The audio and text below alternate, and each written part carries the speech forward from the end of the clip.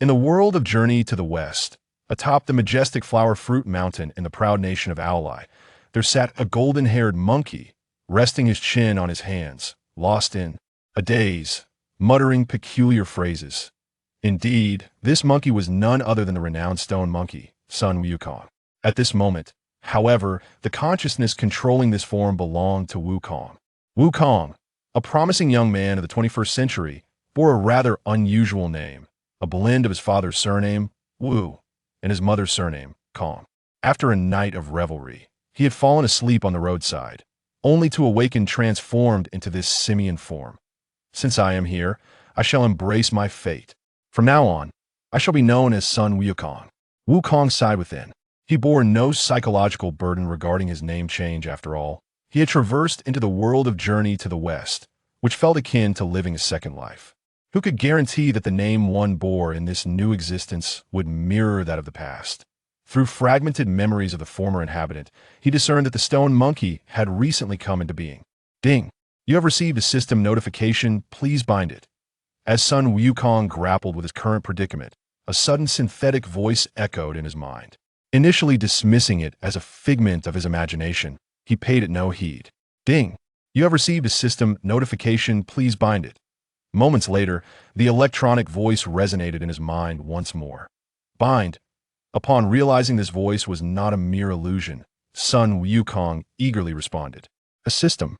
This was a staple for any traveler from another realm. Ding! The God-level hatred value system has been successfully bound. At this juncture, Sun Wukong inquired through his consciousness, what functionalities do you possess? How does one operate you?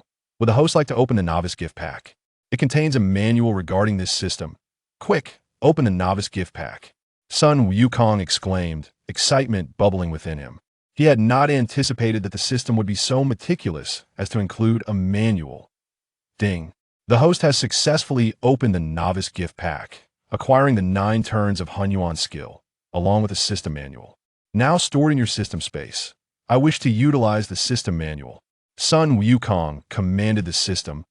As soon as he uttered these words, a golden light flashed before his eyes, and a wealth of information flooded his mind, detailing the workings of the system, that he quickly grasped the usage of the God-level hatred value system.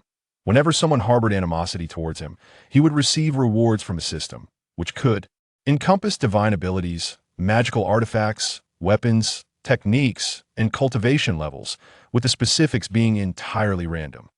Having comprehended the system's functionalities, Sun Wukong continued to direct his thoughts towards it. I wish to employ the 9 turns of Hunyuan skill. Instantaneously, a trove of information regarding the 9 turns of Hunyuan skill emerged in his mind. The system, recognizing him as a novice in cultivation, had generously allowed him to master this technique without the need for arduous study. Sun Wukong understood that the 9 turns of Hunyuan skill would enable him to cultivate directly to the level of Hunyuan Daluo Jingxian. Having perused numerous novels of the primordial era in his previous life, he was well aware of the significance of being a Hunyuan Daluo Jingxian. With the knowledge that he currently occupied the early stages of the human immortal realm, Sun Wukong believed that with the system at his disposal, a day would come when he would soar to new heights. Now equipped with both a system and a cultivation technique, it was time to seek out the denizens of this world to elicit their hatred. Without hesitation, he leaped towards a small monkey, snatched the peach from its grasp, and began to devour it voraciously. The host has stolen a peach from the small monkey, which now harbors mild hatred towards you, rewarding the host with 1 month of cultivation. At that moment, Sun Wukong marveled at the system's thoroughness, understanding that he was currently preoccupied with inciting hatred and should not be disturbed. The system's prompt appeared as text in the information panel. It wasn't long before he felt a warm current enter his body, while his 9 turns of Hunyuan skill began to operate autonomously. Within mere breaths, Sun Wukong sensed a significant enhancement in his cultivation, though he did not breach the boundaries of his realm. Yet he remained undeterred with the system by his side. A breakthrough was merely a matter of time, for he was an expert at inciting hatred. Feeling invigorated by his newfound strength, he glanced at the small monkey glaring at him and, without a second thought, delivered a swift kick to its rear. Seeing the robust, golden-haired monkey before him, The small monkey realized it was no match and chose to flee. The host has kicked the small monkey's rear, which now harbors moderate hatred towards you, rewarding the host with 2 months of cultivation. With the infusion of 2 months of cultivation energy, Sun Wukong joyously advanced to the mid-stage of the human immortal realm, his spirits soaring. Now armed with a system, he was no longer willing to be manipulated by the celestial powers, playing the role of a mere puppet on the journey to the west. Having read Journey to the West in his previous life, he was well acquainted with the ensuing plot lines, including that of becoming the Monkey King and embarking on a journey of enlightenment. Perhaps some formidable beings were already observing his every move, though his current lack of power rendered him oblivious to their presence. "System, are you there?" Sun Wukong inquired. "I am here, host. This system is online 24 hours a day, always at your service. Do you possess extensive knowledge of this world? Must I truly partake in the journey to the west?" Sun Wukong questioned, voicing his doubts.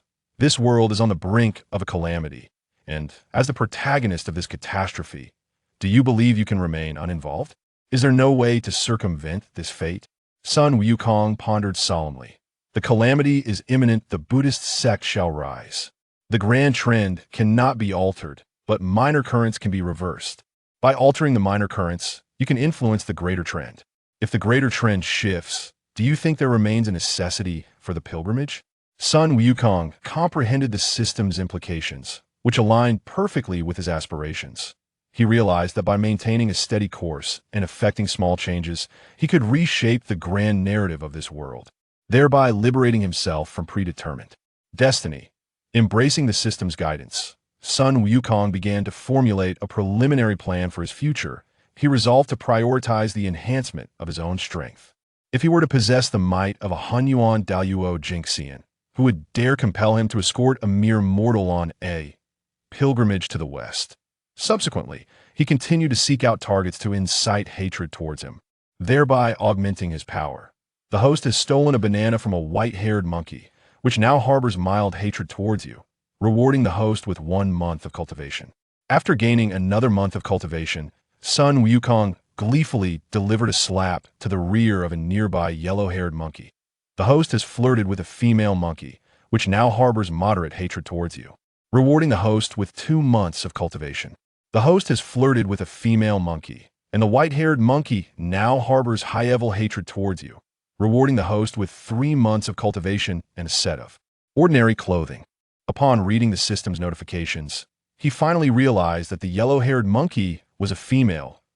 It dawned on him that he had inadvertently interrupted a couple's rendezvous. Even with his thick skin, Sun Wukong was startled and hastily made his exit from the scene. My apologies, dear couple. I did not intend to intrude. Until we meet again. With that, Sun Wukong awkwardly fled. Yet, he had no choice with the current state of Flower Fruit Mountain.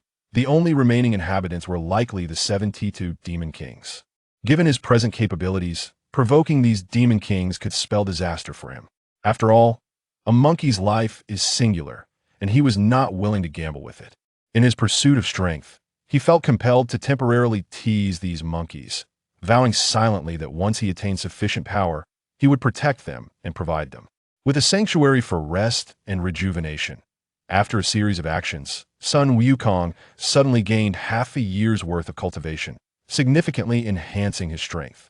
However, he realized that if he wished to break through to the later stage of the human immortal realm, he would need to exert more effort in drawing the attention of enemies. He then retrieved a set of ordinary clothing from the system's space and donned it.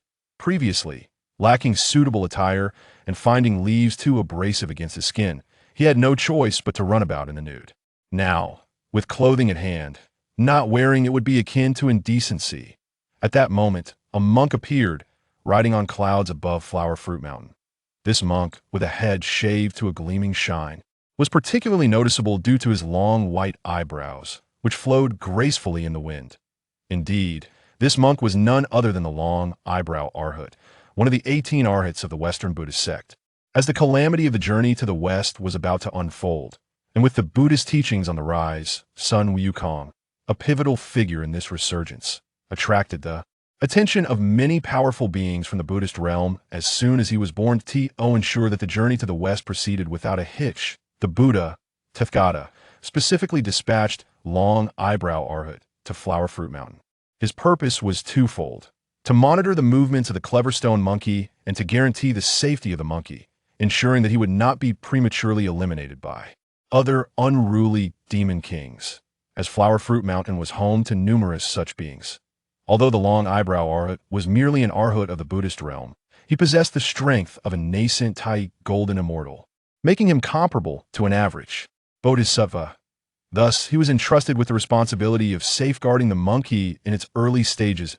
That moment, long eyebrow arhat descended on a Flower Fruit Mountain, transforming into the guise of an old monkey with long eyebrows, vanishing into the forest as half a month quietly passed.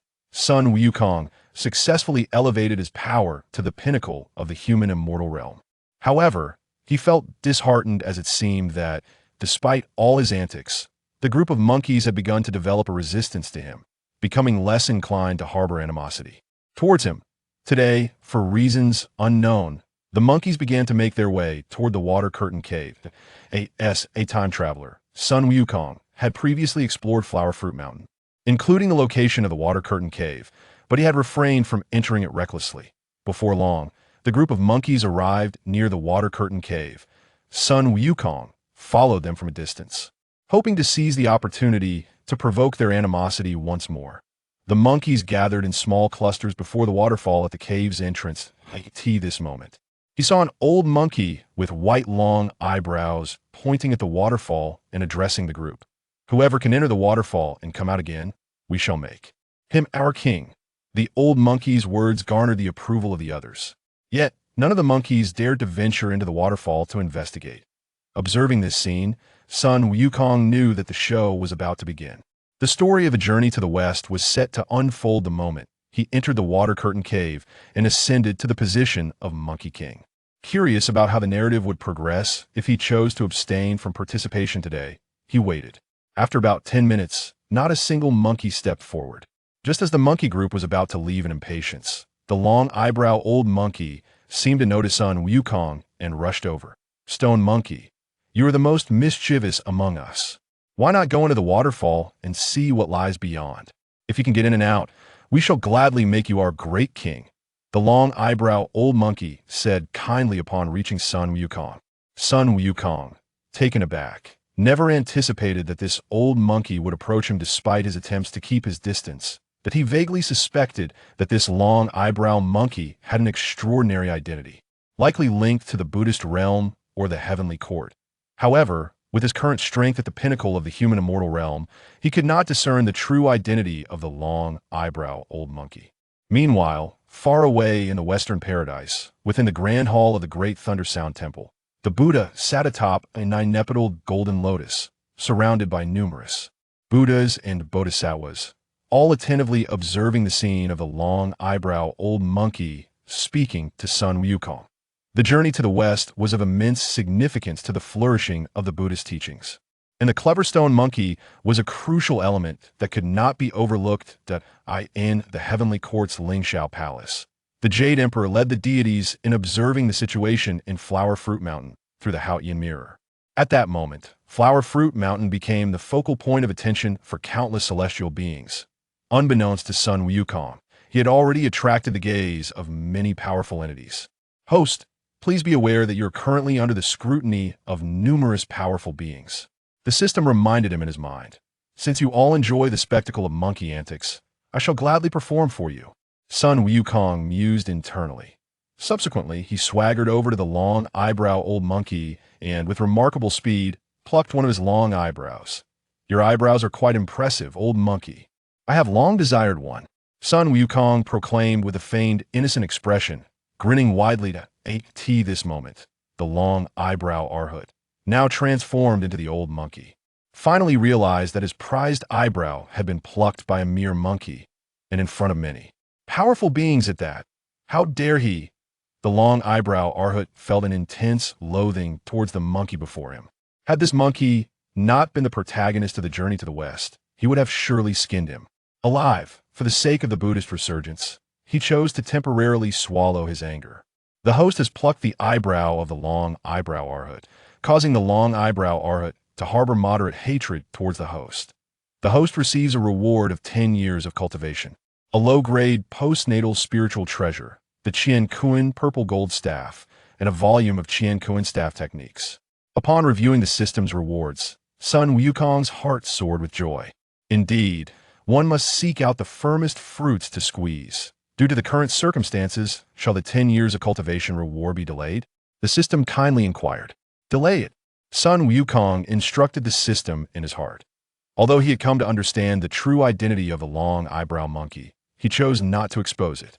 Instead, he spoke slowly. I have no interest in becoming the Monkey King.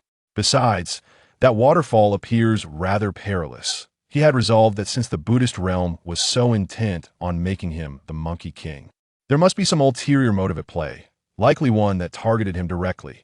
Sun Wukong's words left the long eyebrow arhat bewildered had he not feared revealing his true identity. He would have tossed this monkey straight into the water curtain cave. Our monkey group is a disorganized bunch we cannot be without a wise king to lead us. So, do venture into the waterfall and take a look. Consider it an old monkey's plea. The long eyebrow arhat, in his transformed old monkey form, said with tearful eyes, why must one dive into the waterfall to choose a king? Why not just select a king? Sun Wukong feigned confusion, inquiring this moment. He sensed that there must be something unusual within the water curtain cave, or else the long eyebrow arhat would not have insisted so persistently on sending him. Inside. Chapter 2. The arrival of the long-browed arhat. Forgive me, dear sirs, it was not my intention. Until we meet again. With these words, Sun Wukong awkwardly fled the scene. However, he found himself in a predicament. Aside from the monkeys of Flower and Fruit Mountain, the only other inhabitants were likely the 72 demon kings. With his current strength, he could not afford to provoke these formidable beings, uncertain of his chances of survival. After all, a monkey's life is singular, and he could not take such a gamble.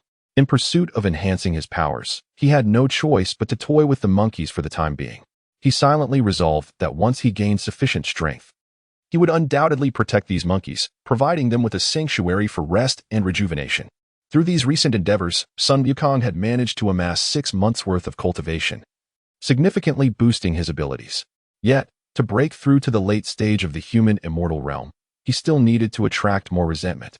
He then retrieved a set of ordinary clothing from the system's storage, finally donning it. Previously, he had been unable to find attire, and wearing leaves felt too abrasive against his skin. Thus, he had no choice but to run about in the nude. Now that he possessed clothing, to forego wearing it would be akin to indecency.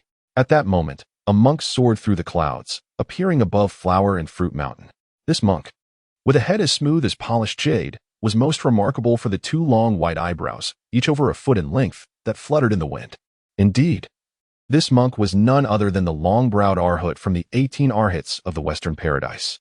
As the calamity of the journey to the west was about to unfold, and with the Buddhist faith on the rise, Sun Wukong, a pivotal figure in this resurgence, had drawn the attention of many powerful beings within the Buddhist realm from the moment of his emergence. To ensure the success of the journey to the west, the Buddha, Tathagata, dispatched the long-browed arhat to Flower and Fruit Mountain. His dual purpose was to monitor the actions of the Monkey King and to guarantee the monkey's safety, so that he would not fall victim to other careless demon kings before he could venture out to learn the arts. After all, Flower and Fruit Mountain was home to numerous demon kings. Though merely an arhat of the Buddhist faith, the long-browed arhat possessed the strength of an early-stage Tai golden immortal, a match for most bodhisattvas. Thus, it was fitting he was assigned by Tathagata to ensure the monkey's safety in these early stages. The long-browed arhat descended into Flower and Fruit Mountain, transforming in the blink of an eye into an elderly monkey with long eyebrows, vanishing amongst the trees. Half a month passed quietly, during which Sun Wukong successfully elevated his strength to the pinnacle of the human immortal realm. To his dismay, it seemed that, after enduring his relentless teasing, the monkeys had begun to develop a resistance, no longer easily harboring hatred towards him. Today, for reasons unknown, this group of monkeys began to move toward the water curtain cave. As a time traveler, Sun Wukong had explored Flower and Fruit Mountain a few days prior, including the location of the water curtain cave. However, he had not dared to enter the cave recklessly. Before long, the monkeys arrived at the vicinity of the water curtain cave. Naturally, Sun Wukong followed at a distance, hoping to find an opportunity to rekindle their animosity towards him. The monkeys gathered in small groups before the waterfall at the entrance of the water curtain cave. At this moment, he observed a white-browed old monkey pointing toward the waterfall and addressing the group.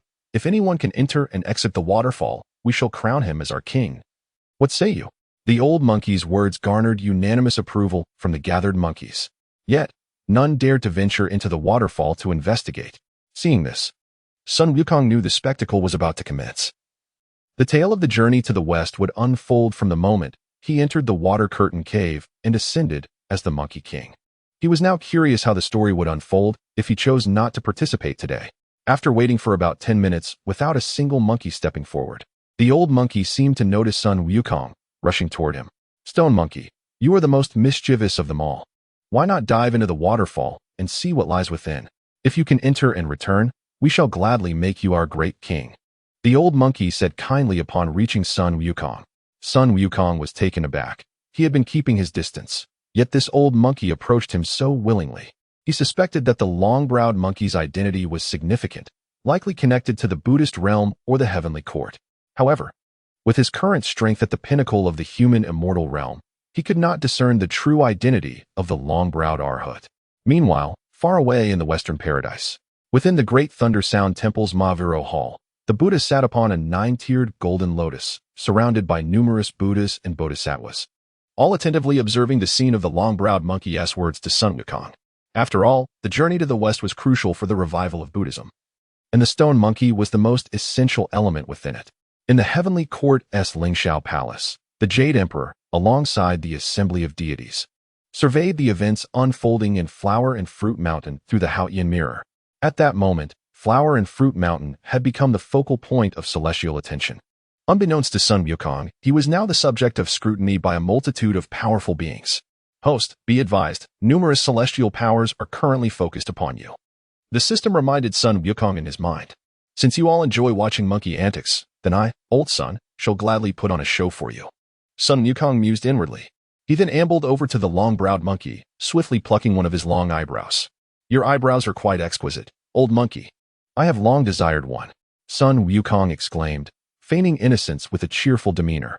At that moment, the long-browed arhat, who had transformed into an old monkey, realized that one of his prized eyebrows had been snatched away by a mere monkey, and in front of countless celestial beings, no less. How dare he?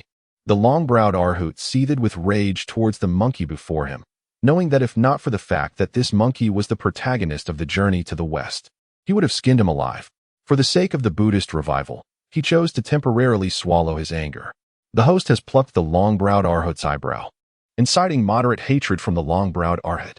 The host is rewarded with 10 years of cultivation, a low-grade postnatal spiritual treasure, the Qiankuan purple gold staff, and a manual on the Qiankuan staff technique. Upon seeing the system's reward, Sun Wukong's heart soared with joy. Indeed, one must grasp the hard fruits of labor. Given the current circumstances, the issuance of the 10 years of cultivation reward to the host may be delayed. Delay the issuance. Sun Wukong instructed the system in his mind. Though he had discerned the true identity of the long-browed monkey, he chose not to expose it, instead speaking slowly, however. "I am not particularly interested in becoming the Monkey King. Besides, that waterfall seems rather perilous." He had firmly resolved that since the Buddhist realm was so intent on making him the Monkey King, there must be an ulterior motive, undoubtedly one aimed at himself. Sun Wukong's words left the long-browed arhat bewildered. Had he not been concerned about revealing his true identity, he would have cast the monkey directly into the water curtain cave. "Our monkey clan is disorganized. We cannot thrive without a wise king to lead us. So, please, venture into the waterfall and take a look. Consider this old monkey's plea." The long-browed arhat, now in the guise of an old monkey, implored with tearful eyes. "Why must I enter the waterfall for a mere selection of a king?" Sun Wukong inquired with a perplexed expression. He sensed that something unusual must lie within the water curtain cave. Otherwise, the long-browed arhat would not have urged him to enter repeatedly. Chapter 3. The monkeys maneuver all the formidable beings across the 3 realms, who were attuned to the happenings at Flower and Fruit Mountain, were taken aback by Sun Wukong's inquiry. They had initially presumed that a mere monkey could easily be outwitted with a few casual words. However, they were astonished to discover the monkey's remarkable cleverness. As the Monkey King, one ought to exhibit greater valor than ordinary monkeys. The proposal to pass through the waterfall was merely a test of whether our future king possesses such courage. The long-browed arhat, seeking a plausible rationale, spoke up. Do you truly wish for me to plunge into the waterfall? Sun Wukong's eyes gleamed with a sudden insight as he replied, for the betterment of our clan. I sincerely hope you, Stone Monkey, will give it a try. The long-browed arhat lamented, tears brimming in his eyes. Indeed. The Buddhist sect is no different from a den of thieves. Once, in the Purple Cloud Palace, they wept to attain 2 sacred positions. Today, they seek to emulate their predecessors by eliciting a revival of the Buddhist order. Sun Wukong scoffed inwardly, observing the long-browed arhat's transformation into an elderly monkey. He hesitated before stating, if you can agree to a small request of mine, I might consider traversing the waterfall. What condition do you propose? Speak. The long-browed arhat queried eagerly. Let me pluck your other eyebrow, and then I'll give your head a good flick. Sun Wukong jested, grinning mischievously. Far away in the spiritual mountain, the Buddha, Bodhisattvas, and arhats, upon hearing Sun Wukong's terms, chuckled quietly, recognizing him as nothing more than an unrefined wild monkey. The Tathagata in the Grand Hall immediately conveyed his approval to the long-browed arhat, consenting to the monkey's demands. Meanwhile, within the Celestial Palace, the Jade Emperor and numerous celestial officials shook their heads at the monkey's foolish antics. With the Tathagata's directive in mind, the long-browed arhat steeled himself. After all, he had already endured 1 eyebrow plucking today, and it was merely a matter of enduring another flick to fulfill the Buddha's task. What did personal pride matter in the face of divine duty? Then let us commence. I accept your terms, the long-browed arhat declared grandly. Thus, under the watchful eyes of the powerful beings from the 3 realms, Sun Wukong bounded over to the long-browed arhat, extending his fluffy hand and swiftly plucking the remaining eyebrow. With a deft maneuver, he flicked the arhat's head with his thumb and bent middle finger, channeling the peak of his mystical power. The crisp sound of the flick resonated clearly among the gathered beings. Ah, old monkey, the sound from your head rivals that of the wooden fish in the temple, Sun Wukong remarked innocently. At that moment, the system rewards arrived promptly. The host has plucked the long-browed arhat's eyebrow. The long-browed arhat now harbors moderate hatred towards you. Rewarding the host with 10 years of cultivation and the divine ability, earthly golden light. The host has flicked the long-browed arhat's head. The long-browed arhat now harbors high hatred towards you, rewarding the host with 30 years of cultivation and the divine ability, law of heaven and earth. The host has compared the long-browed arhat's head to a wooden fish. The long-browed arhat now harbors extreme hatred towards you, rewarding the host with 90 years of cultivation and a mid-grade postnatal spiritual treasure, the universe purple gold armor. The treasures and abilities were immediately stored within the system space, while Sun Wukong decided to utilize the cultivation rewards at a later time. Having said all that, I shall take my leave now. When I have contemplated this thoroughly, I will certainly venture through the waterfall. Sun Wukong maintained his innocent demeanor. When will you come to a decision? The long-browed arhat asked, begrudgingly. Sun Wukong gazed upwards at a 45-degree angle and leisurely replied, when mountains are level and the heavens align. With that he departed, leaving behind a carefree silhouette. The long-browed arhat, realizing he had been outwitted by the monkey, felt humiliated. As a formidable figure of the Tai Golden Immortal realm, he had never endured such indignity. His powers surged with indignation, and he swore to slay Sun Wukong on the spot. Just as he was about to unleash his fury, a message from the Tathagata quelled his rage, forcing him to suppress his anger reluctantly. Simultaneously, Sun Wukong received a system notification. The host has repeatedly humiliated the long-browed arhat. The long-browed arhat now harbors profound enmity towards you, rewarding the host with 270 years of cultivation, the divine ability, 3 heads and 6 arms, and a peach of 9,000 years. Sun Wukong had once again gambled wisely. He understood that no matter how much he offended the Buddhist sect, they would not dare to eliminate him easily. After all, in the original tale, Sun Wukong had brazenly urinated in the presence of the Tathagata, who had refrained from punishing him. Now, having merely played tricks on a Buddhist arhat, he had even less to fear. The Buddhas and Bodhisattvas in distant spiritual mountain, upon witnessing the long-browed arhat's embarrassment, cast disapproving glances. The Buddhist sect's attempt to toy with the monkey had backfired, and they would likely face ridicule for quite some time. Particularly, the other 17 arhats of the 18 arhats felt a deep-seated animosity towards the monkey, for they were all interconnected. One prospered, all prospered. One suffered, all suffered. Within the Celestial Palace, the Jade Emperor, grinning widely, remarked, indeed, the clever stone monkey possesses a certain wit. When it is our turn to confront that monkey, let us not be flicked on the head. The celestial officials erupted in laughter at the Jade Emperor's jest. As always, the Buddhist and Taoist sects were at odds. Witnessing the Buddhist sect's misfortune brought immense satisfaction to their hearts. Meanwhile, Sun Wukong, residing on Flower and Fruit Mountain, was taken aback by the system notifications.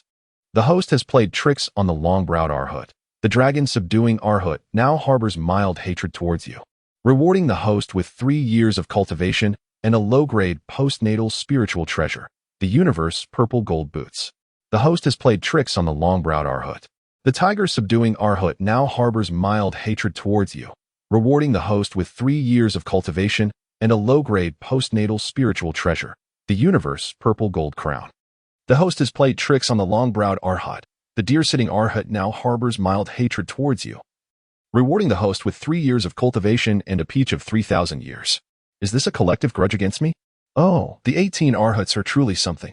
Aside from the dragon and tiger subduing arhats, the rest are rather lackluster, merely gifting me a few 3,000-year peaches and some cultivation. Sun Wukong mused to himself. Today's wave of enmity gathered was immensely satisfying to him. He eagerly awaited a secluded spot to utilize all of today's gains. Finding a relatively quiet place, Sun Wukong sat cross-legged, feigning a meditative pose. He was aware that all the mighty beings were observing Flower and Fruit Mountain, and given his current strength, he could not contend with them, so he allowed them to probe as they wished. Sun Wukong realized that he had amassed a total of over 450 years of cultivation just from today alone.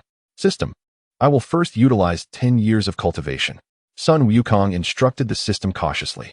He dared not consume all 400 years at once for fear of being overwhelmed by the immense power and meeting a tragic fate, becoming the most unfortunate of time travelers. As he utilized 10 years of cultivation, the 9 turns primordial art propelled his realm ever higher, ultimately allowing him to break through to the Earth Immortal stage. He subsequently consumed 50 years of cultivation, elevating his realm to the initial stage of Earth Immortal. Following this, he used 150 years of cultivation, pushing his realm further into the mid-Earth Immortal stage. Once Sun Wukong exhausted all his stored cultivation, he found himself only a step away from breaking through to the late Earth Immortal stage. Deciding to hasten his progress, he retrieved the system-rewarded 3,000-year peach and began to devour it. Sun Wukong believed that although the peach was of a slightly shorter age, it would suffice in propelling him to the late Earth Immortal stage. Chapter 4. The Lessons from the Bull Demon After Devouring 2,3,000-year-old peaches. Sun Wukong finally broke through to the late stage of the Earth Immortal realm. Simultaneously, he successfully cultivated his 9 transformations of chaos technique to the 2nd transformation, with the 3rd transformation now within reach. The cultivation levels of this world are categorized from low to high as follows: Human Immortal, Earth Immortal, Heaven Immortal, True Immortal, Golden Immortal, Supreme Golden Immortal, Great Luo Golden Immortal, Quasi-Saint, Primordial Golden Immortal, and Saint, Primordial Great Luo Golden Immortal. Each major realm is further subdivided into 4 minor stages: early, middle, late, and peak. Sun Wukong's consecutive breakthroughs once again astonished the powerful beings of the 3 realms. Within the Celestial Palace, the Jade Emperor and the celestial officials were equally taken aback by Sun Wukong's rapid advancements. Your Majesty, this monkey appears rather unusual.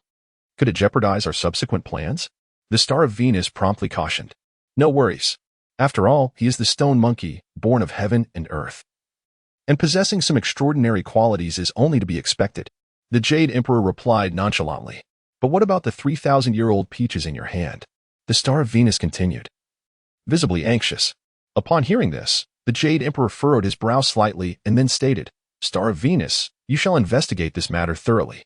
I am curious to discover who is secretly aiding this unruly monkey.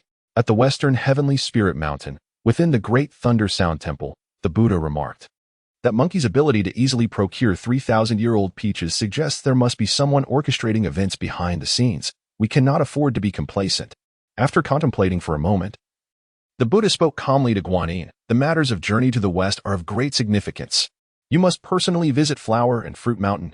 As you command, Buddha. Guanyin replied before gracefully departing the hall atop her lotus platform.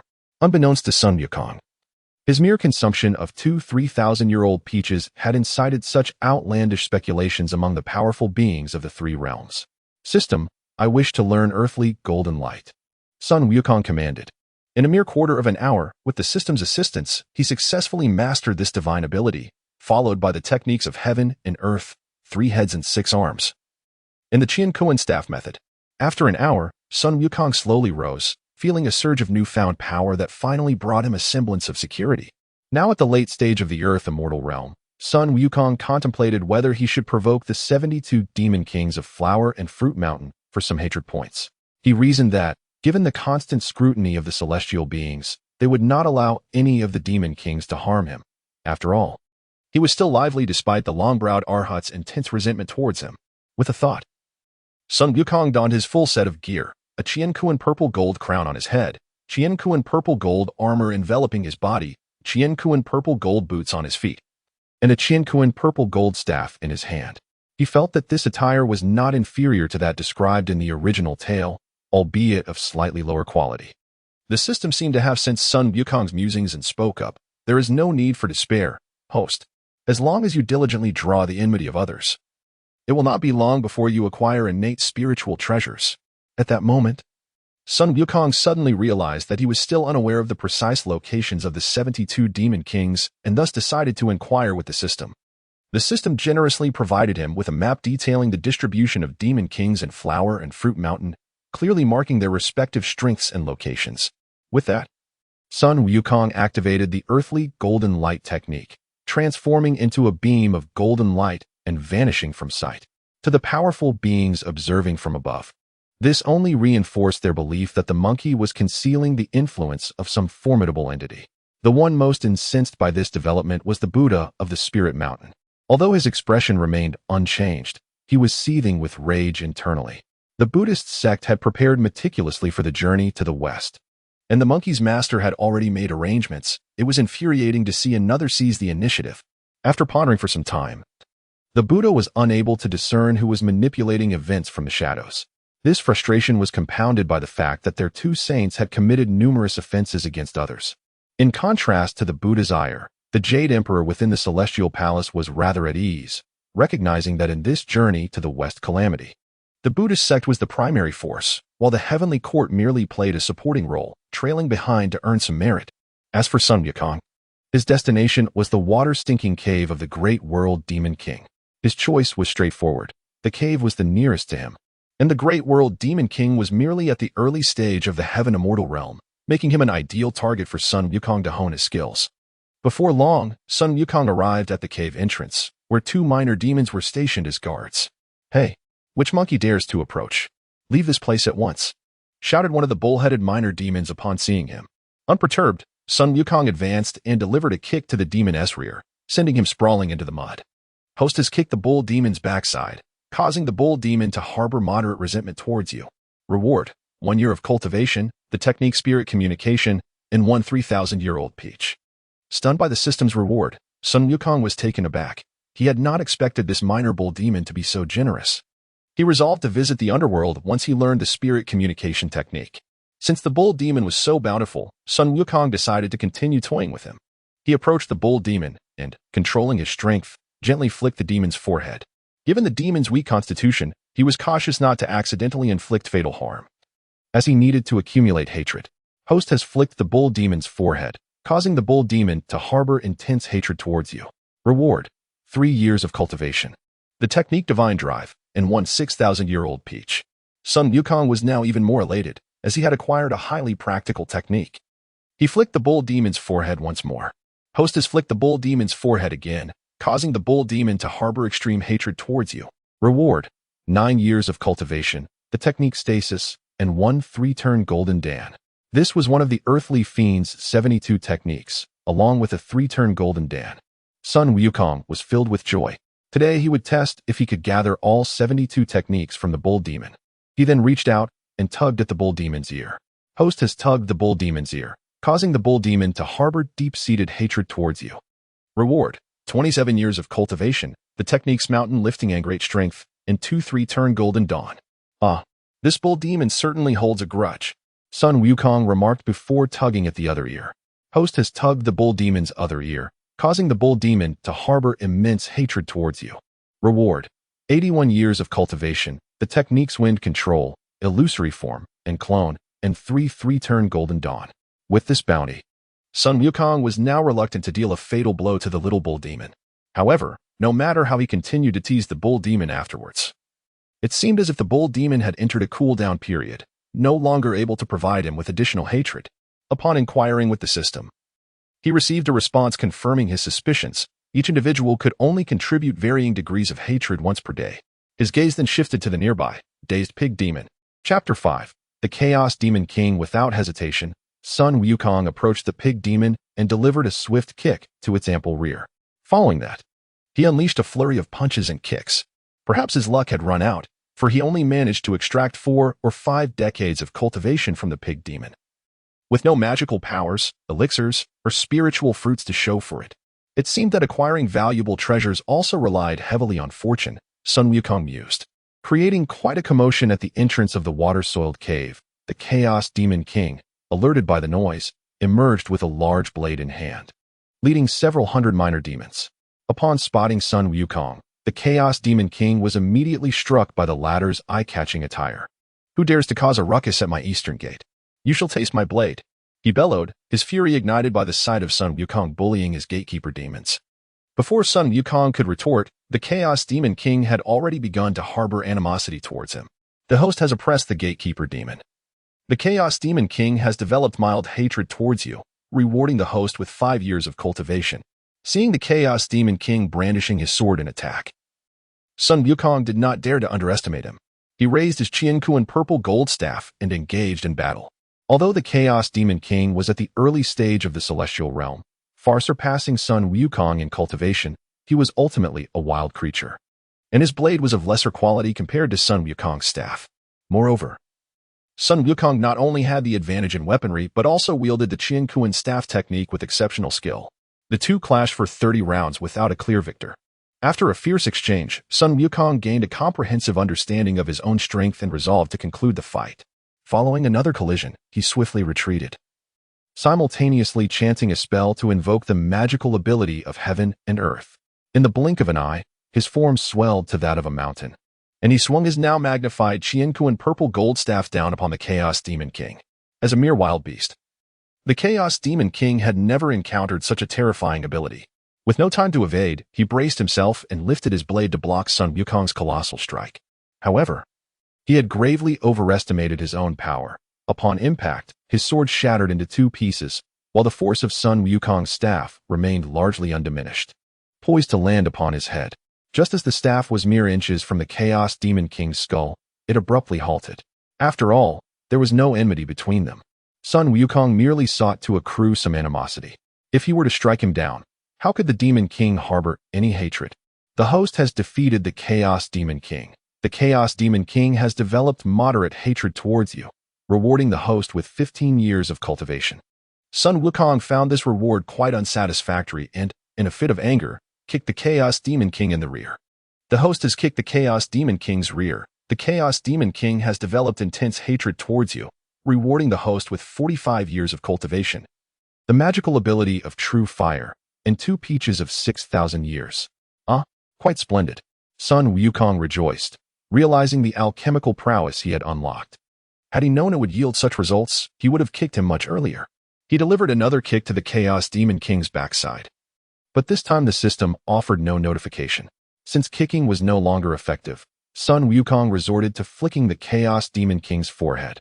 The host has flicked the Chaos Demon King's forehead. The Chaos Demon King has developed extreme hatred towards you, rewarding the host with 165 years of cultivation, the magical ability of Divine Wind, and 1 peach of 9,000 years.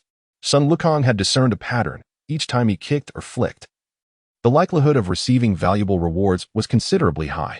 Yet, perhaps his luck had waned, for in the subsequent half-hour, regardless of Sun Wukong's insults or strikes, the Chaos Demon King no longer harbored any hatred towards him. As the evening drew near, Sun Wukong surveyed his bountiful harvest from the water-soiled cave. He then utilized the golden light of the earth, swiftly departing the cave. Finding a tranquil spot, he employed the magical abilities and cultivation he had acquired, finally breaking through to the early stage of the celestial realm. However, upon reaching this new level, the peaches of 3,000 and 6,000 years held little efficacy for him, and he could only regard them as ordinary fruits to satisfy his cravings. His breakthrough to the early stage of the celestial realm astonished the heavenly deities, who were increasingly convinced that a master guided the monkey from behind. Particularly, the Tathagata residing in the Spirit Mountain grew increasingly incensed at the sight of the monkey's sudden achievement in the celestial realm, coupled with his possession of various magical abilities, which disrupted the plans of the Buddhist order. He resolved to uncover the identity of the one aiding the monkey, regardless of the cost. At this moment, Sun Wukong felt quite helpless, fully aware that his rapid breakthroughs would undoubtedly arouse the suspicions of the celestial powers. He wished to find a place to hide and cultivate in seclusion.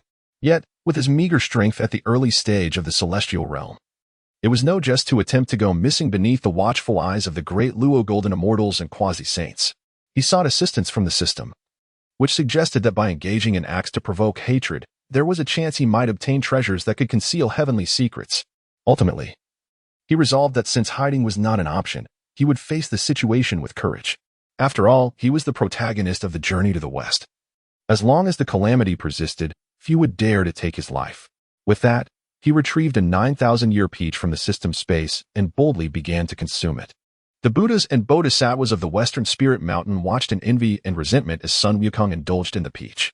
A 9,000-year peach. It was known that during the Heavenly Peach Banquet, only a select few from the Buddhist order received invitations, while the rest could only watch in frustration. Now, to witness a mere monkey devouring such a treasure right before their eyes stirred immense jealousy within them. Meanwhile, the Tathagata contemplated deeper implications. Sensing that the heavenly court might be orchestrating disruptions against the Buddhist order, the Jade Emperor, residing in the heavenly court, was equally astonished by Sun Wukong's display of the 9,000-year peach. After all, during each heavenly banquet, only a handful had the privilege to partake in such rare fruits, and those individuals were renowned figures across the three realms. The Jade Emperor was now curious as to who was undermining the Buddhist order.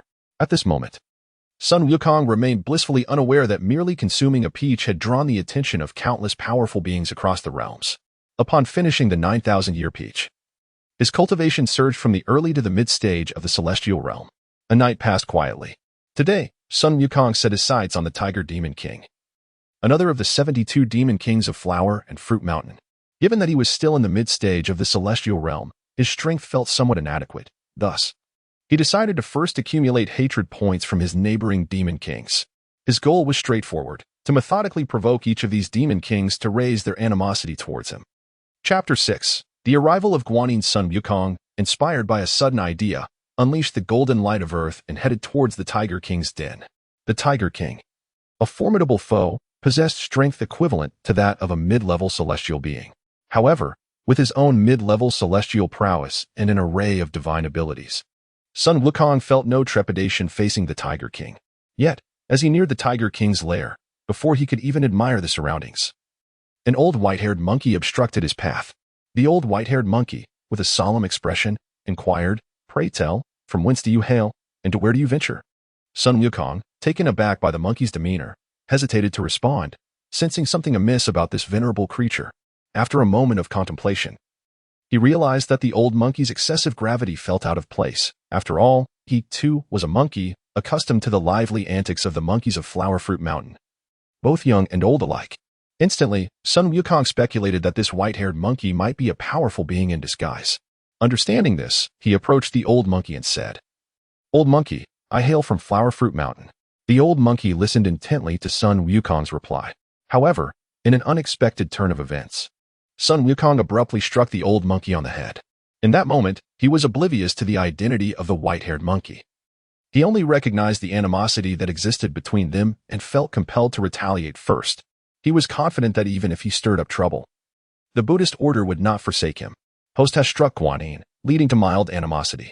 Reward: 100 years of cultivation, the divine ability Golden Eyes of Illusion, 1 ginseng fruit, and a one-time magical artifact Fan Tianyin.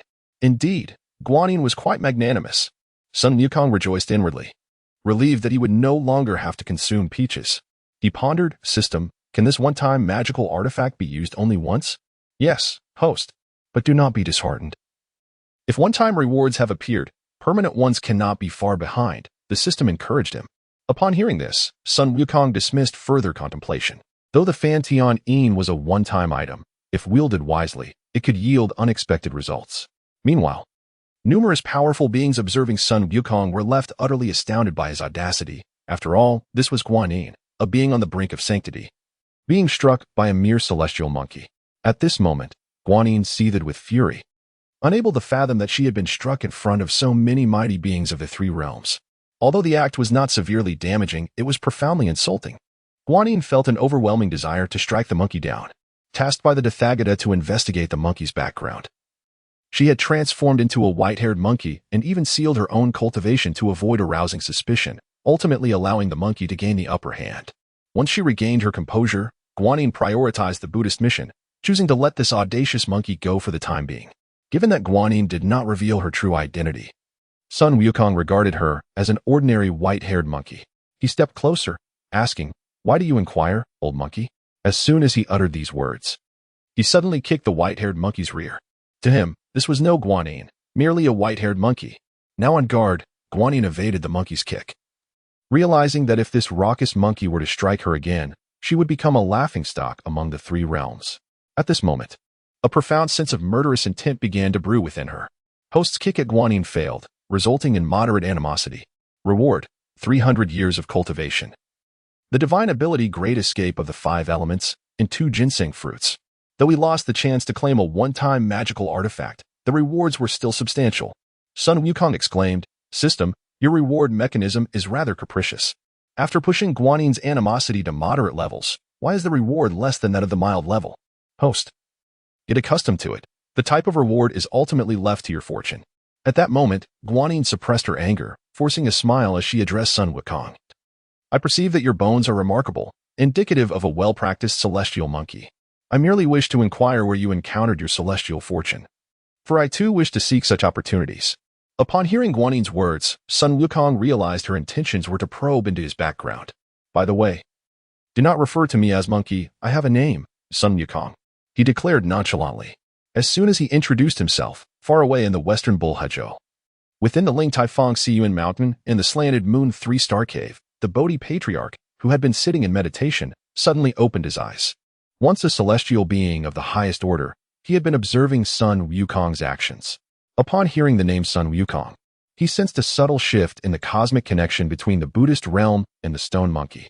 He hastily employed his profound abilities to deduce further. But the celestial mysteries were obscure, yielding no insights. He muttered, "Variables, variables." Simultaneously, upon uttering his name, Sun Wukong felt an unprecedented sense of exhilaration. In his delight, he found a ginseng fruit in his hand and took a hearty bite. This action astounded the onlookers once more.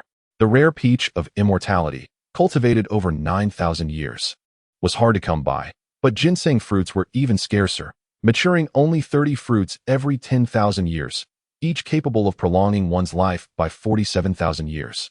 At this moment, the mighty beings of the three realms felt as though they lived less illustriously than a mere monkey, and their curiosity about Sun Wukong's benefactor intensified.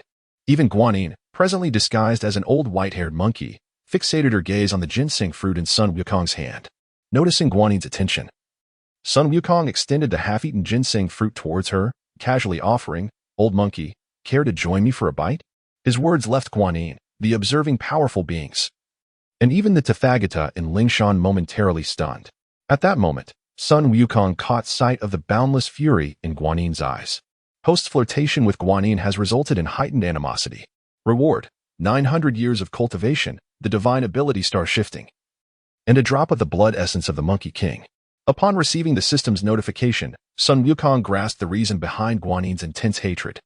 In this ancient world of the journey to the west, it was a blatant affront for a man to offer a half-eaten fruit to an unfamiliar woman, asking if she would care for a bite. As Guanyin glared with murderous intent, ready to strike Sun Wukong down, she was suddenly halted by the Tathagata's voice resonating from afar in Lingshan. Chapter 7. The New Plan of Ling Mountain. At this moment, Sun Wukong gazed at the ever-changing visage of the white-haired old monkey transformed by Guanyin, his heart brimmed with delight. He reveled in the sight of his adversary's deep-seated hatred towards him, coupled with an undeniable sense of helplessness.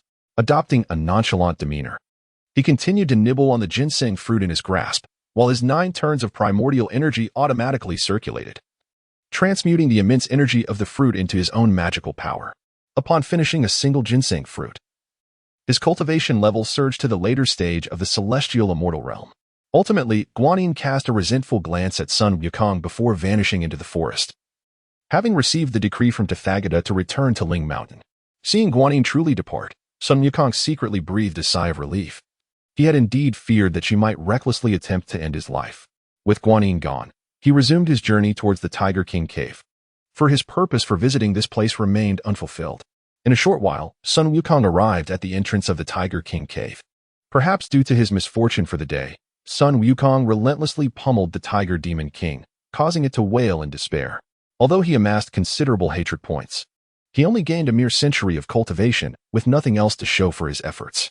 Nonetheless, Sun Wukong remained undeterred. After all, his gains for the day were substantial. Once he had accrued sufficient hatred points from the 72 Demon Kings, he would seek a cave residence for himself. As for the Water Curtain Cave, he had no intention of occupying it for the time being. After all, one should not expect to reap rewards without effort. Contemplating such a celestial paradise, it was clear that it could not be unclaimed property. Should he rashly seize it, he would undoubtedly incur the wrath of the former owner. This apprehension was one of the significant reasons why Sun Wukong was reluctant to enter the Water Curtain Cave. This time, Sun Wukong had returned from Guanyin's domain with bountiful rewards, having accumulated a staggering 1,300 years of cultivation alone, not to mention the magical powers and accolades obtained. The most remarkable being a drop of blood from the cosmic monkey. After utilizing the 1,300 years of cultivation, his level finally breached into the early stage of the true immortal realm, while his 9 turns of primordial energy successfully advanced to the 4th turn. The powerful beings of the 3 realms, who had been secretly observing Sun Wukong, were taken aback. How could it be that he had ascended to the true immortal realm in such a brief span? How had they missed such an opportunity in their own time? In the midst of his joy from breaking through to the true immortal realm, Sun Wukong turned to the system in his heart and mused, "Wait a moment. System, is it not true that in the original text, Sun Wukong achieved the Tai Golden Immortal status in a short time? To date, I have acquired 2,000 years of cultivation, yet I have only reached the true immortal realm. Something feels amiss." Listening to Sun Wukong's inquiry, the system patiently explained. After all, the host is a soul entity that has traversed from the end of Dharma Age, during which humanity lost the innate talents and qualifications for cultivation. Now that your soul has merged with that of the luminous stone monkey, your cultivation qualifications have diminished significantly compared to a pure luminous stone monkey. With a disgruntled expression, Sun Wukong retorted, "You mean to say that I was a waste before my traversal, dragging down the luminous stone monkey?" The system affirmed, "Your assumption is not unfounded." Sun Wukong, feeling anxious, pressed the system, "Is there no way to remedy this?" "The solutions have already been placed within the host system space." Sun Wukong, brimming with excitement, inquired, "Are you referring to the cosmic monkey's blood?" "Indeed, host. The 4 great spirit monkeys share a common origin. Utilizing their blood to compensate for your deficiencies is ideal. As a friendly reminder, there is also a chance to awaken their innate magical powers." Suddenly, Sun Wukong seemed to recall something, asking the system, "Why do I feel that the peaches and ginseng fruits you rewarded me with lack the immense efficacy mentioned in the original text? Can you provide a reasonable explanation?" The system earnestly elucidated, "The host should understand that relying on spiritual fruits and elixirs for prolonged periods may lead to rapid ascension in levels. Yet the side effects are considerable. Mildly, one may find their cultivation unstable. Severely, one could become permanently stagnant at their current level. Thus, the spiritual fruits and elixirs awarded to the host have undergone special processing. While their effects have diminished, they pose no hidden dangers." After hearing the system's explanation, Sun Wukong chose not to dwell further and promptly began to learn the new magical powers he had acquired that day. He then swallowed the drop of blood from the cosmic monkey in one gulp, allowing his 9 turns of primordial energy to autonomously circulate and commence the refinement of the blood. Meanwhile, Guanyin, having departed from the Flower and Fruit Mountain, since Tathagata's transmission and hastened towards Ling Mountain. Utilizing her formidable powers, she swiftly arrived at the Great Thunder Sound Temple within Ling Mountain. At that moment, seated atop a 9-petal golden lotus, Tathagata spoke upon Guanyin's return. "Now that the journey to the west has encountered successive changes, do any of you have something to say?" Upon hearing Tathagata's inquiry, the grand hall fell into a profound silence. At this juncture, Guanyin stepped forward and spoke, "Buddha, since that monkey is unwilling to reside in the Water Curtain Cave and proclaim himself as Monkey King, we might as well abandon these 2 minor plans, as their impact on the overall situation is practically negligible." Pausing briefly, she continued, "Next, according to our plan, we should send that monkey to the sea to learn skills. However, it appears that some formidable being has dared to impart magical methods to that monkey. Thus, the plan to send him to sea is naturally interrupted. Following our devised plan, the next step is to have that monkey venture to the Dragon Palace in the East Sea, where he can cause a commotion in the underworld. Given the monkey's current equipment, deceiving him into the Dragon Palace has become exceedingly difficult. It would be more prudent to craft a strategy around creating a disturbance in the underworld, ideally forcing the mysterious power behind that monkey to reveal themselves. Guanyin articulated her insights in one breath. After listening to Guanyin's words, Tathagata nodded slowly and inquired, "Does anyone else have something to add? I possess a differing perspective." An elderly monk with kind eyes interjected. "Pray tell, ancient Buddha, what profound thoughts do you have?" Tathagata asked. The ancient Buddha, exuding an air of tranquility, stated, "Have you all not noticed that this monkey's cultivation potential has reached a terrifying peak? It has only been a short time since he achieved the true immortal realm. If we allow him to grow any further, we may find him increasingly difficult to control." Upon hearing the ancient Buddha's words, the assembly nodded in agreement. Seeing their response, the ancient Buddha continued, "Rather than pursuing the commotion in the underworld, we might as well directly compel that monkey to create chaos in the heavenly palace, first subduing him before addressing his lack of tribulations. Once he wears the tightening headband, and the journey to the west is set on the right path, we can seek opportunities to remedy this." The assembly nodded slowly in response to the ancient Buddha's proposal. After a thorough discussion, the eminent figures of the Western Buddhist sect ultimately decided that Guanyin should proceed to liaise with the heavenly court. Chapter 8. The Morning Star. After receiving the Buddha's decree from the Buddha, Guanyin hastened towards the heavenly court. At that moment, Guanyin harbored a deep-seated resentment towards Sun Wukong. She resolved that once the monkey donned the tightening headband, he would have to recite the incantation 1,000 times a day. Before long, Guanyin arrived at the southern heavenly gate. Upon recognizing her, the gatekeepers promptly reported her presence to the Jade Emperor. Soon, Guanyin was ushered into the Lingxiao Palace, where she directly articulated her intentions to the Jade Emperor. This prompted a wave of discussions within the palace, as the events of the journey to the west had taken an unexpected turn due to the monkey's actions, necessitating alterations to their meticulously devised plans. Meanwhile, Sun Wukong remained oblivious to the scheming brewing within the Buddhist and heavenly realms against him. After refining the essence of the blood from the Tamping monkey, he felt invigorated. The clarity he had sought on various perplexing matters began to emerge, and most notably, he sensed a significant increase in his power. A year swiftly passed, during which Sun Wukong had thoroughly dealt with the 72 demon kings, amassing a considerable amount of enmity points and enhancing his cultivation. Additionally, he successfully gathered the earthly fiend's 72 techniques and acquired numerous celestial treasures. His strength had now reached the mid-stage of the true immortal realm. In recent times, he had relentlessly sought to dominate these demon kings, yet the returns were disappointingly meager. In a fit of rage, he had pummeled the Chaos Demon King for an entire day, only to find that no enmity had been accrued. "System, is there a malfunction?" Sun Wukong inquired. The system promptly responded, "It is not a system error. Perhaps the Chaos Demon King is at fault." Upon hearing the explanation, Sun Wukong turned to the Demon King and asked, "After all this beating, do you not harbor any hatred towards me?" The Chaos Demon King, sporting a bruised visage, replied, "I did resent you initially, but now I am grateful for your training." Sun Wukong, puzzled, asked, "Why is that?" The Demon King cheerfully explained, "Every time you beat me, I had to retaliate, and over time, my combat skills have improved significantly. Each encounter drained my powers, but upon returning to cultivate, I discovered my training speed has also increased. Have you not noticed that I have reached the mid-stage of the celestial immortal realm?" Realizing this, Sun Wukong contemplated, "Then I shall refrain from beating you in the future. That should incite some enmity." The Chaos Demon King chuckled, "In that case, I could never harbor hatred against you. My mother taught me that even a small favor should be repaid with great gratitude." Witnessing this exchange, Sun Wukong understood he had effectively rendered the Chaos Demon King incapable of yielding any enmity. In truth, the other demon kings of Flower Fruit Mountain had also benefited greatly from his training during this time and were equally grateful to him. Upon hearing this, Sun Wukong felt utterly despondent, believing he had been forsaken by the entire population of Flower Fruit Mountain. Heavens, is it so difficult to accumulate a bit of enmity? I do not desire their gratitude. I crave their hatred. He lamented internally. He resolved to enhance his strength further and roam the 3 realms. For it was clear he could no longer remain in Flower Fruit Mountain, where gratitude prevailed over enmity. Soon after, he returned to the peak of Flower Fruit Mountain. to the straw hut he had constructed. Not long after his arrival, a figure in a white robe, wielding a whisk, descended gracefully from the clouds nearby. The white-robed man called out, "Is Sun Wukong there? Might I have a word?" Surprised to hear his name, Sun Wukong felt a flicker of hope.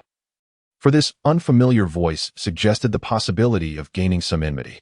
Without hesitation, he stepped outside and beheld the white-robed figure. Observing the elderly man with white eyebrows, hair, and a long beard, he inquired, "Who might you be, old man?" The white-robed elder stepped forward and introduced himself. "I am the Morning Star." Indeed. This was the Morning Star, who had been dispatched by Guanyin after her lengthy strategizing with the Jade Emperor on how to lure the monkey to the heavenly court. "Oh, so you were the Morning Star. What wind has brought you to my humble abode?" Sun Wukong remarked, despite his suspicion that the Morning Star's visit could not bode well.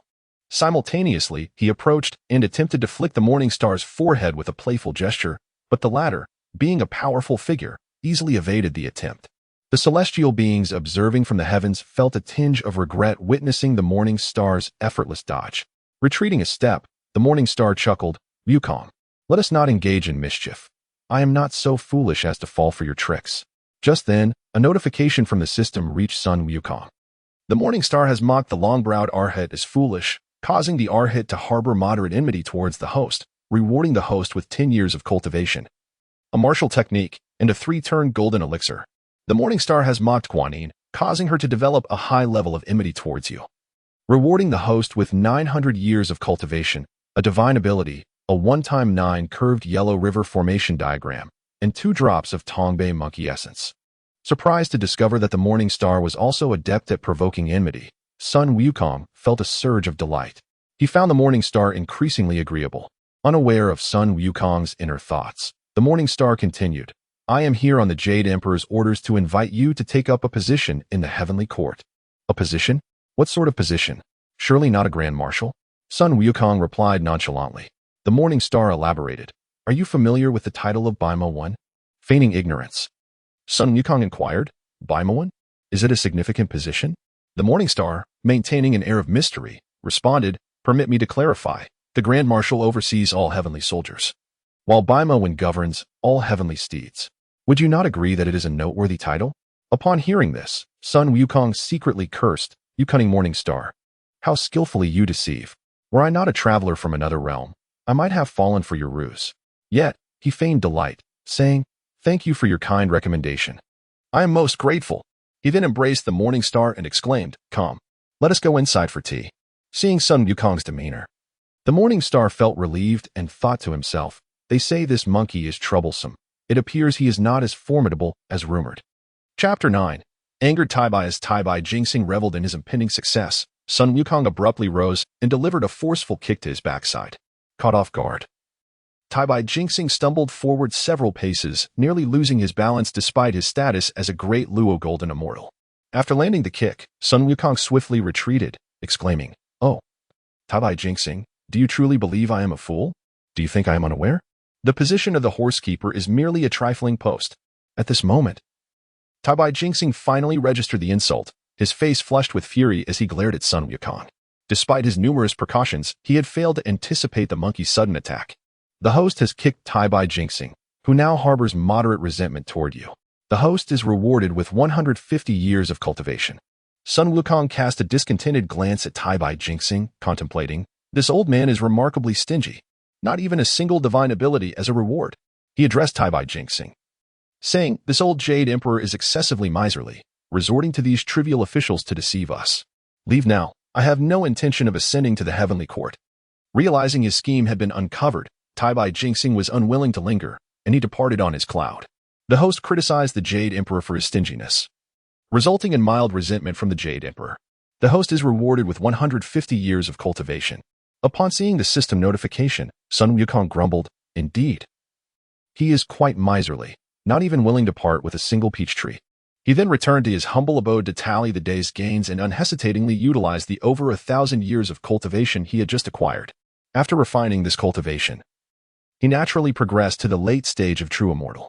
He then consumed 2 drops of the essence blood of the Kung Fu monkey and began the refining process, allowing his 9 turns of primordial power to operate autonomously, leaving him in a state of complete leisure. System, How is the power of a one-time artifact or formation calculated? I still do not comprehend. Sun Wukong inquired, his face marked by confusion. The system earnestly explained, take the Fantian seal for instance. Its master is Guanyin, whose strength is at least that of a quasi-saint. Using a one-time artifact like the Fantian seal is equivalent to Guanyin unleashing his full power. The same principle applies to one-time formations. For instance, your one-time 9 curves Yellow River formation could not be set by the 3 heavenly maidens in their current state. So its power will be calculated based on their peak strength from years past. Be mindful that once a one-time formation is deployed, choosing to withdraw or having it broken by an enemy counts as the end of its use. After absorbing the system's detailed explanation, Sun Wukong understood that the one-time Fantian seal and the one-time 9 curves Yellow River formation were indeed his greatest trump cards. The visit from Taipei Jinxing instilled a profound sense of crisis within him, as he feared that the Buddhist sect had noted his rapid growth and might conspire to provoke him into causing chaos in heaven, using it as a pretext to suppress him beneath the 5 Elements mountain. However, emboldened by his newfound trump cards, Sun Wukong felt no fear and resolutely declared, "Do you not enjoy playing tricks on monkeys? Prepare to be outsmarted." He resolved to put on a show for these mighty beings, as a multitude of celestial beings awaited his opportunity to accrue resentment. Meanwhile, Taipei Jinxing returned to the Lingxiao Palace in the Heavenly Court, briefly reporting the events to the Jade Emperor. Guanyin was present in the hall but remained silent, as the upheaval in heaven was a matter for the court to direct. Upon hearing Taipei Jinxing's account, the Jade Emperor erupted in fury, exclaiming, "What an ungrateful monkey! Truly, he knows not how to appreciate." After venting his rage, he commanded, "Where is the Towering King?" The Towering King stepped forward, addressing the Jade Emperor, "Your servant is here." Still seething, the Jade Emperor instructed, "This demon monkey dares to defy my will. I command you to lead the troops down to capture this demon monkey. Your command shall be obeyed." The Towering King responded. With that, he raised his treasured pagoda and confidently descended to make arrangements. The other celestial officials were awestruck by the Jade Emperor's performance. After all, he was indeed a master of theatrics. Once the Towering King descended, he mobilized his troops, and in a mere half a day, he led Neza, the 3rd prince, and the giant spirit god, along with several thousand heavenly soldiers, toward the direction of Flower Fruit Mountain. In the celestial realm, a day equated to a year on Earth. And during this half-day of troop mobilization, 6 months had passed in Flower Fruit Mountain. In this time, Sun Wukong recognized that his current situation was precarious. However, he still possessed a considerable stock of spiritual fruits and elixirs within his system space. According to the system, these items had undergone special processing, rendering them devoid of side effects. After consuming all the spiritual fruits and elixirs stored in his system space, he finally broke through to the golden, immortal realm, though he still had some distance to cover before reaching the early stage. His 9 turns of primordial power also advanced to the 5th turn. If I manage to acquire the peaches from the Peach Tree Garden and the elixirs from the Doshui Palace, can you assist in mitigating their side effects? Sun Wukong inquired of the system. Certainly. However, this system will require a 20% service fee. The system promptly replied. Agreed. Let us seal the deal. Then, here as to a fruitful collaboration between this system and the host. Sun Wukong pondered whether to play along with fate and first ascend to the heavenly court to procure the peaches and elixirs destined for him, with the assurance that the system would mitigate any potential side effects. Suddenly, he spotted a vast expanse of dark clouds approaching Flower Fruit Mountain, which struck him as peculiar. He activated his piercing void golden eyes, shooting forth 2 beams of golden light, instantly revealing the situation within the distant clouds. Through the piercing void golden eyes, he discerned a middle-aged man clad in resplendent armor, holding a conspicuous pagoda. Sun Wukong instantly recognized him as the Towering King Li Jing, for none other could be so ostentatious. He also spotted, not far from Li Jing, a child wielding a fiery spear and standing upon a whirlwind. Undoubtedly the 3rd Prince Neza, while the remaining figures were Li Jing leading 4 to 5,000 heavenly soldiers. Having discerned the identities of the approaching party, Sun Wukong retracted his piercing void golden eyes, aware that maintaining such a divine ability would deplete his magical energy.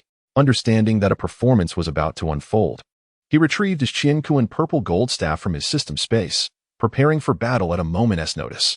Before long, the Towering King Li Jing and his heavenly soldiers arrived above Flower Fruit Mountain. Once the troops had arranged themselves, Li Jing stepped forward with an imposing presence and proclaimed, "Demon Monkey Sun Wukong of Flower Fruit Mountain, You dare defy the Jade Emperor's decree. Who among you is willing to engage in battle and capture this demon monkey? I am willing, came the voice of the giant spirit god, who wielded 2 battle axes. After casting a glance at the giant spirit god, Li Jing whispered to him, "Remember, you may lose, but must not win. I shall obey," the giant spirit god affirmed, before brandishing his double axes and descending from the clouds toward Flower Fruit Mountain, aiming for Sun Wukong. Chapter 10. Battling the giant spirit god. At this moment, Sun Wukong beheld a burly man with a black face, wielding dual axes, charging ferociously towards him from the heavens. With just a glance, Sun Wukong surmised the man's identity with considerable accuracy, yet he still proclaimed, "State your name. For under my staff, no nameless specter shall survive. Listen well. Speak my name and be startled. I am the great spirit god." The giant spirit god bellowed as he swung his axes. Sun Wukong, with a disdainful smirk, retorted, "So you are the great spirit god, that dimwit." I thought Li Kuei had wandered into the wrong scene. Although the giant spirit god was unfamiliar with who Li Kuei was, he understood the term dimwit, and his anger flared. Host insulted the giant spirit god, who developed a mild hatred towards you, rewarding the host with 6 years of cultivation and 1 celestial peach from the past 6,000 years. Upon checking the system notification, Sun Wukong found satisfaction despite the lack of divine power rewards. "You, monkey demon, taste my axe," roared the giant spirit god, as he swung his axe towards Sun Wukong's head. Unfazed, Sun Wukong met the attack with his staff, the Qiankuan purple gold staff, opting for a direct confrontation. The clash resulted in an unexpected stalemate, prompting the powerful beings of the 3 realms to realize that Sun Wukong's strength had ascended to the golden, immortal realm. Their exchange revealed that the giant spirit god was merely at the mid-level of the golden immortal stage. Enraged that his axe could not topple Sun Wukong, the giant spirit god unleashed a flurry of furious attacks. Sun Wukong, witnessing the tempestuous onslaught, joined the fray with renewed vigor. The 2 combatants exchanged blows for several rounds. At this juncture, the giant spirit god had long forgotten Li Jing's instructions, consumed by the battle. After a fierce exchange, he retreated momentarily, channeling a spell that transformed his form to that of a towering mountain, swinging his massive axe once more at Sun Wukong. "Demon monkey, perish," he thundered, accompanied by a strike that felt as if Mount Tai had descended upon him. "You dimwit, do you think you alone possess the ability to transform?" Sun Wukong declared, invoking the same spell. In an instant, his body matched the giant spirit god's stature, and he engaged in combat once more. After exchanging blows for another 10 rounds, Sun Wukong felt the time was ripe. He silently recited an incantation, invoking the spell of the 3-headed and 6-armed. Upon its activation, 6 arms wielded 3 Qiankuan purple gold staves, overwhelming the giant spirit god with relentless strikes. Within just a few exchanges, the giant spirit god endured 5 or 6 blows, his once mountainous form rapidly diminishing, indicating that Sun Wukong had shattered his transformation. Seizing the opportunity, Sun Wukong delivered a swift kick to the giant spirit god's rear. Host kicked the giant spirit god, who developed a moderate hatred towards you, rewarding the host with 18 years of cultivation, the spell turning the river and stirring the sea, and a one-time treasure falling gold money. Upon seeing the system's rewards, Sun Wukong was elated, thinking, falling gold money. What a treasure! Though one-time use, if employed wisely, my innate spiritual treasure could have a fortune. With the spell turning the river and stirring the sea, it seemed he would no longer fear water battles. The giant spirit god, severely injured by the kick, was incapacitated. Observing this, Sun Wukong retracted his spell and swiftly appeared before the giant spirit god, delivering a sharp knock to his head. The giant spirit god, infuriated by the monkey's antics, attempted to rise and retaliate, but his injuries thwarted him, forcing him to concede. Host struck the giant spirit god on the head, who developed a deep-seated hatred towards you, rewarding the host with 54 years of cultivation. The spell Cloud Somersault, and 3 celestial peaches from the past 9,000 years. Excellent. It seems this Cloud Somersault is fated to be mine, Sun Wukong mused joyously. He proceeded to deliver 3 more strikes to the giant spirit god's head, inciting boundless fury in him. Sun Wukong noted the giant spirit god's eyes turning crimson. Host struck the giant spirit god 3 times on the head, inciting extreme rage, rewarding the host with 162 years of cultivation. The spells Cloud Riding and Yin-Yang Reversal, and 9 celestial peaches from the past 9,000 years. Seeing the giant spirit god accumulate so much hatred, Sun Wukong unleashed a barrage of blows to his head, But this time the giant spirit god did not respond with further hatred. Unyielding, Sun Wukong kicked the giant spirit god's rear multiple times, finally eliciting a reaction. Host kicked the giant spirit god's rear, who developed profound enmity towards you, rewarding the host with 486 years of cultivation, the spell transforming the fetus, the spell foreknowledge of the future, a basic treasure upgrade talisman, and 3 ginseng fruits. Upon reviewing the system's rewards, Sun Wukong nearly burst into laughter, contemplating how to maximize the giant spirit god's enmity. With a clever idea, he executed the most powerful technique from his monkey fist, Monkey Steals Peach. This ultimate move instantly filled the giant spirit god's hatred meter. Host used Monkey Steals Peach on the giant spirit god, inciting boundless hatred, rewarding the host with 1,538 years of cultivation, the spell's earth to steal, summoning wind and rain, size and ease, 3 basic treasure upgrade talismans, and 9 ginseng fruits. Witnessing Sun Wukong's ultimate technique, the mighty beings of the 3 realms felt sympathy for the giant spirit god while simultaneously tightening their legs, vowing to maintain a safe distance from the monkey in the future. Stepping back, Sun Wukong glanced at the giant spirit god, now curled on the ground, and slowly remarked, "Go back and fetch someone capable of defeating me." Hearing Sun Wukong's words, the giant spirit god, forgetting his axes, hobbled away from Flower Fruit Mountain. Meanwhile, in the sky, Prince Neza whispered to Li Jing, "You should send someone else to deal with that monkey. I was hoping to leave 1 son and 1 daughter for our family." Li Jing pondered for a moment before replying, "Since we're here, we cannot appear unprepared. You will conceal the 9-dragon god fire cover in a vital area and engage that monkey for a few exchanges before retreating." Neza, impressed by Li Jing's wisdom, acknowledged, "Indeed, experience is invaluable." Before long, the giant spirit god limped back to the front line. Li Jing cast a sympathetic glance at him before instructing him to rest, clearing his throat. Li Jing announced loudly, "This demon monkey possesses considerable skill. My son Neza, swiftly engage and capture the demon monkey." "Understood." Neza responded, stepping onto the windfire wheels, holding his fiery spear, and soaring towards Flower Fruit Mountain. Chapter 11. The Celestial Court's Invitation in the Verdant Realms of Flower Fruit Mountain. Sun Wukong beheld the formidable Neza descending upon him, propelled by his fiery wheels. Initially, Wukong intended to exchange pleasantries, perhaps to accumulate some animosity points. However, to his astonishment, Neza eschewed conversation and lunged directly into combat with his fiery spear. Wukong, taken aback, brandished his Rui Jingu Bang in defense. Pondering the peculiarities of this world where practitioners typically engage in lengthy discourse before battle, why was Neza deviating from the norm? What baffled him further was Neza's swift retreat after merely 10 exchanges, soaring back to his own ranks. Wukong, momentarily in disbelief, mused to himself, "I understand that the chaos in heaven was merely a performance, but must you not at least send a more competent actor? What is this? I hadn't even begun to build my hatred." Wukong's mind was rife with grievances regarding Neza's actions. Then, he witnessed Li Jing leading thousands of celestial soldiers in a grand retreat. Observing this, Wukong returned to his humble abode. Reflecting on the substantial gains he had acquired that day, he resolved to hasten his cultivation, uncertain if the celestial court would, like in the original tale, attempt to extend another invitation through the likes of the stellar sage.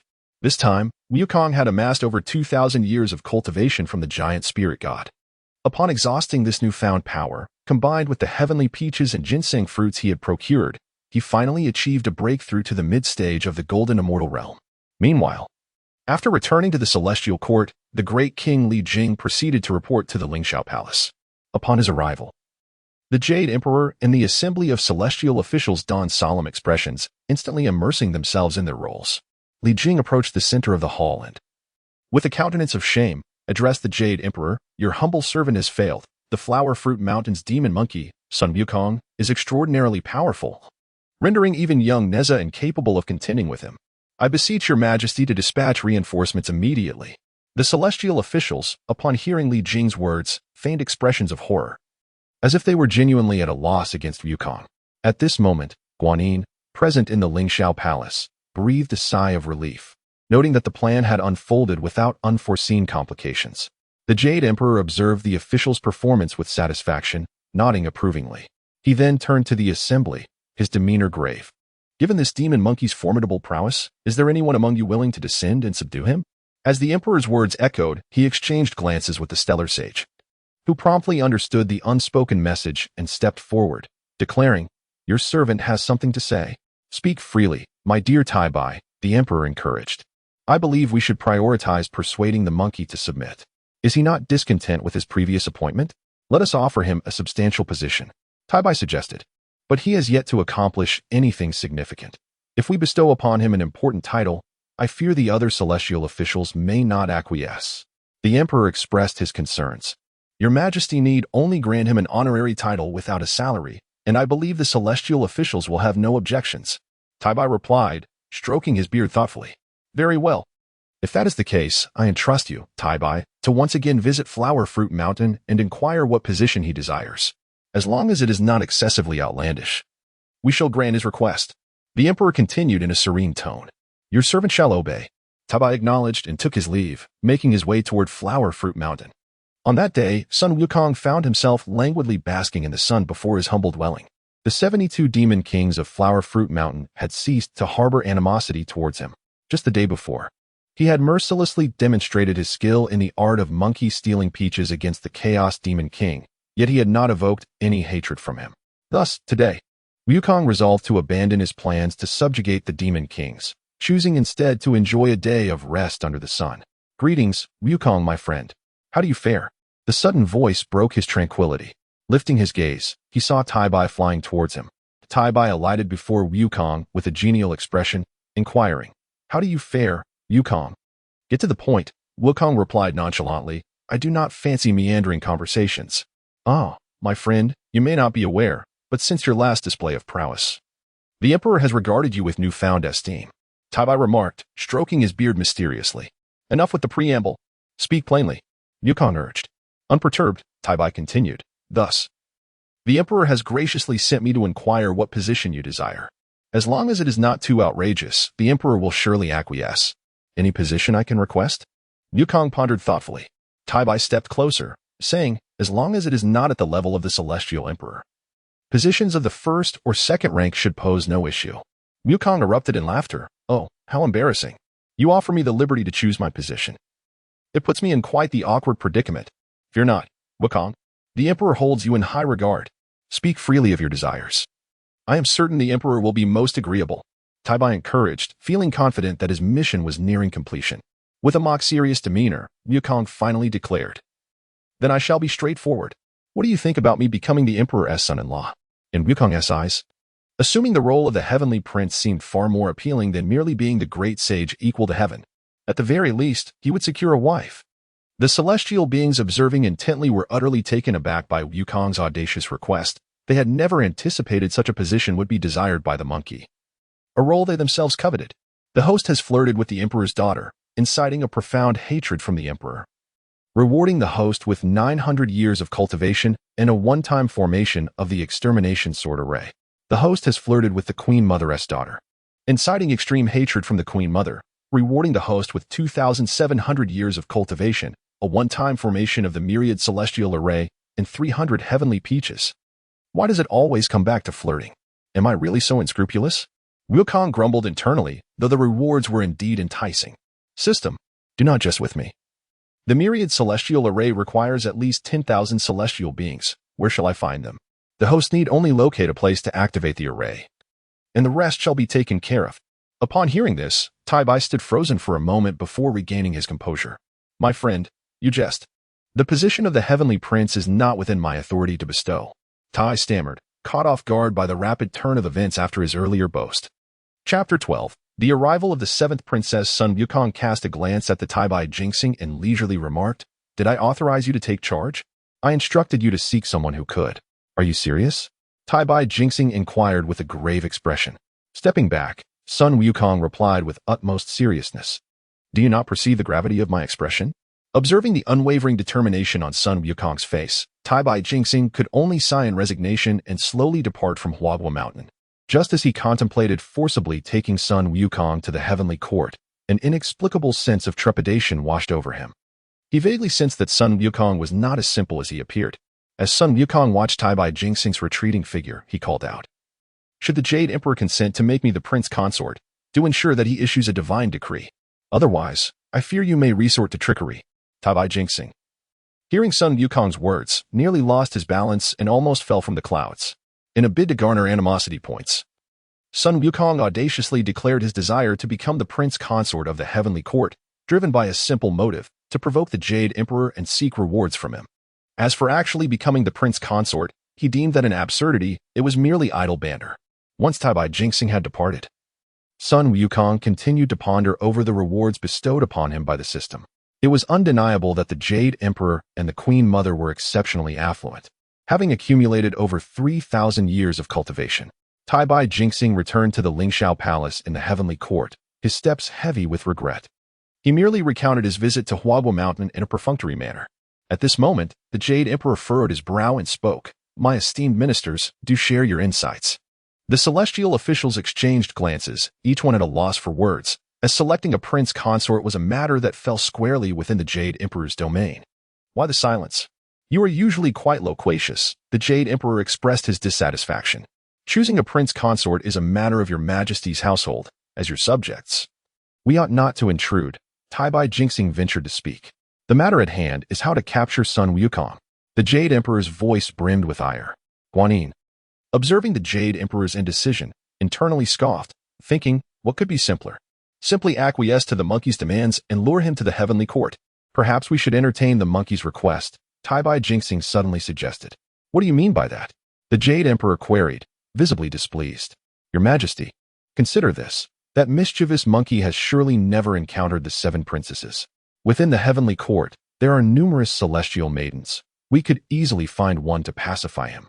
Once he is lured to the heavenly court, everything would be under your control. Tabai Jinxing calmly articulated his thoughts. But what of the dignity of our heavenly court? The Jade Emperor retorted, his face etched with reluctance. The Jade Emperor then fell into contemplation. As the saying goes, good news seldom travels far. But bad news spreads like wildfire. The rumor of Sun Wukong's audacious desire to become the prince consort quickly circulated throughout the heavenly court. The 7 fairies soon caught wind of this news and were incensed. How audacious of that foolish monkey! I shall go to Huagua Mountain and slay him. The purple-clad fairy exclaimed angrily, brandishing her sword as she stormed out of the princess's palace. The remaining 6 fairies, witnessing their younger sister's hasty departure, exchanged worried glances. The orange-clad fairy turned to the red-clad fairy and said, Sister, our younger sister has always been headstrong. We should follow her to prevent any calamity. Indeed, if we do not catch up, she may find herself in danger. The yellow-clad fairy chimed in. I've heard that the monkey from Huagua Mountain is notorious for his reckless behavior. The blue-clad fairy added with concern. Then let us pursue our younger sister and bring her back.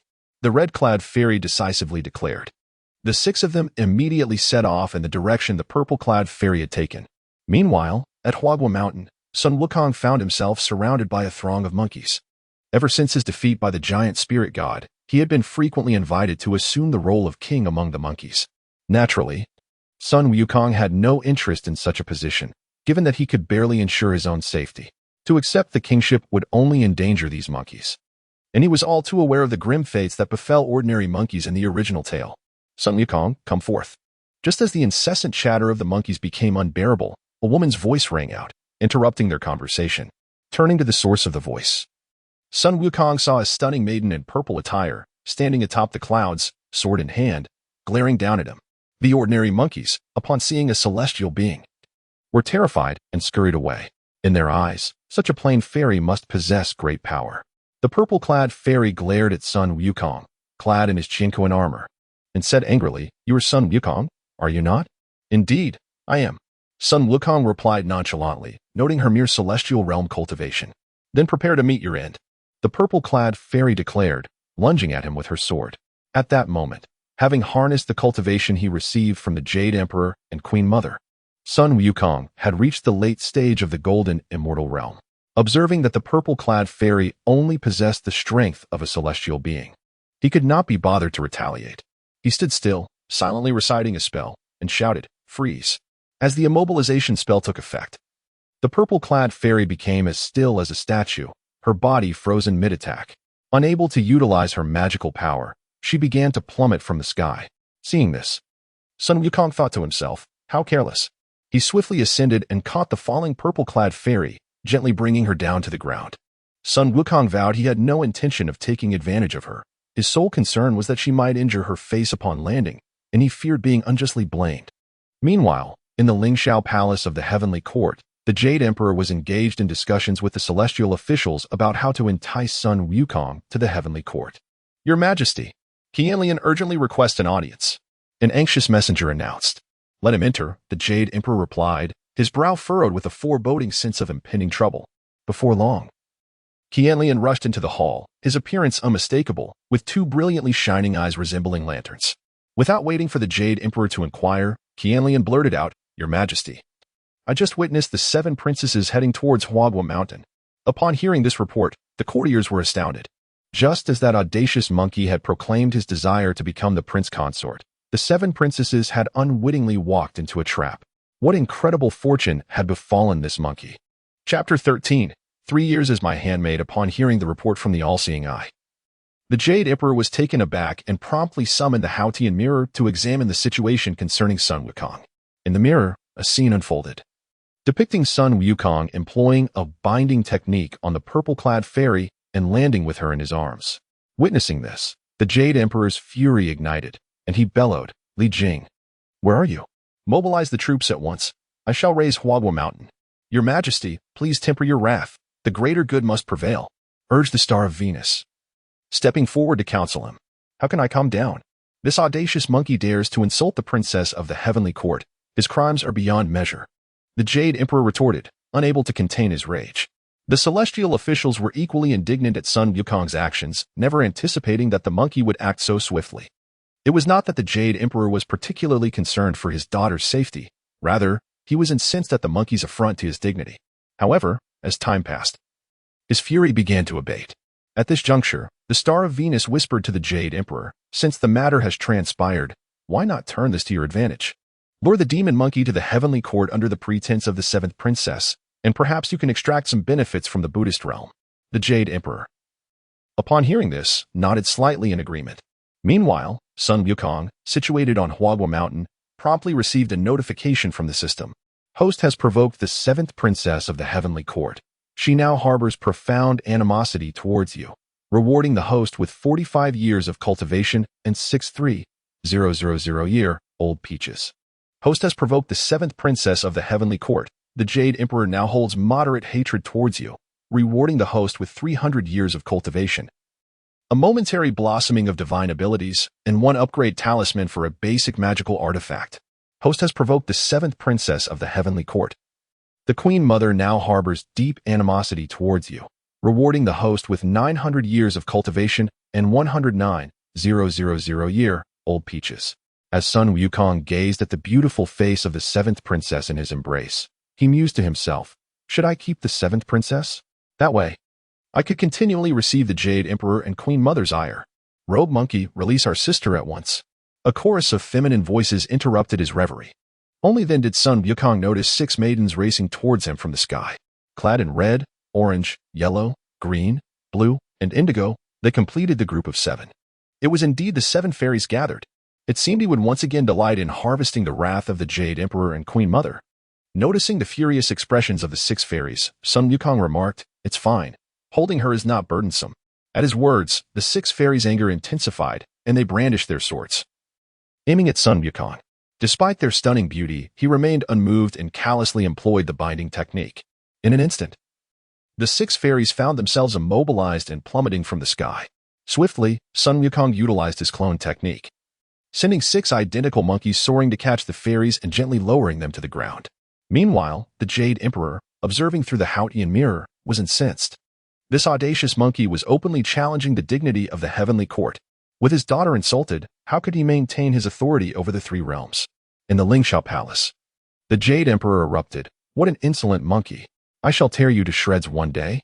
Were it not for the monkey being the protagonist of a great calamity, the Jade Emperor would have relished the opportunity to smite him on the spot.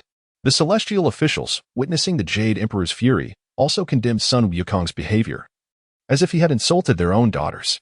At that moment, back in Huagua Mountain, Sun Wukong received yet another notification from the system. Host has provoked the 7 daughters of the Jade Emperor.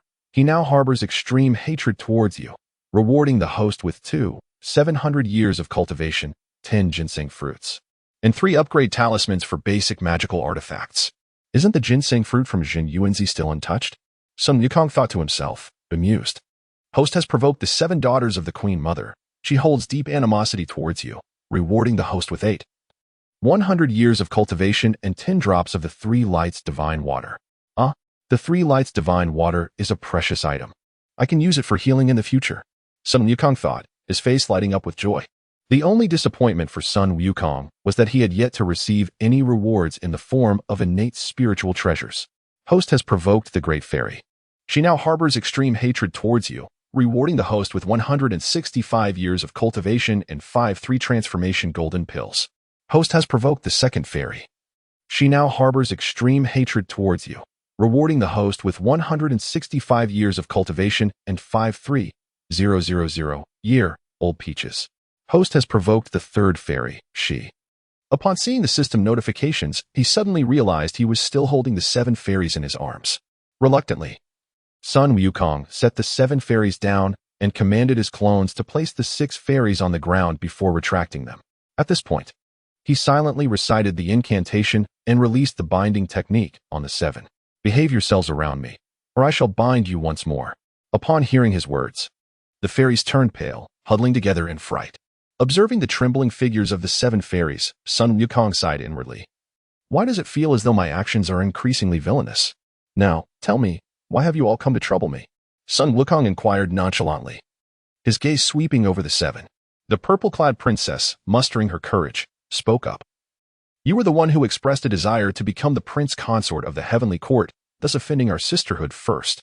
Upon hearing the purple-clad princess's explanation, Sun Wukong chuckled. Men should marry, and women should wed. A graceful lady is a gentleman's ideal match. I am merely pursuing the position of prince consort from the Jade Emperor with utmost transparency. What is wrong with that? Furthermore, if the Jade Emperor truly opposed my desire to become the prince consort, he could have simply refused outright. Is it necessary to send a throng to confront me? Were it not for my considerable prowess, would I not have been vanquished on the spot? Is this how your heavenly court conducts itself? Though Sun Wukong's arguments were riddled with flaws, they momentarily left the 7 innocent princesses at a loss for words. At that moment, the eldest princess in red stepped forward and gently asked, "This matter indeed reflects our lack of foresight. How would you like to resolve it?" Meanwhile, the Jade Emperor in the heavenly court sighed repeatedly, engulfed in deep self-reproach, pondering whether he had kept his 7 daughters confined to the heavenly court for too long, rendering them Navi. Even the celestial officials shook their heads in lament at the eldest princess's folly. Sun Wukong, hearing the eldest princess's words, felt a surge of joy and declared, "In that case, you 7 shall remain with me as handmaids for 3 years. Perhaps you should propose another request. We are, after all, princesses of the heavenly court. What would become of our dignity if we were to serve as your handmaids?"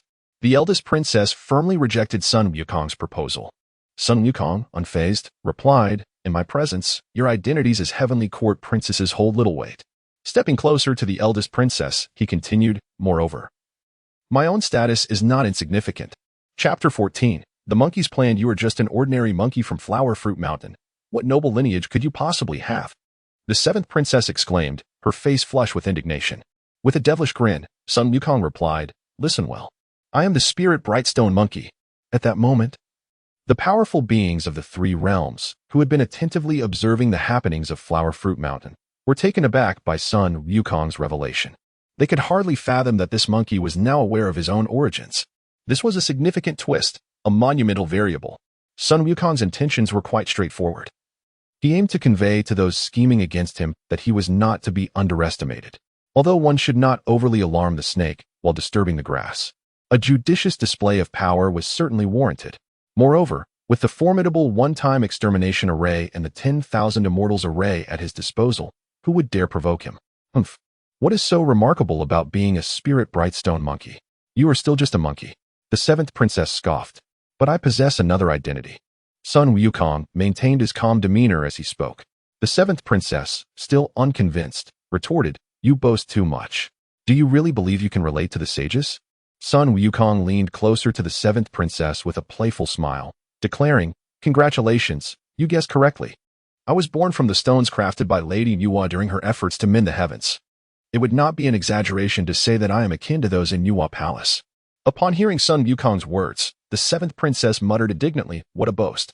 Whether it is a boast or not, you can ask the Jade Emperor when you return to the heavenly court, and you will know.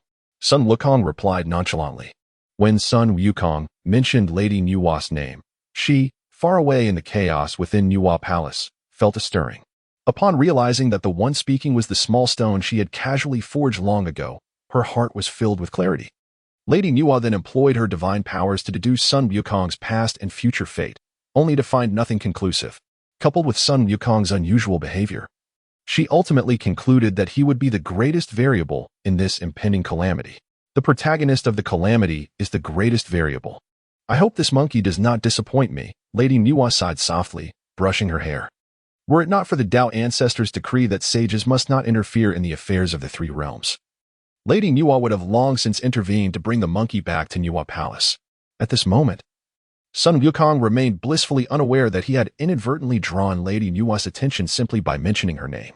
With a broad smile, Sun Wukong addressed the 7 maidens before him. Now you have 2 choices. First, serve as my maid for 3 years. And what is the second choice? The 3rd princess eagerly inquired. With a mischievous grin, Sun Wukong responded, the second choice is that I will cast a binding spell, freezing you here for 3 years. The 7 celestial maidens were immediately filled with fury upon hearing Sun Wukong's words. The 7th princess, unable to contain her anger, shouted, Sisters, let us fight this demon monkey. With that, the 7th princess drew her sword and charged at Sun Wukong. The other 6, seeing their sister's boldness, had no choice but to follow. Fully aware that, even united, they were no match for Sun Wukong. However, Sun Wukong had anticipated their reaction. He swiftly cast the binding spell, immobilizing all 7 maidens. He decided to leave them in this state for a few days, confident they would eventually comply. In truth, he had no intention of treating the 7 maidens harshly. He merely sought to leverage this opportunity to cultivate some resentment against the Jade Emperor and the Queen Mother. Naturally, many powerful beings in the 3 realms were closely monitoring Sun Wukong and were well aware of the dialogue between him and the 7th princess. Within the Great Lane Temple of Ling Mountain, the Radiant Lamp Buddha spoke kindly to Sakyamuni. This monkey knows too much. I suspect he is aware of the journey to the west as well. We must not delay. Let us suppress him at once, and we can discuss the rest later. Sakyamuni nodded in agreement and wasted no time transmitting new orders to Guanyin. Guanyin, positioned within the heavenly court, received Sakyamuni's message and immediately understood her next steps. With the situation evolving, Guanyin set aside other concerns and began consulting with the Jade Emperor about their subsequent plans. 3 hours later, they concluded their communications and clarified the next course of action. The Jade Emperor, slamming his palm on the table in fury, declared loudly, The demon monkey Sun Wukong dares to hold my princess hostage. Such a crime deserves punishment. Where is Li Jing? I am here. Li Jing promptly stepped forward to respond. The Jade Emperor regarded him and commanded, I order you to lead 100,000 celestial troops to Flower Fruit Mountain to capture the demon monkey. Understood. Li Jing accepted the command and strode out of the hall, simultaneously receiving the Jade Emperor's transmission. This time, there would be no pretense. He would bring back that monkey directly.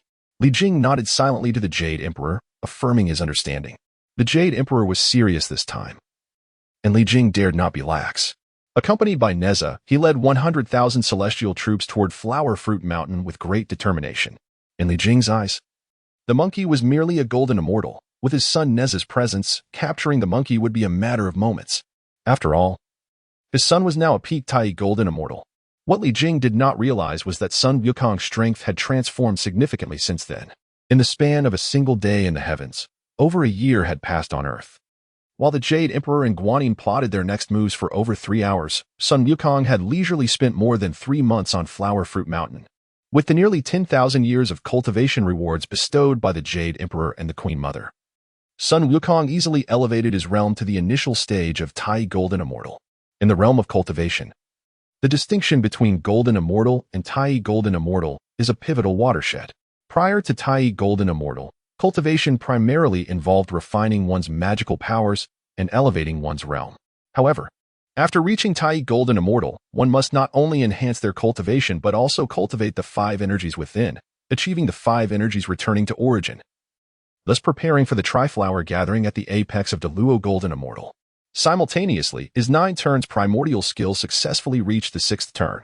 After reaching this stage, he discovered that the speed at which he channeled his magical powers had increased significantly, and the potency of his divine abilities had also grown considerably. Sun Wukong attempted to cultivate independently, but the results were negligible. Ultimately, His poor cultivation aptitude in his previous life hindered the innate potential of this spirit brightstone monkey in this life. Otherwise, with the spirit brightstone monkey's cultivation aptitude, coupled with such resources, he might have already attained the Luo Golden Immortal status. The 7 maidens, having been bound by Sun Wukong's spell and left outside for several days, ultimately chose to serve the monkey as maids for 3 years. However, Sun Wukong was not a heartless master. He promised the 7 princesses that upon completing their 3 years of service, each would receive a ginseng fruit. Upon hearing this generous offer, the 7 princesses were filled with excitement, their spirits lifted, and their enthusiasm for the task at hand soared. Chapter 15. Heavenly soldiers surround Flower and Fruit Mountain. Though the ginseng fruit is regarded as a rare treasure by others, to Sun Wukong, it holds little significance.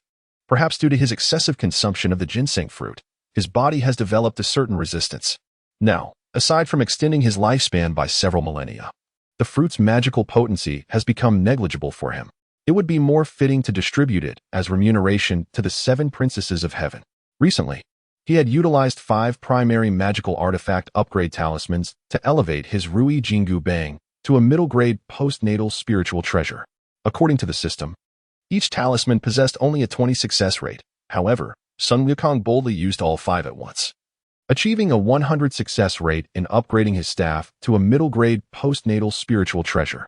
With the presence of the maidens, Sun Wukong decided to demolish the previous thatched hut and, using his divine powers, constructed a 3-compartment courtyard on its foundation. At this moment, he reclined leisurely in a chair within the courtyard. Upon seeing him relax, the eldest princess began to massage his shoulders. The second princess attended to his legs, while the others filled the table with an array of fruits and snacks. The 7 princesses were well aware of Sun Wukong's habit of lounging in the sun on his chair each day. The 3rd princess poured tea and offered it to Sun Wukong, who took a casual sip. The 4th princess handed him a peeled banana, which he also accepted absent-mindedly. At this moment, he felt a twinge of confusion. Typically, by now, the resentment points from the Jade Emperor and the Queen Mother would have already been credited to him. What was different today? For the past 3 months, whenever he called upon the 7 princesses, he had consistently received resentment points from the Jade Emperor and the Queen Mother, which had rewarded him with numerous valuable items. In this span, he had not only gathered the 36 transformations of the Celestial General, but had also acquired countless treasures from heaven and earth. Regrettably, he had yet to receive a reward in the form of a congenital spiritual treasure.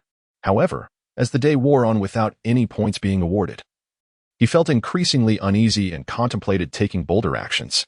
Addressing the 7 princesses, he remarked, "I have heard that you are all quite skilled in dance.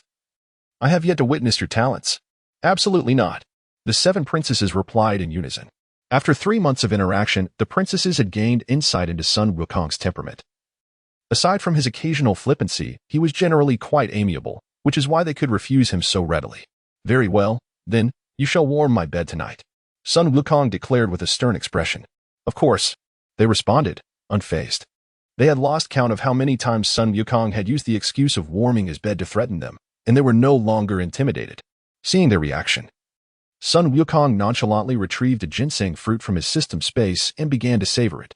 "Originally, I thought to reward you for your commendable service, but it seems I must reconsider," he said, his words slightly muffled. "Monkey brother, are you truly going to give us a reward?" "What kind of reward?" the 7th princess asked, her eyes sparkling with curiosity. "Oh, it's nothing much. I just feel that after 3 years of serving as maids, each of you deserves more than a single ginseng fruit. My conscience cannot bear it." Sun Wukong feigned a look of guilt. Upon hearing his words, the eyes of the 7 princesses brightened simultaneously. The 7th princess leaned closer and asked, "Monkey brother, you must not go back on your word. If we dance for you, will you truly give us the ginseng fruits? When have I ever deceived you?" Sun Wukong replied, dismissively. The ginseng fruit no longer significantly enhanced his magical powers. It would be far better to distribute it to his maidens, thereby strengthening their bond and earning further resentment points from the Jade Emperor and the Queen Mother. With Sun Wukong's promise echoing in the courtyard, laughter and joy erupted among the maidens. The eldest princess was the first to speak. "What are you all waiting for? Hurry and practice."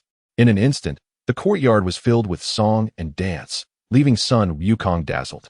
He couldn't help but admire the professionals before him, whose performances far surpassed those of modern stars. However, just as he immersed himself in the enchanting display of the 7 fairies, thunder rumbled ominously above Flower and Fruit Mountain. abruptly interrupting his enjoyment. Sun Wukong's anger flared. Just when he had found a moment to deepen his relationship with the seven fairies, it was rudely disrupted. How could he not be furious? Even more frustrating was that, at this hour, he still had not accrued any resentment points from the Jade Emperor and the Queen Mother. With a scowl, Sun Wukong activated his broken illusion golden eyes to survey the dark clouds above. Through his enhanced vision, he discerned that Li Jing, accompanied by Neza and a multitude of heavenly soldiers, was boldly approaching Flower and Fruit Mountain. He estimated that at least 100,000 celestial troops were en route. In less than half an hour, Li Jing and his forces arrived above the mountain, issuing immediate orders to encircle it completely. Sun Wukong observed the situation and quickly realized that the celestial court was indeed serious this time. Nevertheless, he remained unperturbed, for he had anticipated such an outcome since his explosive emergence. Who do I see? It is the heavenly king of the tower. Have you orchestrated such a grand spectacle to welcome me to the celestial court as a consort? Sun Wukong taunted, soaring into the air to mock Li Jing. The seven fairies, standing in the courtyard, remained indifferent to his words, having grown immune to his antics over the past 3 months. Initially, they felt indignant, but now they merely shrugged it off. Such a shameless demon monkey. You dare to court the celestial princesses, a crime of the highest order. Surrender at once. Li Jing barked furiously at Sun Wukong's brazen remarks. My relationship with the seven princesses is entirely consensual. We are on the brink of marriage. Since you have arrived, why not join us for a celebratory drink? Sun Wukong continued to jest. He was aware that the Jade Emperor and the Queen Mother were watching from the celestial court, hoping to gain more resentment points from his provocations, but alas, they were left disappointed. Neza, obey my command. Capture the demon monkey at once. Li Jing ordered in a fit of rage. Heavenly King, are you so eager to seize me? Can't we converse a bit longer? Sun Wukong replied cheerfully. There is nothing to discuss with you, demon monkey. Neza, prepare for battle. Li Jing commanded loudly.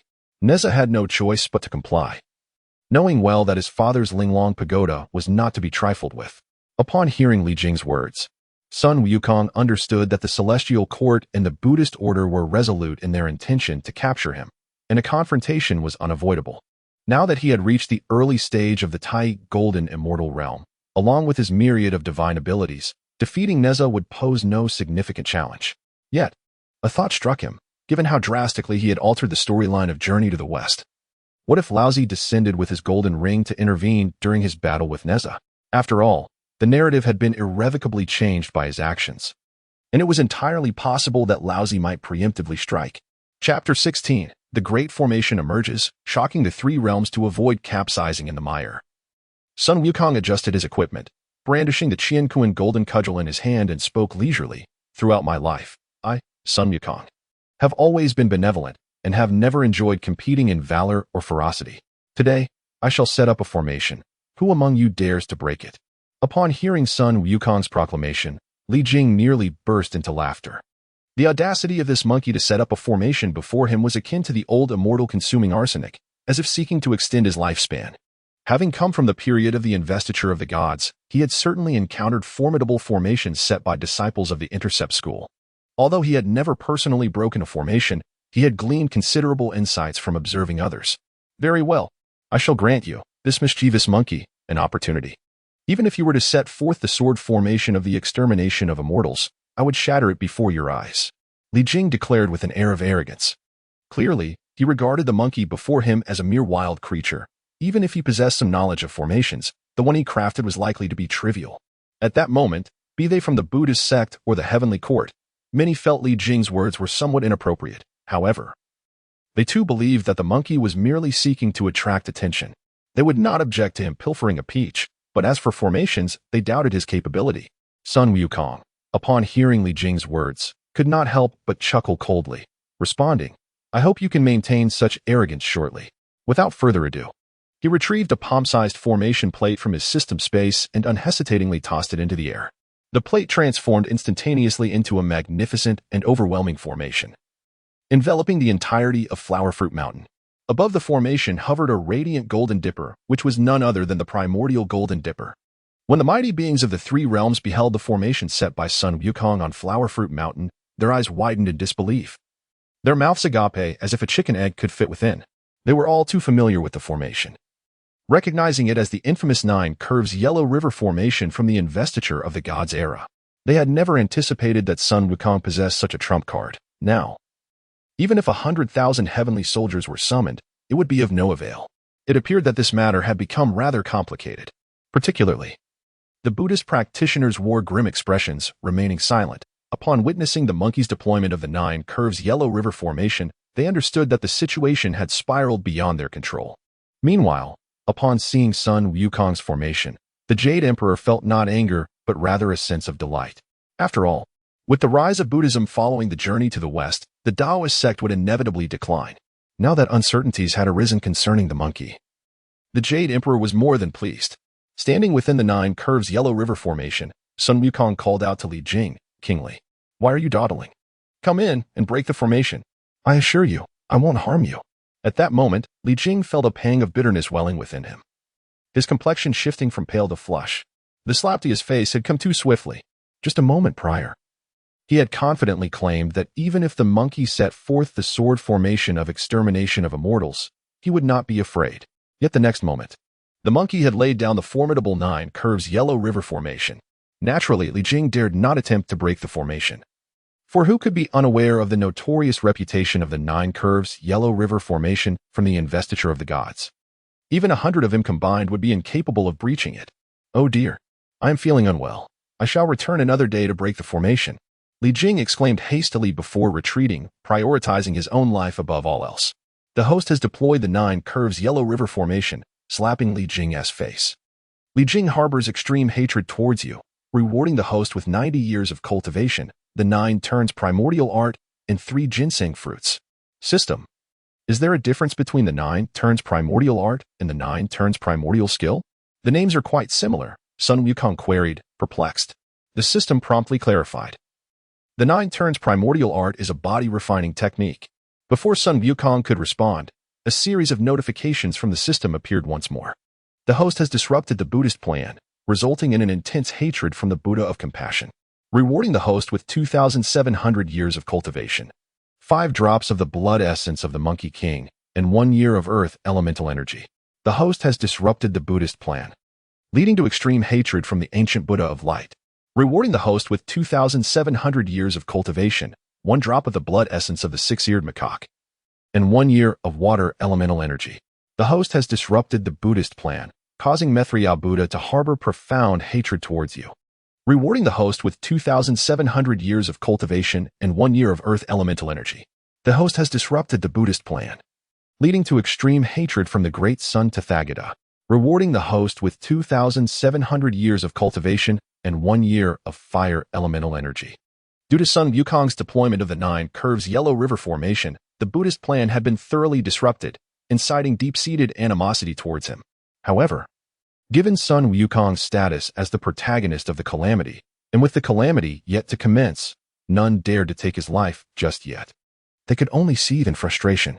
Upon receiving the rewards from the Buddhist faction, Sun Wukong inwardly cursed, "A bunch of impoverished fools. Not a single one among them possesses a congenital spiritual treasure." After waiting for quite some time within the formation and seeing no one arrive to challenge it, he felt a tinge of disappointment. He had hoped that at least someone would come forth to test the might of the 9 curves Yellow River formation. With no challengers in sight, Sun Wukong helplessly retreated to his courtyard. Upon encountering the 7 fairies, he exclaimed, "What are you all dawdling for? Do you not desire your rewards? Resume the music and dance." In the next moment, the performance of song and dance by the 7 fairies continued, and Sun Wukong's courtyard was once again filled with an atmosphere of joy. With the protection of the 9 curves Yellow River formation, his courtyard was shielded from prying eyes. Yet, in his quest to provoke the enmity of others, Sun Wukong did not deliberately hinder any attempts at observation. After all, he had yet to receive any animosity from the Jade Emperor and the Queen Mother today. Unbeknownst to Sun Wukong, the deployment of the 9 curves Yellow River formation had severely thwarted the Buddhist plan, and the Jade Emperor and Queen Mother, being Taoist figures, were more than pleased with Sun Wukong's actions today, rather than holding a grudge against him. Although the Heavenly Court and the Buddhist sect presently shared a cooperative relationship, this did not preclude them from reveling in the misfortunes of the Buddhists. For the Buddhists to ensure the smooth progress of the journey to the West, they first needed to control Sun Wukong. However, with the monkey having set up the 9 curves Yellow River formation, their first task was to breach it.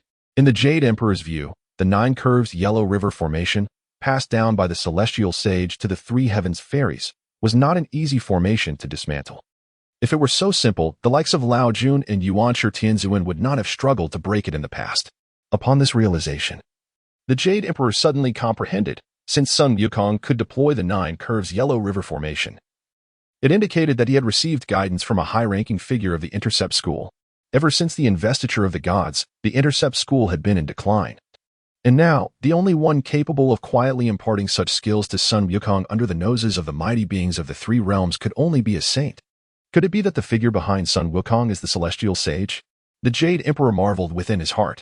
At this juncture, the Jade Emperor finally began to regard Sun Wukong with earnestness.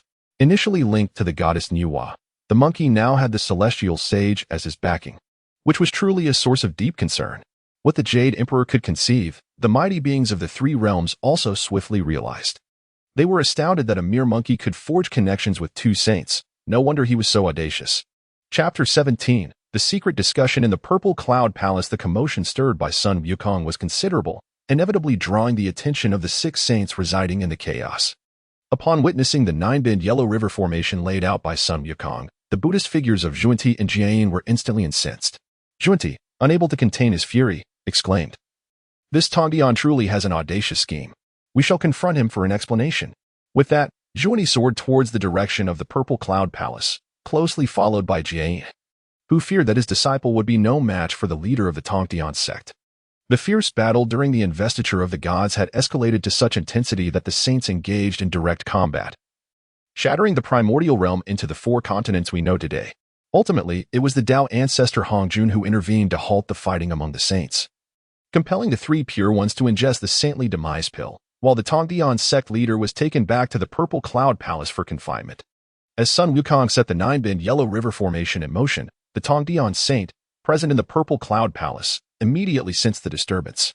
After some calculations, he recognized that Sun Wukong, as the protagonist of this calamity, was the greatest variable in the unfolding events. A flicker of hope for the resurgence of the Jie sect crossed Tong Tian's composed face, manifesting as a fleeting smile. Guanyin and Guanyin soon arrived at the gates of the Purple Cloud Palace. "Tongdian, come forth. I have never encountered anyone as shameless as you," Guanyin bellowed upon reaching the palace entrance. Although Tong Tian had anticipated their visit, his anger was still hard to contain. For the current plight of the Jie sect was largely attributable to Guanyin and Guanyin. With the chimping sword in hand, Tongdian vanished from the palace and, as he reappeared outside, he thrust his sword directly at Guanyin. In response, Guanyin hastily summoned the 7 treasures mysterious tree to counter, resulting in a fierce clash. Tongdian staggered back a few steps, while Guanyin was forced to retreat several paces before regaining his stance, clearly indicating Tongtian's overwhelming advantage. After landing a successful strike, Tongtian pressed his assault on Guanyin, who had no choice but to defend himself. In the blink of an eye, the two had exchanged blows numerous times, with Tongtian consistently overpowering Guanyin, who was the weakest among the 6 saints, followed closely by Guanyin. Witnessing his disciple's plight, Guanyin quickly joined the fray, and together they managed to hold their ground against Tongtian. The ruckus outside the Purple Cloud Palace could not escape the notice of the remaining saints, and soon, Taiji Laozi, Yuan Shi Tianzuan, and Nuwa arrived at the palace's entrance. After exchanging greetings, they turned their attention to the battle between Tongtian, Guanyin, and Guanyin. Fighting is prohibited outside the Purple Cloud Palace. A resonant voice echoed through the air. The assembled saints shivered at the familiar sound. It was none other than the Tao ancestor Hongjun. Tongtian, Guanyin, and Guanyin immediately ceased their conflict, lowering their heads in submission, resembling errant children. "Since you are here, you may all enter," Hongjun's voice resounded once more. As he spoke, the grand gates of the Purple Cloud Palace slowly opened. The 6 saints, filled with trepidation, entered the palace with solemn expressions. Inside the grand hall, they beheld a white-robed elder seated in the center on a cushion. The 6 saints promptly bowed. "Disciples, pay respects to the master. Why were you engaged in combat outside the Purple Cloud Palace?" Hongjun inquired with an expression of calm. Guanyin and Guanyin, overwhelmed with emotion, fell to their knees, tears streaming down their faces as they pleaded, "Master, please adjudicate on behalf of us brothers." They proceeded to recount the events leading up to their confrontation. After listening to Guanyin and Guanyin's account, Hongjun maintained his tranquil demeanor and replied, "This time, you two have misunderstood Tongdian. Impossible. That monkey clearly set the 9-bend Yellow River formation. We could not have been mistaken. Junti exclaimed in disbelief. Humph. Do you think the master would deceive you too? Yuanshi Tianzuan interjected, stepping forward with a scornful expression. He had long harbored disdain for Jiayin and Junti, especially since the aftermath of the investiture of the gods had seen several of his own disciples swayed to the Buddhist side by these shameless individuals. Not at all. We would never doubt the master's words. Jiayin quickly retorted. Realizing his earlier missteps, Junti hastily apologized to Hongjun. It was a slip of the tongue. Please do not take offense. Now that the spirit-sensible stone monkey is the protagonist of the calamity, a variable has arisen. We implore the master to guide us towards a favorable path for the Buddhist sect. Jiayin lamented, tears still in his eyes. Since the protagonist of the calamity has become unpredictable, so too will the future prosperity of the Buddhist sect be uncertain. Should the protagonist possess great fortune and be willing to join the Buddhist sect, there still exists a glimmer of opportunity for revival. Hongjun stated in a measured tone. At this moment, Tongtian eagerly asked, Master, if that little monkey joins my GS sect, will we not flourish? Hongjun, with an expression of calm, uttered a single word, yes. Master, since this monkey can wield the 9-bend Yellow River formation, it signifies a connection with my GS sect. I beseech you to permit me to descend and accept him as my disciple. Tongtian declared, his face alight with excitement. After so many years, he finally saw the prospect of revitalizing the GS sect. That monkey should belong to my Chan sect. Master, our Buddhist sect is impoverished. That monkey shares an affinity with us. That monkey rightfully belongs to my human sect. Nua's interjection caused a palpable silence to envelop the purple cloud palace. Only then did the assembly recall that this monkey was born from the stone of the repairing of heaven, which had been crafted by Nua. In essence, she was Sun Wukong's mother. With his mother present, how could these outsiders presume to take charge of her son's education? You each have one opportunity to accept the protagonist of the calamity as your disciple. However, you must remember that aside from accepting disciples, you must not interfere in other matters of the three realms. Depart swiftly and return promptly. As Hongjun's voice faded, his figure gradually disappeared from the cushion. We shall obey the master's decree. The six replied in unison, then hastened toward the exit of the purple cloud palace. Once they had departed, Hongjun reappeared on the cushion, still wearing an impassive expression. Let me see what kind of variable you truly are, and whether you can surprise me, he murmured while stroking his long beard. Hongjun had long acknowledged the variable that was Sun Wukong, but he had not given it much thought. However, when Sun Wukong activated the 9-bend Yellow River formation, he sensed the chains of the heavenly Tao binding him loosening slightly. This realization prompted Hongjun to take a keen interest in Sun Wukong, as he instinctively understood that this monkey could be the key to his liberation from the constraints of the heavenly Tao. Chapter 18. The six saints descend upon Flower Fruit Mountain at this moment. Sun Wukong in Flower Fruit Mountain remained oblivious to the attention he had garnered from the six saints. He was preoccupied, pondering the reasons behind his failure to accrue any animosity points against the Jade Emperor and the Queen Mother that day. The melodious song and dance of the seven fairies continued, yet Sun Wukong found no joy in the spectacle. Why is this little monkey still not out to pay his respects with the arrival of the saints? A sudden voice echoed, seemingly resonating from his very ear, yet also appearing to emanate from thousands of miles away. This snapped Sun Wukong back to reality. He gazed skyward and beheld a radiant light illuminating the heavens, with auspicious clouds stretching 3,000 miles to the east. The figures of the six saints materialized in the void. The celestial army of 100,000, initially surrounding Flower Fruit Mountain, stood momentarily stunned. Under the leadership of Li Jing and Neza, they promptly knelt, bowing low to the ground. Take these people back, the Taishang Laojun instructed calmly. Li Jing and Neza dared not hesitate. They swiftly organized the celestial troops, and within mere breaths, not a single soldier remained behind. Upon witnessing the descent of the six saints, a wave of confusion washed over Sun Wukong. Could it be that the saints had come together to break his formation? How flattering! While perplexity lingered in his heart, he respectfully clasped his hands and addressed them. I, Sun Wukong of Flower Fruit Mountain, pay my respects to the esteemed saints. Little monkey, you should dismantle this grand formation. Taishang Laojun replied with an air of tranquility. But if I dismantle the formation, what will happen when you suddenly turn hostile? Sun Wukong muttered under his breath. In his view, the arrival of the six saints could only imply trouble, likely aimed at dismantling his defenses. Although he recognized that the 9 Curves Yellow River formation could not withstand the presence of these saints, it offered him some psychological comfort. Preposterous. As dignified saints, how could we harm a junior? Yuanshi Tianzun said coldly. Quickly disband this formation. Have you no shame? Have you not harmed juniors in the past? Sun Wukong silently scoffed. Monkey, dismantle the formation. We mean you no harm. We are here to take you as a disciple, said Tongdian Jiaozhu amiably. Sun Wukong turned his gaze towards Niwa, who nodded silently, while he disregarded the presence of Guanyin and Zhuanti. Communicating with the formation, he swiftly dismantled it, his face displaying a mixture of reluctance and resignation. Such a splendid 9 curves Yellow River formation, still untested in battle, had to be taken down. Once the formation was dismantled, the figures of the 6 saints gracefully descended into the courtyard. The 7 fairies, upon witnessing the arrival of the 6 saints, trembled in fear and knelt on the ground. Why are you all so dazed? Do you not see that the saints have come as guests? Hurry to the kitchen and prepare a feast. With so many guests, make sure to cook extra dishes. Sun Wukong urged the 7 fairies. Upon hearing his words, the 7 fairies sprang into action, hastily retreating to the kitchen. Stepping forward, Zhuanti addressed Sun Wukong directly. We shall not partake in your meal. You and I share a connection with the Buddhist sect. Are you willing to take me as your master? Indeed. Our pure land of bliss possesses everything. If you take refuge in our Buddha, with the protection of the 2 saints, no one shall dare to provoke you. Jian added in agreement. While I appreciate the goodwill of the 2 saints, I hail from the Eastern Victory Divine Continent, and thus feel a greater affinity towards the Taoist teachings.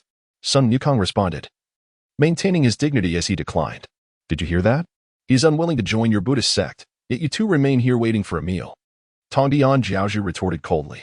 Indeed, in the Eastern Victory Divine Continent, it is not for those from the West to come and recruit disciples. Yuan Shi Tianzun's expression was frosty. His disdain for the 2 Buddhist saints was no less than that of Tongdian Jiaozhu. Faced with this situation, Jian and Zhuanti could only depart in embarrassment, realizing their lack of support from the other 4 saints whom they had offended. The host refuses to join the Buddhist sect. Jian develops a mild animosity towards you, rewarding the host with 1,000 years of cultivation and 5 years of wood element energy. The host refuses to join the Buddhist sect. Zhuanti develops a mild animosity towards you, rewarding the host with 1,000 years of cultivation and 5 years of metal element energy. How stingy are these 2 Buddhist saints, not even offering a single innate spiritual treasure? Sun Wukong could not help but grumble inwardly. With the departure of the 2 Buddhist saints, Sun Wukong felt considerably relieved. Taishang Laojun, still maintaining a serene countenance, inquired, Do you wish to join my human sect? That may be difficult. The human sect advocates for non-intervention in governance, and as a mere monkey, I have always been unruly. Not suitable. Not suitable. Sun Wukong gracefully declined Taishang Laojuan's offer. Very well. Very well. I shall take my leave. Taishang Laojuan's voice faded as he vanished from Sun Wukong's courtyard. Monkey, are you willing to join my Chan sect? Yuan Shi Tianzun asked, pride written across his face. In his mind, it would be a tremendous favor for the monkey to enter his sect, and he expected gratitude in return. Thank you for your kind offer. But the Chan sect emphasizes rules, and as a wild monkey, I am accustomed to freedom. Therefore, I shall not join the Chan sect either. Sun Wukong politely declined Yuan Shi Tianzun. Unappreciative. Yuan Shi Tianzun's form also vanished in an instant. The host refuses to join the Chan sect. Yuan Shi Tianzun develops a moderate animosity towards you, rewarding the host with 3,000 years of cultivation, 15 years of metal element energy, and 10 upgrade talismans for primary magic treasures, as well as 30 drops of 3 light divine water. It seems I am fated to never acquire an innate spiritual treasure. Sun Wukong sighed in resignation. At this moment, only Tongdian Jiaozhu and Niwa remained in Sun Wukong's courtyard, further lightening his mood. How about joining my Jia sect? Tongdian Jiaozhu said with a broad smile. Sun Wukong held a favorable impression of Tongdian Jiaozhu in his heart. With the 2 Buddhist saints and Yuan Shi Tianzun now offended, he pondered that they might seek revenge one day. Especially considering the character of the 2 Buddhist figures, he feared that once he stepped out, they might forcibly draw him into their sect. To safeguard against any eventualities, he felt compelled to choose one of either Tongtian or Niwa as his ally today. Sun Wukong did not rush to respond to Tongtian's offer. Instead, he turned to Niwa and asked, Lady Niwa, have you come here today to persuade me to join the Niwa palace as well? Perhaps due to her creation of the stones to mend the heavens. Sun Wukong felt an inexplicable warmth towards Niwa. Indeed, as you, the monkey, have mentioned, you are transformed from the stones I forged to mend the heavens. From the moment you were born, you have belonged to my Niwa palace. Niwa said, her enchanting visage adorned with a gentle smile. Then can I join the Jia sect without leaving the Nuwa palace? Sun Wukong blurted out his thoughts. Tongdian Jiaozhu, taken aback, swiftly kicked Sun Wukong in the rear before he could react. You monkey, who gave you the audacity to refer to yourself as old Sun before a saint? Kneel and pay your respects to your master. Tongtian Jiaozhu flicked Sun Wukong's forehead, then spoke again. Sun Wukong turned to Nuwa, clearly seeking her approval. Nuwa nodded slightly in agreement. Disciple pays respects to master, Sun Wukong proclaimed as he dropped to his knees, thumping his head thrice against the ground. Tongtian Jiaozhu nodded in satisfaction and said, Disciple, rise. However, Sun Wukong remained unmoved. In his view, having paid his respects and bowed 3 times, he intended to seize 3 innate spiritual treasures from his new master today. Chapter 19. At last, the primordial treasure has arrived, good disciple. Rise quickly. The voice of the Tongtian patriarch resonated once more. Sun Wukong remained unmoved, resolutely determined to extract a few primordial treasures from Tongtian. Observing Sun Wukong kneeling in prostration, Tongtian, with a puzzled expression, inquired, Disciple, why do you not rise? Master, in my homeland, there is a tradition that on the day of initiation, the master must present a token of meeting to the disciple. Sun Wukong feigned a look of grievance, though inwardly he was elated. Neza, standing nearby, could hardly suppress her amusement at Sun Wukong's antics. Upon hearing Sun Wukong's words, Tongtian sighed with vexation. Alas, it has been many years since I took a disciple. I have indeed been negligent.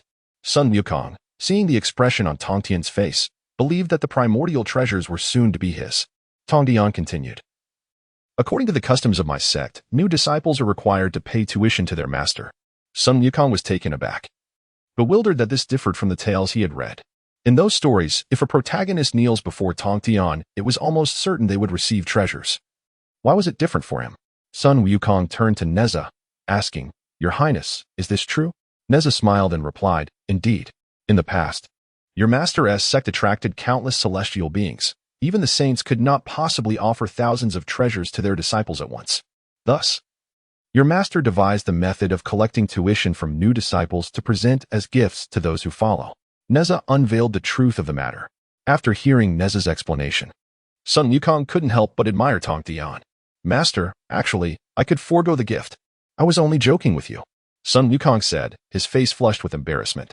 Tongtian, with a broad smile, responded, I can make an exception and waive your tuition. I was merely jesting. Realizing he had lost the chance to claim treasures, Sun Wukong had no choice but to rise. From this day forth, you shall be my most cherished disciple, destined to inherit my legacy, Tongtian declared to Sun Wukong. He then conjured a long sword radiating a faint azure light and presented it to Sun Wukong, saying, This is my Qingping sword, a supreme primordial treasure, and today I bestow it upon you.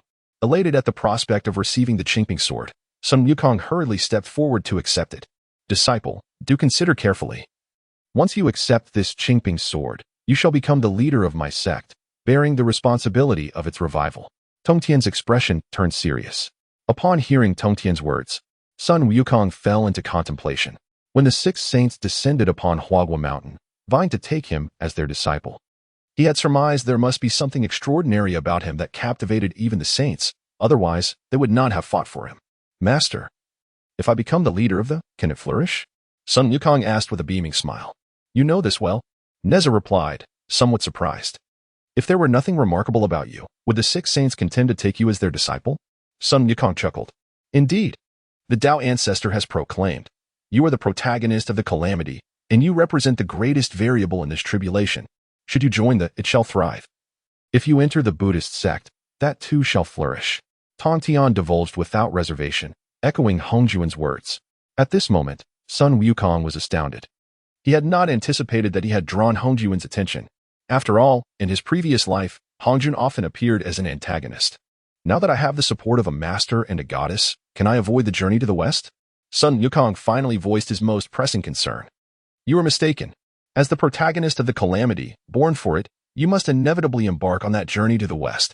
Tongtian explained, his smile unwavering. The grand trend cannot be altered, but the smaller trends can be reversed. Ever since you accepted the Qingping sword, it seems I have discovered that your 500-year imprisonment may have vanished. Neza interjected.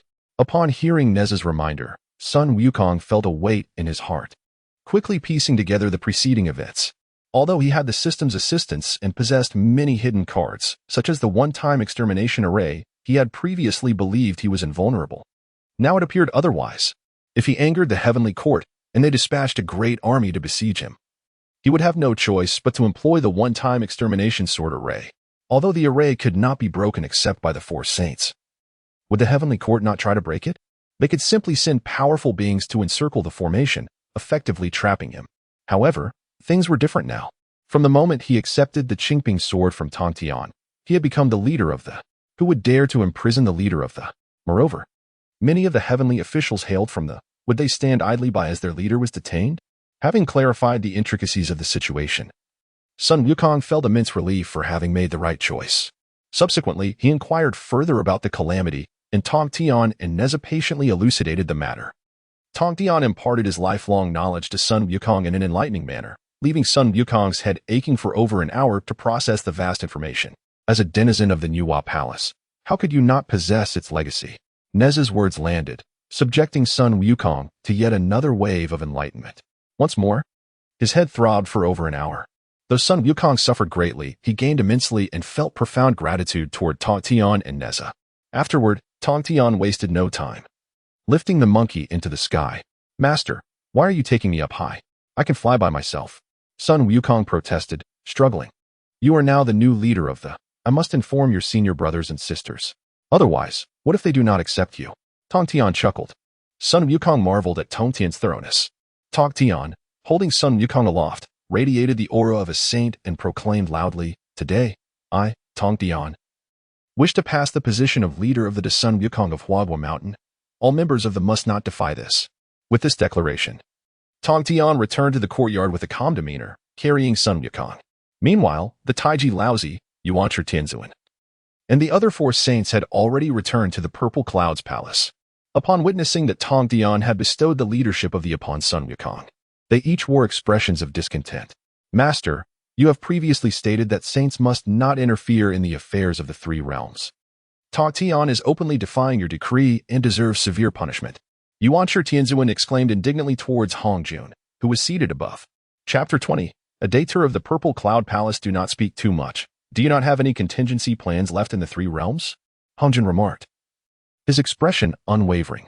Just moments ago, the Master of the Way had proclaimed Sun Wukong as the new leader of the Jie sect, and he distinctly felt the chains of the heavenly Tao that bound him loosening considerably. The four saints, reprimanded by Hong Jun, naturally bowed their heads in silence, though inwardly they lamented their teacher's favoritism. Tong Tian, the matter of the three realms is concluded. Return swiftly to the Purple Cloud Palace. Remember to bring that monkey. I wish to witness my own disciple. Hong Jun continued with a calm demeanor. Upon hearing Hong Jun's words, the four saints were taken aback. In recent years, they too had gathered numerous disciples, yet the monkey from Flower and Fruit Mountain was the first to be acknowledged by their teacher as a disciple, highlighting his significance in Hong Jun's eyes. Had they known this beforehand, they would have forcibly claimed the monkey for themselves. But now it seemed Tong Tian and Yuwa had gained an unexpected advantage.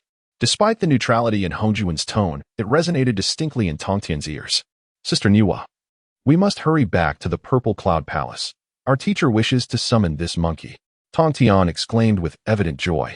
He beckoned to Yuwa and promptly shoved Sun Wukong back into his sleeve, then soared towards the direction of the Purple Cloud Palace, with Yuwa hastily following suit. Master, let me out. I can fly on my own.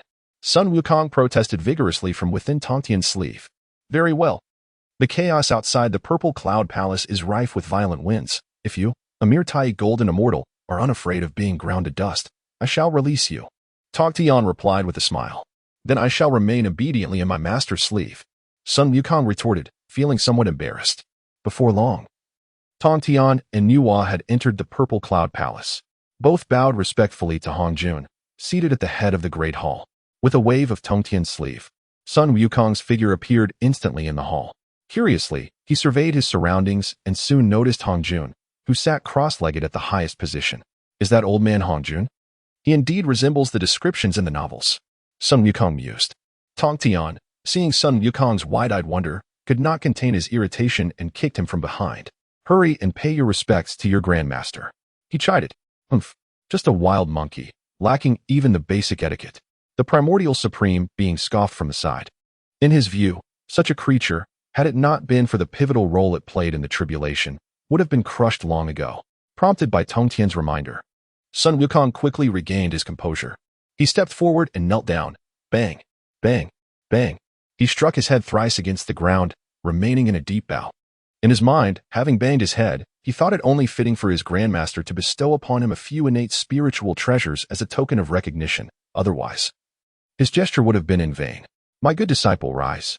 Do not be so formal, Hongjun said kindly, a gentle smile on his face. Grandmaster, you may not be aware, but on the way here, my master instructed me to kneel and not rise until I received a few gifts from you. Sun Wukong replied without a hint of embarrassment, feeling that his master was merely shifting the burden onto him. Ah, Tongtian, look at your disciple. He is utterly lacking in decorum. You bring shame upon my 3 pure ones. The primordial supreme being complained disapprovingly. Ha! You are quite amusing, monkey. Gifts are easy to provide. Come forth. Hongjun laughed heartily, evidently unperturbed by Sun Wukong's impertinence. This scene left the other 6 saints utterly astonished, particularly Jian and Zuni, who felt compelled to bow several more times to their teacher, hoping to receive treasures as well. Upon hearing Hongjun's invitation, Sun Wukong felt a wave of relief and dashed toward him. As Hongjun sensed Sun Wukong drawing closer, he felt the heavenly Tao chains around him loosening even further. Were it not for the monkey's role in the tribulation, he might have wished to keep him close. Indeed, this monkey was the key to the old Taoist liberation from the heavenly Tao chains. I must assist him in his rapid ascendance. Hongjun thought excitedly. Now that you are the leader of the Jia sect, you must possess a treasure to stabilize your sect's fortunes. I shall bestow upon you the 12-petaled pure world white lotus, Hongjun declared slowly. As his words fell, a pure white lotus, radiant as jade, materialized in his hand, exuding myriad mysterious Tao rhythms. Sun Wukong was instantly captivated by its allure. Thank you, Grandmaster, Sun Wukong exclaimed, carefully accepting the 12-petaled pure world white lotus. The 6 saints watched enviously, particularly Jiayin and Zundi, who coveted such an exquisite innate spiritual treasure, believing it should naturally align with their Buddhist path. Grandmaster, are there any other gifts? I shall gladly accept them all, Sun Wukong said cheerfully, emboldened by a certainty that Hongjun bore him no ill will. Seizing the opportunity to acquire more treasures. You insolent monkey, how dare you be so greedy? Your Grandmaster has already gifted you the 12-petaled pure world white lotus. How can you ask for more? The primordial supreme being retorted sourly. Not at all. Not at all. This monkey is fated to be with the old Taoist. Today, I shall grant him another treasure, Hongjun said, still maintaining a benevolent expression. With that, another golden bell appeared in Hongjun's hand, and he proudly proclaimed, This is the chaotic bell. Take it with you and descend to the lower realms. Upon seeing the chaotic bell, Sun Wukong's face lit up with excitement. Thank you, Grandmaster. Thank you, Grandmaster, he exclaimed, eagerly accepting the bell while the 6 saints looked on, green with envy. At this moment, Tongtian could no longer bear to watch. He seized Sun Wukong and, with a swift kick, sent him flying out of the purple cloud palace, sending him tumbling toward Flower and Fruit Mountain. It must be said that the power behind the saint's kick was indeed remarkable. As Sun Wukong's body pierced through the chaotic winds, a wondrous light shield emerged around him, protecting him. Thus, he soared through the chaos and landed on the recliner in his courtyard, only then realizing he could control his own body. Meanwhile, within the purple cloud palace, Jane and Zunti, witnessing the monkey acquire yet another innate supreme treasure, could no longer contain themselves. They knelt before Hongjun, crying out, Teacher, have mercy on my brother and me. We have toiled diligently for the West all these years. We implore you to grant us treasures. Indeed, our Buddhist sect is impoverished. We beseech you, great teacher, to show your benevolence. Jane and Zuni pleaded, tears streaming down their faces. The other 4 saints watched in regret, lamenting their slow response, which allowed the shameless duo to seize the opportunity. Hongjun regarded Jane and Zunti with a disapproving expression. These 2 were nothing more than troublemakers, and he genuinely worried they might covertly harm the monkey, whose fate was intrinsically linked to his own freedom. After a moment of contemplation, Hongjun devised a plan. He could not allow them to disturb the monkey's growth. Very well, you 2, come forward, Hongjun said with a placid demeanor. Upon hearing Hongjun's words, Jane and Zunti were overjoyed and hurriedly approached him. Chapter 21. The intercepting celestial general in the blink of an eye, Jane and Zunti had arrived before Hongjun. 2 pills materialized in Hongjun's hand as he spoke calmly. These are the Saint Destruction pills. I bestow them upon you both, from henceforth. Do not meddle in the affairs of the three realms. At this moment, Jane and Junti were utterly dumbfounded, rendered speechless for a long while. Regret filled their hearts. Had they known this would be the outcome, wouldn't it have been better to remain in seclusion at home?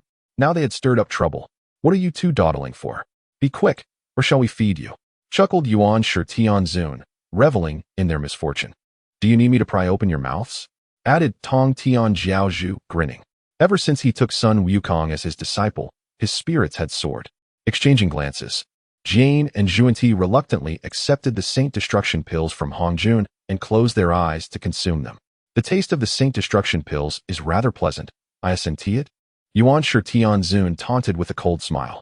Jane and Junti merely bowed their heads in silence. All right, depart now. Do not create disturbances in the Hongwang again. Hongjuan's voice resonated once more. The six saints bowed and withdrew. Back at Huabo Mountain, Sun Wukong was overwhelmed with happiness. Reminiscing about the bountiful rewards he had reaped in recent days, his heart blooming with joy. He had acquired numerous treasures and promptly instructed the seven fairies not to disturb him before retreating to his chamber to cultivate. He first began refining the essence blood of the Tamping monkey that the system had granted him. As he absorbed more and more of the essence, he discovered himself gradually mastering the innate divine abilities of the Tamping monkey. Simultaneously, he felt an unprecedented clarity of mind. Previously perplexing aspects of his cultivation were now illuminated. He was confident that even if the system were to abandon him, he would still thrive in this world of journey to the west. Next, he directly commenced refining the essence blood of the six-eared macaque. Time flew by as Sun Wukong tirelessly pursued his cultivation. And in a little over half a month, he had fully utilized the cultivation resources he had recently acquired. His realm had now ascended to the mid-stage of Tai Golden Immortal.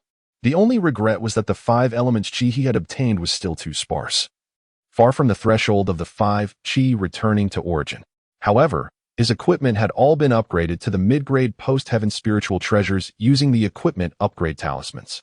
According to the system, as long as he had enough upgrade talismans, it would not be an issue for his equipment to reach the level of pre-heaven treasures. The 9 turns primordial technique he had acquired for body refinement had also been successfully cultivated to the 2nd turn with the system's assistance, resulting in a dramatic enhancement in his physical strength.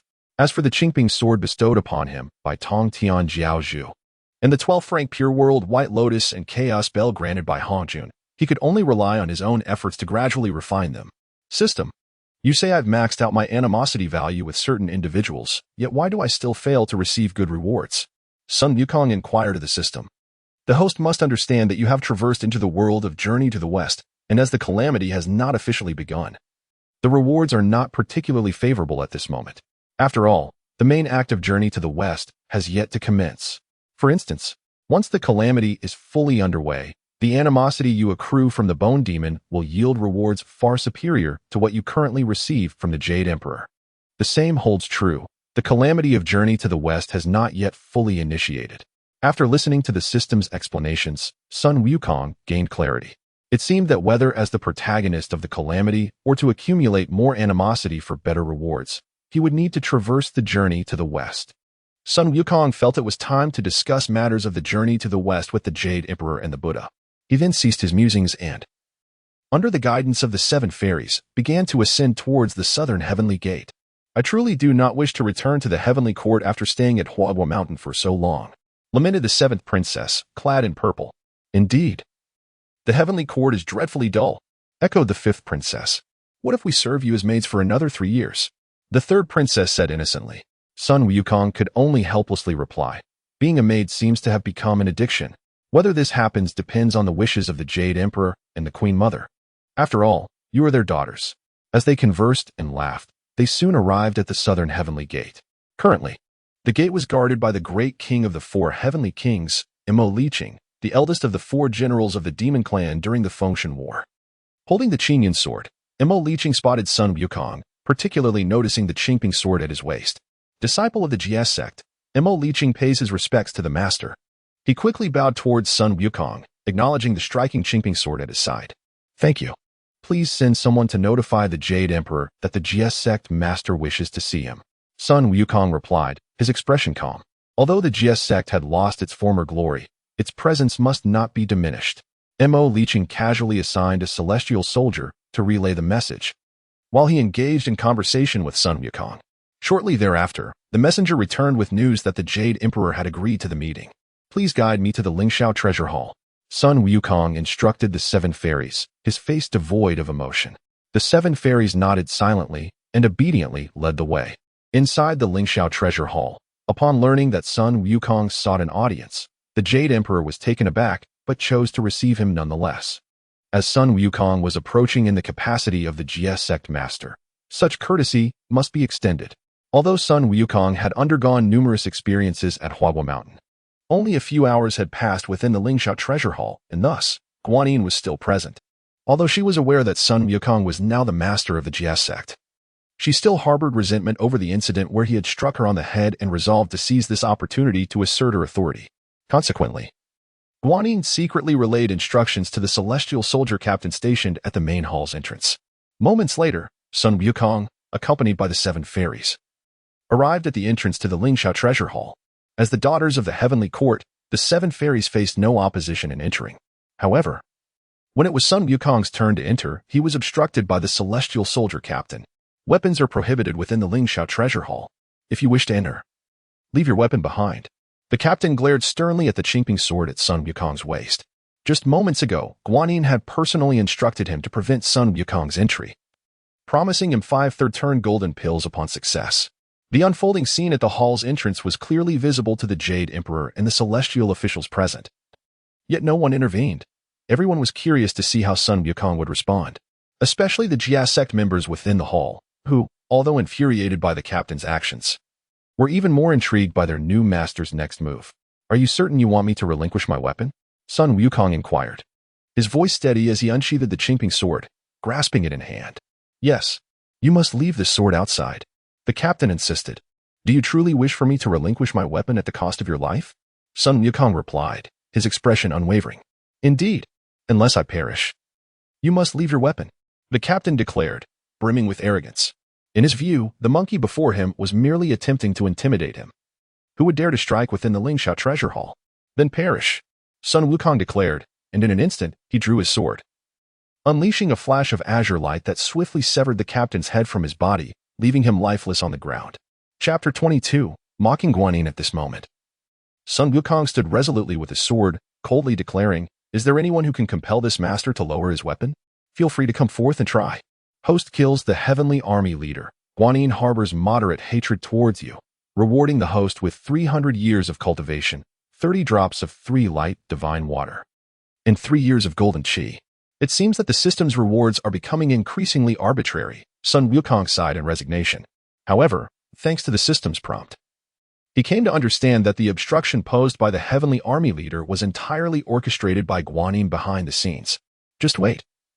One day I shall bring about your demise, Sun Wukong resolutely vowed in his heart. With the chinking sword in hand, he awaited at the entrance of the grand hall. After a while, with no fearless challengers emerging, he sheathed his sword and strode confidently into the hall. The members of the present in the Lingxiao Palace silently nodded in approval of Sun Wukong's demeanor, having tentatively recognized this new leader in their hearts. Upon entering the hall, Sun Wukong offered a symbolic salute to the Jade Emperor and proclaimed, I, Sun Wukong, the leader of the, pay my respects to the Jade Emperor. Oh, since the esteemed leader Sun has graced us with his presence, please take a seat. Though the Jade Emperor genuinely looked down upon Sun Wukong, he could not afford to ignore his status as the leader of. Before long, a palace attendant brought forth a chair. Without hesitation, Sun Wukong sat down with aplomb. What brings the esteemed leader to the heavenly court today? The Jade Emperor inquired amiably. Sun Wukong leaned on the Qingping sword like a cane and replied calmly. This master has come to discuss matters regarding the journey to the West Calamity. You little demon monkey. What qualifications do you have to discuss the journey to the West Calamity? Guanyin interjected, stepping forward. Upon hearing Guanyin's words, Sun Wukong remained unfazed and deliberately asked with a grin, Jade Emperor, who is this woman? She appears neither monk nor Taoist. The Jade Emperor recognized that Sun Wukong was intent on stirring up trouble, and thus cooperatively introduced her. This is the Bodhisattva Guanyin of the Buddhist teachings, the savior of the suffering. Feigning shock, Sun Wukong exclaimed, I have long heard of your illustrious name. So, you are the compassionate navigator, one of the 12 golden immortals of the. Truly, a name that resonates like thunder. Within the Lingxiao Palace, a multitude of individuals, including the Jade Emperor, thought to themselves that the monkey had not changed a bit. He was still adept at insults, specializing in unearthing flaws. Nevertheless, it was quite entertaining. Guanyin's complexion fluctuated between shades of blue and white, evidently furious. Meanwhile, the system's prompt arrived promptly. Host secretly curses Guanyin as a traitor. Guanyin harbors intense hatred towards you. Rewarding the host with 300 years of cultivation, the supreme innate spiritual treasure, the divine whip, and 9 years of golden chi. System. You are playing tricks on me again. Although the divine whip is a supreme innate treasure, what good is it to me? Sun Wukong couldn't help but scoff at the system's rewards. But in the next moment, an ingenious plan dawned upon him. And he believed it was time to find an opportunity to speak with the Jade Emperor privately. However, for now, he decided to send Guanyin on her way. With a calm expression, Sun Wukong addressed Guanyin, go back and inform the Defying that he should come to the heavenly court to discuss the journey to the west. Before Guanyin could retort, Sun Wukong continued. Oh, I almost forgot to mention. My master has conveyed news that, not long ago, the 2 saints of Buddhism were granted the saint's extinction pill by the Tao ancestor at the Purple Cloud Palace. A few days prior, the Tongtian leader had informed Sun Wukong that the news of the Guanyin and Zhuanti being forced to consume the saint's extinction pill was now public. Tongtian's intention was clear. He wanted Sun Wukong to disseminate this information so that the denizens of the 3 realms could revel in it. The hall, including the Jade Emperor, was once again stunned into speechlessness by Sun Wukong's words, as they were evidently unaware of this secret. After all, the fact that Guanyin and Zhuanti consumed the saint's extinction pill was hardly a matter of pride. The 2 saints of Buddhism had naturally endeavored to conceal it. This is absolutely impossible, Guanyin exclaimed, her hand trembling as she clutched the willow and pure vase. She had aligned herself with Buddhism because the 3 pure ones had fallen out and were forced to consume the saint's extinction pill, while Buddhism had 2 saints to safeguard it. Now, the monkey's words were akin to dousing her with cold water. Surely, the dignified saints would not deceive us. Moreover, the 3 pure saints and the mother of dragons were witnesses. Sun Wukong continued. At this moment, Guanyin gradually regained her composure, slowly accepting this reality. After all, Sun Wukong was correct. The esteemed saints would not joke about such matters. Consequently, Guanyin hastily departed from the Lingxiao Palace, for this news was too shocking. She needed to report back to the Defying. At this juncture, Sun Wukong secretly transmitted a message to the Jade Emperor. Let us find an opportunity to discuss matters. Not interested. The Jade Emperor swiftly replied. Are you truly uninterested? I possess news of the divine whip. Sun Wukong maintained a serene expression as he conveyed this. Is this true? The Jade Emperor's tone grew excited as he transmitted back. Absolutely no falsehood. Then let us meet here tonight at the 3rd watch. After arranging a meeting time with the Jade Emperor, Sun Wukong felt considerably relieved and addressed the 7 fairies. Lead this master to your princess's pavilion. The 7 fairies cast a pleading glance at the Jade Emperor, who was entirely preoccupied with Sun Wukong's words and paid no heed to their appeal. What are you staring at? Hurry and lead the way, lest I withhold your wages. Sun Wukong jested half seriously to the 7 fairies. Reluctantly, the 7 fairies guided the way ahead. Once Sun Wukong departed, the Jade Emperor promptly declared the court adjourned, and the celestial officials began to leave the Lingxiao Palace in succession. At that moment, the Jade Emperor seemed to realize he had overlooked something, but he couldn't recall what it was, so he chose not to dwell on it any longer. He promptly exited the Lingxiao Palace and flew towards the Doshui Palace of the Supreme Lord, seeking to verify why Guanyin and Zhuanti had been compelled to consume the saint's extinction pill. After all, the Supreme Lord was the transformation of the good corpse of the Taiji ancestor and would undoubtedly know the underlying reasons. The Jade Emperor quickly arrived at the Doshui Palace, where he was easily able to meet the Supreme Lord. After explaining his purpose, the Supreme Lord relayed all the information returned from his true body and cautioned the Jade Emperor that, at an opportune moment, he should befriend Sun Wukong. When the Jade Emperor learned that Sun Wukong had garnered the Tao ancestor's favor, even receiving the primordial supreme treasure, the Chaos Bell, he could no longer afford to harbor any disdain for Sun Wukong. The Jade Emperor began to consider that having Sun Wukong as a son-in-law in the heavenly court might not be such a bad thing after all. It then dawned on him that Sun Wukong had accompanied his daughter back to the princess's pavilion, but he paid it little mind. For the monkey was now a favored figure by the Tao ancestor. If Sun Wukong were to marry his 7 daughters, would he not rightfully expect 7 portions of bridal gifts? Meanwhile, the 7 fairies, having returned to the princess's pavilion, remained entirely unaware that their father had plans to sell them to Sun Wukong. As soon as Sun Wukong settled in the hall of the princess's pavilion, a maid arrived to report that someone from the had come to pay their respects to the master. Bring them in directly, Sun Wukong instructed the maid. The maid complied and withdrew. Before long, the maid returned, leading a throng of individuals who entered the hall in grand procession. Chapter 23. The transaction with the Jade Emperor. Upon encountering the members of the Sun Wukong felt a shiver run down his spine. Inwardly reflecting, there certainly seems to be an abundance of individuals here. He scrutinized the crowd, recognizing some by their attire and appearance, while others remained unfamiliar. We pay our respects to the new master. Upon entering the grand hall, the members immediately knelt in reverence to Sun Wukong. Let us not stand on ceremony, for we are all disciples of the same master, Sun Wukong casually replied. The affable Zhao Gongming, adorned in splendid attire befitting the god of wealth, began introducing the members of the Sun Wukong. Master, this is Sister Jinling, the illustrious holy mother of Jinling. And these three exquisite beauties are my sisters, Yinxiao, Qiongxiao, and Bixiao. Over there are Lu, Luo Xian, and Wenzhong. And those are the 10 heavenly lords of your. The individuals gathered here are all that remain of our strength in the heavenly court. With great enthusiasm, Zhao Gongming introduced everyone present. Is this truly all that remains of our power in the heavenly court? Sun Wukong inquired directly. Aside from the 4 or 5 who were occupied with their duties today, everyone who could come is here. Zhao Gongming stepped forward to explain.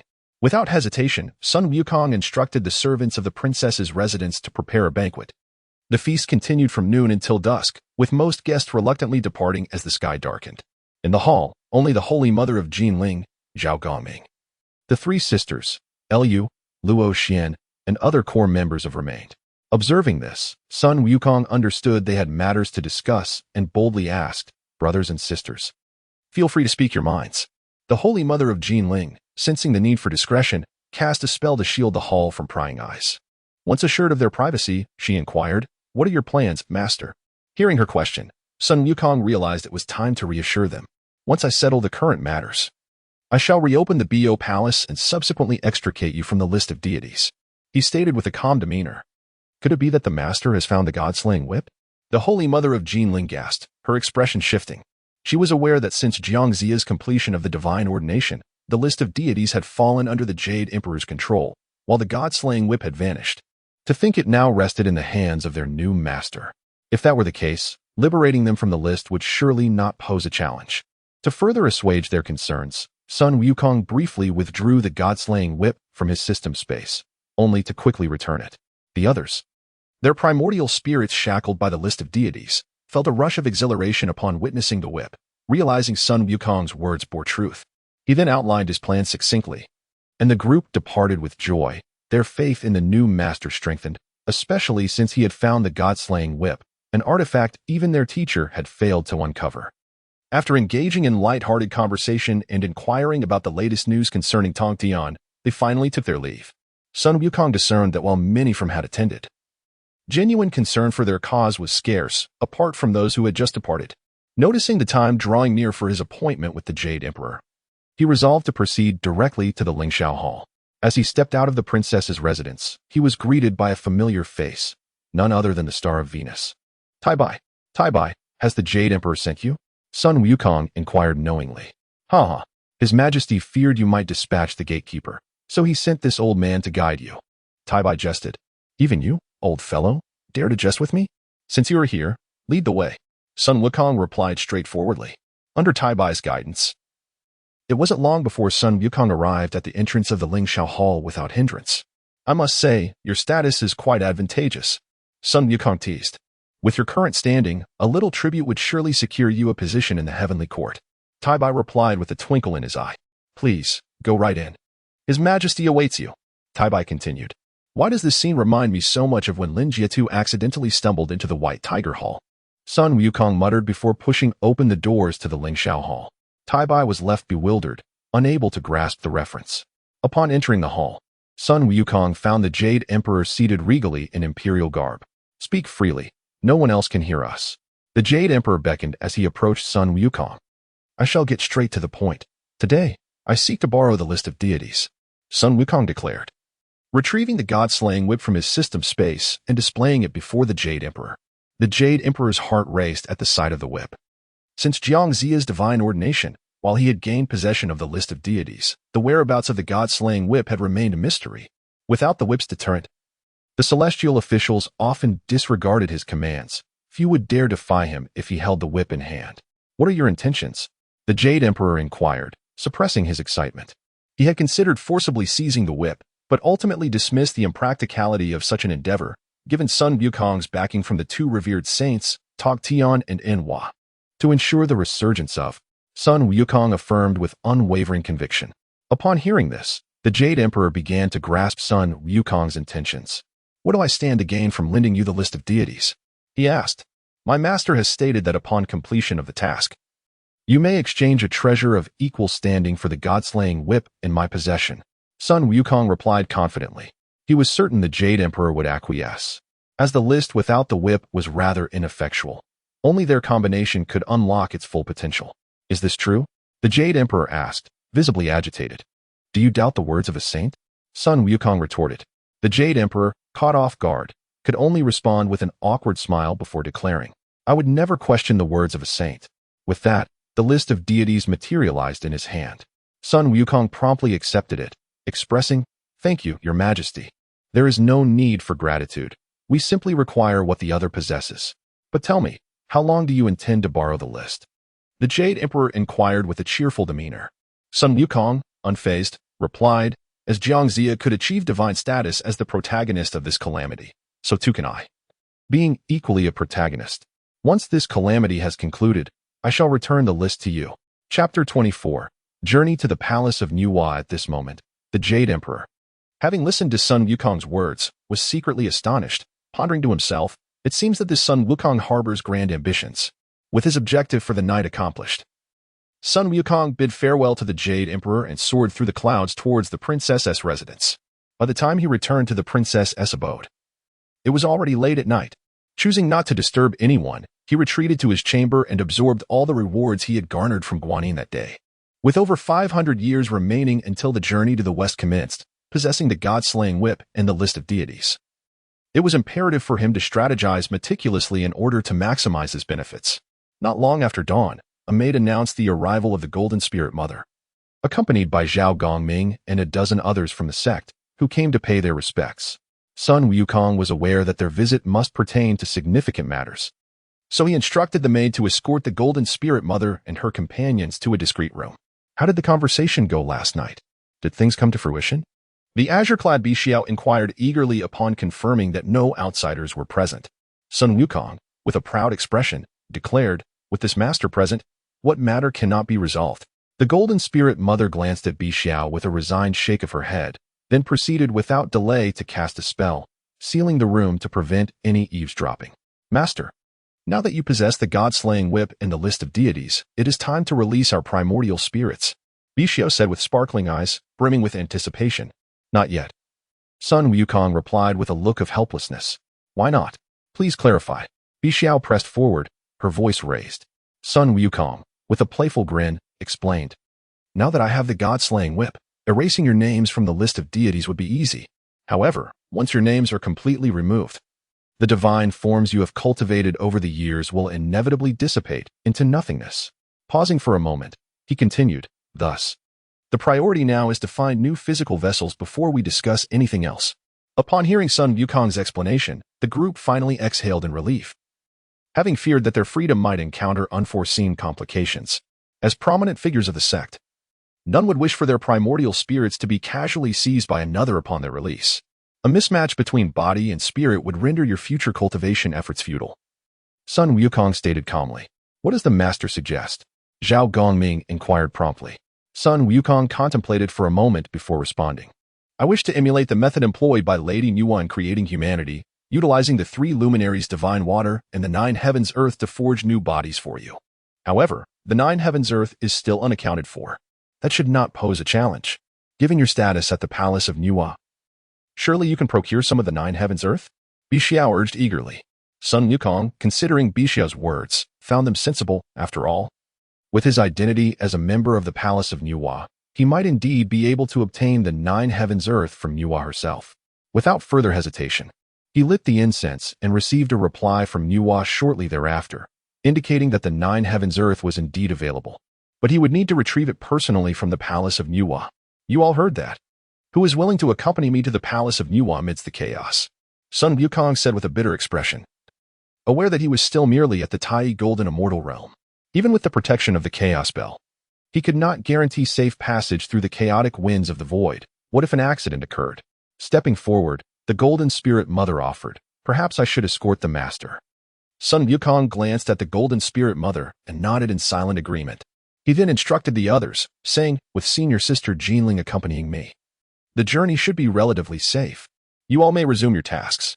As soon as Sun Wukong finished speaking, he and the Golden Spirit Mother took flight towards the palace of Nuwa. After an undetermined duration, they finally reached the edge of the chaos.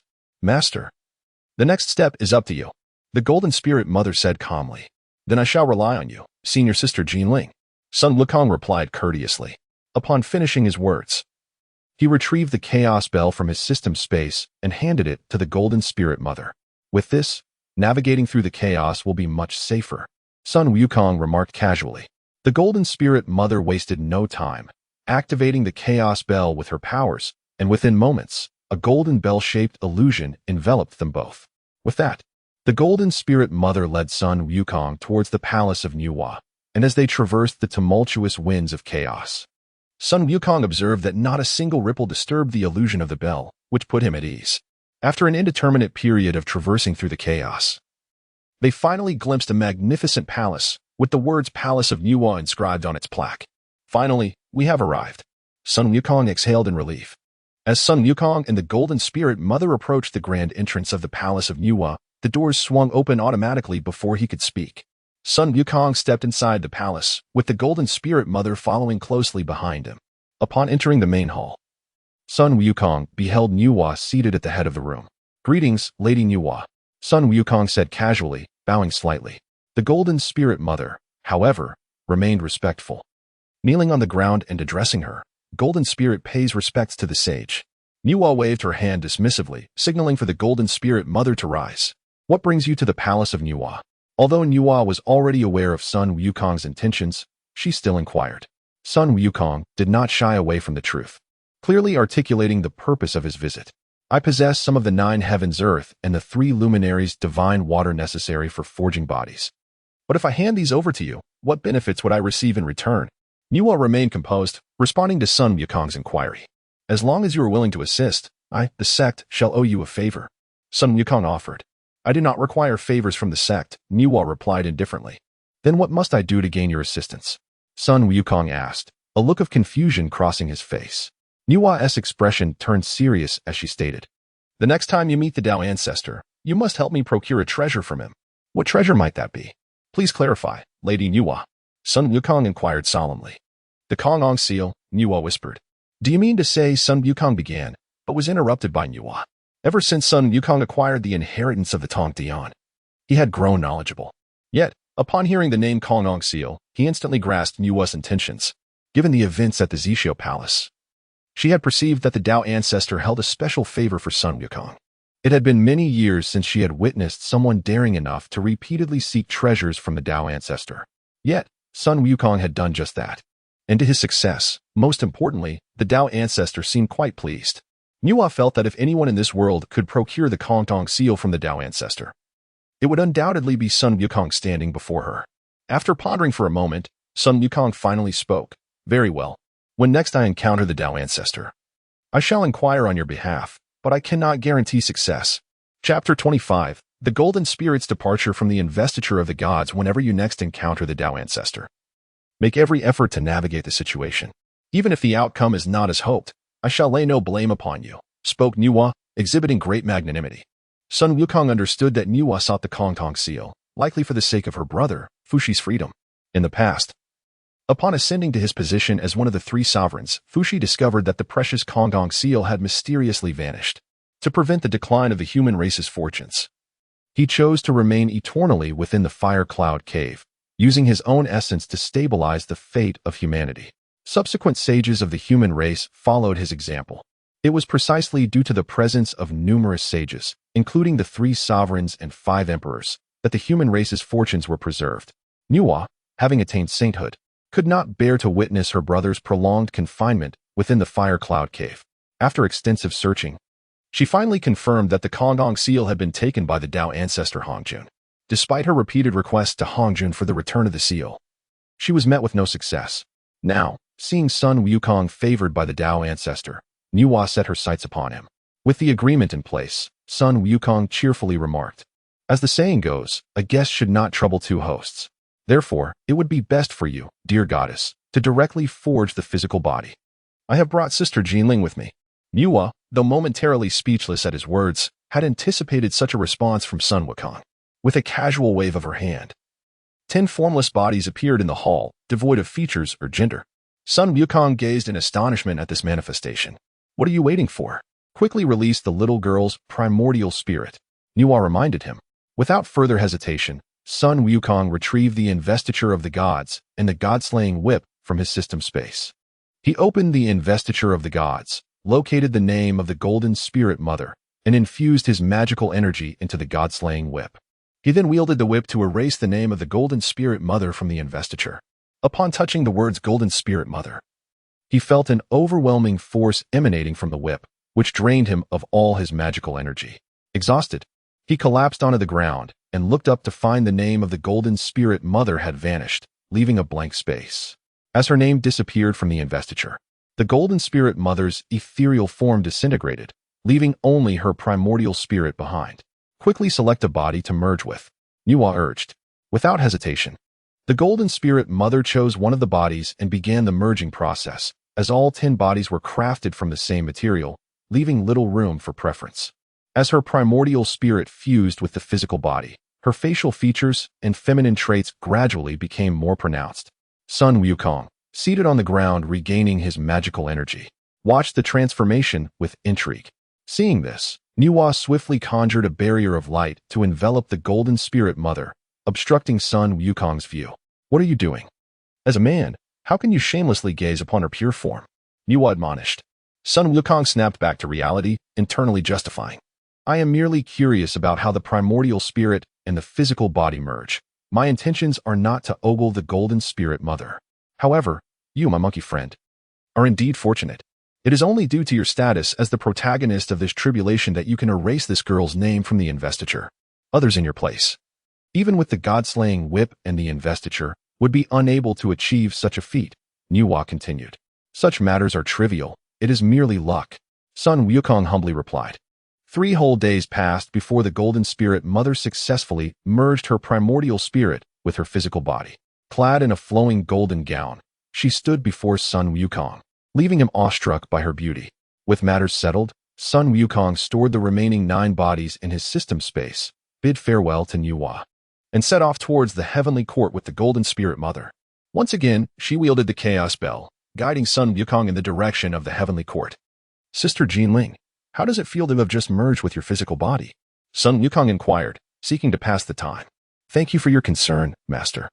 As this is a new body, it will take some time to acclimate. However, being free from the constraints of the investiture is undoubtedly a blessing," the golden spirit mother replied, her face aglow with joy. "I meant, what level of combat power can you currently exert?" Sun Wukong pressed on, a hint of exasperation in his tone. "I believe I can exhibit combat power at the mid-stage of quasi-saint level. My strength was similar before being inscribed on the investiture," she responded, a look of puzzlement on her face.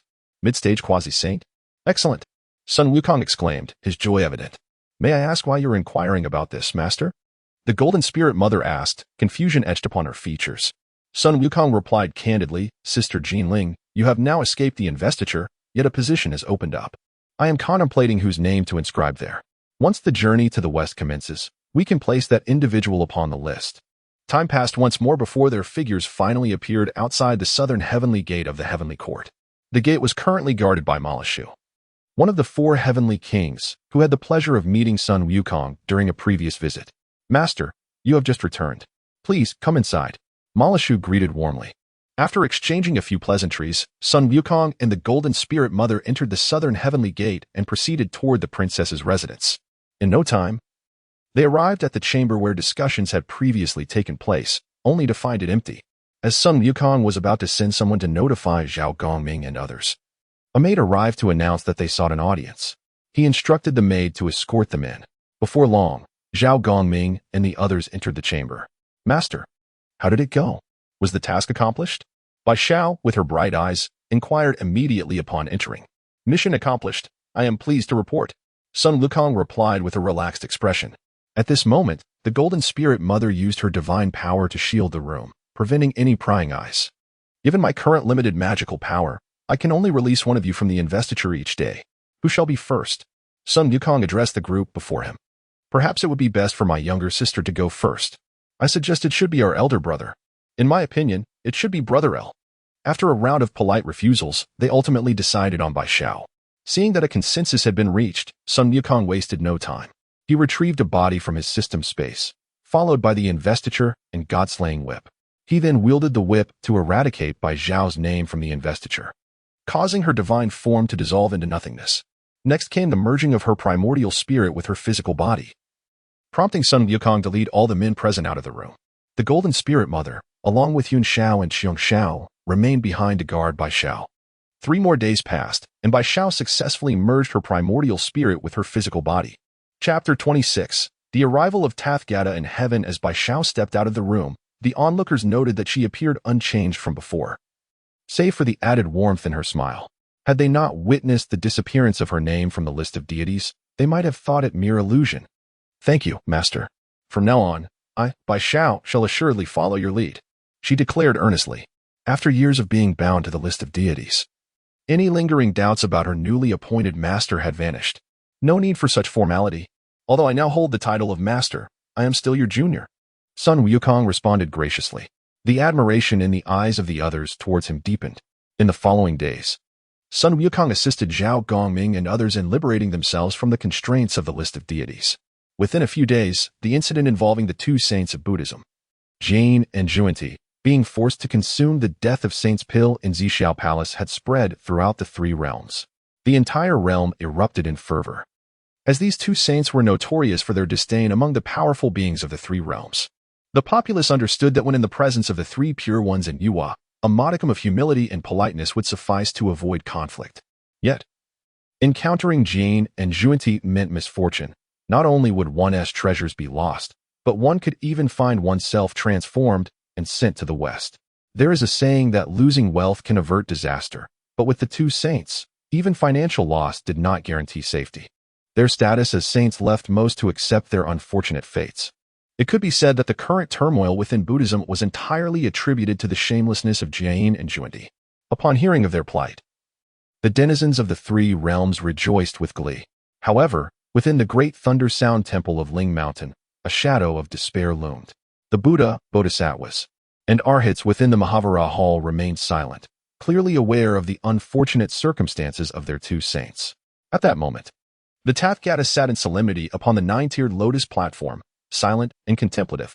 The ancient Buddha of light, noticing the Tathgata's dejection, approached to console him. Buddha, these are the petitions from our followers seeking offspring. Perhaps you should take a stroll to clear your mind and address their pleas. The Tathgata responded, I lack the interest. Let the joyful Buddha of definitive light take a journey instead.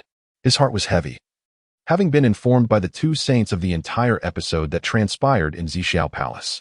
They had issued a stern command for the journey to the West to continue, insisting that even if it required binding, Sun Wukong must be brought into the fold of Buddhism.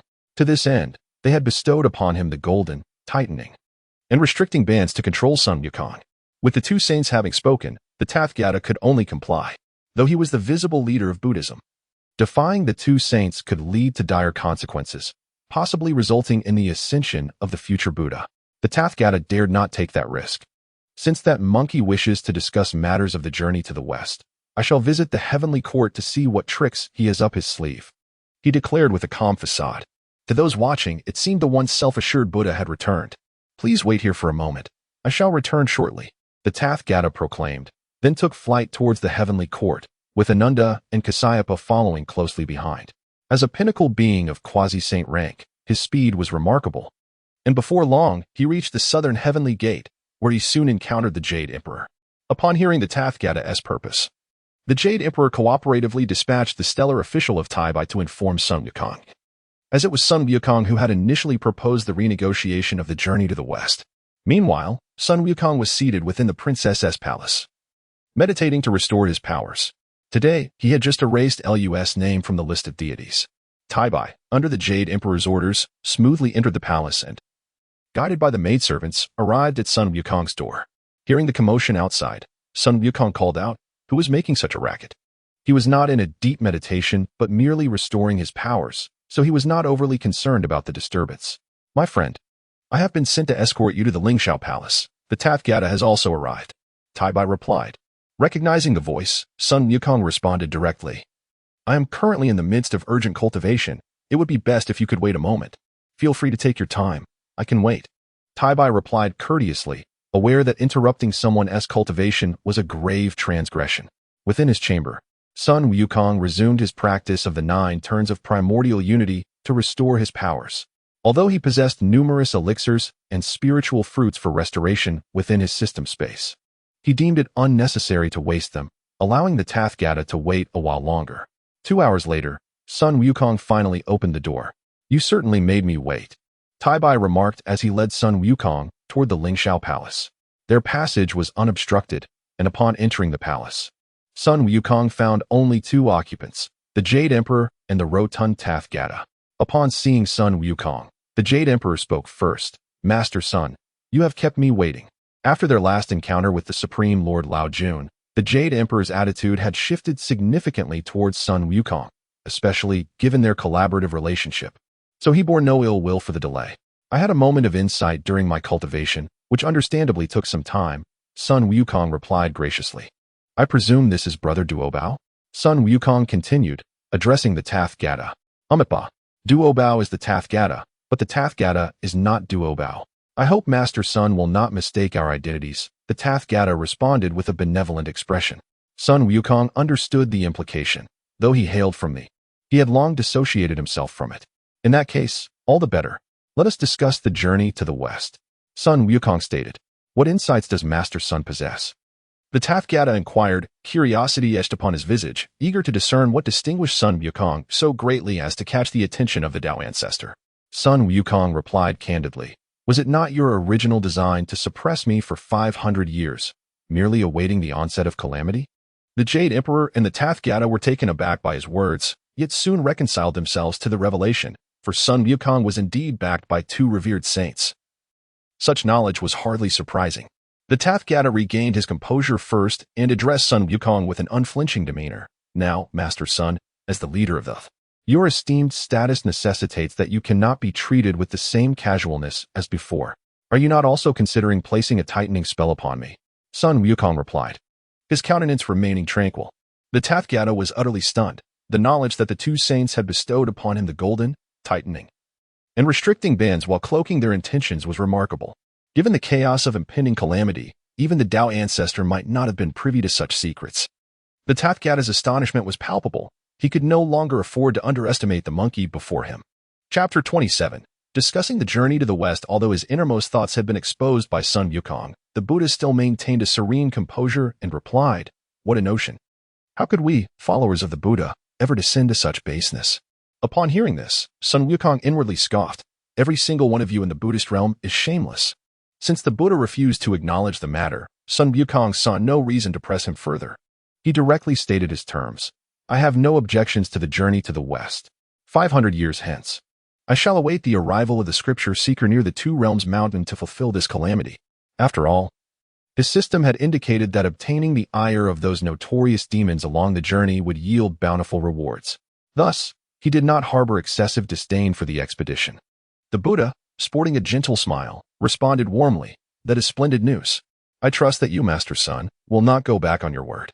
To the Buddha, it seemed that as long as the monkey agreed to the journey, the first step of the plan was already accomplished. There would be ample opportunities to place the golden fillet upon his head along the way. "I, Sun Wukong, am a creature of my word and shall not falter," Sun Wukong declared with utmost conviction. Yet, Sun Wukong harbored his own intentions. If the Buddhists were wise, then all would proceed smoothly. However, should they choose to provoke him, he would not hesitate to inscribe their names upon the list of deities. It was worth noting that several slots were currently vacant on that roster. Coupled with his identity as the protagonist of this calamity, adding a few more names would pose no challenge. He continued, "Let me make one thing abundantly clear. While I consent to the journey to the west, I shall never join the Buddhist sect. Should your order dare to act recklessly, do not blame me for my lack of courtesy. Rest assured, we shall not compel you to join our sect. The Buddha feigned sincerity, for he believed that once the golden fillet was secured upon Wukong's head, the matter of joining would no longer be his to decide. After reaching this verbal agreement with the Buddha, Sun Wukong ceased further discussion. The remaining matters concerning the journey to the west would naturally be deliberated by the Buddha and the Jade Emperor.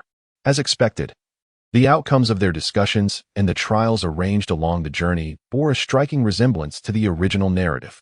After listening for a while, Sun Wukong found the discourse rather dull and took his leave from the animated conversation, exiting the Lingxiao Palace. Upon his departure, he returned directly to the princess's residence. Upon entering the grand hall, he was greeted by the presence of all 7 celestial maidens. How delightful to see you all gathered today, a rare sight indeed. Sun Wukong jested. Ever since his arrival at the princess's abode, the 7 maidens had seemingly gone out of their way to avoid him, making this moment quite surprising. Will you be residing in our princess's palace indefinitely? The 7th princess, clad in purple, was the first to inquire. Sun Wukong, with a look of resignation, replied, Alas, I truly have nowhere else to dwell. In truth, he had other options, yet he found the tranquility of the princess's palace to be most suitable for himself. Otherwise, with his status as the leader of the sect, he could easily secure accommodation within the heavenly realms.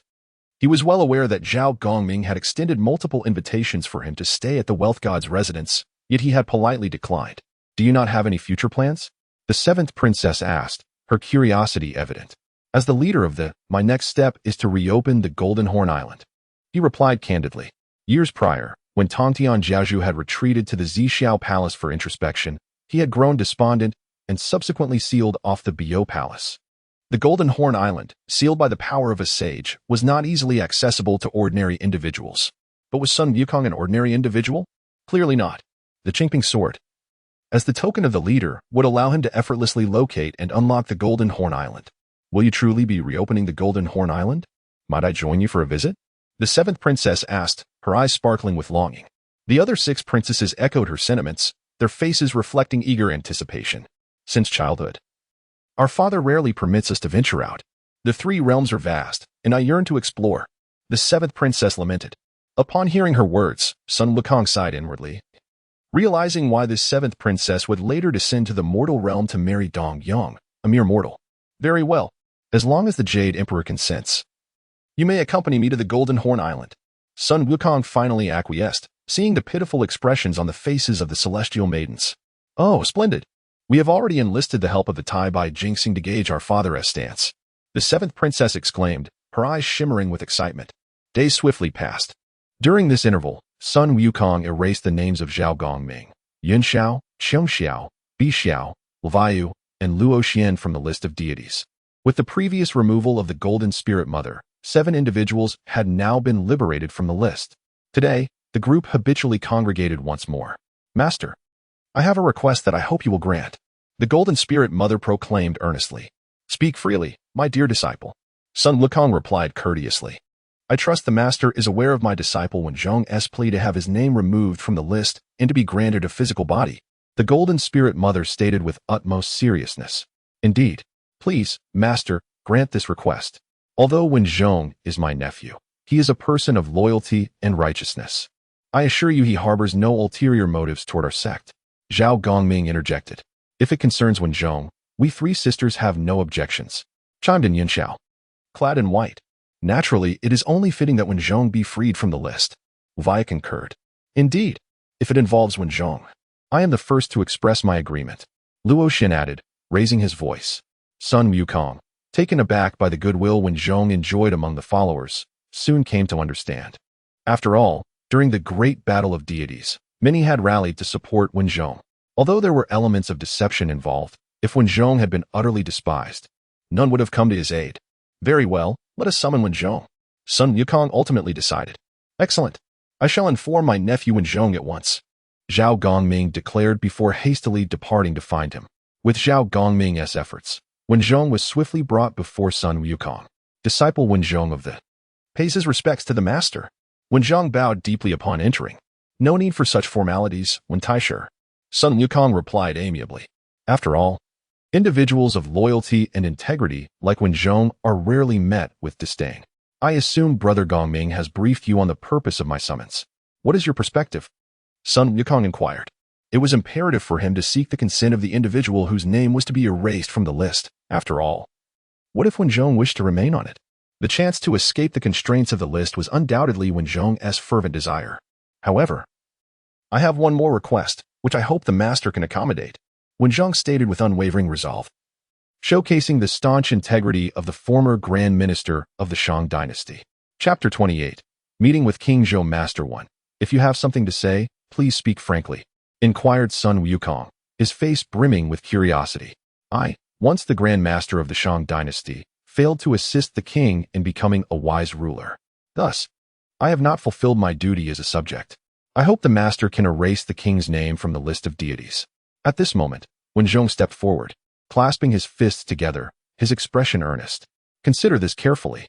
Although King Zhou is the human emperor, he was ultimately a mere mortal at that time. Should you erase his name from the list of deities, he would be left with no choice but to reincarnate. Sun Wukong spoke sternly to Wen Zhong. Taken aback by Sun Wukong's words, Wen Zhong momentarily fell silent. Glancing at the grizzled Wen Zhong, Sun Wukong proposed, "How about this? Summon King Zhou, and I shall inquire about his wishes." After a moment of contemplation, Wen Zhong replied, "There is no other option." He then strode out of the room. Before long, Wen Zhong returned, leading a robust middle-aged man clad in a black robe into the chamber. Zhao Gongming discreetly communicated to Sun Wukong, "This is King Zhou of the past, now the Star of Happiness, responsible for overseeing matrimonial affairs in the mortal realm." Sun Wukong scrutinized the weathered face of King Zhou. If not for the lingering aura of the human emperor around him, he might have mistaken him for a beleaguered neighbor. "May I inquire what brings you here, master?" King Zhou said, his demeanor forlorn. "If I could erase your name from the list of deities, you would still suffer the trials of reincarnation. What would your choice be?" Sun Wukong addressed King Zhou directly. "No need for deliberation. I willingly choose to depart from the list of deities and to be reborn." King Zhou replied without hesitation. Sun Wukong was taken aback. He had expected King Zhou to resist the idea of leaving the list, yet his response was resolute. The others in the room were equally astonished by King Zhou's choice. "Do you truly believe I am the cruel and unfeeling King Zhou? Did you think my act of composing poetry in the Nuwa Palace, thereby offending Nuwa, was my genuine intention?" King Zhou reminisced, his expression reflective. "Is it not so?" retorted Bai Shao, visibly indignant. King Zhou, upon hearing Bai Shao's words, offered a bitter smile and began to recall past events. The gathered individuals soon realized that King Zhou had been ensnared by the machinations of the Western sect, which is now known as Buddhism. Consider the plight of a human emperor, guarded by the vast fortune of humanity yet ultimately confined within a mortal vessel. How could he escape the schemes of the sages? Although King Zhou spoke at length without providing concrete evidence of the Western sect's involvement in the poetry incident, it was undeniable that they emerged as the greatest victors of the War of Deities. Anyone would find it implausible to believe that the shadows of Guanyin and Zhuanti did not loom over such events. I have lingered on the list of deities for so long. Indeed, I am weary. To be reborn would be a welcome relief. King Zhou expressed earnestly. "Since that is your wish, I shall grant it," Sun Wukong replied, his expression complex. Without further hesitation, Sun Wukong retrieved the divine whip and the list of deities from the system repository, erasing King Zhou's name from the list. Immediately, King Zhou's physical form faded, leaving only his spirit before the assembly. "Master, may I retain the memories of this life?" The spirit of King Zhou inquired of Sun Wukong. "Why would you desire to remember?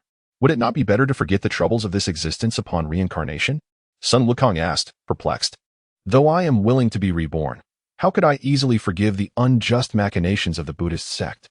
Should I ascend to the throne of the human emperor in my next life, I shall undoubtedly seek to resolve this karmic entanglement." King Zhou articulated his thoughts with a mix of sorrow and indignation. After pondering for a moment, Sun Wukong turned to Mother Jinling and said, "In that case, let us assist the last human emperor of humanity." "As you command, master." Mother Jinling responded, rising in compliance. It must be noted that Mother Jinling was particularly mindful of hierarchy in the presence of others. Subsequently, she invoked her great powers, performing a series of operations on King Zhou's spirit, culminating in success. Surely you are aware that in the current mortal realm, there is no human emperor, only the Son of Heaven. Yet, given your innate royal destiny, there is still hope for you to reclaim the throne in future generations. I have temporarily sealed your memories. Once you ascend to the position of human emperor in your next life, these memories will naturally awaken. Mother Jinling informed King Zhou. Gratefully, King Zhou expressed, "Thank you. Immortal Jinling, give your thanks to our master. I am merely executing orders," Mother Jinling replied with a calm demeanor. "Thank you, Master Sun." King Zhou bowed sincerely. Sun Wukong gestured for him to rise, indicating no need for excessive gratitude. Who was willing to escort the human emperor to his rebirth? Sun Wukong inquired of the assembly. Now that King Zhou's affairs were settled, I shall do it. After all, we have shared a bond as ruler and subject. I shall accompany the king on his final journey in this life. Wenzhong volunteered. Sun Wukong nodded in silent agreement. Wenzhong took King Zhou's spirit and set forth towards the underworld for his reincarnation. With Wenzhong's esteemed position as the supreme deity of thunder, sending a soul to reincarnate was but a trivial task. Before long, Wenzhong returned, reporting that King Zhou had chosen to be reborn into a destitute farming household, presumably to experience the hardships of the common people. However, he was unaware that this seemingly innocuous choice would later yield him great surprises. Subsequently, without hesitation, Sun Wukong retrieved a physical body from the system repository for Wenzhong, while also bringing forth the divine whip and the list of deities. Since Sun Wukong had not exhausted much of his magical energy while erasing King Zhou's name from the list, he was able to remove Wenzhong's name effortlessly as well. Left in the room was only Wenzhong's primordial spirit, eagerly merging with the body before him. The others then exited the chamber, with Zhao Gongming, a close friend of Wenzhong, volunteering to remain as his guardian. 3 days swiftly passed, and Wenzhong successfully integrated his physical form. The group gathered joyously, sharing laughter and conversation. Will the master be reopening Golden Ao Island? Bai Xiao, unable to contain her excitement, inquired. Indeed. After all, Golden Ao Island is regarded as a sacred site of our sect. Now that I have inherited my teacher's legacy, it is only fitting that I reopen Golden Ao Island. Sun Wukong declared with unwavering determination, though he hailed from the flower and fruit mountain, where the spiritual energy was abundant. It could not compare to the sanctity of a sage's domain. When do you plan to go? Count me in. I am well acquainted with the path to Golden Ao Island. Bai Xiao asked eagerly upon receiving Sun Wukong's affirmative response. Count me in as well. It has been ages since I last visited Golden Ao Island. Elu chimed in, stepping forward. Chapter 29. The thoughts of the Jade Emperor. Is it truly appropriate for us to leave just like this? Wenzhong spoke up. Wenzhong, my disciple, now that we have distanced ourselves from the list of deities, are we not free to come and go as we please? Luo Xian interjected. Wenzhong, with a solemn expression, elaborated. While that may be true, I find myself increasingly discontent with my duties. I have long wished to resign, yet having accepted this role, it is only right to see it through to the end. What do you mean by that? Luo Xian asked, bewildered. Wenzhong continued. I believe we should each fulfill our responsibilities for now, and once we find suitable successors, we can then enjoy our freedom across the 3 realms. Luo Xian, visibly impatient, retorted, finding successors is no simple task. Now that we have distanced ourselves from the list of deities, surely there are vacancies to be filled. With the impending calamity, it would be easy to appoint others to replace us on the list. Wenzhong patiently explained, we have suffered greatly under the list of deities for years. How can we bear to allow unrelated individuals to take our places? Why would we seek out unrelated individuals? Have you forgotten who placed you on the list of deities? Have you forgotten that your treasured sea-calming pearl was seized, leading to your own placement? Wenzhong argued passionately, exuding a sense of authority. Meanwhile, Sun Wukong nodded in agreement. Reflecting, indeed, having once served as the Grand Minister of the Shang dynasty, he possesses a far-reaching perspective. Sun Wukong was pleasantly surprised that Wenzhong's words inadvertently addressed a dilemma that had been troubling him. The others present unanimously praised Wenzhong's proposal. With 500 years remaining before the journey to the west begins, they must endure in their roles for a while longer to avoid arousing suspicion. Ultimately, Sun Wukong declared the decision. Sun Wukong's words carried weight, and there was no opposition. 3 days swiftly passed, marking the day he and the others had agreed to embark on their journey to seek out Jin Ao Island. He first visited the Lingxiao Palace to bid farewell to the Jade Emperor, acknowledging their cooperative relationship after his extended stay in the Heavenly Court. However, to his surprise, he encountered the 7 fairies during his farewell. It was unclear how the 7 fairies had persuaded the Jade Emperor, but he had indeed granted their request to visit Jin Ao Island. This revelation completely altered Sun Wukong's perception of the Jade Emperor. Jade Emperor, are you not the one who despises mortals descending to the mortal realm? How can you allow your precious daughters to venture out today? Sun Wukong inquired with curiosity. Do you consider Jin-Ao Island, the sacred domain of saints, to be part of the mortal realm? The Jade Emperor replied amiably. Very well. If you are not concerned about me whisking away your 7 beloved daughters, then I bear no responsibility. Sun Wukong jested. Through their interactions, Sun Wukong realized that the Jade Emperor was not as rigid as he had assumed. Casual banter was entirely acceptable. If you could send me the Chaos Bell as a betrothal gift, I would have no objection to marrying off my 7 daughters to you. The Jade Emperor retorted, unyielding. Isn't it true that those of the heavenly court are prohibited from marrying? Sun Wukong promptly seized upon the inconsistency in the Jade Emperor's statement. The Jade Emperor smiled and replied, You are mistaken. Deities cannot marry mortals. But who decrees that deities cannot marry one another? Besides, you are no longer immortal. After exchanging a few more pleasantries with the Jade Emperor, Sun Wukong took his leave with the 7 fairies. Once they departed, the Queen Mother approached the Jade Emperor, her expression contemplative. Are you truly resolved to proceed in this manner? She inquired. Indeed. After all the years we have followed the Tao ancestor. Do we not understand him well? Even the 3 pure ones in Yuan were not held in such high regard by the Tao ancestor as Sun Wukong is. The Jade Emperor reminisced. I hope your choice is wise. Are you certain you are not pushing your daughters into the fire? The Queen Mother expressed her concern. The Jade Emperor stroked his beard thoughtfully, exuding an air of confidence. Have you not noticed that our precious daughters have already developed mortal hearts? Rather than allowing them to descend to the mortal realm and tarnish the reputation of the heavenly court, it is better to entrust them to Sun Wukong, who has the backing of 2 saints. Their future is undoubtedly promising. The Queen Mother nodded in silent agreement, clearly approving of the Jade Emperor's decision. Meanwhile, Sun Wukong looked at the 7 fairies, accompanied by over 70 maidservants, with a look of exasperation. Do you truly need to bring so many attendants? He questioned. Is it too many? Each of us sisters has 10 maidservants. How can that be considered excessive? The 7th fairy replied earnestly. Well, when you put it that way, it does seem reasonable, Sun Wukong said, half amused. Had he anticipated such an outcome, he would have simply taken his cloud and ventured to Jin-Ao Island alone. As Sun Wukong exited the southern heaven gate, he encountered the Holy Mother of Golden Spirit and Zhao Gongming, who were already waiting outside. Under the guidance of Bai Shao, the group set forth toward the East Sea. As they passed through Flower Fruit Mountain, Sun Wukong suddenly halted. Why have you stopped, master? Zhao Gongming inquired, perplexed. I was pondering that Jin-Ao Island has been sealed off for many years and likely lacks living creatures, since Flower Fruit Mountain is teeming with life. If there are any willing to follow us to Jin-Ao Island, why not bring some along to enliven the island? Sun Wukong articulated his thoughts calmly. Your reasoning is sound, master. If that is the case, we shall accompany you, Zhao Gongming agreed. Without further hesitation, Sun Wukong led the group to Flower Fruit Mountain. Upon arrival, Sun Wukong let out a mighty roar. Before long, the 72 demon kings and several elder monkeys gathered at the peak of Flower Fruit Mountain. Seeing that most had arrived, Sun Wukong wasted no time in stating his purpose.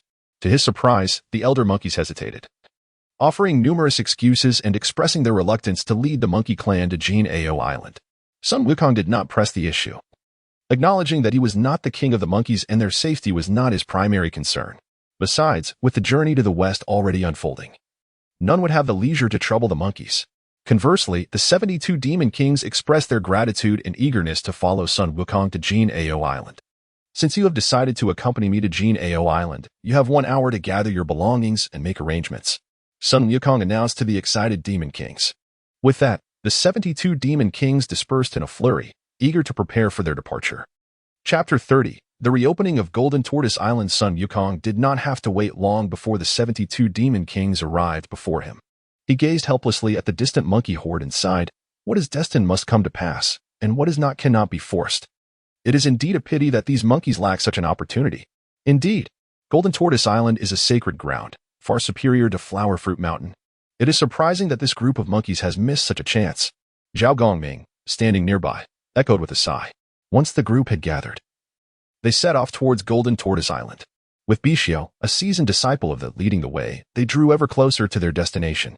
The commotion caused by Sun Wukong and his entourage soon attracted the attention of the native inhabitants of the East Sea, including the Dragon King of the East Sea. As the old Dragon King emerged from the waters accompanied by his shrimp and crab soldiers, he felt a sense of relief upon recognizing the members before him. The Dragon King scrutinized Sun Wukong and clasped his hands, saying, Surely, You are the esteemed Sun Master of. Indeed, you, old Dragon King, possess quite an eye. Sun Wukong replied with a calm demeanor. But may I inquire why you and your soldiers have obstructed my path? His expression turned serious, suggesting a confrontation was imminent. The members behind him were also eager for action, ready to follow Sun Wukong's lead at a moment's notice.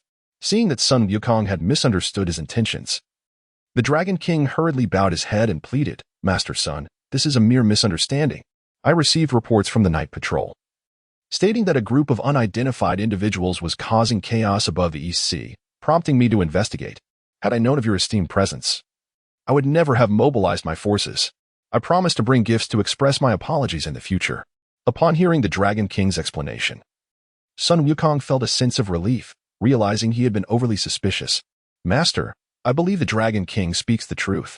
Previously, when our master was in Bo Palace, the Dragon King often visited and received much guidance from him, making him somewhat of a disciple, explained the Holy Mother of Golden Spirit. Acknowledging that it was indeed a misunderstanding, Sun Wukong replied amiably, Since I shall be residing in Bo Palace, we are neighbors now. As a gesture of neighborly goodwill, let us put this matter behind us. That would be splendid. The Dragon King responded with a smile. I have matters to attend to today, so we shall part ways here. With that, Sun Wukong led the members onward towards Golden Tortoise Island, while the Dragon King watched their figures gradually disappear into the distance. At that moment, the heavy-shelled Minister Turtle ambled over to the Dragon King, concern etched on his face. Your Majesty, are you truly going to proceed with this? The Dragon King remained silent, merely nodding in affirmation. Are you not worried that Sun Wukong is merely a name without substance? The Minister Turtle asked, his expression forlorn. With unwavering confidence, the Dragon King declared, Since Sun Wukong has gained the favor of the Taoist ancestor, how could he possibly be without merit? In my view, such a character is destined for great achievements. We must do our utmost to cultivate a friendship with someone of his potential. The Dragon King's expression was filled with assurance as he spoke. The Minister Turtle, however, wore a grave expression. Let us hope your words ring true. Prepare a lavish gift. In a few days, I shall personally visit to congratulate him on the reopening of Golden Tortoise Island. The Dragon King instructed the Minister Turtle. As you command. The Minister Turtle replied with a respectful bow. Meanwhile, Sun Wukong and his companions, guided by Xiao, hovered above a misty expanse of ocean. Bishu pointed excitedly at the fog-laden waters, exclaiming, This is the Golden Tortoise Island sealed by our master. The other members nodded silently in agreement. At this moment, the Qingping sword at Sun Wukong's waist began to tremble, a clear indication that they had indeed arrived at Golden Tortoise Island. Without further hesitation, Sun Wukong drew the Qingping sword and held it firmly in his hand. He then recited, Master above, in the name of reviving, I must reopen Golden Tortoise Island. I beseech your approval. After uttering these formal words, Sun Wukong swiftly thrust the sword 9 times. In the blink of an eye, 9 faint azure sword energies surged into the mist before them. As soon as the sword energies entered the fog, it miraculously dissipated, revealing the island's true form, a celestial island enveloped in ethereal energy. At this sight, Zhao Gongming exclaimed with excitement, Indeed, it is Golden Tortoise Island. After so many years, I have finally laid eyes on it once more. The Holy Mother of Golden Spirit and the 3 Bixiao sisters felt their eyes moisten at the sight of the island, as it held countless cherished memories for them. Among the 3 pure ones, Laozi is skilled in alchemy, the primordial heavenly sovereign in artifact crafting, and the heavenly lord of the way excels in formations. Naturally, Golden Tortoise Island, as the domain of the heavenly lord of the way, was protected by a formidable defensive array. Having inherited the teachings of the heavenly lord, Sun Wukong recognized the protective array before him. Currently, the array operated autonomously, and should anyone attempt to intrude, they would surely face dire consequences. However, Sun Wukong felt no trepidation. He simply channeled his energy into the Qingping sword according to the methods imparted by the Heavenly Lord. In an instant, the sword radiated a brilliant azure light, enveloping Sun Wukong entirely. At that moment, he found himself inexplicably connected to the protective array. Using this connection, he effortlessly commanded the array to cease its operations. Why do you all stand there in a daze? The protective array has been subdued. Let us ascend the island. Sun Wukong urged the others. Zhao Gongming and the others were jolted from their reverie by Sun Wukong's words. Are you all just going to board the island without waiting for me? Just as Sun Wukong and his group were about to step onto Golden Tortoise Island, a sudden voice of an elderly woman called out. Sun Wukong gazed curiously at the approaching old woman. Zhao Gongming leaned closer and whispered, "She is the Lady of Li Mountain, also known as the Wudong Sister." The Wudong Holy Mother approached Sun Wukong with a solemn expression and bowed, saying, "Wudong pays respect to the Master. There is no need for such formalities, sister." "We are all family here," Sun Wukong replied courteously. At that moment, Sun Wukong silently lamented, "How could I have forgotten such a formidable figure as the Wudong Holy Mother? Truly a miscalculation." The Holy Mother of Golden Spirit then stepped forward and said, "Master, it was I who took the liberty of informing Sister Wudong." Sun Wukong, now serious, responded, "It is of no concern. Such a significant event as reopening Golden Tortoise Island should naturally be communicated to Sister Wudong, as she is indeed family." "Why did Sister Wudong arrive late today?" inquired the Holy Mother of Golden Spirit, her curiosity piqued. "On my journey, I unexpectedly received a destined disciple, which is why I was delayed." The Wudong Holy Mother explained with a smile. "Have you taken on a disciple again, sister? Where is this new disciple? Bring them over so we can all meet." Bixiao exclaimed with eager enthusiasm. "You little imp, after all these years, your spirit remains as lively as ever." The Wudong Holy Mother chuckled, shaking her head with a smile. Chapter 31. The Unfathomable Return. Upon hearing the words of the Unfathomable Holy Mother, Bixiao defiantly retorted, "How unlike you, a stunning beauty, yet you choose to adopt the visage of an old woman merely to project an air of solemnity? You impudent girl. This time, there is no master to shield you. Beware lest I tear your mouth apart." The Unfathomable Holy Mother responded with a laugh, playfully scolding Bixiao in return. Without delay, the Holy Mother produced a small white snake from her sleeve, declaring, "This is my new disciple, whom I encountered while passing through Qingqing Mountain." Bixiao jested, "Sister, your taste seems rather lacking. You have taken a mere fledgling snake that has just awakened its intelligence." At that moment, Sun Wukong's heart raced with astonishment upon hearing the Holy Mother's words. He was all too familiar with the white snake at the foot of Qingqing Mountain. Was it not the renowned Bai Yangzi of later generations? Indeed, Persuasion was a disciple of the Lady of Li Mountain. "Did you bring back that white snake from the snake catcher? Was there also a shepherd boy present?" Sun Wukong inquired urgently. The Holy Mother recollected the scene, explaining to Sun Wukong, "As I flew over Qingqing Mountain, I happened to see a snake catcher ensnaring a white snake. I merely deduced that this snake and I were destined to be master and disciple. Since it was my fated disciple, I rescued the white snake from the hands of the snake catcher." According to her memory, a shepherd boy had indeed been nearby, attempting to save the white snake. But she had arrived first. Hearing this, Sun Wukong felt a sense of relief. It was better that the boy had not succeeded, for he knew that he was the reincarnation of Su Xian. Had it not been for Su Xian's interference, Persuasion would have cultivated for a millennium and likely attained immortality long before, thus avoiding the myriad troubles that followed, with the Unfathomable Holy Mother intervening. The shepherd boy's involvement was rendered moot, allowing Persuasion to cultivate without psychological burdens. The notion of a celestial maiden marrying a mortal was indeed absurd. Imagine spending decades in seclusion only to emerge and find your beloved has passed away, and then immediately proceeding to a feast. Such a scenario is utterly awkward to contemplate. With a composed demeanor, he addressed the Unfathomable Holy Mother, saying, "This white snake is fated to be with our GS sect. We always embrace all without discrimination. Please guide her with care." Turning to the white snake, he inquired, "Now that you have awakened your intelligence, do you have a name?" "Indeed, I have named her Persuasion," the Holy Mother replied. "How long must you all linger here? Is there nothing you cannot discuss at Biao Palace?" Bixiao urged from the side. With this reminder, Sun Wukong took the lead into the island, followed swiftly by the others. Upon entering, Sun Wukong could not help but marvel. Indeed, it was the abode of a saint, the richness of spiritual energy here surpassing even that of the heavenly court. Although Jinao Island was merely referred to as an island, its size was equivalent to 10 flower fruit mountains. The only drawback was the complete absence of any living presence upon the island. The few individuals he brought along seemed insignificant in such vastness. Under Baijiao's guidance, they soon arrived at the central location of Biao Palace.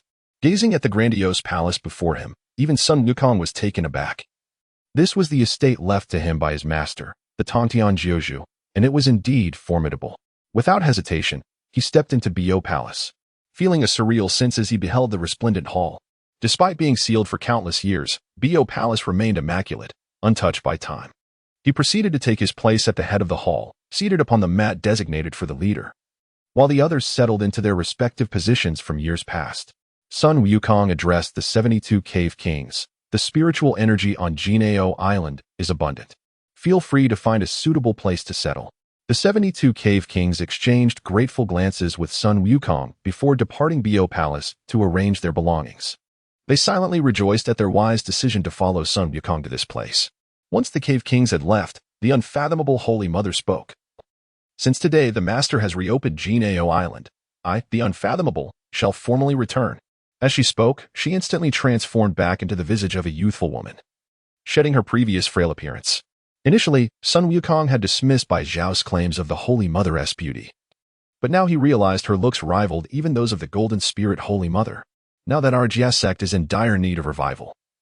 Having my sister's assistance is nothing short of splendid. Sun Wukong exclaimed with great joy. Do not rejoice too soon. For the 4 swords of extermination still lie in the hands of the Chan sect. When do you intend to reclaim them? The unfathomable Holy Mother reminded him with gravity. Upon hearing her words, Sun Wukong recalled the matter at hand. During the investiture of the gods, in a fit of rage, the Tongtian Jiuzhu had laid down the extermination sword formation. At that time, the 4 saints had joined forces to counter the formation crafted by the Tongtian Jiuzhu. Guang Qingzi had seized the extermination sword from the extermination gate, while Qi Jingzi had similarly taken the slaughter sword. The capturing sword had been pilfered by Yu Dingjinren, and the final extermination sword had fallen into the hands of Dao Xing Tianzuan. Since these treasures rightfully belonged to the Jia sect, it was imperative to reclaim them.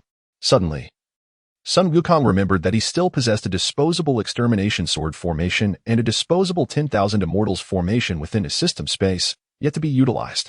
With this thought, Sun Wukong felt a surge of confidence. He believed that in the absence of saints, there was nothing extermination sword formation could not resolve.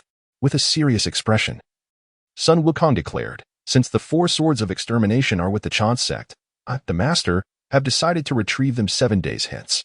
The hall fell into a hush as the others were taken aback by Sun Wukong's decision. The unfathomable Holy Mother spoke in a tone of alarm. I urge the Master to reconsider. I did not imply that you should retrieve the swords immediately. Indeed, the Master must not act rashly. The Golden Spirit Holy Mother hastily advised. Others also stepped forward to voice their objections. Do not dissuade me, while the Chan sect may be formidable. Our Jia sect is not to be trifled with. My decision is not made in haste. I possess contingencies, Sun Wukong declared, brimming with confidence. Seeing their leader so assured, the others exchanged glances filled with uncertainty. What strategy did the Master have in mind? If he lacked absolute certainty, they could not support such a reckless decision. Bai Zhao boldly inquired, what do you have planned? Understanding that he would need to reveal something to persuade them, Sun Wukong looked around the room with a grave expression, stating, my master bestowed upon me a treasured weapon, an absolute killing tool. He then proceeded to explain the concept of the disposable extermination sword formation. After all, attributing the source of such an item to the Tongtian Jiuzhu would certainly suffice. The others listened to Sun Wukong's explanation, remaining in a state of shock for some time before gradually recovering. What remarkable capability our master possesses, even crafting a disposable extermination sword formation. We truly cannot compare, Zhao Gongming remarked, filled with awe. Chapter 32. The assistance of Hongjun Bai Zhao, filled with indignation, remarked, our esteemed master is indeed biased. Such a powerful treasure. When we next meet, I shall insist on receiving one as well. With a beaming smile, Liu interjected, having acquired such a divine artifact, our undertaking is assured of success. However, Qiangxiao expressed her concerns, if we recklessly employ the one-time extermination sword array, I fear that the primordial heavenly venerable will not stand idly by. Although the Tao ancestor has stated that saints should not intervene casually, one cannot help but be cautious. Indeed, sister is correct, Bai Zhao added, her voice tinged with resentment. The primordial heavenly venerable has a penchant for overpowering the weak. It is crucial to remain vigilant. Given that their souls were once bound to the divine list due to the primordial venerable's propensity for exploiting his power. After a moment of contemplation, Sun Wukong proposed. Sister Qiangxiao's argument holds merit.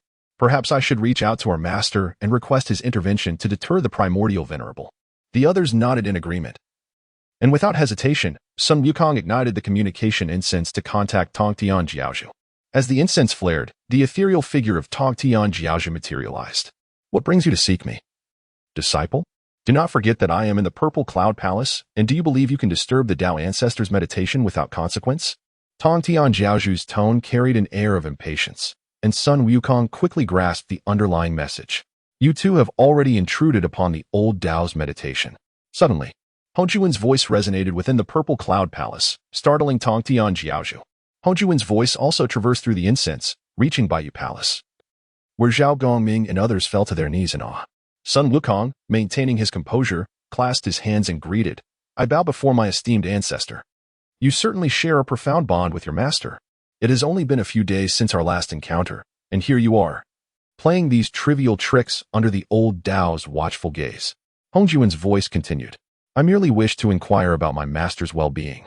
Sun Wukong replied nonchalantly, "Since you miss your master so dearly, why not come to the Purple Cloud Palace and keep him company?"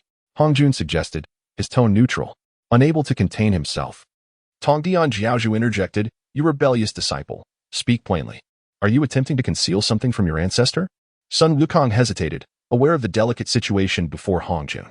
"Speak without hesitation," Tong Tian Jiaozhu urged, with the pressure mounting. Sun Wukong decided to reveal his intentions, his desire to retrieve the extermination four swords from the Chan sect, and his apprehension regarding the primordial venerable's potential aggression. "So you wish for me to thwart your primordial uncle?" Tong Tian Jiaozhu asked. "That is precisely my intention," Sun Wukong affirmed. "Do you truly believe you can engage in such covert actions without the old Dao noticing?" Hongjun remarked in a calm demeanor. "Tong Tian, summon the other saints here. I must impart some wisdom to you all, to prevent further clandestine maneuvers," Hongjun stated with authority. The attendees in Baiyu Palace understood that. While Hongjun appeared to reprimand his disciples, he was secretly aiding Sun Wukong. Although Sun Wukong could not fathom why Hongjun was so inclined to assist him, he recognized that there are no free gifts in this world. If Hongjun extended such aid, it was likely because he sought something in return. Had his system been exposed? "System, when I last encountered Hongjun, did you reveal our existence?" Sun Wukong inquired mentally. "This system has merged with the host. No one can uncover my presence unless the host foolishly divulges it." The system reassured him. Relieved by the system's explanation, Sun Wukong felt a sense of ease, as long as his system remained concealed. Meanwhile, Tong Tian Jiaozhu, having heard Hongjuan's words, intended to inform the other saints. With the Dao ancestor present, he refrained from abruptly severing contact with Sun Wukong. "Are you satisfied now? Is there anything else you require from your ancestor?" Hongjun inquired after Tong Tian departed. Following his decision to assist Sun Wukong, Hongjun felt the chains of the heavenly Dao loosening further. He was now resolute that by continuing to aid Sun Wukong, he would eventually free himself from the constraints of the heavenly Dao. Upon hearing Hongjuan's words, Sun Wukong was taken aback. How unusual for Hongjun to inquire if he had any further requests. He felt a mix of astonishment and gratitude. "I must seize the opportunity to ask Hongjun why he is being so generous," Sun Wukong mused. "I cannot simply accept his kindness without understanding the implications." However, he recognized that he should still take advantage of the situation. He suddenly remembered his promise to Nuwa to request the Kongtong seal from Hongjun. Thus, Sun Wukong boldly asked, "Might I inquire if the Kongtong seal is in your possession, esteemed ancestor? Would you consider bestowing it upon me?" Hongjun laughed heartily. "You little monkey. Have you become a messenger for others? This surely comes from Nuwa's suggestion. In that case, I shall grant it to her when we next meet." On account of my beloved disciple, Sun Wukong was pleasantly surprised by Hongjuan's swift agreement, reinforcing his suspicion that Hongjun was concealing something from him. "Esteemed ancestor, may I have a moment of your time alone?" Sun Wukong asked earnestly. After a brief silence, Hongjun replied, "I understand your thoughts. Fear not. Once this calamity passes, we shall find an opportunity to converse at length." Sun Wukong felt reassured, knowing that Hongjun bore him no ill will. Observing the amiable exchange between their master and the Dao ancestor, the likes of Jin Lingshenmu and Zhao Gongming sighed inwardly, lamenting the disparity between disciples of the same teacher. Having secured a promise for a private meeting with Hongjun, Sun Wukong engaged in light conversation for a while longer before concluding their dialogue. "Who would have thought? You, master, are truly the favored disciple of our ancestor." Bai Xiao teased, her eyes sparkling with mischief. The room erupted in laughter at Bai Xiao's jest. "Enough of the laughter. With our worries dispelled, let us deliberate on how to reclaim the extermination four swords from the Chan sect," Sun Wukong declared, his expression now relaxed. Upon hearing Sun Wukong's words, the group fell into deep contemplation. "Wenzhong, esteemed nephew, you have served as the Grand Minister of Commerce. Do you have any insights to share?" Sun Wukong inquired of Wenzhong, who sat at the far end, the most junior among them despite his gray hair. Chapter 33.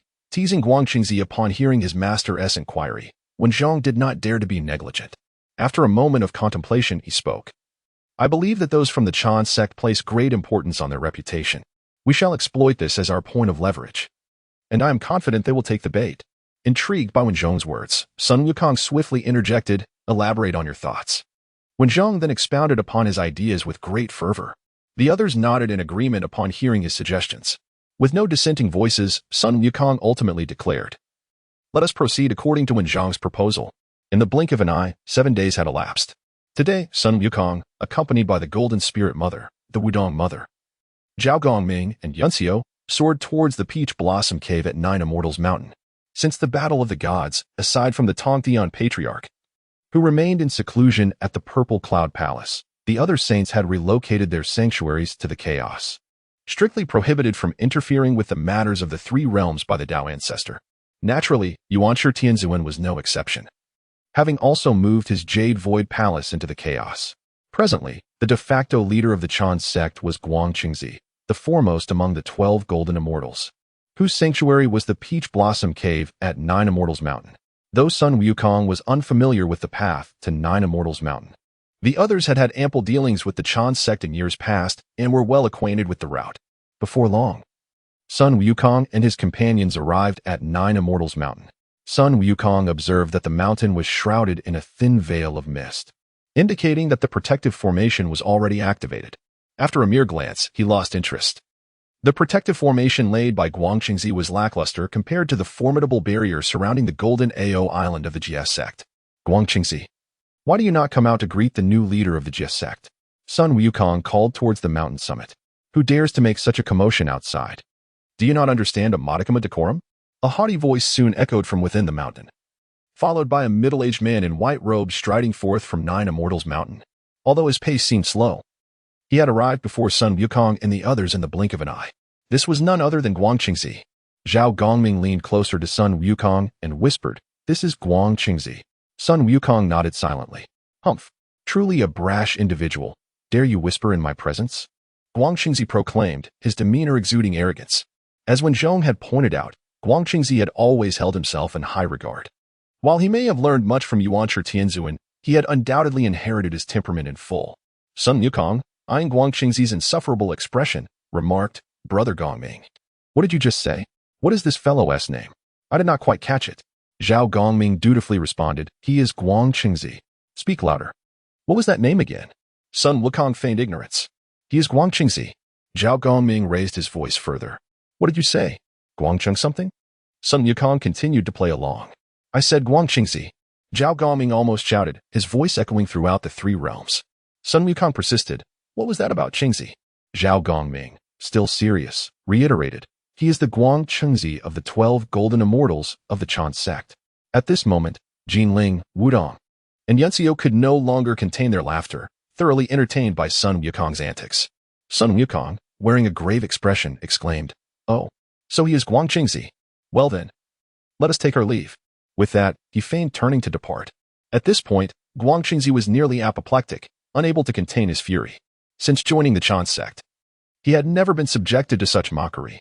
Despite his master's prior warnings to avoid provoking Sun Wukong, his anger had reached a boiling point, and he disregarded the advice. Just as Sun Wukong turned, a prompt from the system appeared. The host has teased Guangqingzi, who now harbors intense hatred towards you. Reward: 900 years of cultivation, 15 years of golden elemental chi, and 5 intermediate magical artifact upgrade talismans. Upon reviewing the system's rewards, Sun Wukong sighed. The calamity of the journey to the west has yet to commence, and thus the rewards remain modest. Seeing Sun Wukong's intent to leave, Guangqingzi could no longer suppress his rage. Halt! Did I permit you to leave? He bellowed furiously. With a chuckle, Sun Wukong replied, if I do not leave, do you intend to treat us to a meal? To insult me is one matter, but to humiliate my Chan sect is an unforgivable crime. You shall pay with your life. Guangqingzi seethed. At that moment, Zhao Gongming interjected, with the esteemed status of our leader, it would be unwise to act rashly. Allow me to handle this brat. Zhao Gongming understood that their leader was merely at the Tai Golden Immortal level, and challenging Guangqingzi, a quasi-saint, would be tantamount to courting death. Very well, I shall leave it to you, Brother Gongming. Sun Wukong acquiesced. He then retrieved the chaos bell from his system space and handed it to Zhao Gongming. knowing that Zhao Gongming had lost his 20 calming pearls to the burning lamp during the Battle of the Gods. Now, Zhao Gongming possessed no potent magical artifacts, while Guang Qingzi wielded the formidable Fan Tianyin, hence Sun Wukong's decision to lend the Chaos Bell. After receiving the bell, Zhao Gongming stepped forward and addressed Guang Qingzi. I recall that you could not withstand even a few rounds against me in the past. I wonder if you have improved since then? Guang Qingzi retorted mockingly. A great hero does not dwell on past glories. Moreover, I suppose you have learned that the experience on the divine list is hardly pleasant. Infuriated by Guang Qingzi's words, Zhao Gongming ceased chatter and unleashed the Chaos Bell upon him. The two adversaries clashed fiercely, exchanging lethal blows. Though Guang Qingzi wielded the terrifying Fan Tianyin, the innate treasure, the Chaos Bell, was both offensive and defensive, rendering Guang Qingzi's attacks insufficient. Despite both being at the initial stage of quasi-saint cultivation, Zhao Gongming pressed the advantage with the Chaos Bell, forcing Guang Qingzi on the defensive. As Guang Qingzi began to regain his composure, he silently lamented, "How careless. I had forgotten that the Dao ancestor bestowed the Chaos Bell upon this monkey.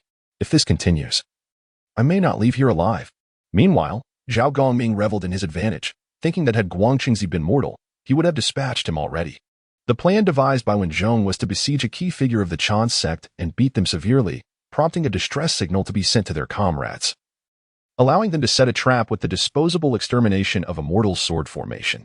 As to why Guang Qingzi was chosen, it was simply because he was the most despised and the current visible leader of the Chan sect. However, Sun Wukong found it puzzling that Guang Qingzi had yet to signal for assistance, indicating his resolve. It seemed Brother Gongming had gone a bit easy on him. Brother Gongming, give it your all. We've been at it for so long, and that old fool hasn't even bled yet, Sun Wukong exclaimed, his eyes glued to the fierce battle between the two.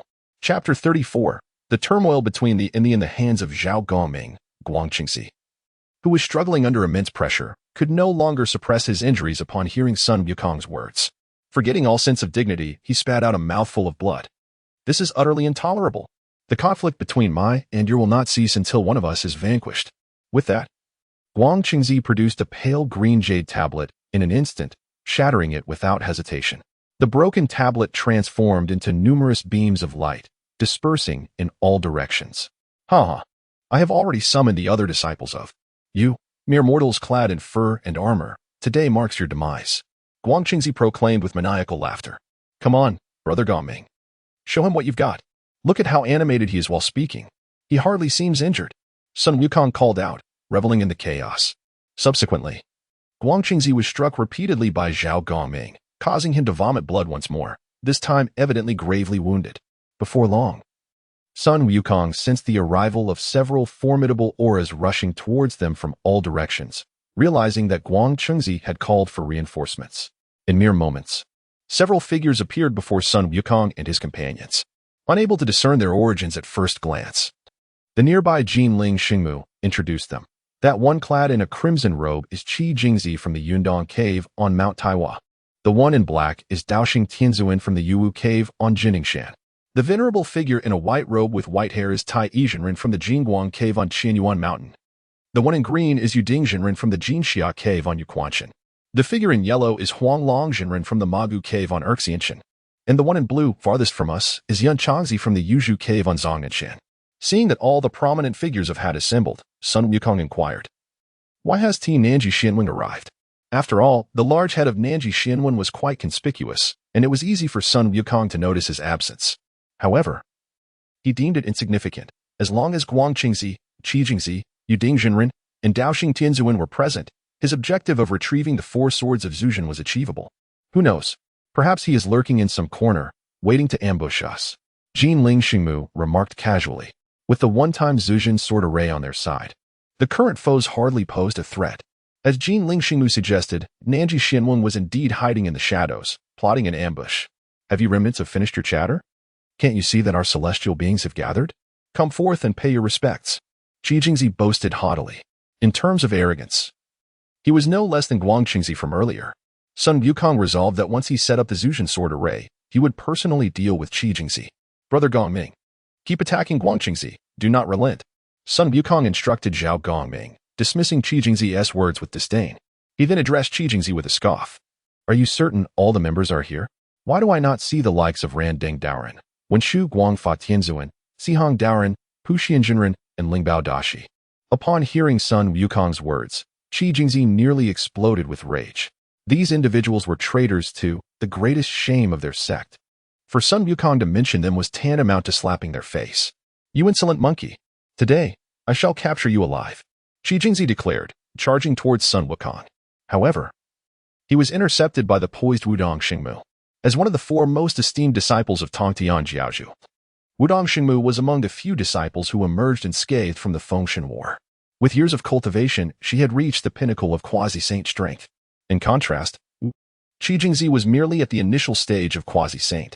Once they clashed, Qi Jingzi found himself at a disadvantage. Witnessing this scene, the members abandoned their strategy of overwhelming with numbers. Yuding Zhenren and Daoxing Tianzuan summoned their treasures to attack Wudong Xingmu, adding two initial-stage quasi-saints to the fray. Yet, Wudong Xingmu handled the situation with remarkable composure.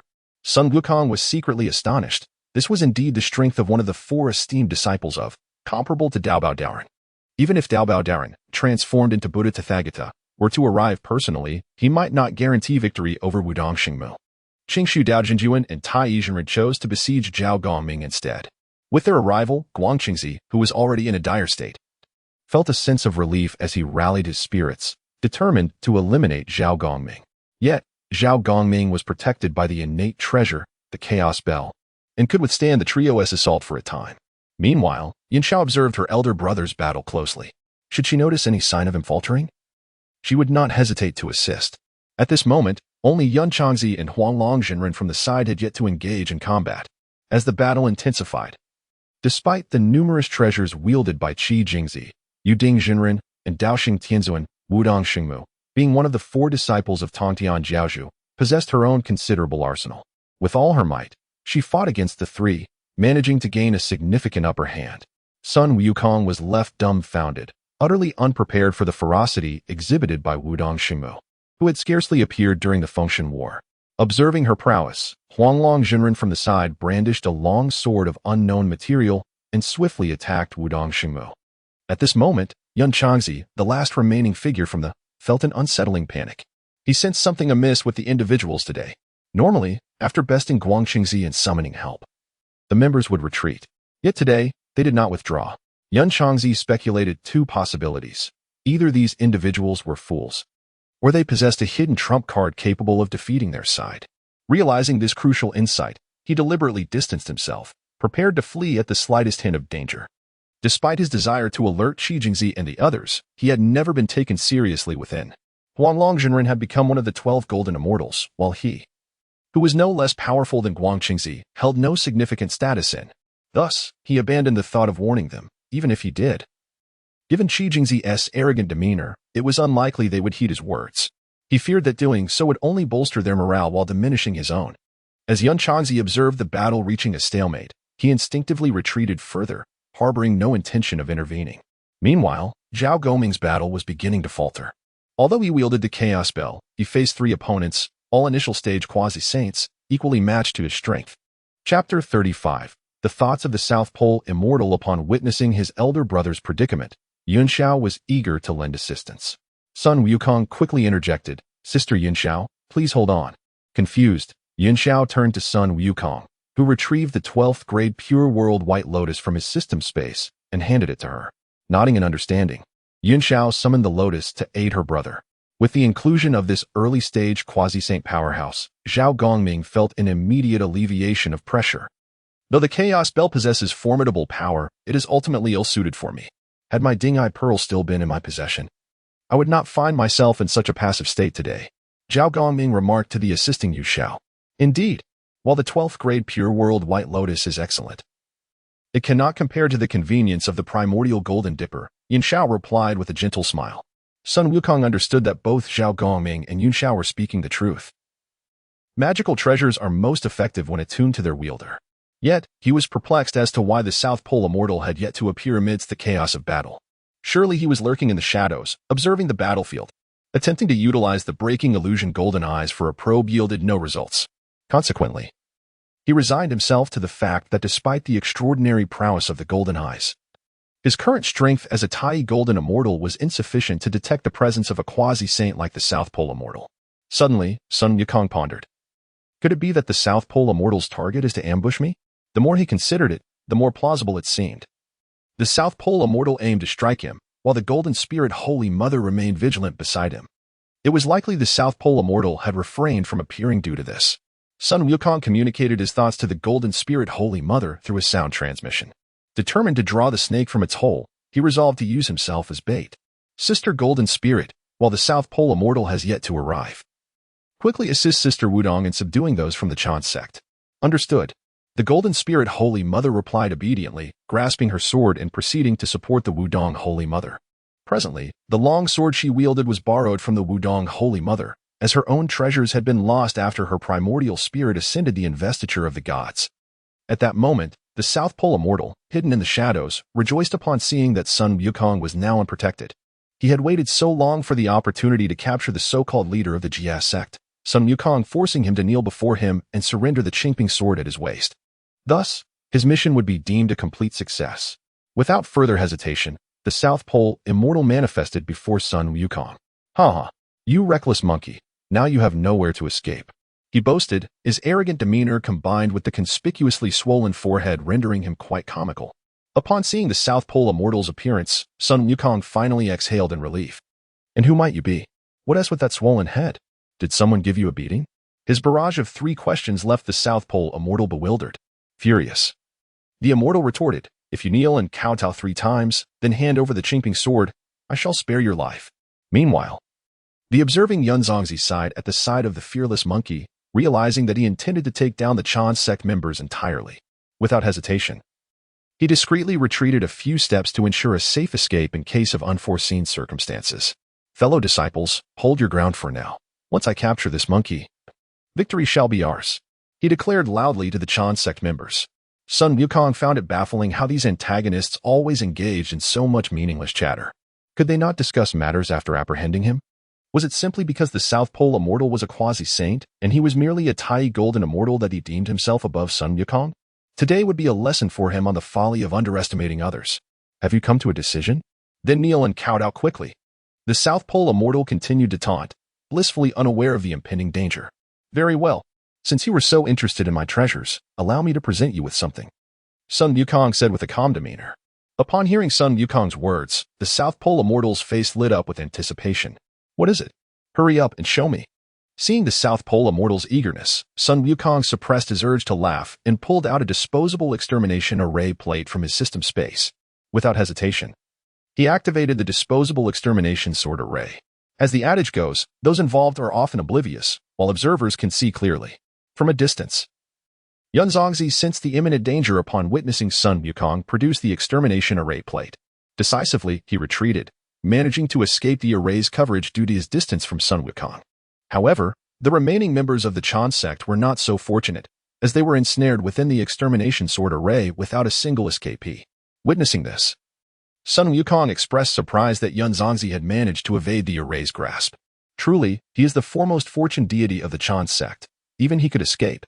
He then dismissed the thought, if one had escaped, so be it. Did Yunzongzi truly think he could single-handedly breach the array? Let alone one quasi-saint. Even a dozen would meet their end within the extermination sword array. The South Pole Immortal, closest to Sun Wukong, initially perceived only a peculiar object resembling an array plate. Before he could discern what it was, he felt a blur before his eyes. When he opened them again, he found himself within a grand array. The extermination sword array activated, unleashing a torrent of murderous intent that soared to the heavens. In an instant, the 3 realms were shaken. The ongoing conflict between the Jia sect and the Chan sect had never been taken seriously. Following the investiture of the gods, the 2 sects had irrevocably severed ties. Although the Jia sect's spirits had ascended the divine list, the god-controlling whip had vanished without a trace, leaving them without restraint. Consequently, disputes arose frequently. As the years progressed, such altercations had become commonplace, and many assumed today would be no different. Little did they expect Sun Wukong to exhibit such audacity by deploying the extermination sword array once more.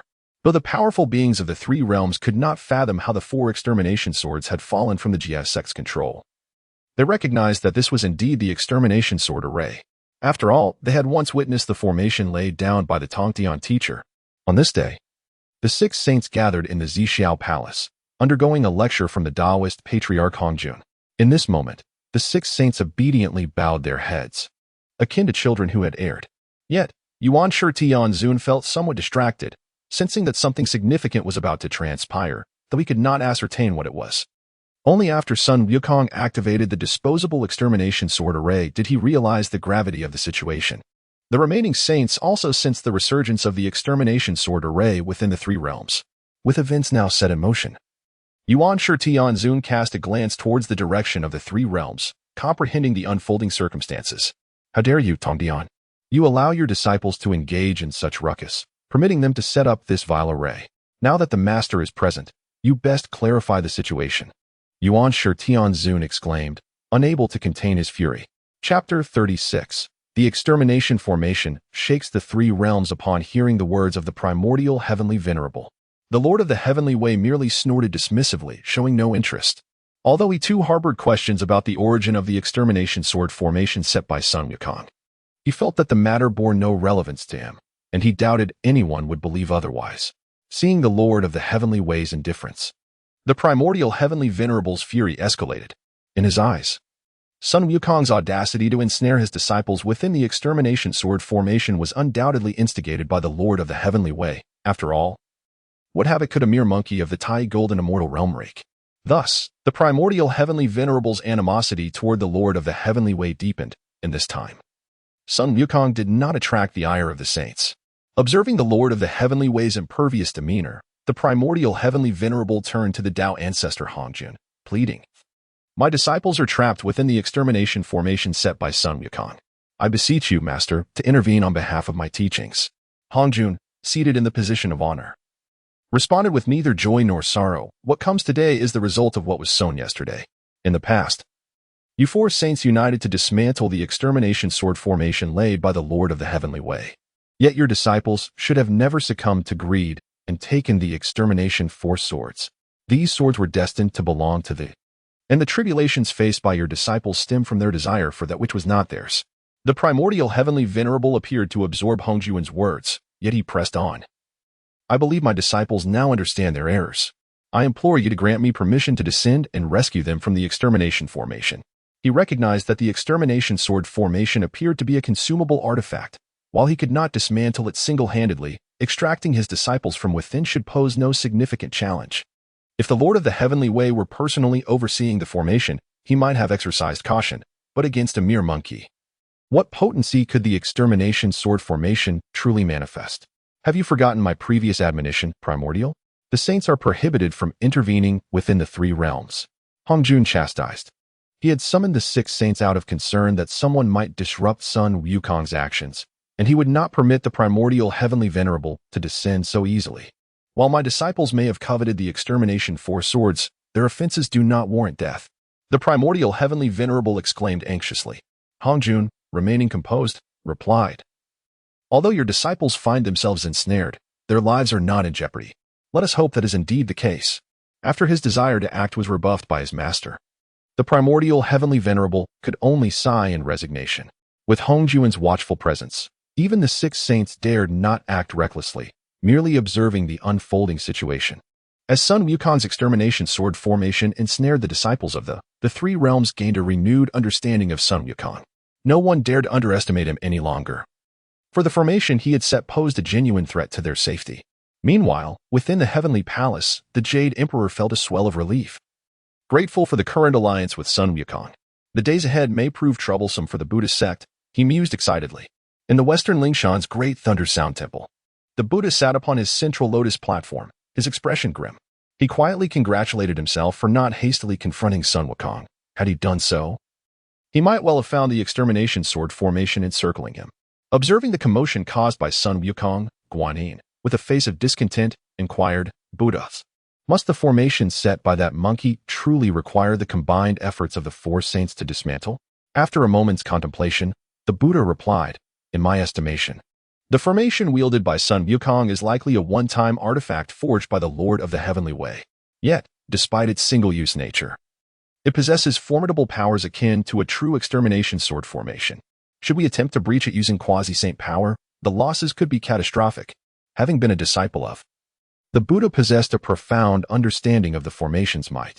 If we were to breach the formation with quasi-saint powers, How many would we need?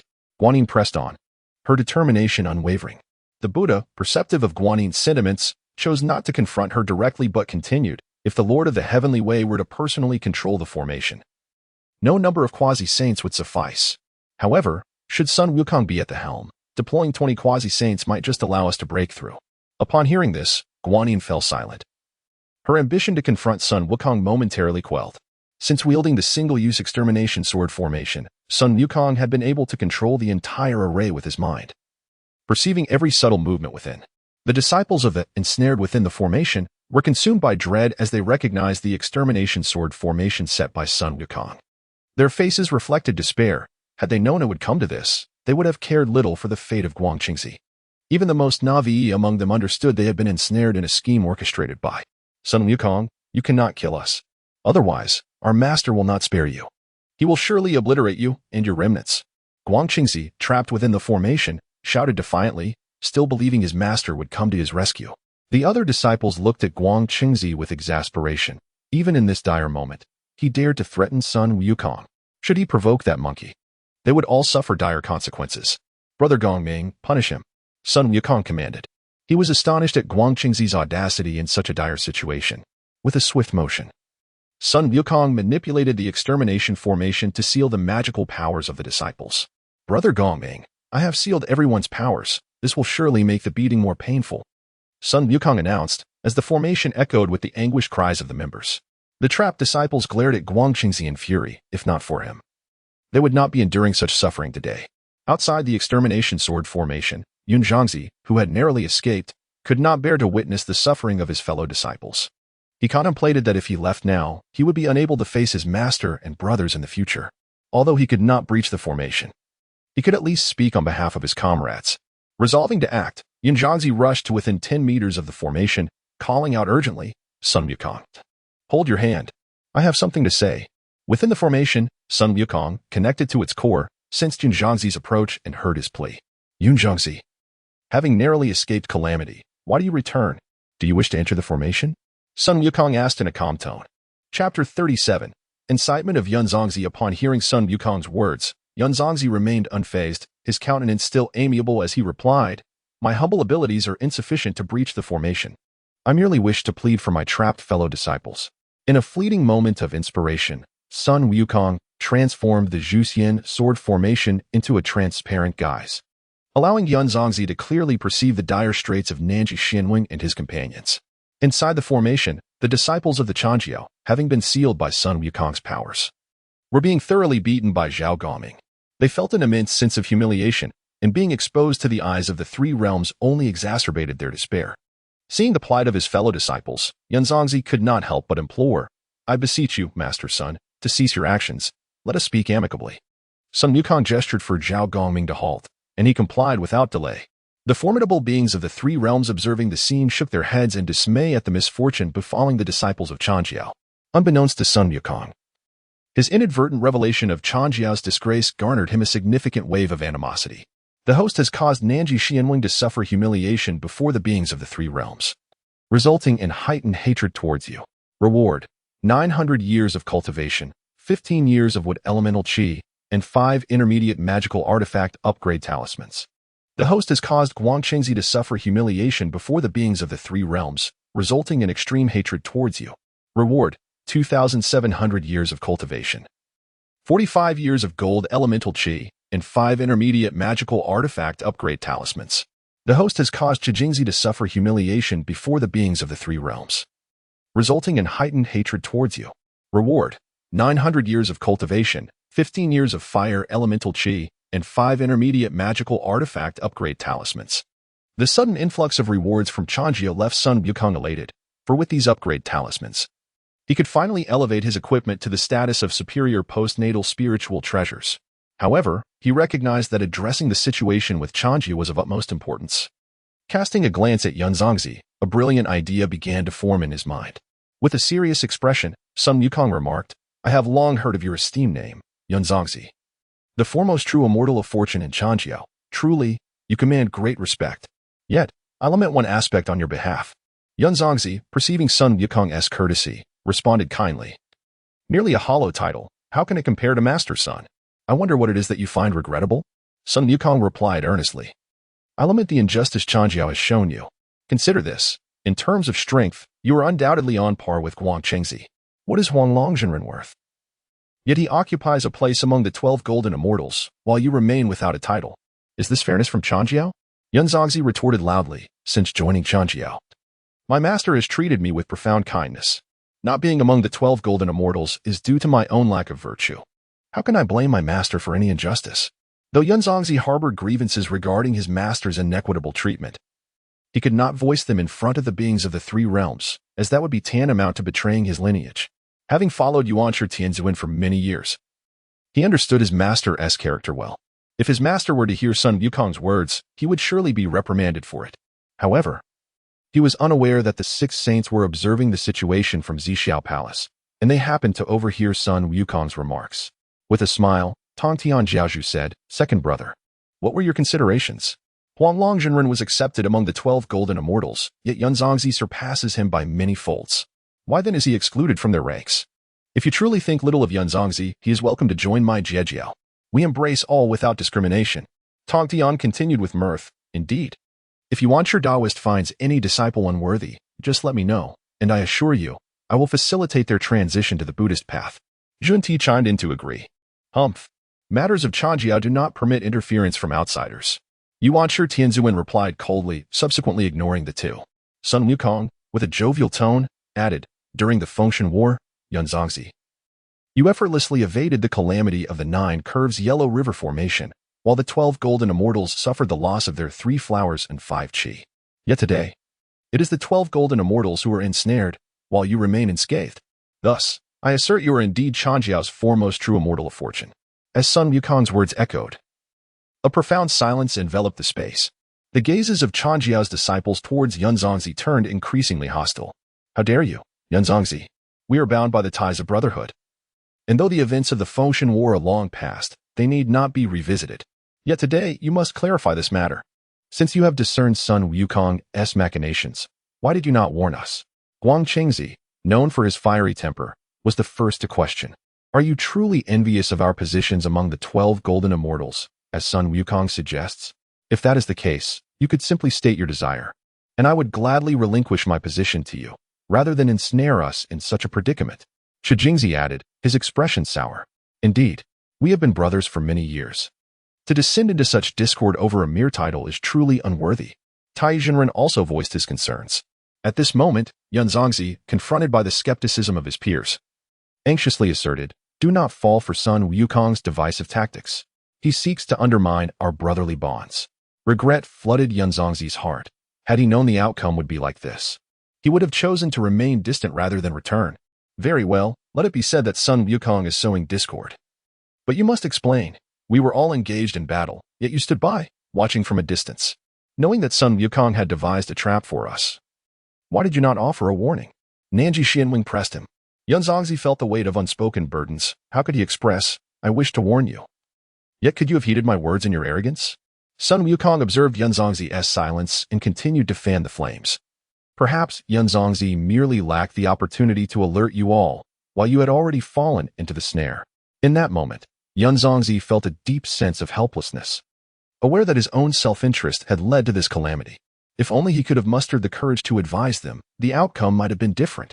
Yet, he knew he must urgently convince the Monkey King to release them. I implore you, Master Sun, considering the bond among the Sanqing, allow Chanjiao this one reprieve. Whatever conditions you propose that I can fulfill, do not hesitate to voice them. Yunzongzi pleaded earnestly. Sun Wukong, with a cheerful demeanor, replied, If that is the case, I shall indeed grant leniency on the basis of our friendship with Yunzongzi. However, I have 3 conditions. In truth, Sun Wukong held a disdain for the disciples of Chanjiao. Yet now was not the time to claim their lives. Should he slay those before him, Yuanshi Tianzuan would undoubtedly be enraged, having already offended the Buddhist sect. Inciting the wrath of Chanji would not be a prudent choice. After all, one must take challenges one step at a time. Currently, Jieji lacked the strength to confront both the Buddhist sect and Chanjiao simultaneously, though he enjoyed the protection of Daozu Hongjun and would likely remain unharmed. The safety of others within Jieji was not guaranteed. As the leader of Jiejiao, he naturally had to consider the welfare of his disciples. Chapter 38. the three conditions proposed to the Chan sect at this moment. The members of the Chan sect, trapped within the array of the Sword of Extermination, learned that Sun Wukong demanded three conditions for their release. Each of them felt an immense sense of humiliation, as the Chan sect was notorious for its vanity. "You can forget it. Even if I perish, I shall never yield to the remnants of the GS sect," declared Guangqingzi with a resolute expression. Outside the array, Yun Zhangzi, hearing Guangqingzi's words, suppressed the urge to curse. Given the circumstances, paying compensation with 2 magical artifacts to settle the matter would be the wisest course.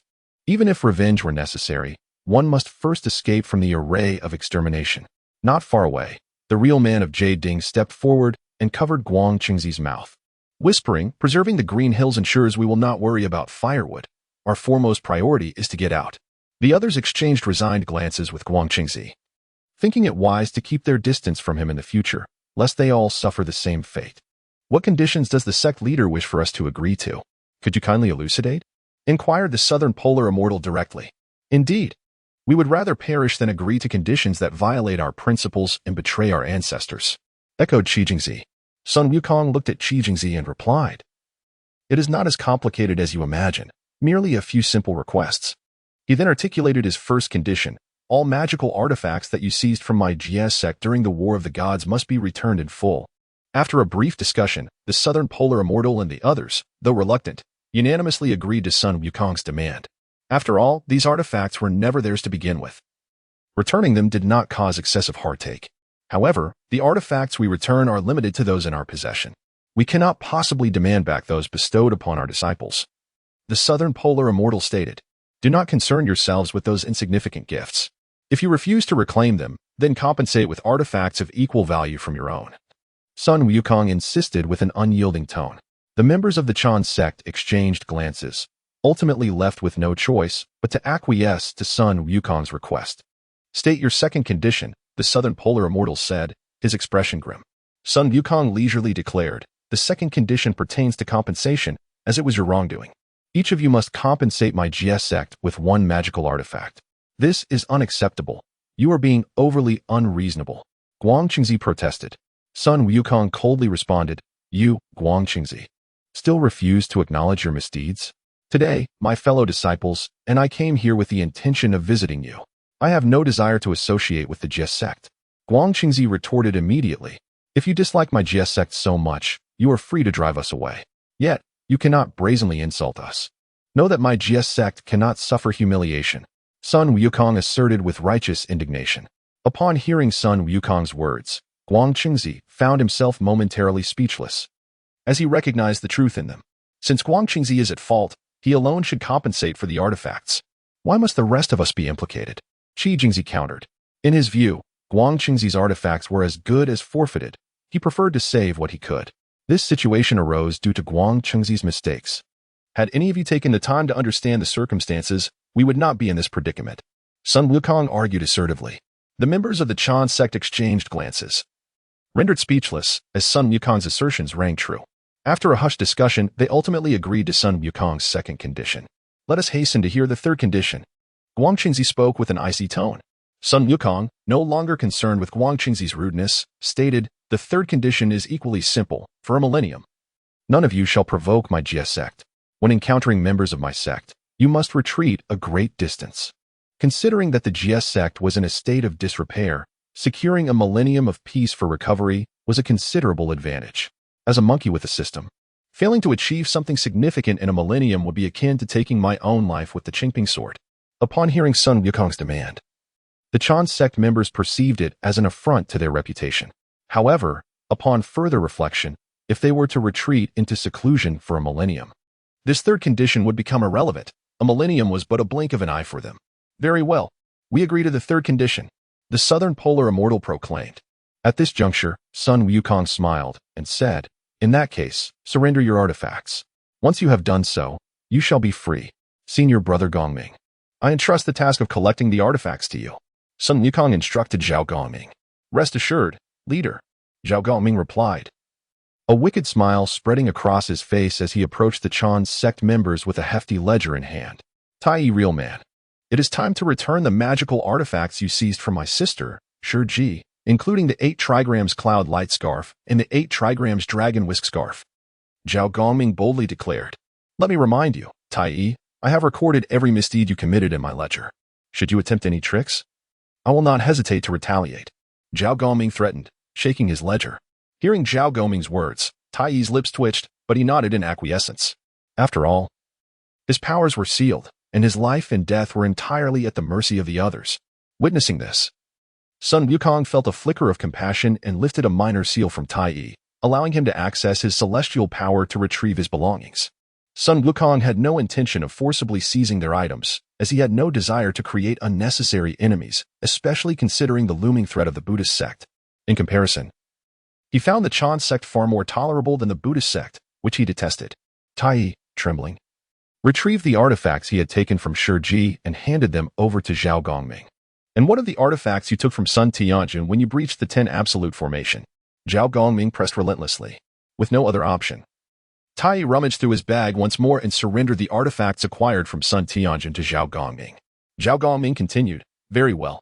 You have been relatively compliant. Now, let us discuss the matter of compensation. Leader, what artifacts should we demand from this Tai? Zhao Gongming looked at Sun Wukong with a perplexed expression. Have him open his bag, and you may select any artifact that would be of use to you, Sun Wukong replied calmly. Upon hearing Sun Wukong's words, Tai suppressed his anger and remarked, Leader Sun, this seems rather excessive. Sun Wukong merely smiled coldly and said, Had I been unfortunate enough to fall into your hands today, I doubt you would have shown me any mercy. Rest assured, I will only take what I am rightfully owed. What are you waiting for? Shall I do it myself? Zhao Gongming urged excitedly, reveling in the satisfaction of the moment. For it had been many years since the War of the Gods, and today felt particularly gratifying. Tai glanced at the intimidating Zhao Gongming and ultimately decided to open his bag. Chapter 39. Zhao Gongming acquires a treasure. Zhao Gongming cast a glance at the Qiankuan bag opened by Tai Junren and quipped, Who would have thought? You possess quite an array of treasures. Sun Wukong, intrigued for a moment, quickly lost interest, noting that none of the items reached the innate level. Zhao Gongming, however, selected a string of exquisite post-heaven spiritual beads from the myriad of artifacts. I shall choose this string of beads. What do you think? He inquired, proudly presenting his choice. The beads, a deep azure and totaling 24 in number, captivated Sun Wukong's attention.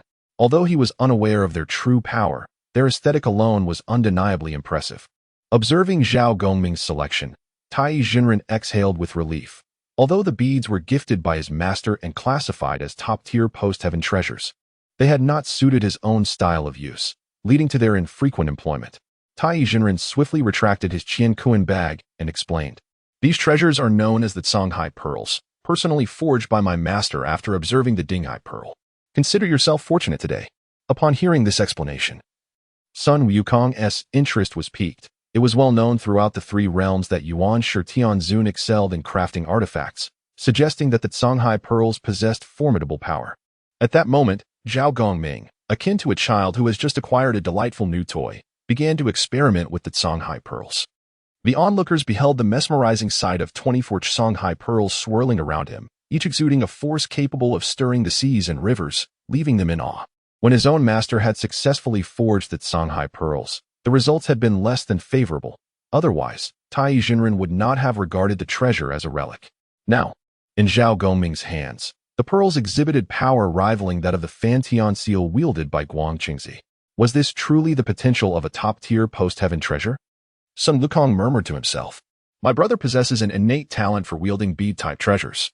While the Songhai Pearls are indeed a top-tier post-heaven treasure, they unleash the might of a post-heaven supreme artifact in his hands. Yu Xiao remarked, noting Sun Wukong's expression of confusion. Feeling a sense of joy for her brother's acquisition of the Songhai Pearls, Saint Mother Jinling also expressed her admiration, stating, typically, Those who acquire bead-type treasures use them as auxiliary tools in battle, but in Gongming's hands, they become the most formidable offensive artifacts. Otherwise, my master would not have bestowed the Dinghai Pearl upon him. Sun Wukong then suggested, If you all encounter treasures suited to your abilities, feel free to select one each. Our second master's skills in crafting artifacts are quite commendable. At this moment, Yuan Shitianzun, observing from the Zixia Palace, inwardly scoffed. What do you mean by commendable? My skills in artifact crafting are second to none in the three realms. Is my second brother truly incensed? Who would have thought that the treasures I forged could only yield their true power in the hands of my Jie Jiao disciples? Tongtian Jiaozhu, reveling in the situation, remarked. Yuan sure, while the Canghai pearls are indeed powerful, they are ultimately the product of your own craftsmanship. Meanwhile, within the Zhuxian sword formation, Zhao Gongming approached Qingshu Dao Jinjuan and directly stated, no tricks, hand over the treasures you seized from my Jie Jiao during the Fengshan War. Having witnessed the previous incident with Tai Jinren, Qingshu Dao Jinjuan obediently returned the artifacts he had pilfered. The exhilarating treasure selection continued, with Sun Wukong hoping to procure a treasure akin to the Canghai pearls from Qingshu Dao Jinjuan.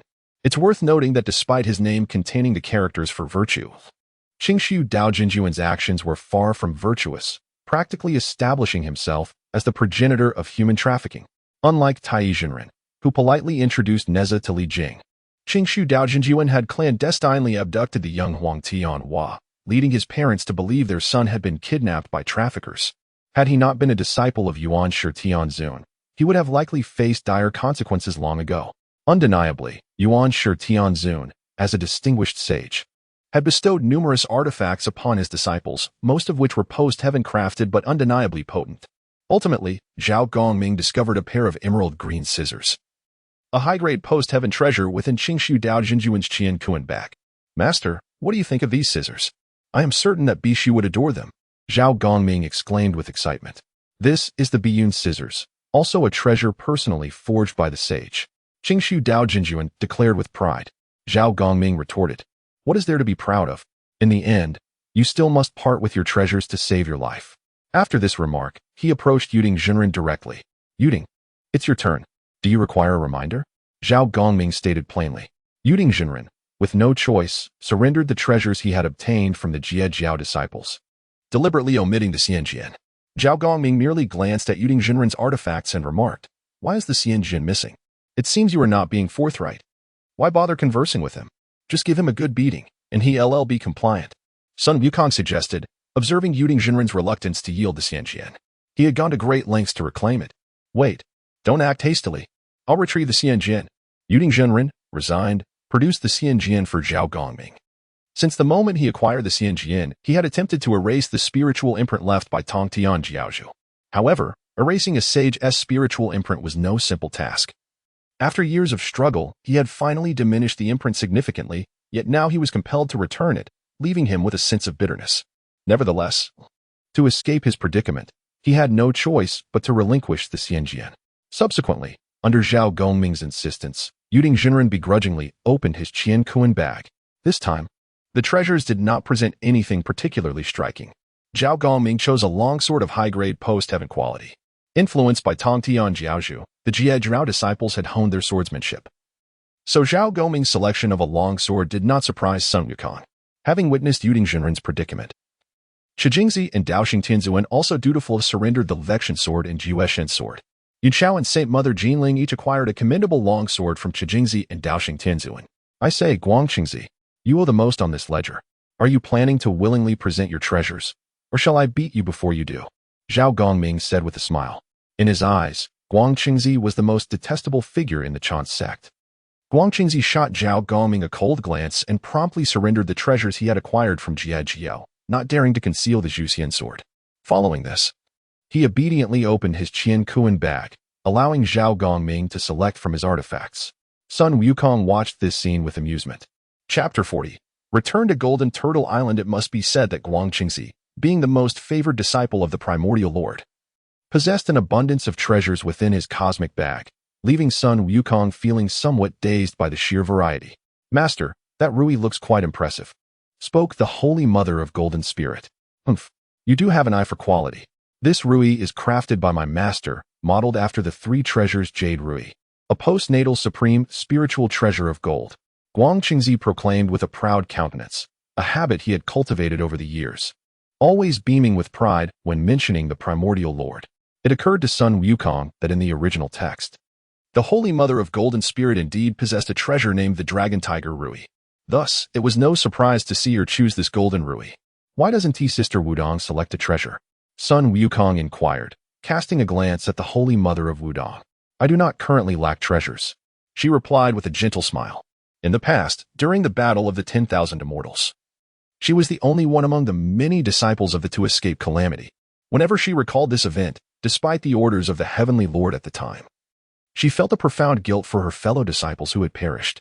Now, being able to assist her master in reclaiming the four swords of the extermination of immortals, she felt content and had no intention of competing for opportunities with her fellow disciples. Being a woman, the Holy Mother of Golden Spirit quickly discerned her sister's thoughts and contemplated how to gently guide her later. At this moment, only the Elder of the Southern Pole remained present. Before Zhao Gongming could speak, the Elder of the Southern Pole, understanding the situation, willingly surrendered the treasures obtained from thee and opened his cosmic bag.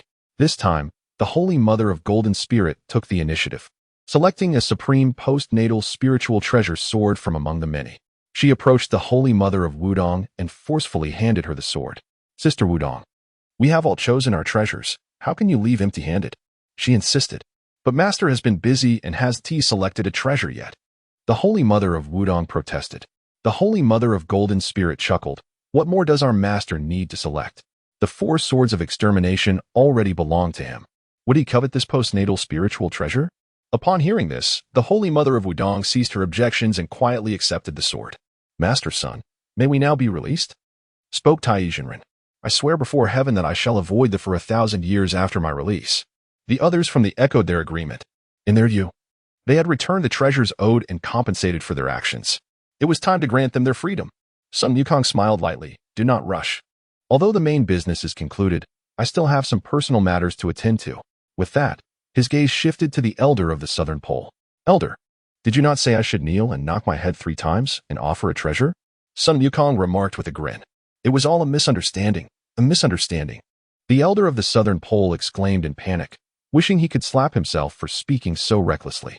Sun Wukong, full of pride, declared, as the illustrious leader of the, I would not kneel even before the primordial Lord. How could I kneel to you? Today, I must punish you. With those words, he confidently approached the Elder of the Southern Pole and without hesitation, flicked his forehead 3 times.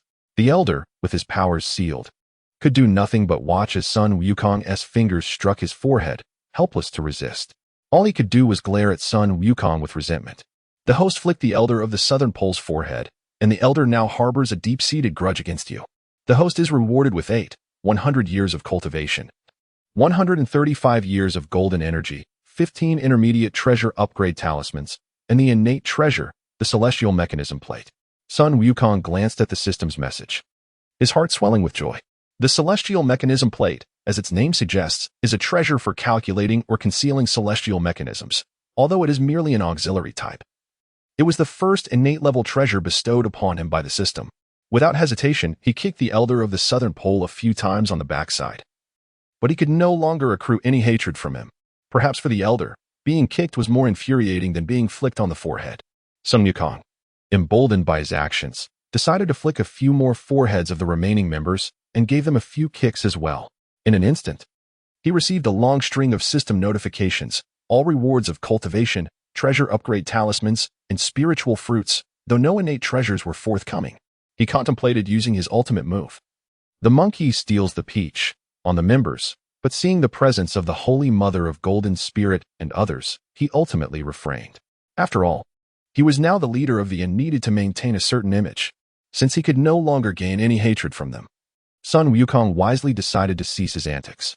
Observing the forlorn expressions of the members, Zhao Gongming seemed to gain an epiphany. He imitated Sun Wukong and flicked the forehead of the Elder of the Southern Pole a few times. No wonder the master enjoys flicking foreheads. The sensation, the sense of accomplishment, it's simply unparalleled. I must return to seclusion immediately. This is the rhythm for enhancing my strength, Zhao Gongming exclaimed inwardly.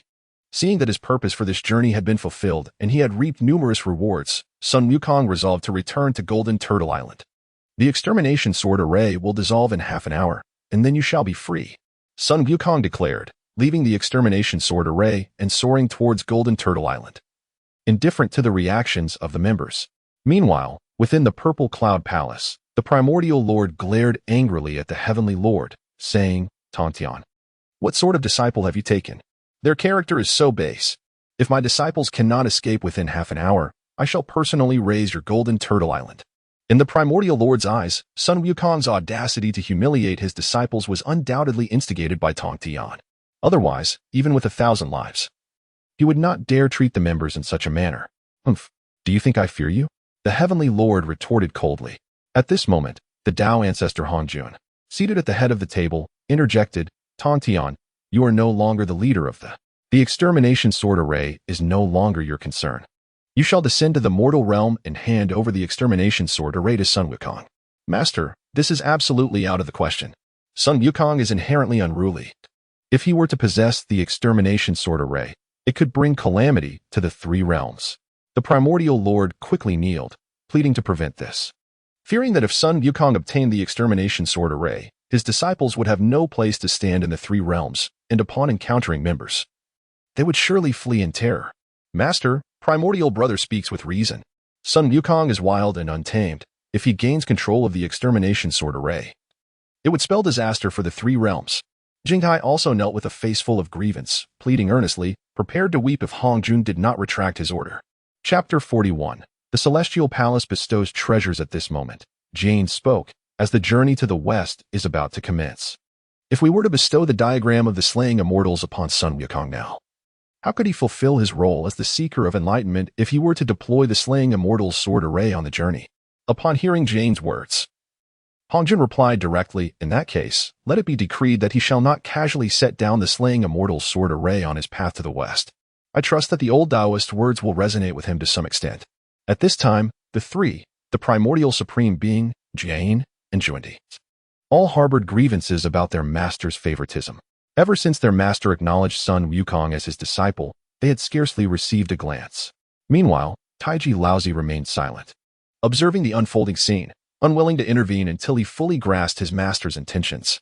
Hongjun then decisively stated, this matter is under my arrangement. Tong Tian, you shall depart swiftly and return promptly. Yes, I shall obey. Tong Tian, the master of the celestial, responded joyfully, leaving the Zixiao Palace. He wholeheartedly supported Hongjun's decision to grant the diagram of the slaying immortals to Sun Wukong, having previously refrained from doing so due to the slaying immortals' 4 swords being in the possession of the Chan school. Now that Sun Wukong had reclaimed the swords, Tong Tian was more than willing to bestow the diagram upon him. Once Tong Tian departed, a seal radiating a violet light appeared in Hongjun's hand, which the onlookers immediately recognized as the treasured Kongtong seal of the human race. At that moment, Niwa gazed anxiously at the Kongtong seal in Hongjun's grasp, uncertain of the purpose behind its presentation. Niwa, this Kongtong seal was never meant for you.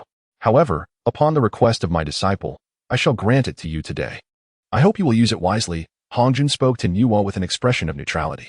Initially stunned, Niwa's face soon lit up with joy as she accepted the Kongtong seal from Hongjun's hand. Thank you, master, for this precious gift, she exclaimed, kneeling in gratitude. Niwa had never expected that her desperate plea to Sun Wukong would yield such a result, and it seemed that her request had been granted solely because of Sun Wukong's influence. She thought with delight, I never imagined that Sun Wukong could earn the Taoist favor to such an extent. It seems my previous efforts were indeed worthwhile. The other sages felt a pang of envy towards Tong Tian and Niwa's fortune, realizing that should they harm Sun Wukong, the Taoist might indeed retaliate against them in kind. Enough. If there are no pressing matters, you may all withdraw, Hongjun declared, concluding the discussion as he resolved Sun Wukong's affairs. The sages, sensing Hongjun's intent, took their leave, each returning to their own domains. Not long after Sun Wukong and his companions returned to the grand hall of the Celestial Palace on Gold Turtle Island, Tong Tian appeared before them. The disciples were filled with excitement upon seeing their master, as this marked their first encounter since the Battle of the Gods. Under Sun Wukong's leadership, they collectively bowed to Tong Tian. Master, why have you come? Sun Wukong inquired directly. Tong Tian responded, I have come to deliver the diagram of the slaying immortals on the orders of your grandmaster. As he spoke, he produced a scroll, undoubtedly the coveted diagram. Thank you, master, Sun Wukong exclaimed, accepting the diagram with a beaming expression. Tong Tian continued, I trust you understand how to utilize the slaying immortals sword array. I shall not elaborate further, but the Taoist has decreed that you must not use it indiscriminately on your journey to the west. Sun Wukong nodded in understanding. It was clear that deploying the slaying immortals sword array en route would render the path's challenges trivial. He accepted this stipulation with ease. confident in his prowess even without the array, as he possessed the innate treasures, the chaos bell, the 12-petaled pure world white lotus, and the Tamping sword, alongside the 4 slaying immortals swords. Each treasure held immense power, and he felt assured of his strength. Humph. The master only thinks of the head disciple and neglects us. Bishia voiced her discontent. Sister, how can you speak so disrespectfully to our master? Just wait and see how I will discipline you. Yun Xiao quickly chastised her.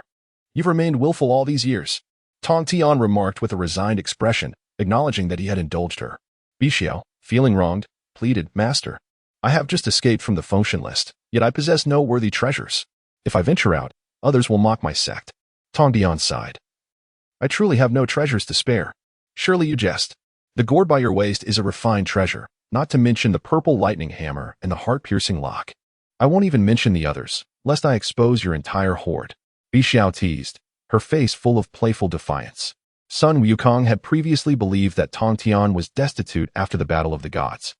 But Bishia's remarks opened his eyes to the undeniable wealth that even a fallen sect like theirs still possessed. Master, I only desire that gourd at your waist. Bishu continued her playful entreaty. Tong Tian shook his head resolutely. That gourd, known as the water-fire gourd, is for my own use. I cannot part with it. Then surely you must bestow a treasure upon your disciple. Bishiao's eyes glistened with unshed tears, as if to say she would cry if her request was denied. The other disciples also gazed expectantly at their master, hoping to plead their cases as well, having been taught to seize every opportunity. After a moment of contemplation, Tong Tian remarked, Seeing you feign such a pitiable demeanor, I shall grant you the purple lightning hammer, a supreme innate treasure. With that, a hammer shimmering with pale purple lightning appeared in his hand. Bishu beamed with excitement as she accepted the hammer, overjoyed and dancing with glee. Indeed, a child who cries will be fed. Sun Wukong teased with a smile, seizing the moment to jest, knowing full well Bishiao had often ribbed him with her words. Chapter 42. Enhancement of strength. Upon hearing Sun Wukong's words, Bai Xiao exclaimed loudly, What did you say? Repeat it once more. And let us see if I dare to strike your head with the purple lightning hammer. Tong Tian Jiaozhu chuckled and remarked, You must not underestimate this girl. She is indeed audacious. There was a time when she nearly plucked my beard.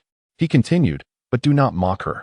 Your own comical appearance while kneeling in the Zixiao Palace, begging for treasures from the Dao ancestor, was hardly less amusing.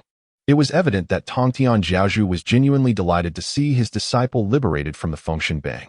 Master, you must not show favoritism. Since you have bestowed treasures upon Bai Xiao, you cannot leave us empty-handed. Zhao Gongming interjected. Indeed, Master, we too are your disciples and have not been remiss in paying our respects. You must treat us all equally. Luo Xian added, observing his lively disciples. Tong Tian Jiaozhu felt as though he had returned to the days of the Grand Assembly of Immortals. In that moment, his long-stagnant cultivation surged forward. Very well. Form an orderly line, and come forth to receive your treasures. With his newfound elevation in realm, Tong Tian Jiaozhu was in high spirits and readily acquiesced to his disciples' requests. Sun Wukong, witnessing this scene, reflected, It is fortunate that I am under Tong Tian's tutelage. Had I been under Yuan Shi Tianzuan, such antics would have surely resulted in expulsion. Ultimately, Zhao Gongming and the others received the treasures bestowed by Tong Tian Jiaozhu as they had wished. Enough. It is time for me to return to the Zixiao Palace. Until we meet again. After granting his disciples their treasures, Tong Tian Jiaozhu spoke reluctantly. Bai Xiao, looking forlorn, said, Master, you hold great sway with the Dao ancestor. Why do you not plead for his favor and grant yourself freedom? What nonsense are you spouting? I am quite well within your grandmaster's good graces. Tong Tian Jiaozhu rebuked Bai Xiao. He believed that, regardless of the circumstances, the Dao ancestor would never grant him freedom. Fearing that Sun Wukong might intercede on his behalf and thus incur the Dao ancestor's ire. In truth, he was entirely unaware of the immense regard with which Hongjun viewed Sun Wukong. After Tong Tian Jiaozhu departed, a brief stillness enveloped Bio Palace. Are you reluctant to part with your master? I too feel a pang of sadness, Sun Wukong said leisurely. Could you not persuade the Dao ancestor to grant him freedom? Bai Xiao persisted. After a moment of contemplation, Sun Wukong replied, 500 years hence, once the calamity of the journey to the west concludes, I shall bring it up directly with the Dao ancestor and see if he would acquiesce. Bai Xiao's countenance fell as she said, It seems we must settle for that. Master, what shall we do with the treasures we retrieved from the disciples of the Chan sect? Zhao Gongming inquired of Sun Wukong. Without hesitation, Sun Wukong replied, You are familiar with most of the people from our sect. Return the treasures to their rightful owners where possible. As for those whose owners we cannot locate, entrust them to Sister Wudong for safekeeping. Understood. Rest assured, Master, Zhao Gongming affirmed. After a few more exchanges, the group dispersed. Sun Wukong took the opportunity to reflect on his gains from the day. He had accrued substantial enmity points from the Chan sect, and the rewards were exceedingly generous, necessitating his focus on enhancing his power. For others, advancing in strength often required arduous meditation and training. However, Sun Wukong's path was different. He merely needed to find a tranquil spot and gradually utilize the cultivation rewards from the system, allowing him to effortlessly break through to the next level. Days passed, and he consumed the system's rewards equivalent to several millennia of cultivation, achieving the pinnacle of the Tai Golden Immortal Realm. One cannot underestimate the significant contribution of the Chan sect to Sun Wukong's development. Although he had reached the peak of the Tai Golden Immortal Realm, the path to the Deluo realm still appeared distant. After all, one must perfect the 5 energies within before qualifying to ascend to Deluo Jinxian. Yet, the reward of 5 elemental energies provided by the system was woefully inadequate, akin to a drop in the bucket. Nevertheless, the system had promised that once the journey to the west commenced, the rewards would become all the more bountiful. However, this matter could not be rushed. He casually refined the 4 swords of the extermination of immortals in the extermination array diagram before turning his attention to the innate treasure, the heavenly mechanism disc, bestowed upon him by the system. As Sun Wukong had surmised, the disc possessed the ability to calculate and predict celestial mechanics. One must acknowledge that this heavenly mechanism disc truly lived up to its reputation as an innate treasure once it obscured the celestial mechanisms. Even saints would find it impossible to predict their own fates. Moreover, with the impending calamity, the celestial mechanics were in disarray. Not only saints but even Hongjun might be unable to discern their own destinies. Was the system providing him with the heavenly mechanism disc due to a belief that he was too complacent, prompting him to instigate events? Sun Wukong pondered. Yet, having resolved to partake in the journey to the west, he knew he must devise a meticulous plan. In Tongtian Zhaozhu's teachings lay unique insights regarding the calamity. For instance, the entire 3 realms cultivation resources could sustain the training of 10,000 immortals, but as time passed, the number of immortals swelled to 50,000.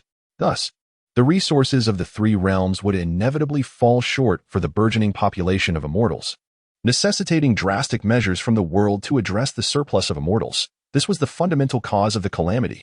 In essence, once the will of the heavenly Tao decreed a calamity, it would not concern itself with whether the aftermath favored the Taoist sect or the Buddhist sect. It only cared about the toll of lives. If the numbers were insufficient, further tribulations would ensue. This explains why, in the original narrative, after Sun Wukong and his companions subdued a series of demon kings, they relentlessly pursued and eradicated the lesser demons. After all, the calamity had descended, inevitably. Lives would be lost. Since he wished to survive, he could only allow others to perish in his stead. Thus, these insignificant demons became the most ideal scapegoats. Sun Wukong harbored grave suspicions that the primary objective of the demon kings encountered along the journey to the west was to gather the lesser demons for the slaughter of the pilgrims. Having grasped the crux of the matter, Sun Wukong sighed. No wonder that after the conclusion of the journey to the west calamity, the heavenly Tao promptly unleashed the Buddhist and demonic tribulations. It turns out that those who perished during the journey were merely minor characters, unworthy of the heavenly Tao's recognition. At that moment, Zhao Gongming entered the grand hall and approached Sun Wukong, reporting, "Master, we have received word from the heavenly court that Marshal Tamping has been cast down to the mortal realm for drunkenly harassing Chang'e." Sun Wukong responded with calm composure. "I see." After all, he had been aware of this matter for quite some time, and thus found it unremarkable. He was merely curious whether this time, due to his own butterfly effect, the Marshal Tamping would still be misplaced into a pig's form. He felt it was time to pay a visit to the illustrious Zhu Beiji. It is worth noting that this Marshal Tamping was a disciple of the human sect Xian Du de Fa Shi. If the human sect desired Marshal Tamping to join the journey to the west to secure a share of fortune, why then would they reduce him to a pig's form? Such humiliation would hardly inspire unyielding loyalty from Marshal Tamping to serve the human sect. Reflecting on the original narrative, Sun Wukong suddenly realized that this situation must involve the machinations of the Buddhist sect. Otherwise, Zhu Beiji would not have become the devoted Pure Land envoy of the Buddhist sect. Chapter 43. Arrival at Gao Laozhuang. Zhao Gongming, his face beaming with joy, exclaimed, I have heard that the Jade Emperor has appointed Wincuxing Baigan to take over my duties. I am now completely free. Sun Wukong, upon hearing Zhao Gongming's words, was not surprised, for the Fengshen Bang belonged to the Jade Emperor, and any changes within it would naturally not escape his notice. Since Zhao Gongming had detached himself from the Fengshen Bang, it was only natural for them to appoint a trusted confidant in his stead. Has anyone taken over the positions of the others? Sun Wukong inquired, curiosity piqued. As for Wen Zhong's position, it has indeed been replaced by the Jade Emperor's confidant, Wang Lingwan. The other divine positions seem to remain unchanged for now, but knowing the Jade Emperor's character, it won't be long before he arranges someone to fill those roles. Zhao Gongming explained to Sun Wukong. Ultimately, Sun Wukong decided, in that case, let the sisters of Jinling wait a little longer at Biyo Palace. Perhaps they won't have to return. The Jinling sisters share this sentiment. Zhao Gongming added, since you are free now, accompany me on a trip to Xinyo Hezhou. Sun Wukong declared. Where are you going? Take me with you. Bai Xiao entered the great hall, her face full of curiosity. No, we are on official business this time. You cannot come. Zhao Gongming immediately opposed. Last time, when you sought the Chanjiao people for the 4 swords of extermination, you didn't let me go. This time, when you head to Xinyo Hezhou, take me along. Bai Xiao pouted at Zhao Gongming. Seeing her behave this way, Zhao Gongming helplessly turned his gaze to Sun Wukong.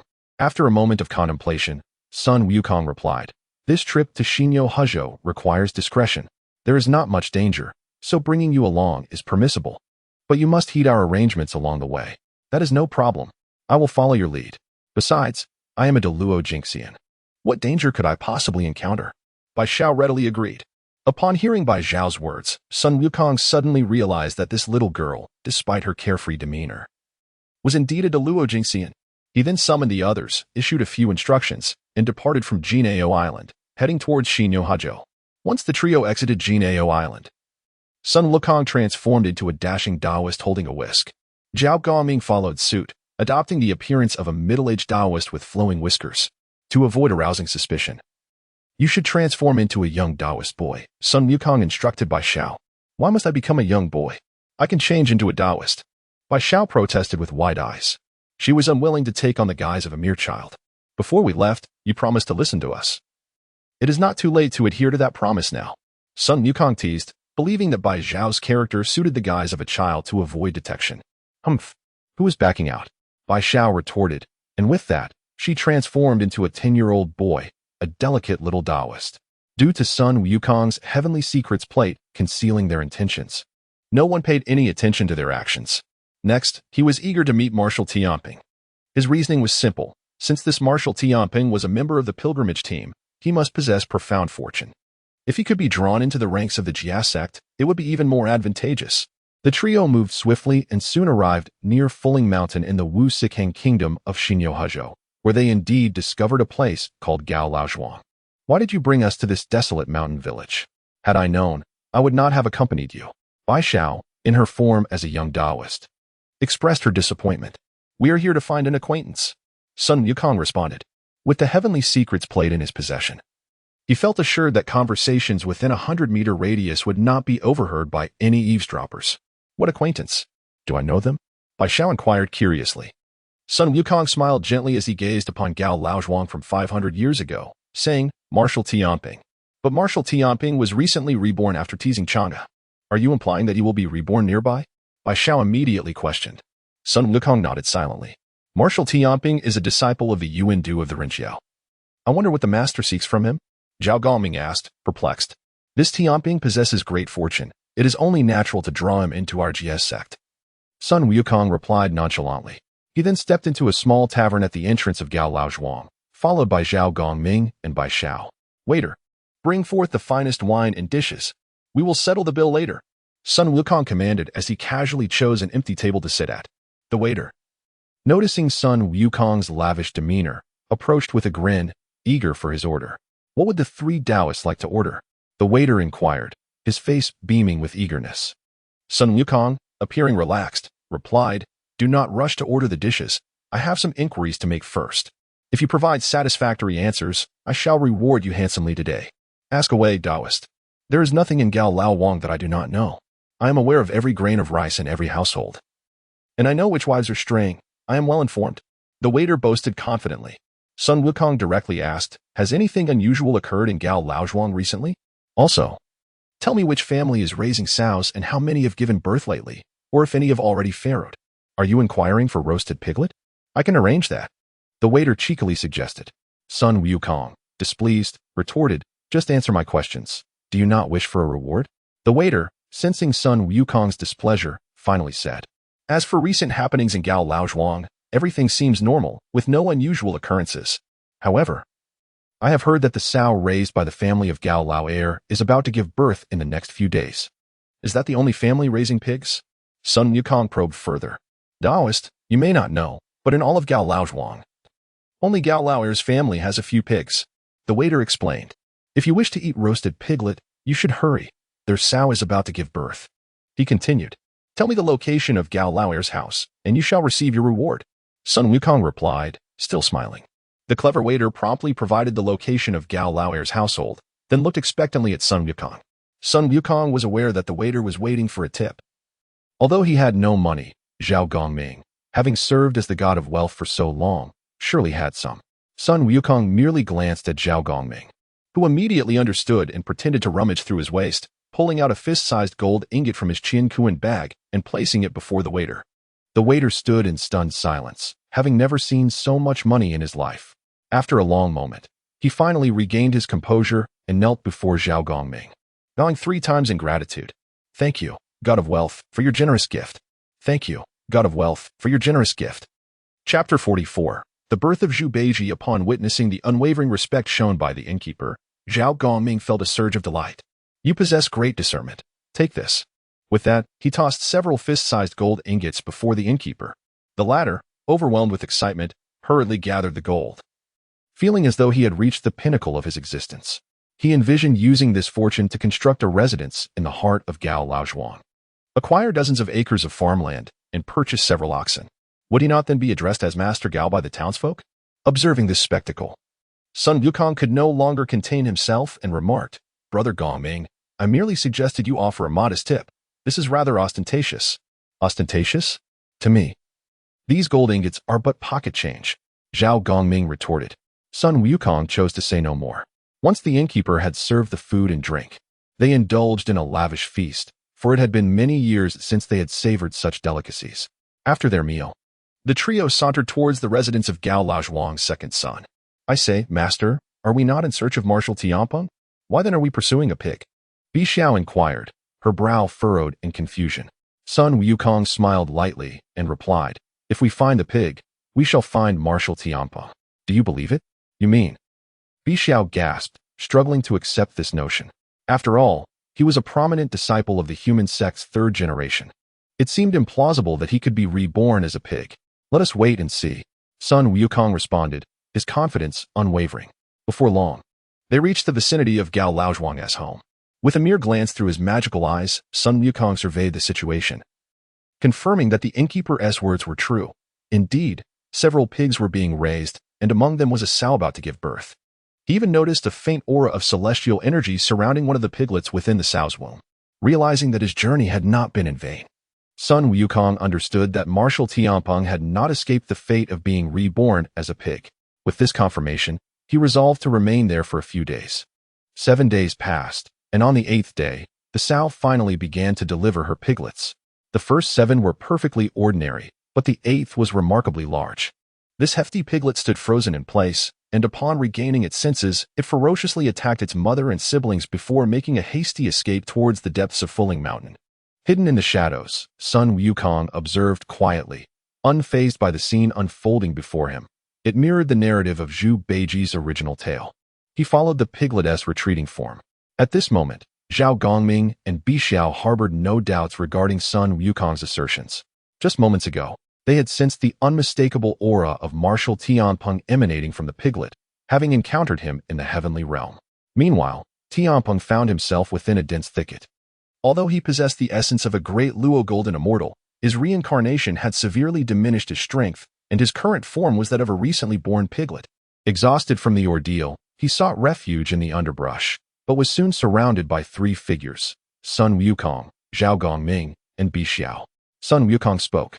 Who would have thought that the esteemed Marshal Tamping would fall to such depths? It is indeed a pitiable fate. With the celestial secrets concealed by his magical artifact. He spoke without reservation. Tamping, astonished that anyone could recognize him in such a desolate place, attempted to respond but found himself unable to articulate words. Reduced to the state of an ordinary piglet. Nevertheless, he could convey thoughts through his essence. Who are you, and how do you know my identity? Tamping inquired mentally. I am Sun Wukong, the current leader of the, he declared candidly. Sun leader, what business do you have with me? I am neither human nor demon and am of little assistance to you. Tamping replied, his face a mixture of surprise and confusion.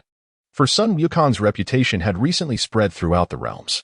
Sun Wukong, unfazed, continued, I wish to discuss the matters of the journey to the west with you. What is there to discuss? Then let us converse. Tamping responded, his tone laced with disappointment. Are you truly resigned to embark on this journey? Sun Wukong asked directly. Tamping, hearing this, remained silent for a moment, surveying his surroundings.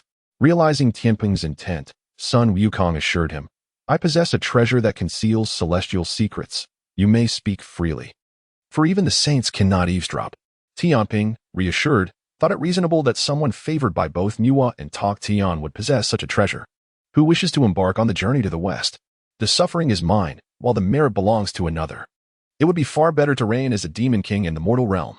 Unable to contain his grievances any longer, Tamping began to vent his frustrations. Do you not wonder how you were reborn as a pig? Sun Wukong probed further. Is it even worth questioning? It is likely the Buddhist sect is behind this, attempting to sow discord between me and the human sect. Yet, amidst the grand game of powerful beings, merely surviving is a blessing. Tamping lamented.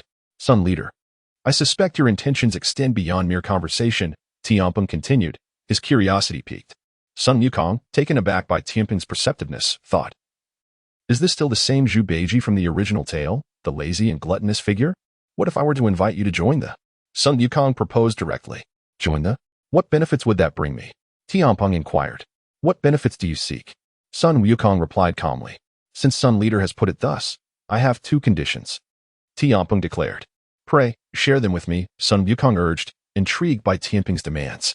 After a moment of contemplation, Tamping spoke. It is no secret that you have extracted the essences of Zhao Guanyin and the others from the list of deities. This has become an unspoken truth within the heavenly realm. I surmise you possess suitable vessels for their essences to merge with, and I yearn for such a form myself. Understanding Tamping's plight, Sun Wukong realized the difficulty of being trapped in a pig's body. He recalled that Neza had crafted 2 additional bodies, and he thought it reasonable to offer one to Tamping. Very well, I can agree to this condition. Now, what is your second request? Sun Wukong decided. Humph. To think that the divine body crafted by Lady Neza would be bestowed upon a mere pig. Bixiao interjected, displeased, believing such a precious body should be reserved for their members. Chapter 45. The return of Tamping to the teaching. After a moment of contemplation, Tamping spoke. So, the next matter at hand is how to distribute the merits I acquired after the journey to the west. My master had previously promised that I could retain 30% of the merits. In truth, the agreement made by Xuandu back then was to allow Tamping to keep 50%. Now, seizing the opportunity to renegotiate, he boldly proposed 30%. Upon hearing Tamping's words, Sun Wukong interjected, Tamping, do not inflate your demands here. Given Xuandu's miserly nature, do not expect to receive even 20%. You should be grateful if he does not seek to deprive you completely. Tamping felt a wave of embarrassment wash over him at Sun Wukong's bluntness. Sun Wukong continued. As a disciple of the teaching, we are forthright individuals. Here is my proposition. Should you choose to join the teaching after the journey to the west concludes, you may retain half of your merits. As for how much merit you can accumulate during the calamity of the journey to the west, that will depend on your own capabilities. Is that truly the case? Tamping asked, his face alight with excitement.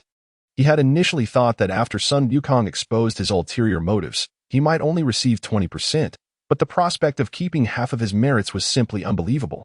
Sun Wukong, maintaining his composure, replied, as the leader of the teaching, why would I deceive you? We could even swear an oath before the heavenly way if you wish. Very well. If that is the case, I shall be a member of the teaching. Tamping responded decisively. Ah, my dear leader, I truly apologize. I did not mean to deceive you earlier. My master only agreed to let me retain a mere 5% of the merits, which is truly disheartening. Tamping answered candidly.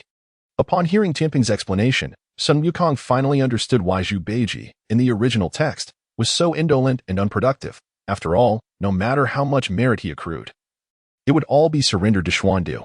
It was likely that his eventual allegiance to the Buddhist sect stemmed from their more generous terms compared to Xuandu's. Enough of this. Let us find a place where you can merge with your new body, Sun Wukong instructed. As you command, my leader. Tamping replied obediently. With the heavenly mysteries concealed by the heavenly chessboard, Sun Wukong and his companions soon discovered a secluded cave. Sun Wukong then retrieved a corporeal form from his system space and placed it on the ground. Tamping, in a moment, I will destroy your current body, and you shall take this opportunity to merge with the new form. Do you understand? Sun Wukong instructed the little pig Tamping. Tamping nodded silently. Who would wish to remain in such a piggish form? Even if it meant enduring pain, he longed to return to human shape.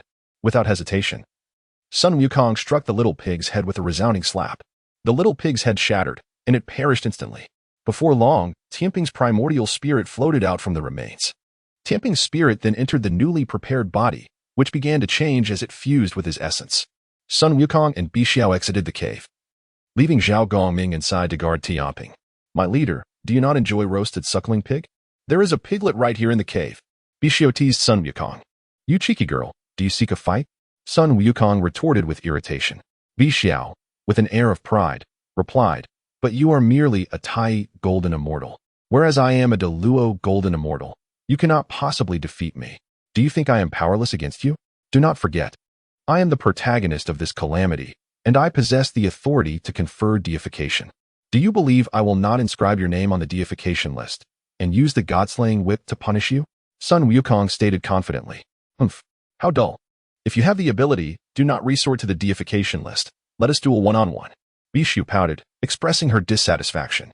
In the blink of an eye, 3 days had passed, and Tamping had fully merged with his new body. Sun Wukong observed the robust figure before him and remarked, Tamping, is this truly your original appearance? You are rather rotund. My leader, you must understand, a plump figure conveys solidity. However, I must thank you for the new body, which has prevented a significant drop in my cultivation level. In no time, I shall regain my former prowess. Though the severe damage to my primordial spirit during reincarnation will require careful recuperation, Tamping explained to Sun Wukong. What level of strength can you currently wield? Sun Wukong inquired with curiosity. I can only manifest the initial strength of a Deluo golden immortal at present. Tamping replied earnestly. Tamping continued. Had I retained the pig's form, I would have surely been confined to the Tai golden immortal realm for my entire life. The Buddhist sect dares to scheme against me for their selfish interests. This matter shall not end quietly.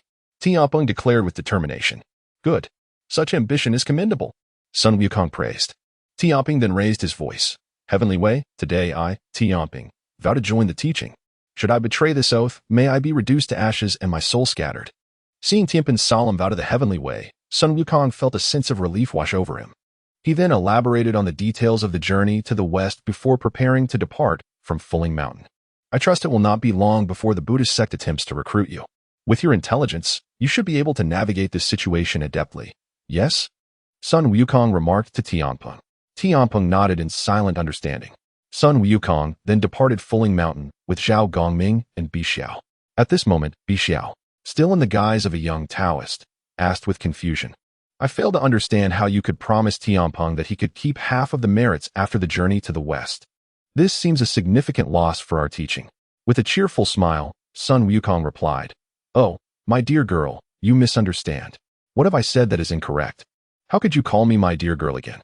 If you do not clarify your reasoning today, I swear I will smash your head with the purple lightning hammer. Bixiao declared defiantly. The reason I promised to share the merits of the journey to the west with Tamping is to motivate him. Look at how despondent he was before. He would have merely drifted along the journey, likely yielding little merit since he believed he could not retain any. Now, observe Tamping. Ever since I assured him of half the merit, his spirit has soared, and he is eager to seize every merit along the journey. Previously, he might have only accrued 5,000 merits throughout the journey to the west, but now he likely yearns to amass 100,000. When viewed through this lens, even splitting the merits with Tamping is a wise decision.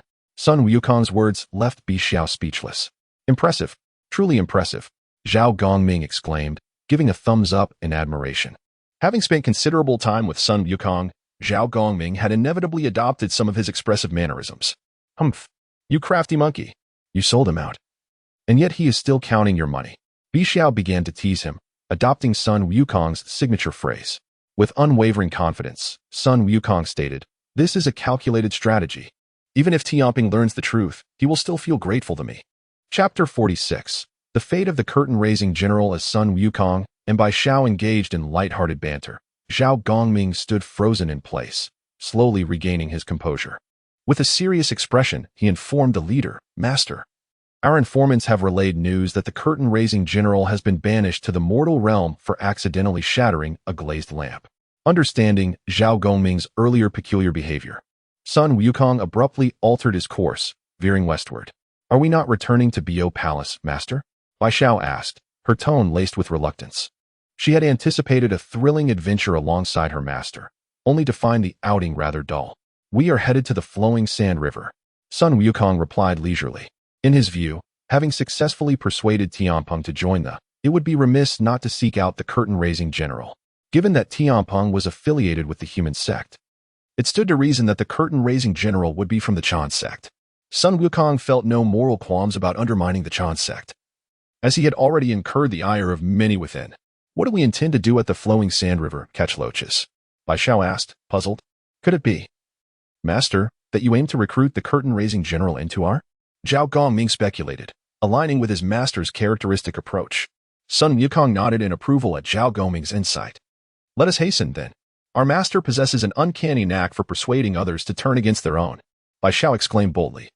Knowing her master's proximity to treasures that concealed cosmic secrets allowed her to speak freely. "Ah, you cheeky girl. Do you dare to jest about your master? Do you believe I wouldn't consider rewriting your name on the divine list?" Sun Wukong jested in return. "Yet, I must admit, your current methods bear a striking resemblance to those of the Buddha's disciple, the Holy One of Precise Understanding." Zhao Gongming chimed in, having grown accustomed to his master's amiable nature and playful banter. Without further delay, the trio soared toward the flowing sand river. The distance from Fulling Mountain to the river was not great. After passing Huangfeng Ridge, they soon arrived at the river's vicinity. It appeared the timing was fortuitous, as the Buddhist forces had yet to dispatch the king of Huangfeng, resulting in only a few scattered minor demons inhabiting the area. Sun Wukong held little interest in these minor demons, considering himself one of their kind and believing there was no need for demons to trouble one another. As they hovered above the flowing sand river, they observed a rugged man, tattered and unkempt, confronting several heavenly soldiers on the riverbank. "Master, that disheveled man is the curtain-raising general," Zhao Gongming informed Sun Wukong. It dawned on Sun Wukong that the curtain-raising general, having been banished to the mortal realm, would soon endure the torment of being pierced by flying swords, as these heavenly soldiers had come to carry out his execution. "How fortunate we are to have arrived just in time," Sun Wukong mused inwardly. He promptly instructed Zhao Gongming and Bi Xiao to conceal themselves swiftly in the air, employing the cosmic secrets of the celestial board to remain undetected. At this moment, the curtain-raising general implored the leading heavenly soldier. "In light of our past service together in the heavenly court, I beg you to spare me this once." The soldier responded telepathically. "If you are willing to ally with the Buddhist sect, Avalokiteshvara can plead on your behalf, and you may be spared from this suffering. Dream on. I will never submit to your Buddhist sect. You might as well abandon that hope." The curtain-raising general retorted defiantly. He was originally Qi Jingzi, one of the 12 golden immortals of the Chan sect, who had secretly taken on disciples. Even at this moment, he remained unaware that he was entangled in the calamity of the journey to the west, still hoping for his master to come to his rescue. Meanwhile, Qi Jingzi, having lost face after the recent battle with Sun Wukong was secluded in his cave, deep in meditation. He was aware that his pawn, the curtain-raising general, had descended to the mortal realm as planned. Though there had been a deviation resulting in the impending suffering, he believed it would not significantly affect his scheme. Once the curtain-raising general completed his journey for scriptures, he could rightfully demand a substantial portion of the merits earned. Qi Jingzi felt it only fitting for a disciple to honor his master, even if it meant relinquishing all the merits gained. He remained oblivious to the fact that his prized disciple had fallen into the clutches of the Buddhist sect. However, Avalokiteshvara was not naive. Such covert dealings demanded concealment of cosmic secrets. Although Qi Jingzi harbored suspicions about potential ulterior motives, he reasoned that the journey to the west was a significant affair. And even if the Buddhist sect's actions were egregious, they would still leave some benefits for the Chan sect. As the saying goes, leave a line for future encounters. Thus, Qi Jingzi returned to his meditative state, unaware that the Buddhists had no intention of sharing any spoils with the Chan sect. At the flowing sand river, the heavenly soldier continued to communicate telepathically with the curtain-raising general. Are you truly unwilling to join the Buddhist sect? I would rather die than join the Buddhist sect. The curtain-raising general replied resolutely. He believed that if he persevered long enough, his master would eventually rescue him from his plight. Unaware that his master was leisurely meditating in his cave, waiting for the opportune moment to reap the merits. You stubborn fool, refusing to heed the warning. What does I make you suffer? The heavenly soldier retorted angrily. He decided not to waste further words and resolved to make the curtain-raising general endure even more suffering. Confident that after his ordeal, the general would eventually submit to the Buddhist sect. After all, once the deed was done, Avalokiteshvara had promised him a postnatal spiritual treasure. This curtain-raising general has committed a grave offense and still shows no remorse. Today, he shall endure 300 piercings from flying swords. The soldier proclaimed furiously. You dare to take personal revenge. The curtain-raising general shouted in anger. He remembered well that the Jade Emperor, swayed by Avalokiteshvara, had decreed that he would be pierced by flying swords 100 times every 7 days. Now, the count had inexplicably risen to 300, igniting his fury. However, the curtain-raising general had no means of resistance and was forced to endure the agony of 300 piercing blows. Meanwhile, Sun Wukong, hidden in the skies, could not hear the telepathic exchanges between the heavenly soldier and the curtain-raising general. He was perplexed at the unexpected increase in the number of piercing blows the curtain-raising general was to suffer. After the heavenly soldiers completed their execution, they departed one after another, leaving the severely wounded curtain-raising general lying on the riverbank, abandoned and unattended. It seemed Tamping was unfortunate enough. Yet the plight of the curtain-raising general was 100-fold worse. Sun Wukong sighed inwardly. Let us descend and meet this curtain-raising general. He promptly instructed Zhao Gongming and Bai Shao beside him. Chapter 47. The General of the Rolling Curtain after issuing a command. Sun Wukong soared ahead towards the location of the General of the Rolling Curtain. In the blink of an eye, the trio arrived before the general. Noticing the approach of living beings, the General of the Rolling Curtain struggled to rise from the ground. Who are you? What brings you here? He inquired cautiously, suppressing his pain. It was only natural that he failed to recognize the transformed appearances of Sun Wukong and his companions. Sun Wukong casually tossed a vial of elixir to the general before speaking. We need to find a suitable place to converse. This is not the right setting. The general, not one to hesitate, took the elixir and swallowed a pill before replying. There is a grove over there. Follow me. Before long, they reached the grove he mentioned. Now, you should reveal your identities, the general prompted as they entered the woods. Sun Wukong remained silent, retracting his transformation to reveal his true form as a monkey. You are Sun Wukong, the general exclaimed, astonished. He could not fathom why Sun Wukong sought him out. Considering the enmity between the teachings of his sect and that of the, could it be that he was here to take his life? Suppressing his confusion, the general addressed Sun Wukong. Why has the revered leader sought me out in this desolate flow of sand, when you could be enjoying a peaceful life in your Bayou Palace? I have come specifically to find you. Sun Wukong replied with unwavering calmness. Do you think I have journeyed here to end your life simply because you are a disciple of the general, now visibly concerned, stated. Although my identity as a disciple of thee is not widely known, it is impossible to deceive the leader of. Sun Wukong smiled gently. Not at all. I am here to rescue you. Can you persuade the Jade Emperor to spare me from this torment of 100 swords piercing my heart? The general asked, his face filled with hope. For me, such a task is trivial. Are you not curious? As a disciple of thee, you were cast down for accidentally shattering a fragile glass lamp.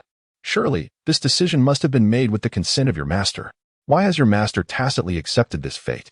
Sun Wukong questioned confidently. The general frowned. This matter perplexes me as well.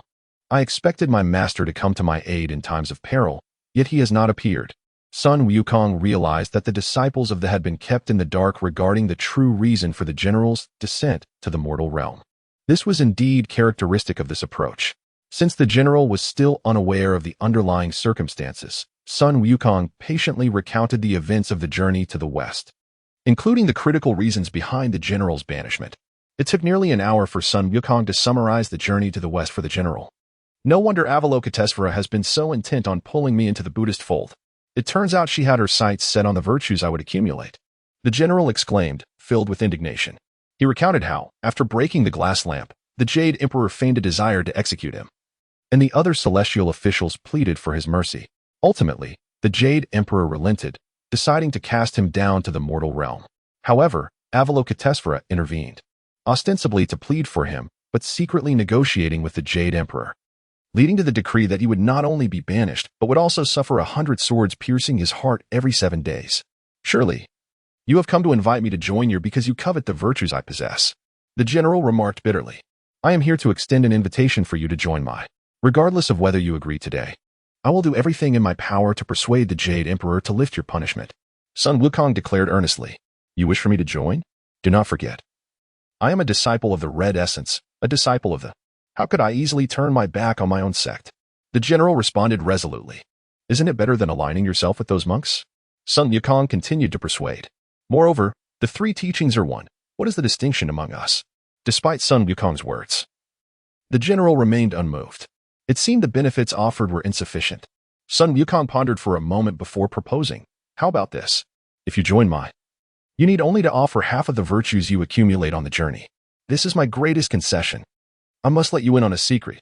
Tamping joined my a few days ago under the same terms. Are you attempting to deceive me with such words? The general exclaimed, his face flushed with excitement. I, the leader of a great sect, would not resort to deceit. Furthermore, I can swear on the way, Sun Wukong asserted, his expression serious.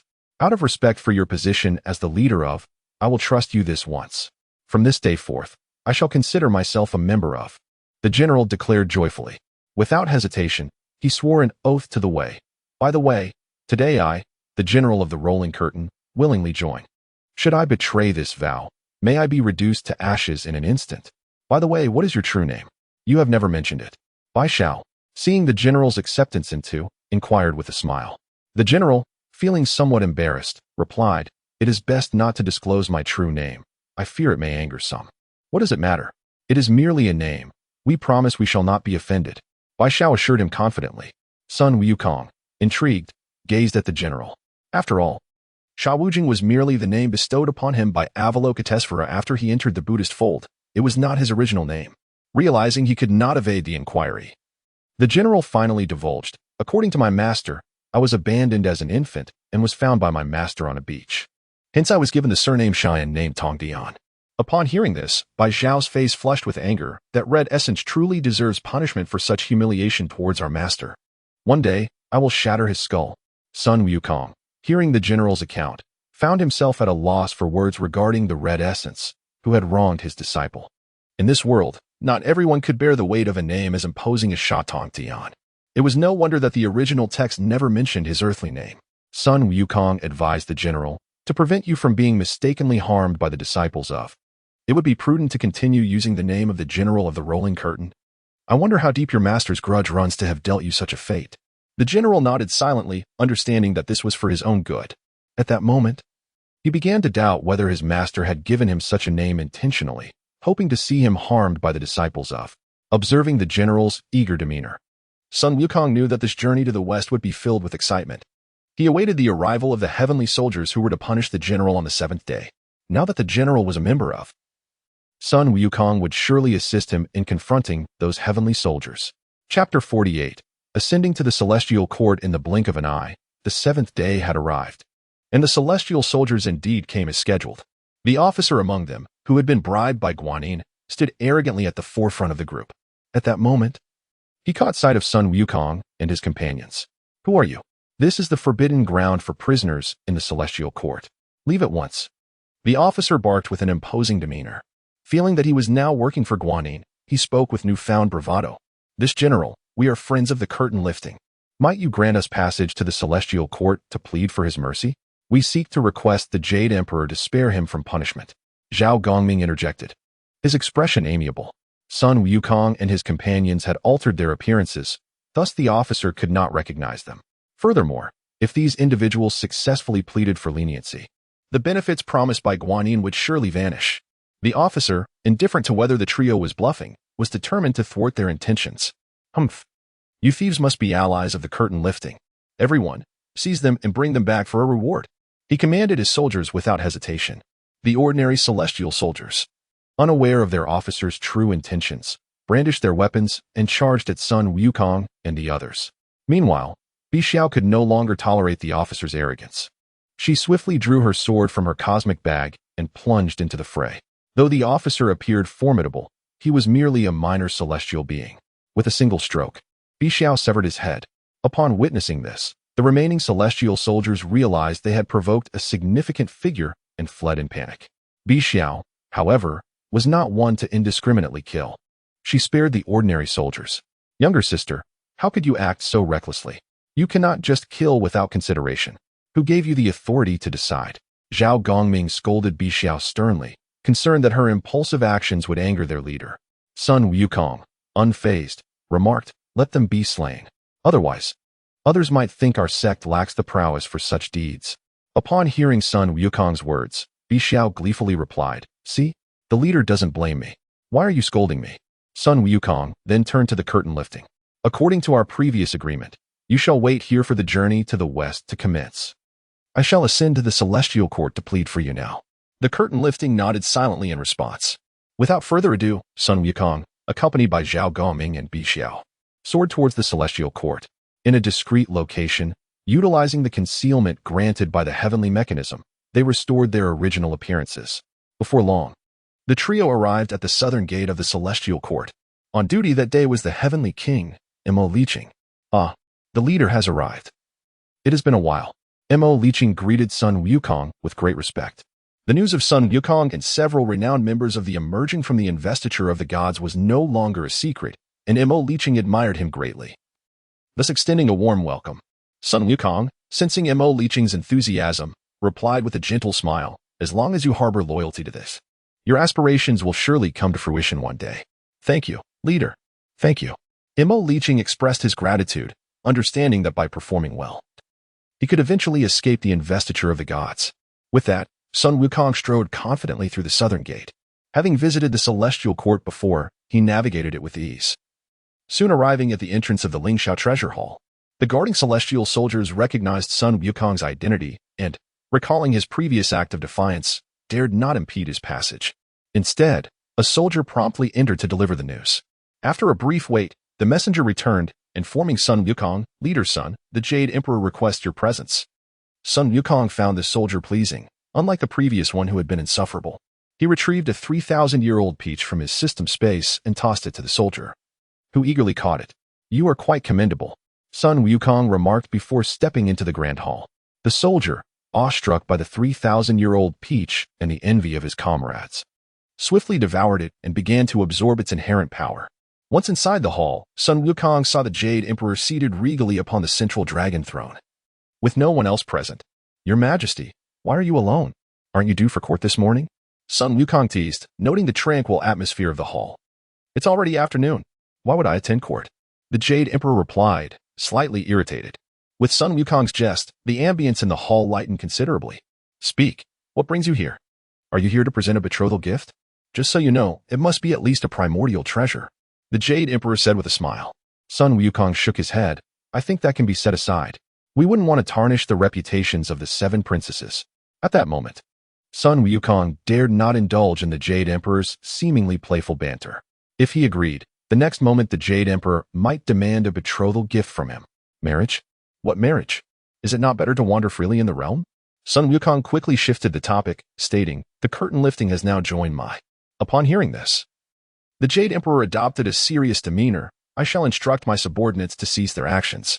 For the Jade Emperor, whether the curtain lifting aligned with Buddhism or held little significance for the celestial court, Sun Wukong inquired, "I am curious, what conditions did Buddhism offer that made you, the ruler of the celestial court, willing to assist them?" The Jade Emperor leisurely replied, "There is nothing to conceal. Buddhism has promised that I can send my celestial court to find a mount for the pilgrim 500 years hence. Given Buddhism's typical modus operandi, do you not fear it could all be in vain?" Sun Wukong questioned. The Jade Emperor sighed. "Having lived long, my vision has grown dim. I can scarcely recall what the Buddha looks like." Sun Wukong grasped the underlying implication, pondering. "Since this little white dragon is a spy sent by the Jade Emperor to Buddhism, I shall refrain from undermining that effort. If I were to inadvertently recruit a spy for that would be self-sabotage." The Jade Emperor then spoke again. "Now tell me, do you have any other matters to discuss? There is no need for you to make a special trip to the celestial court for the sake of the curtain lifting. Chapter 49. The visit of the colorful cloud boy. Upon hearing the Jade Emperor's inquiry, Sun Wukong contemplated for a moment before responding. I wish to take advantage of this calamity to make significant alterations to the names on the list of deities. After all, the list belongs to the Jade Emperor, and any substantial changes necessitate a discussion with him. The Jade Emperor, after pondering for a while, replied, "The list is currently in your possession. Whom you choose to inscribe upon it is entirely your prerogative. Just remember our previous agreement." Sun Wukong replied earnestly, "I am not one to break my word. When I return the list, I assure you it will be filled to the brim with names. Just do not expect me to haphazardly jot down a few names to placate you. The matter of the divine whip is paramount." The Jade Emperor, with a gentle demeanor, reminded him, "I trust you will not forget that. But I must ask, have you prepared the supreme innate treasures?"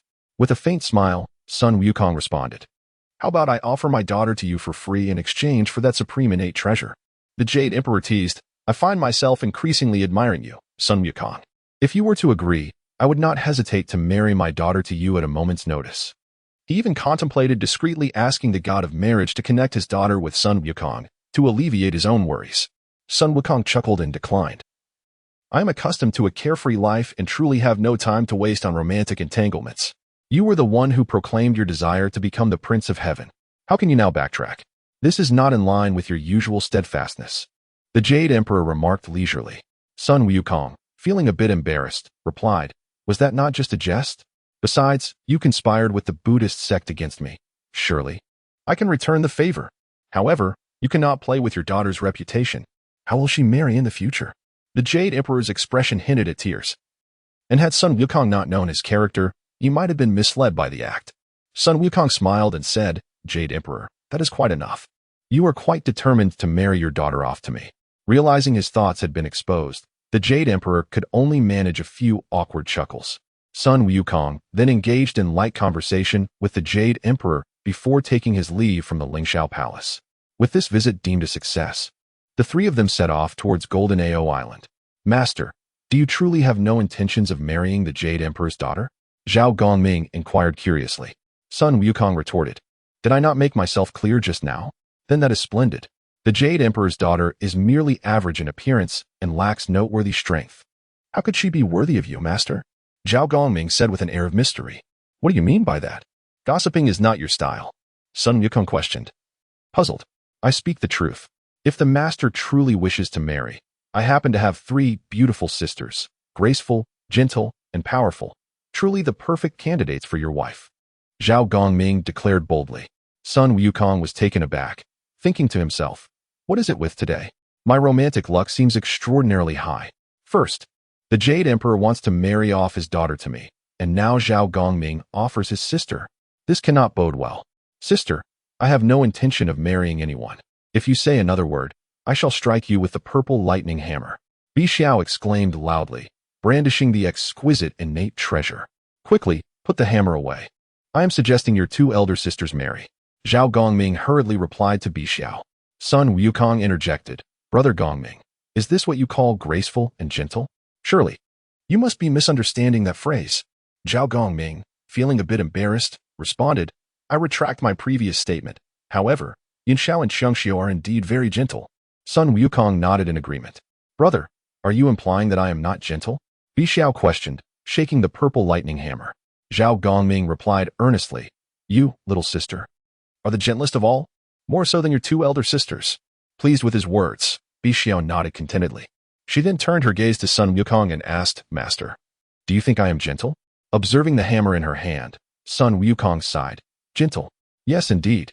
You are gentler than your 2 elder sisters." Hearing his affirmation, Bi Xiao finally put away the purple lightning hammer. Amid their laughter, they unknowingly arrived at Golden Ao Island and soon reached the Bo Palace. "Master, there is a child from outside requesting an audience," boomed the mischievous Demon King as Sun Wukong settled down. "Let them enter," Sun Wukong commanded. Shortly after, the mischievous Demon King strode into the hall. With the Wudong Holy Mother needing to instruct her new disciple by Sujin, Sun Wukong suggested that if she was to teach, she might as well instruct the 72 cave demon kings together. Without hesitation, the Wudong Holy Mother agreed. Recognizing the 72 cave demon kings had also joined the sect and required proper guidance, After some training, the Holy Mother indeed found several promising talents among them, with the mischievous Demon King being one of them. Upon entering the hall, Sun Wukong inquired, "Who is it that wishes to see me?" He claims to be from the Huang Palace. He appears to be a child. The mischievous Demon King replied, "In that case, bring him directly to the Bo Palace." Sun Wukong instructed. The child the mischievous Demon King referred to must be the colorful cloud boy from the Huang Palace. Before long, the mischievous Demon King led a child of about 7 or 8 years into the Bo Palace. Sun Wukong greeted him with delight, saying, "You must be the colorful cloud brother." Despite appearing as a mere child, the colorful cloud boy had lived for many years, thus addressing him as brother was not unwarranted. Upon hearing Sun Wukong's address, the colorful cloud boy quickly declined. "Young master, I cannot accept such an honor. Before coming, the lady instructed me to call you young master." Understanding that Neza truly regarded him as her son, Sun Wukong pondered when he might return to claim his inheritance. "Then let me call you colorful cloud brother," Sun Wukong suggested.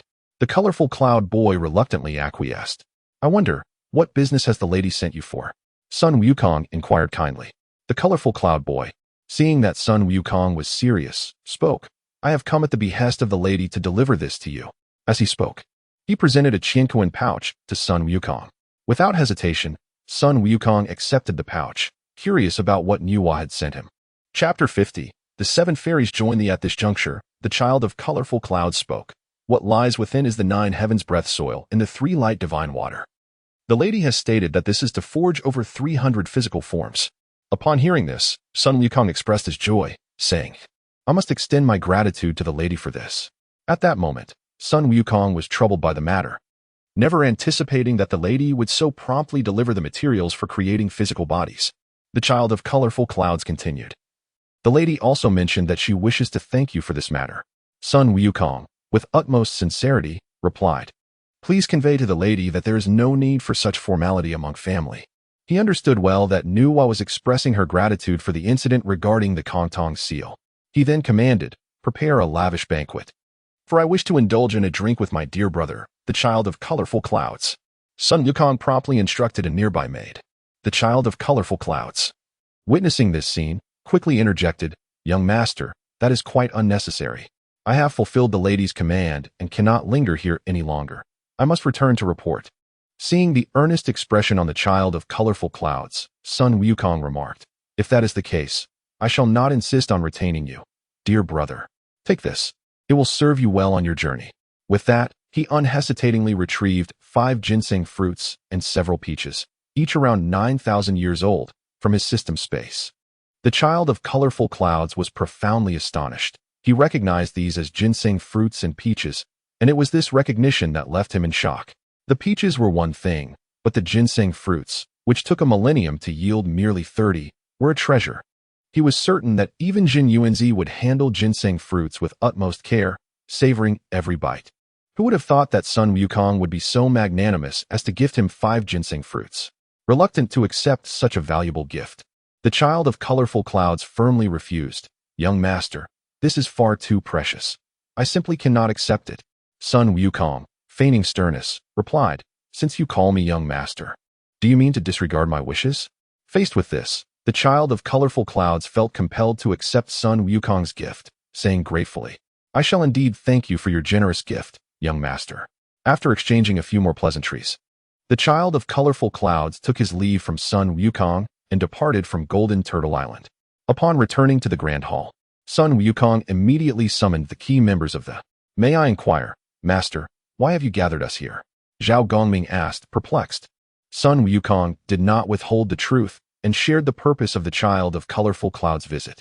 The others expressed their delight, for this meant that more disciples would be liberated from the Fengshen Bang. "Now, the task of forging physical forms for our fellow disciples falls upon you several quasi-saints, who must labor diligently." Sun Wukong addressed the assembled quasi-saints with gravity. "This is our duty, and we shall certainly exert ourselves to fulfill it," proclaimed the mother of no unbound. Deep within, she carried a sense of guilt towards her fellow disciples and now being able to forge a physical form for them was a responsibility she felt compelled to undertake. The mother of Golden Spirit echoed, "This is indeed our duty and should be expected." Zhao Gongming and Yun Shao also readily concurred. Without hesitation, Sun Wukong imparted the divine skill of manipulating creation to the four of them. Their exceptional insight allowed them to master this skill in no time. The four, entrusted with this significant responsibility and newly endowed with a divine ability, were overjoyed, and they harbored no doubts regarding the origin of this skill. After all, their leader had also received the legacy from Lady Nu Hua. Was it not entirely reasonable for him to possess such capabilities? Brother Gongming, let us first release 10 quotas. Remember, they must be aligned with. Sun Wukong instructed Zhao Gongming, and also grant 2 quotas to the disciples of the Chan school on the list, provided they are willing to join. He continued. How impressive. Truly remarkable. Zhao Gongming exclaimed, giving a thumbs up. I knew it. Our master has a way of persuading others to join. Bixiao teased from the side. Sun Wukong merely smiled, unperturbed. After all, Bixiao had that personality, daring even to pluck the beard of the heavenly master. If she were to become enraged, he might very well find himself at her mercy. Just then, Sun Wukong discovered that the 7 fairies were also present. Since their arrival on Golden Turtle Island, they had been frolicking about, making them a rare sight to behold. What are your plans, dear ladies? It seems you have explored Golden Turtle Island quite thoroughly by now. Sun Wukong inquired. The 7 fairies appeared somewhat at a loss. They had indeed come to Golden Turtle Island for leisure, and time had passed swiftly. However, they were loath to return to the confines of the heavenly court, which felt as stifling as a cage. We haven't had enough fun yet. Could we perhaps stay a little longer? The 7th princess lamented. If we were to join, could we not remain on Golden Turtle Island? The 3rd princess asked hopefully. Indeed. You claim that you accept all, so we should be able to join as well. The 4th princess chimed in. After a moment of contemplation, Sun Wukong responded, since you sincerely wish to join it appears we are destined to be together. Henceforth, you shall be the 3rd generation disciples of. After all, was in need of talents, and their presence would surely enhance its fortune. For any sect, prosperity is tied to the presence of capable individuals. Without any, how could fortune be expected? Master, this may not be appropriate. Zhao Gongming cautioned. The 7 fairies, as 3rd generation disciples of, could be problematic, considering that the Jade Emperor is of the same generation as our master, and his daughters should rightfully be our peers. With Zhao Gongming's insight, Sun Wukong realized that permitting the 7 fairies to become 3rd generation disciples would inadvertently diminish the status of the heavenly master in relation to the Jade Emperor, who was known for his pride and would likely harbor resentment. In that case, we shall designate them as 2nd generation disciples. Sun Wukong declared nonchalantly. To him, as the leader of, the designation of the 7 fairies as disciples was merely a matter of words. Zhao Gongming, however, sighed. Designating them as 2nd generation disciples is also problematic. Our 2nd generation disciples are all students of our master, who has not taken these 7 princesses as disciples. Yet, this posed no challenge for Sun Wukong. He boldly stated, this is easily resolved. Today, I shall demonstrate what it means to accept disciples on behalf of the master. Is that feasible? Will our master be displeased? Zhao Gongming expressed concern. What is there to be displeased about? Are there not enough disciples? Would he mind if I accepted a few more? Sun Wukong confidently asserted. Chapter 51. Sun Wukong imparts divine powers at this moment. The remaining disciples of the Jie sect were utterly bewildered by their leader's actions. Will the master truly be pleased with this taking on disciples on behalf of the master? Brother Gongming, please present the portrait of our master. Let these 7 maidens pay their respects before the master's image, and we shall consider it a formal initiation. Hearing Sun Wukong's words, Zhao Gongming, albeit reluctantly, complied, for it was the command of the leader. After a series of actions, the image of the Tongtian patriarch floated majestically at the highest and most central position of the grand hall. Sun Wukong then addressed the dazed 7 fairies, saying, Why are you all standing there in a daze? Quickly kneel and pay your respects to the master. At this moment, the 7 fairies felt a surge of helplessness. This was not merely taking on disciples on behalf of the master, but rather an undeniable compulsion for the saint to accept them as disciples. If they were to provoke the saint, what chances of survival would they have? However, seeing Sun Wukong's determination, they steeled themselves and approached the portrait. The 7 maidens knelt reverently before the image of the Tongtian patriarch, simultaneously proclaiming, red, orange, yellow, green, blue, indigo, violet, pays respects to the master. With that, they quickly performed 3 bows. At that moment, a radiant golden light flashed, and it seemed as though the Tongtian patriarch had come to life. Directly speaking, my dear disciples, rise quickly. The 7 fairies, upon witnessing this, hurriedly got to their feet, their hearts brimming with joy. For this was indeed an acknowledgment of their identities by the Tongtian saint. Sun Wukong, astonished, inquired, "Master, how did you manifest your presence?" The image of Tongtian replied, somewhat irately, "You are taking on disciples on my behalf. Should I not come and take a look?" "Master, do you not hold this monkey's impudence against him?" Bixiao interjected. The portrait of Tongtian responded, "Let Wukong amuse himself. If he has the capability to gather beings from the three realms to our GS sect, it would be hard for us not to flourish."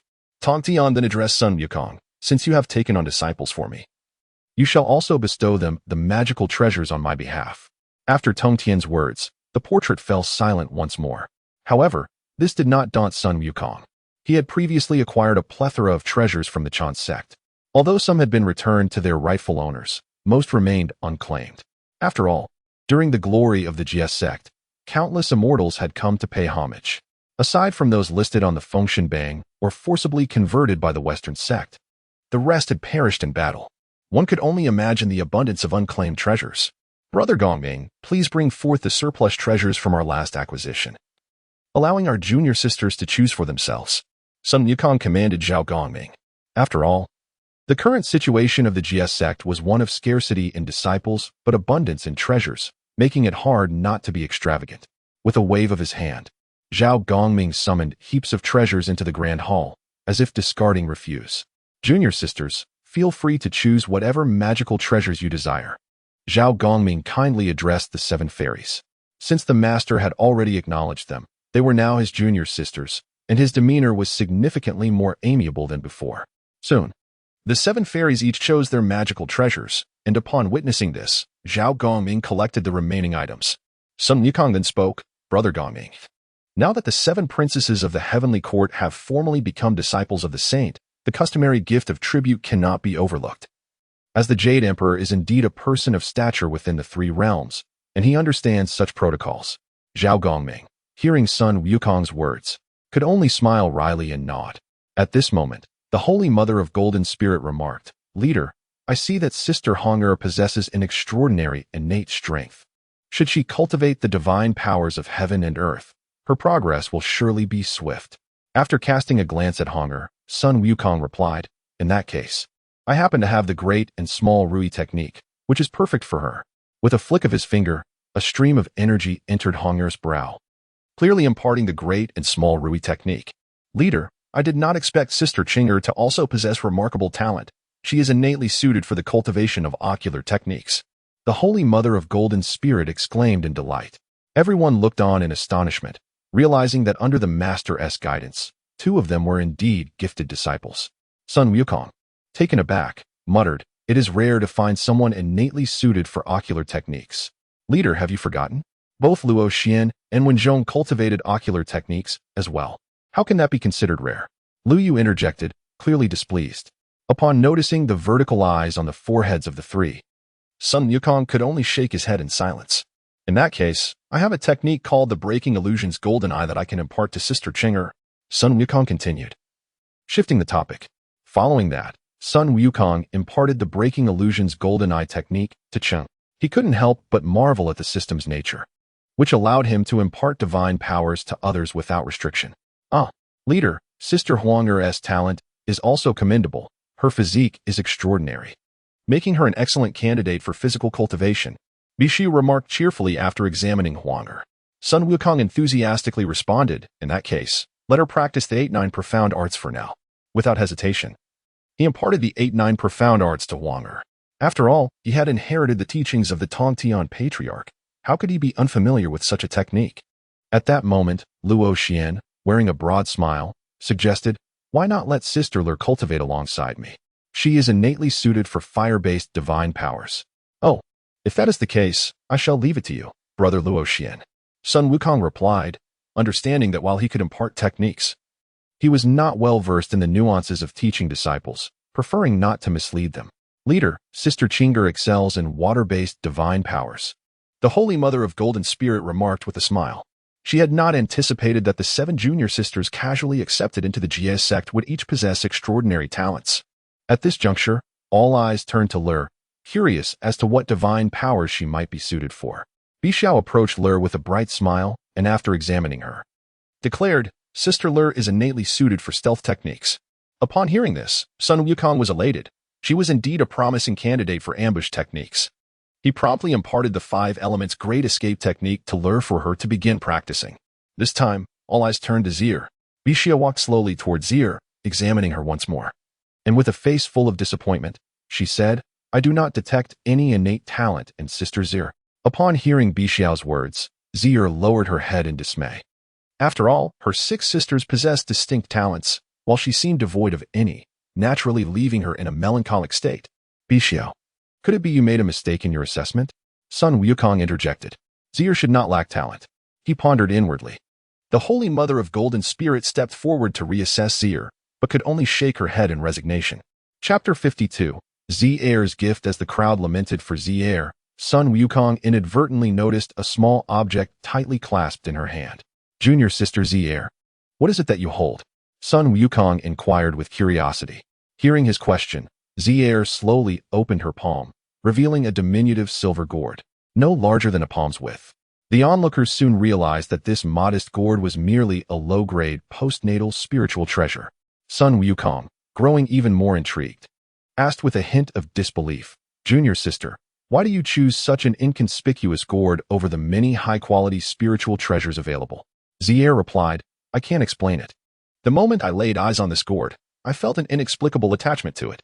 At that moment, Zhao Gongming's eyes sparkled with excitement as he exclaimed, "Junior sister Zir, may I see you demonstrate the capabilities of that treasure?" Zir responded honestly, "Of course, I have no issue with that. I feel an innate connection to this gourd." Zhao Gongming urged eagerly, "In that case, please showcase its powers for us." Zir glanced around, a hint of apprehension in her eyes. "But we are in Bo Palace. It might not be appropriate." Sun Wukong, sensing Zhao Gongming's enthusiasm, encouraged her, "Junior sister, please proceed. I, as your leader, have no objections. There is nothing to be concerned about." With that encouragement, Zir, no longer hesitating, uncorked the gourd and summoned her magical energy. In an instant, a dazzling silver light burst forth from the gourd, and a flying sword shot out, embedding itself into the ground several meters away. The spectators gasped in awe, astonished at the formidable power Zir had extracted from what they initially deemed a mere low-grade treasure. "Brother, junior sister Zir has demonstrated the prowess of a low-grade postnatal spiritual treasure, rivaling that of a mid-grade one. Her talent is indeed comparable to yours," Bai Xiao remarked, her face glowing with delight. In the grand hall, everyone marveled at the luck of the Jade Emperor, for all 7 daughters possessed extraordinary gifts, especially Zir. If she were to mature, she would undoubtedly become a figure akin to Zhao Gongming. They were fortunate that such promising talent belonged to their sect. At this moment, Zir realized her innate affinity for gourd-type treasures, and her earlier disappointment vanished, replaced by joy. Zhao Gongming remarked, "Junior sister's talent is quite similar to mine. However, high-grade gourd treasures are rare and often possess owners." Bai Xiao interjected, "Brother, how could you forget? Our master possesses a water-fire gourd." Zhao Gongming quickly responded, "Sister, do not jest. That water-fire gourd is our master's cherished possession, meant for storing wine. We cannot simply ask for it." Bai Xiao retorted nonchalantly, "Why not use it for wine? Must it occupy a precious innate spiritual treasure?" At this juncture, the mother of no thoughts interjected, "Enough. I happen to have a high-grade postnatal treasure, a golden gourd, which I shall bestow upon junior sister Zir. The low-grade treasure does seem rather meager." Upon her words, she presented a resplendent golden gourd to Zir. Zir hurriedly accepted it, expressing her gratitude. "Thank you, Sister Wudong." The mother of no thought smiled and waved her hand dismissively. "Leader, may we sisters now remain on Golden Ao Island?" Zir, clutching the newly acquired golden gourd, eagerly inquired. Sun Wukong replied with a gentle smile, "Indeed. You are now second-generation disciples of our sect, and it is only natural for you to remain for cultivation." The 7 fairies then joyously set off to explore, for Golden Ao Island was vast, and many areas awaited their discovery. Before long, half a month quietly passed. It must be said that Zhao Gongming's efficiency was commendable. He had successfully brought 10 disciples of Jie Jiao, and 2 willing to join from Chanjiao to Bo Palace. Sun Wukong recognized these 10 disciples as the famed 10 heavenly lords from the Fengshan era. Zhao Gongming introduced the 2 from Chanjiao, a man and a woman. Although Sun Wukong had not met them before, their appearances hinted at their identities. Sun Wukong addressed the 10 heavenly lords. I apologize for making you wait. It is only today that I have the ability to free you from the function list. This is my oversight. Lord Qin shook his head, smiling as he replied, Leader, we are immensely grateful that you remembered us 10 heavenly lords. We would never dare to blame you. The other heavenly lords nodded in agreement. Sun Wukong then turned his gaze to the couple from Chanjiao. Zhao Gongming introduced, Leader, this is Tu Xing's son, a disciple of the former Chanjiao's Zhulu's son. Beside him is his wife, Deng Chanyu.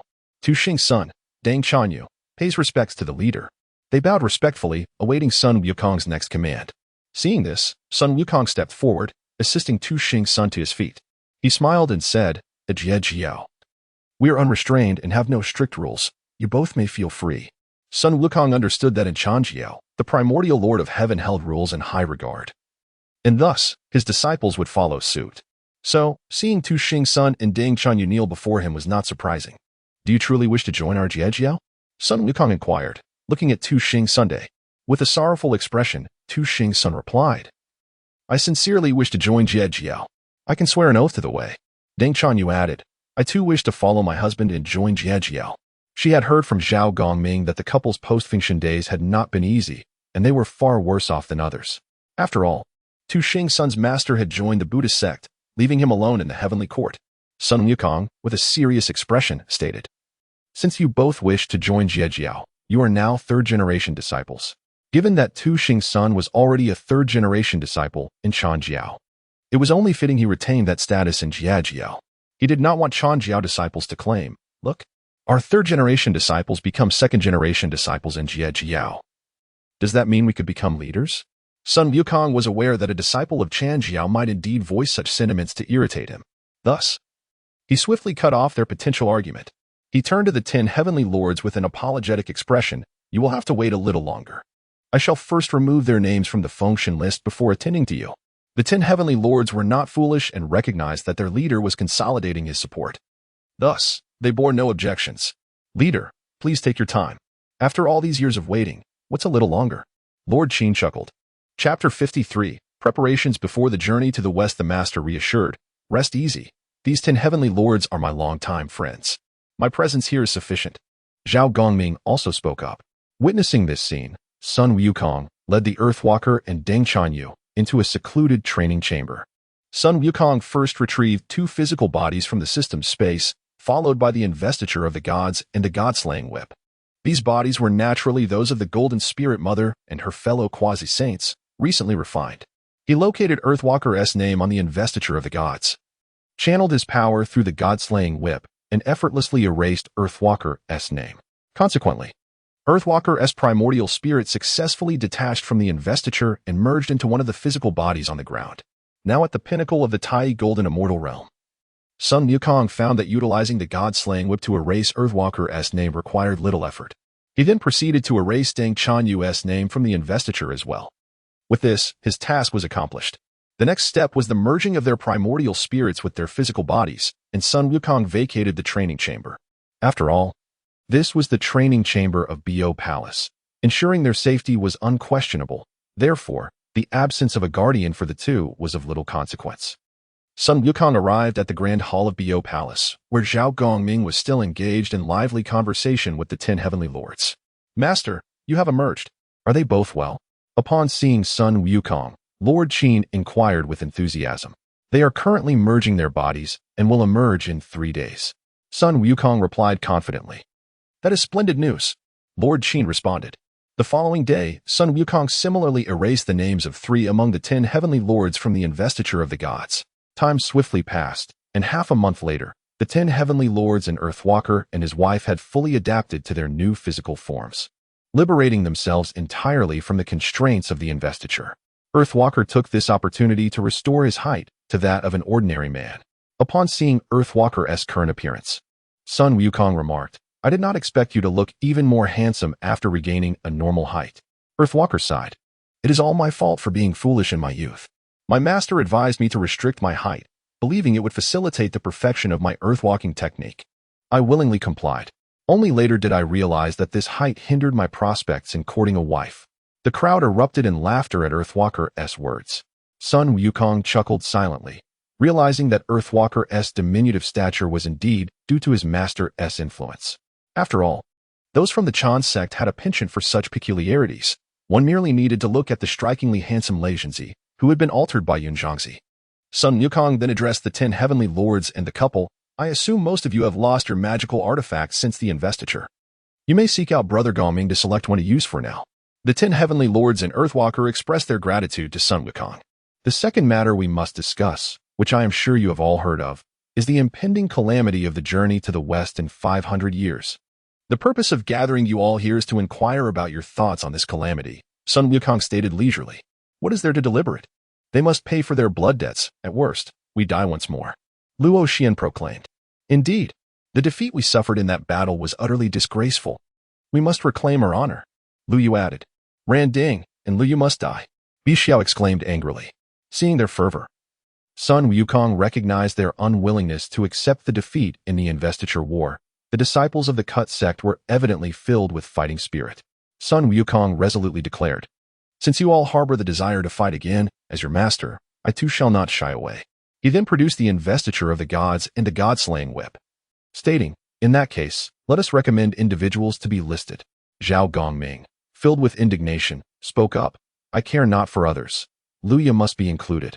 Sun Wukong nodded in agreement, for during the investiture war, Zhao Gongming had been slain by Lu Yu's 7 arrows, and it was only natural for him to seek vengeance.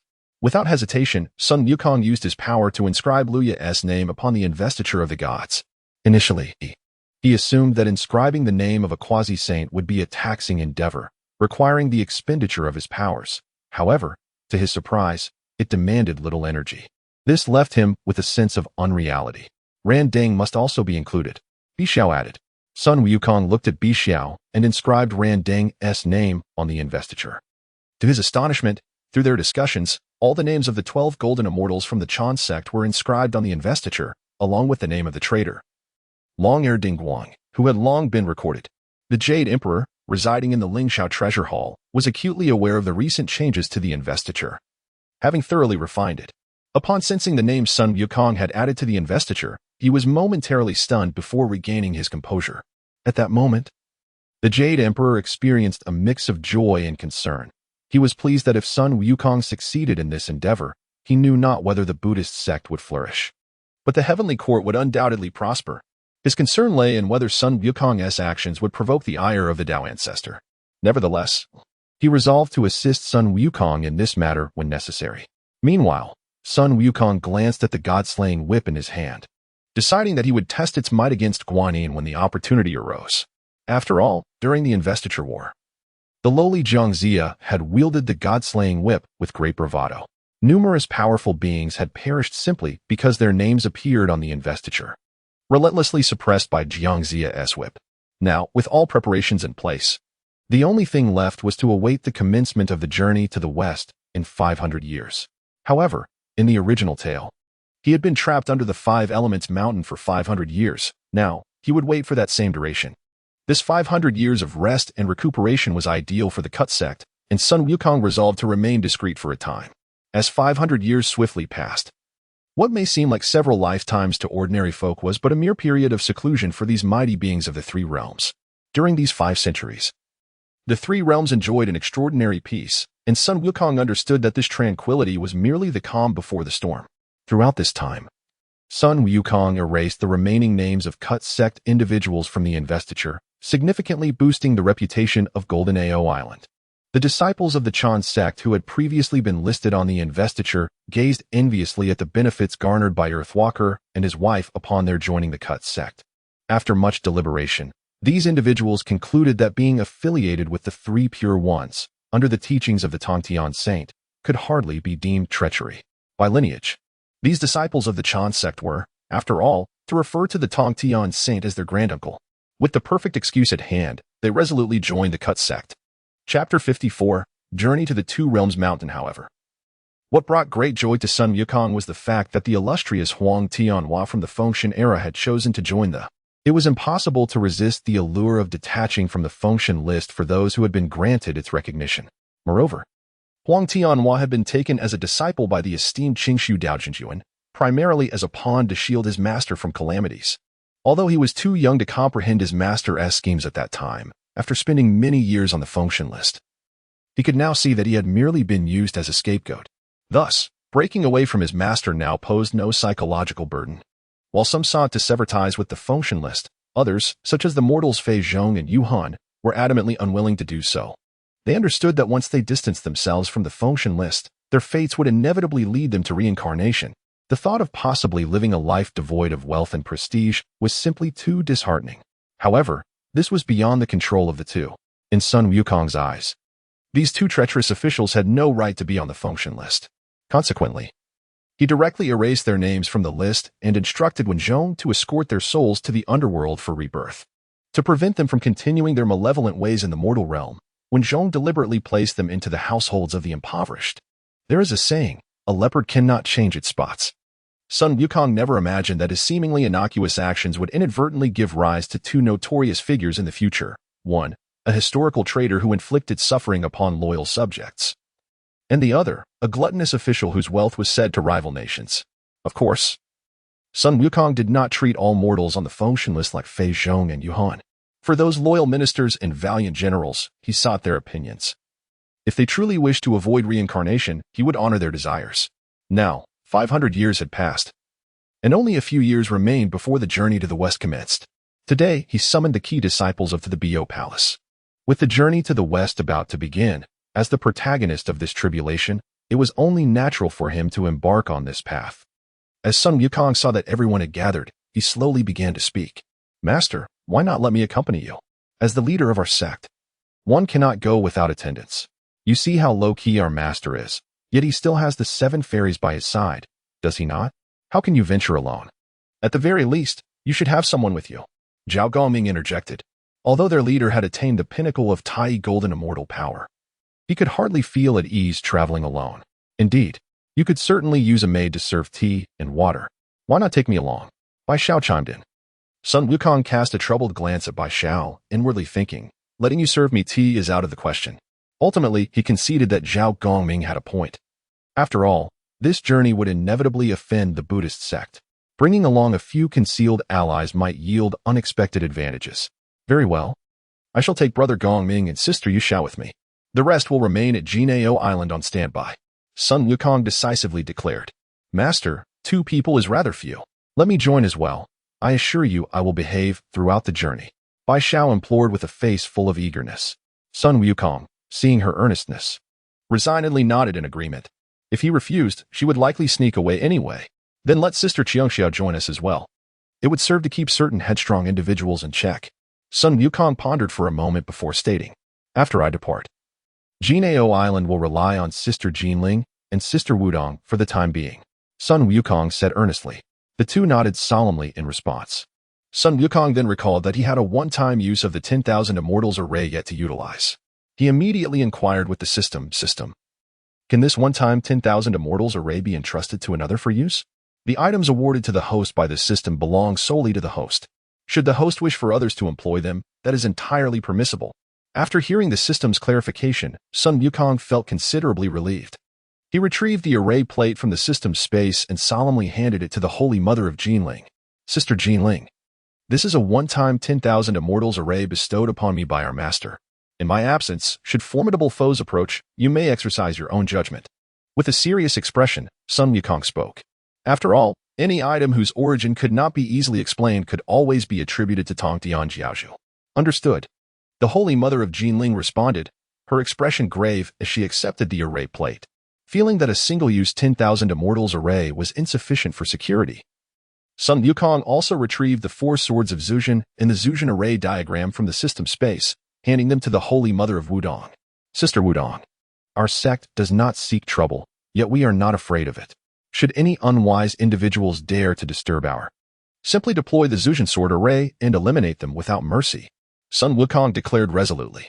At that moment, everyone realized that their usually amiable leader also possessed a decisive side. Understood. The Holy Mother of Wudong replied. After leaving 2 protective measures at their stronghold, Sun Wukong finally breathed a sigh of relief. Having arranged everything, he set off toward 2 Realms Mountain, accompanied by Zhao Gongming and the 3 Xiaos. Sun Wukong believed that with the journey to the west imminent, He could not afford to leave for no reason. It would be better to have Zhao Gongming and the three Shaos carry the Tianji plate.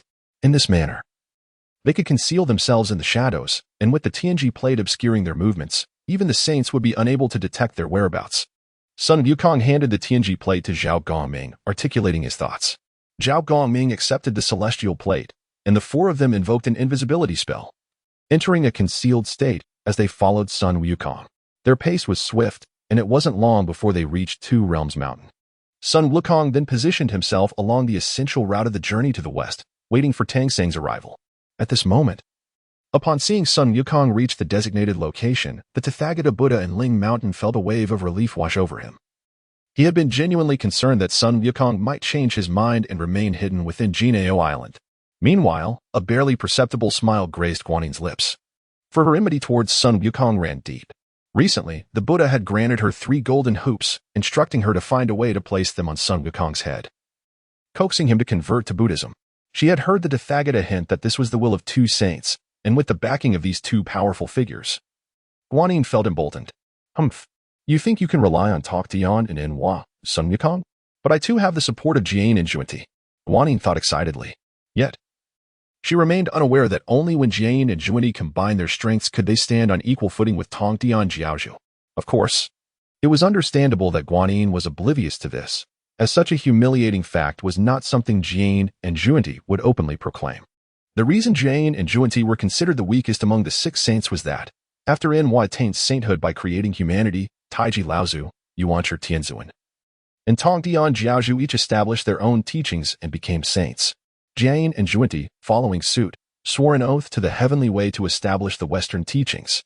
Had either of them sworn alone, the merit of founding the Western teachings would have sufficed for their own sainthood. Yet, they chose to swear simultaneously, resulting in the heavenly way dividing that merit between them. This ultimately led to both of them falling short of the required merit, creating a situation of being neither here nor there. In desperation, they could only make a grand vow of 48 to the heavenly Tao, which then bestowed upon them a modicum of merit, allowing the two to barely attain the status of saints. Although they ultimately achieved this exalted rank, their power remained the weakest among the 6 saints. Chapter 55. The arrival of Tang Seng. At this juncture, Guanyin resolved to recite the tightening spell 1,000 times at the very least before placing it upon Sun Wukong's head. Meanwhile, Sun Wukong, residing in his makeshift abode on the Mountain of 2 Worlds, remained oblivious to Guanyin's scheming regarding the imposition of the tightening spell upon him. He sat patiently, awaiting the arrival of Tang Seng, a wait that extended to 3 long years. One day, Sun Wukong spotted a handsome monk on a white horse approaching leisurely from the east, and he surmised this individual must undoubtedly be Tang Seng. With a swift movement, he appeared before Tang Seng and inquired, "Might I ask if you are the esteemed Tang Senzong, destined for the West to procure the scriptures?" Tang Seng, taken aback by the sight of an armored monkey addressing him, nearly fell from his mount in fright. However, having encountered man-eating monsters on the Double Fork Ridge, he had prepared himself psychologically. "Indeed, I am on a pilgrimage to the West. May I inquire what commands you have for me, great king?" he stammered, clearly perceiving Sun Wukong as a fearsome beast. "Fear not, master. It is the Tathagata who has ordained me to protect you on your journey to the West to seek enlightenment," Sun Wukong replied, maintaining his role in this unfolding saga. Tang Seng, upon hearing these words, was filled with greater trepidation. "You must not deceive me, great king. How could the Buddha allow you to guard me?" With that, he hastily urged his horse to flee westward, convinced that Sun Wukong was a ravenous demon seeking to ensnare him by invoking the name of the Buddha. As the journey to the west commenced, the celestial beings observing the proceedings were utterly astonished by Tang Seng's reaction. They believed he should have welcomed Sun Wukong with open arms and continued his pilgrimage, rather than fleeing in fear. Sun Wukong, witnessing this scene, was momentarily stunned. 5 directions of the revealed truth, will you not intervene? It is Tang Seng who refuses to accept me. If that is the case, I shall return to Jinao Island to cultivate, he declared loudly to the heavens. As he spoke, he feigned departure towards the East Sea. In truth, Sun Wukong had long been aware of the celestial guardians, the 5 directions of the revealed truth, and the protective Kalen, who had been monitoring their journey. He could hardly believe they would remain passive in light of this incident. "Stay, O great master," called out the golden-headed revealed truth, realizing that their inaction was intolerable. "There seems to be a misunderstanding. Please wait a moment. The other 4 revealed truths have gone to pursue Tang Seng," he implored, adopting a conciliatory tone, acknowledging that Tang Seng's actions were indeed inappropriate. Meanwhile, the Tathagata in the Thunder Sound Temple at Ling Mountain seethed with frustration upon witnessing this spectacle, thinking to himself, "You, Golden Cicada, was it easy for me to bring Sun Wukong here? You nearly let him slip away." "Guanyin, proceed with the plan," the Tathagata instructed. Feeling it was time to place the tightening spell upon Sun Wukong's head to prevent further complications. "Understood, Buddha," Guanyin replied, eagerly making her way to where Sun Wukong awaited. Not long after, the other four revealed truths returned with Tang Seng in tow. Upon seeing Sun Wukong, Tang Seng spoke earnestly, "Great son, please do not take offense. It was merely a misunderstanding on my part. The four revealed truths have clarified the situation, and I offer my sincerest apologies." Seeing Tang Seng's contrite demeanor, Sun Wukong chose to overlook the matter. "In that case, let us proceed on our journey," he stated, setting off westward. Tang Seng promptly mounted his horse and followed suit. The five directions of the revealed truth observed this exchange in bewilderment, questioning whether this was truly the Sun Wukong they had known, now seemingly so compliant. Little did they know, Sun Wukong was eager to encounter a demon along the way to incite its hatred, curious about the rewards the system might bestow upon him. As they journeyed westward, engaging in casual conversation, they were suddenly confronted by a fierce tiger that leapt from the underbrush, blocking their path. Tang Seng, startled by the sudden appearance of the tiger, fell from his horse in fright. Sun Wukong, however, remained unfazed, having already sensed the tiger's presence, which indeed aligned with the original tale. The tiger's fate was to be skinned and transformed into a tiger skin skirt, but at this moment, Sun Wukong perceived that this tiger had awakened its intelligence, thus qualifying as a demon. Realizing this was a fortuitous opportunity, he approached without hesitation and pinned the tiger to the ground. Despite its struggles, the tiger could not escape his grasp. Sun Wukong, being cautious not to exert excessive force, blew softly on his fingers and playfully flicked the tiger on the head. He feared that a too powerful flick might inadvertently end the life of this newly intelligent creature. Host has flicked the tiger on the head, resulting in mild hatred from the tiger. Host is rewarded with 100 years of cultivation, 10 years of golden elemental chi, 1 advanced artifact upgrade talisman, and a low-grade spiritual treasure, the tiger headblade. Upon reviewing the system's rewards, Sun Wukong was utterly astonished. He had not expected such a bounty from a mere newly intelligent tiger encountered on the road to the west. If he could provoke the hatred of higher beings, the rewards could be exponentially greater. It seemed this journey to the west was indeed fruitful. Intrigued, he controlled his strength and kicked the tiger on its rear. Host has kicked the tiger's rear, resulting in moderate hatred from the tiger. Host is rewarded with 300 years of cultivation, 30 years of golden elemental chi, 3 advanced artifact upgrade talismans, and a one-time artifact, the falling treasure money. Delighted by the system's rewards, Sun Wukong chuckled. Although he did not receive a primordial spiritual treasure, the one-time treasure could potentially yield several primordial artifacts if used wisely. Thus, he unleashed a flurry of punches and kicks upon the tiger, yet found that it no longer harbored any hatred towards him. The celestial beings observed this spectacle and sighed, realizing that Sun Wukong remained unchanged, still the same as ever. Finally, Sun Wukong turned to the tiger and asked, "Will you submit?" The tiger nodded in an anthropomorphic manner. "I should not obstruct your path, esteemed immortal," the tiger exclaimed. Sun Wukong nodded slowly. "You and I share a bond. Would you like to join my sect?" Recognizing the contributions the tiger had already made, he decided to accept it into his fold, preventing it from facing danger alone in the outside world. Chapter 56. Wukong acquires a steed. "I am willing to join the," roared the fierce tiger with great enthusiasm. At that moment, the tiger bore no resentment towards Sun Wukong. He believed that the reason the celestial being had struck him was merely to test his worthiness to follow him. Sun Wukong looked at the tiger before him and nodded in satisfaction. The teachings of the Togtian patriarch were abundant in martial techniques, and since this tiger had chosen to join the, Wukong decided to impart a suitable skill to him. The tiger was overjoyed and exclaimed, "Thank you, master. Perhaps I could serve as your steed." Sun Wukong glanced at the tiger and then at Tang Song, pondering, "If this mere mortal has a steed, then surely I should have one as well. Since you have expressed such a desire, you shall stay by my side as my mount." After some contemplation, he resolved this matter. After all, there was no rule against having a steed on this journey to the west. "Now that you are my disciple, do you have a name?"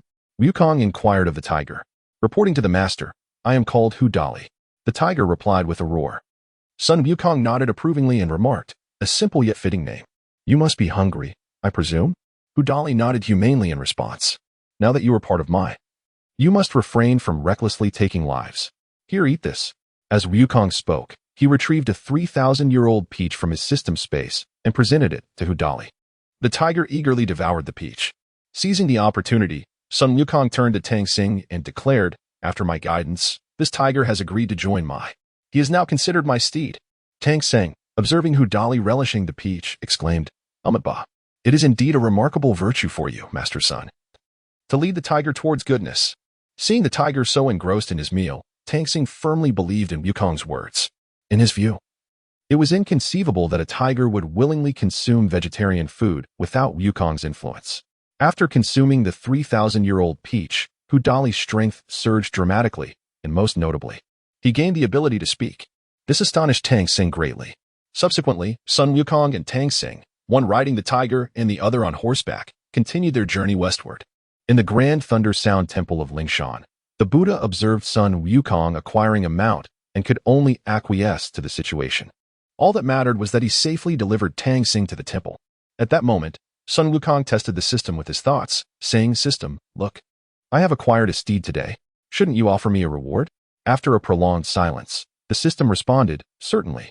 The quality of the steed you have acquired is rather average. This system shall provide you with 30 drops of white tiger essence. How does that sound? Is this true? Sun Wukong asked incredulously. He had merely made a casual remark, yet the system was surprisingly generous. The white tiger essence was stored in the system space, and the host could check it at will. Sun Wukong was indeed overjoyed to find the 30 drops of essence within the system space, since the system was so accommodating. He pondered whether he could benefit from it again when his birthday arrived. As Sun Wukong and Tang Xing continued on their relentless journey, the sky gradually darkened, and they finally spotted a quaint farmhouse at the foot of a mountain. Master, shall we not seek lodging at this nearby farmhouse for the night? Sun Wukong suggested with a calm demeanor. Please, just call me Xuanzang, Master Sunday. I do not deserve such a title. Tang Xing humbly replied. After conversing with Sun Wukong, he recognized the breadth of his knowledge and felt unworthy to address him as master. After all, Sun Wukong had received enlightenment from the Tongtian patriarch. The doctrines of Taoism were mere trifles to him. Sun Wukong nodded in agreement with Tang Xing's words. Then, Tang Xing dismounted and approached the farmhouse to knock on the door. Before long, the door opened to reveal an elderly man in his 60s or 70s, accompanied by a child of about 7 or 8 years old. After some negotiation, Tang Xing successfully arranged to stay at the elderly man's home. Initially, both the elder and the child were fearful of Sun Wukong's appearance, but after a brief interaction, they gradually overcame their trepidation. The elder engaged in lively conversation with Tang Xing, while the curious child gazed intently at Sun Wukong. Child, why do you keep staring at me? Sun Wukong asked with a friendly smile. Encouraged by Sun Wukong's demeanor, the child boldly inquired, Old monkey, are you a divine monkey? Monkeys cannot talk, but you can. You must be a divine monkey. Both Tang Xing and the elder were captivated by the child's words. The elder watched his grandson with concern, fearing he might provoke this formidable monkey. Sun Wukong chuckled at the child's innocent remark and replied, What if I am a divine monkey? If you are a divine monkey, you must possess magical powers. I want to learn magic from you. The child said earnestly. Taken aback by the child's desire to learn magic, Sun Wukong smiled and asked, But how do you know I will teach you? The child scratched his head in thought and replied, Actually, I don't know if you will teach me or not. That's why I asked you. Why are you turning the question back on me? Observing the child's innocent expression, Sun Wukong explained. If you had encountered someone from the Ren or Chan teachings, you would have had no chance of becoming a disciple. However, my doctrine is to offer all beings a sliver of hope, so how could I possibly turn you away? The elder, understanding the implications of Sun Wukong's words, beamed with joy and urged his grandson, Quickly, Dog Dan, bow your head and pay your respects to your master. Realizing his cue, Dog Dan promptly prostrated himself 3 times before Sun Wukong, exclaiming, Chingoden pays his respects to the master. Rise, my disciple. Sun Wukong commanded with an air of authority. Dog Dan quickly stood up, though the elder still bore a hint of anxiety on his face. Sun Wukong noticed the elder's concern and said, Old man, are you worried that your grandson won't learn any skills from me? And no, not at all. The elder stammered. Sun Wukong merely smiled and remained silent. Then with a swift motion, he grasped a piece of blue brick from the corner of the wall and, reciting a spell, performed a transmutation spell that turned the unassuming brick into a gleaming gold brick. "Here you go. This should sustain you for a lifetime," Sun Wukong declared, tossing the gold brick towards the elder. The elder rubbed his eyes several times, then took an axe to strike the brick a few times for verification. And once he realized it was genuine, he felt utterly relieved. After all, Sun Wukong had not merely performed an illusion, he had truly transformed the brick into gold. At that moment, the elder no longer dared to underestimate Sun Wukong. He realized that if his dog Dan could learn such celestial arts, he would never have to worry about money again. "Please wait a moment, esteemed master. I shall prepare a feast to express my gratitude," the elder exclaimed before hastily departing to prepare the banquet. In truth, Sun Wukong had not chosen to take in Shingoden without reason. Upon inspection, he discovered that the child indeed possessed a talent for cultivation. Chapter 57. The apprenticeship of little Chun Zhuang. Before long, the old man had prepared the thank you banquet. And to show his sincerity, he even slaughtered the only chicken in his home. This made Sun Wukong marvel at the old man's sense of propriety. Time swiftly passed, and it was soon time to dine. The old man brought out his treasured wine, and the meal was filled with joy for both host and guests. However, only Tang Xing sat quietly in the corner, munching on a steamed bun. Despite numerous gentle urgings from Sun Wukong, he remained steadfast in his vegetarian ways. What could one do? A night passed in silence, and dawn broke. Sun Wukong secretly contacted Zhao Gongming, who was lurking in the shadows, for he could not take Chen go along on the journey to the west. Soon, Zhao Gongming arrived before Sun Wukong. "Brother Gongming, this is my disciple, Chen Go. Please arrange for someone to escort him back to Jinao Island, where Sister Wudong can cultivate him. This lad possesses commendable aptitude," Sun Wukong remarked. Curious, Zhao Gongming approached Chen Go to assess his cultivation potential, exclaiming in wonder, what fortunate events seemed to befall the master. While Sun Wukong and Zhao Gongming engaged in casual conversation, the old man's door was suddenly besieged by a group of people. "Old Chen, where is the immortal master you spoke of? Allow this old man to pay his respects." Upon hearing the familiar voice, the old man appeared apologetic. "This is our village chief. It seems I boasted to my old friends about the immortal master accepting my grandson as a disciple last night in a moment of joy." Upon hearing the old man's words, Sun Wukong said, "Since he has come, let us meet him." Before long, an elderly man of similar age to the old man entered the room. Upon seeing Sun Wukong, he immediately knelt, exclaiming, "This old man pays his respects to the immortal master." Sun Wukong accepted this with grace, for the elder was indeed older than him. "Rise. What brings you here, old man?" he inquired, smiling. Though he had already surmised the elder's intentions, it was appropriate to ask. "I have heard that the immortal master is the leader of the GS sect. Now that you have come to our little Xinzhuang, why do you only take one disciple and leave in haste? Though our village may be small, we have 2 or 3 dozen promising youngsters. I beseech the immortal master to take them as well."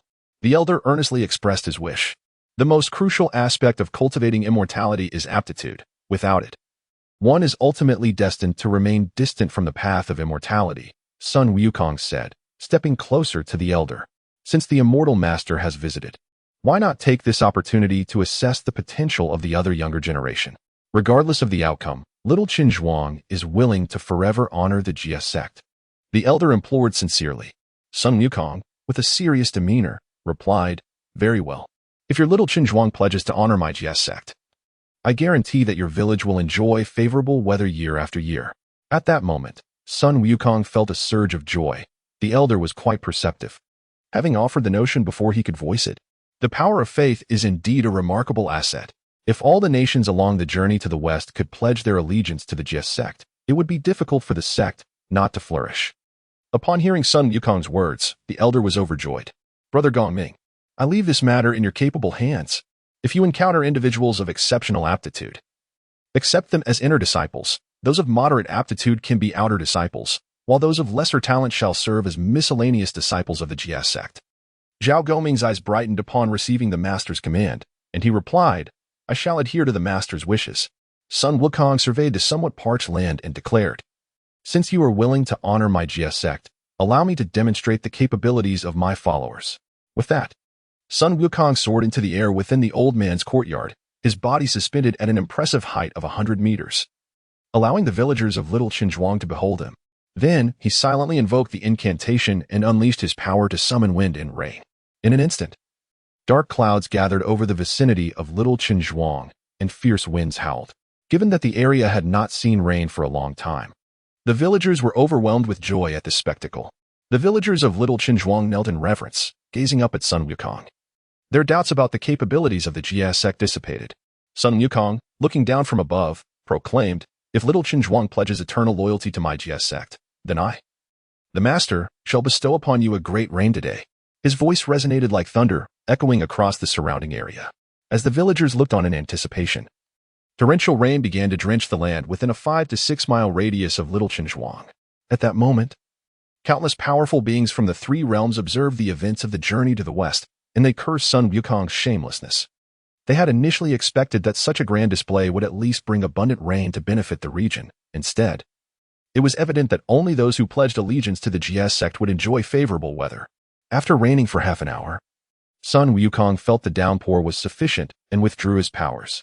In the great Thunder Sound Temple in the west, upon witnessing this spectacle, the Buddha spoke. Though Sun Wukong's character leaves much to be desired, his display was indeed impressive. We may learn from this in the future. The other Buddhas nodded in agreement.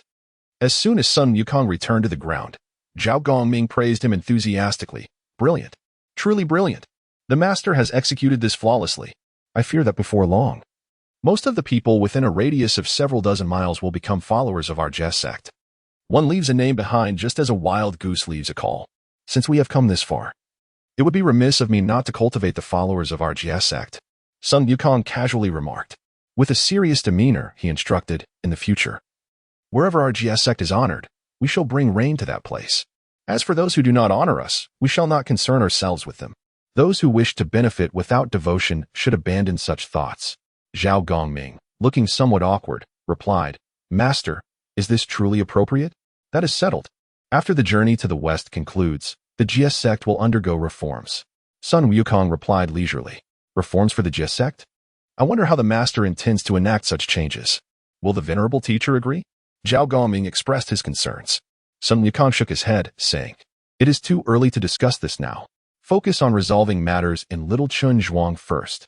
Remember not to favor male disciples over female ones. All who meet the requirements shall be accepted into our Jia sect." "Understood," Zhao Gongming replied and proceeded to attend to his own affairs. Meanwhile, in the great Thunder Sound Temple, the Buddha was infuriated to learn that Sun Wukong was gathering disciples in Little Qinzhuang, and his anger reached a boiling point. As the saying goes, Buddhas compete for a stick of incense, while humans vie for breath. Sun Wukong's blatant attempt to snatch followers from the Buddha was utterly unacceptable. If Sun Wukong continued in this manner, how could the Buddha's teachings thrive after the journey to the west? "Calm your anger, Buddha. Guanyin has been away for some time. It won't be long before we receive good news," the ancient Buddha Randin gently advised. Upon hearing Randin's words, the Buddha's expression softened slightly. "That crafty Sun Wukong. Once Guanyin accomplishes this task, I shall personally recite the tightening spell 1,000 times." The Buddha thought, simmering with indignation. Chapter 58. Encountering bandits after a flurry of activity from Zhao Gongming.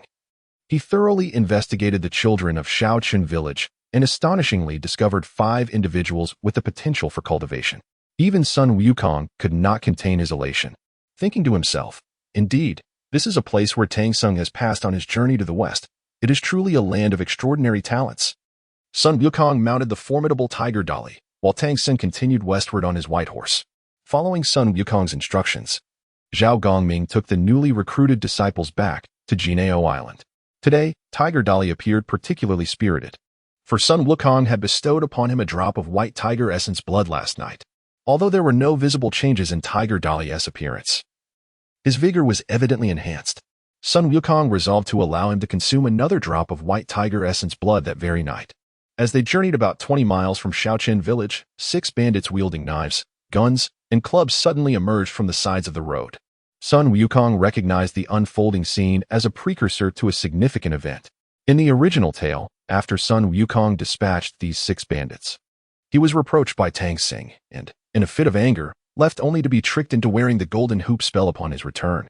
Curious, Sun Wukong inquired of the system, "If I were to obtain the golden hoop, is there a way to unravel its incantation?"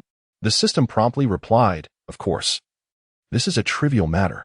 Not only can I dispel such incantations, but I can also modify the original spell at any time." "Is there a fee for altering this incantation?" Sun Wukong asked, a look of concern upon his face. worried that the system might seize the opportunity to extort him. You needn't fret, host. It's a mere trifle, entirely free. After all, this system is here to serve you. The system assured him. Truly, you are a benevolent system. Sun Wukong remarked with gratitude. I shall exert every effort to assist you, host. The system replied. At that moment, the one-eyed bandit brandished his sword and declared, Listen well. This mountain is mine. This tree is mine. If you wish to pass, you must pay the toll. Dare to utter a single word against it, and you shall face death. Although the one-eyed bandit recognized the fierce-looking tiger that Sun Wukong rode and understood that he was no ordinary opponent, he still underestimated him. Believing his own martial prowess from childhood and his experience in slaying 2 tigers could hold him in good stead, Sun Wukong, upon hearing the bandit's words, felt quite exasperated. Thinking, you bandits lack originality. These lines are as old as time itself. After conferring with the system, he devised a plan, suspecting that Guanyin was lurking nearby, plotting his downfall. Determined to turn the tables, he decided to play along and see if Guanyin would treat him as she did in the original tale. Without holding back, he charged directly at the 6 bandits and struck them down with 6 powerful blows, instantly ending their lives. Tamping, witnessing the demise of the bandits, immediately turned against Sun Wukong, loudly admonishing him. Master Sun, as practitioners, we should embody compassion, yet you have acted with murderous intent. Enough. Our paths diverge. You may go. I require no escort. Upon hearing Tamping's words, Sun Wukong secretly rejoiced, thinking that his first step had been accomplished. Very well, if that is your wish. We shall part ways. With that, Sun Wukong rode eastward, leaving behind a covert command for the 3 Shaos to remain on standby. Guanyin, I hope you do not underestimate me. Otherwise, today may be the day you find yourself in trouble. He mused, while sorting through items in the system space. It was then that Sun Wukong noticed the unused disposable Fan Tian seal in a corner of the space. It seemed the seal would soon come in handy. He had chosen to temporarily depart to observe whether Guanyin would make an appearance. Arriving in a forest, he dismounted, realizing that Tiger Dolly had yet to fully mature. Riding him served little purpose beyond display, as he lacked the necessary speed. Seizing the opportunity, he fed the remaining drops of white tiger essence blood to Tiger Dolly, curious to see if this would enable him to evolve into a white tiger. After consuming the final 29 drops, Tiger Dolly entered a state of slumber, his body gradually growing and his fur rapidly shedding. As the old fur fell away, new, predominantly white fur emerged, interspersed with black stripes. Sun Wukong recognized that Tiger Dolly was evolving towards the lineage of the white tiger. The evolution lasted nearly 3 hours, significantly enhancing Tiger Dolly's power, propelling him into the early stages of human immortality. Nonetheless, Sun Wukong thought him still too weak. You can transform into human form now, can you not? He inquired. Yes, Master, Tiger Dolly replied. Suddenly, it seemed Sun Wukong recalled something. Addressing the system, he asked, System, if Tiger Dolly can transform, why am I still unable to do so? The system promptly responded, Do you not know that you have already transformed? Sun Wukong, disheartened, retorted. Are you implying that my current monkey form is the result of a transformation? Congratulations, host, you are correct. Your true form is the Beauty Stone, your predecessor. In their unconscious cultivation to the point of transformation, had never witnessed the appearance of a human being. Thus, in a daze, they transformed into a monkey, likely because monkeys were the most common sight in Huagua Mountain. The system elaborated on Sun Wukong's predicament. So you were saying this is all my predecessor's doing? Sun Wukong lamented. He had always believed himself to be a unique and gifted Lingming stone monkey, and had hoped to transform into an elegant young man wielding a folding fan. Now, all those dreams had been shattered. Is there any way for me to transform again? He implored the system. Apologies, host. This system is not omnipotent. However, you might seek out Neza, as you were crafted by her. She should possess the means.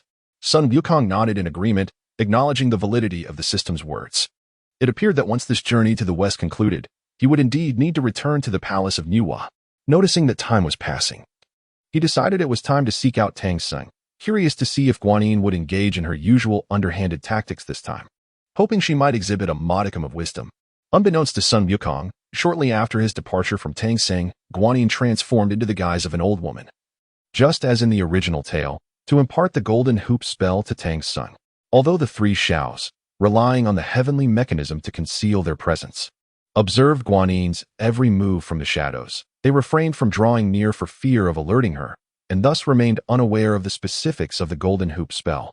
In the end, Concerned that Xuanzang might struggle to complete his task alone, Guanyin decided to conceal herself atop a cloud, ready to intervene swiftly should Tamping falter, intending to place the golden and restrictive hoops upon Sun Wukong's head herself. However, her actions were clearly witnessed by the three Xiaos, who lurked even deeper in concealment. Chapter 59. Guanyin suffers a devastating blow before long. Sun Wukong returned, riding on the evolved white tiger, Hudali. The three celestial maidens, concealed in the shadows, discreetly informed Sun Wukong of Guanyin's actions, cautioning him to remain vigilant. Sun Wukong merely smiled knowingly and nodded, sending a secret message. Everything is under control. Let Zidian hammer be wielded by Yu Xiao first, and await my command to strike. Upon receiving the order, the three maidens promptly obeyed, well aware that their master never engaged in ventures without certainty. With a cheerful demeanor, Sun Wukong approached Tamping, as if nothing had transpired, and inquired, "Why have you not set forth to the west yet?" To which Tamping replied, maintaining his composure, "I was waiting for you, Master Sun, to embark on the journey together. How can you be so certain that I would return? And how can you be sure that I would journey west with you?" Sun Wukong asked, his face adorned with a grin. "Because you, Master Sun, are a person of great righteousness. Naturally, you would not hold grudges against a humble monk." Tamping responded, determined to place the flower hat upon Sun Wukong's head. "I returned because I forgot an item in my luggage. I will retrieve it and depart," Sun Wukong stated, dismissing further conversation with Tamping. Upon opening his bundle, he immediately spotted the flower hat within. With a sense of delight, Sun Wukong picked up the hat, examining it from all angles, while internally beseeching the system, "It is all in your hands now. Swiftly alter the incantation of the tightening spell. Please state the new incantation." The system promptly replied. Without hesitation, Sun Wukong mentally recited the new spell. "All right, leave the rest to this system. Please wait a moment."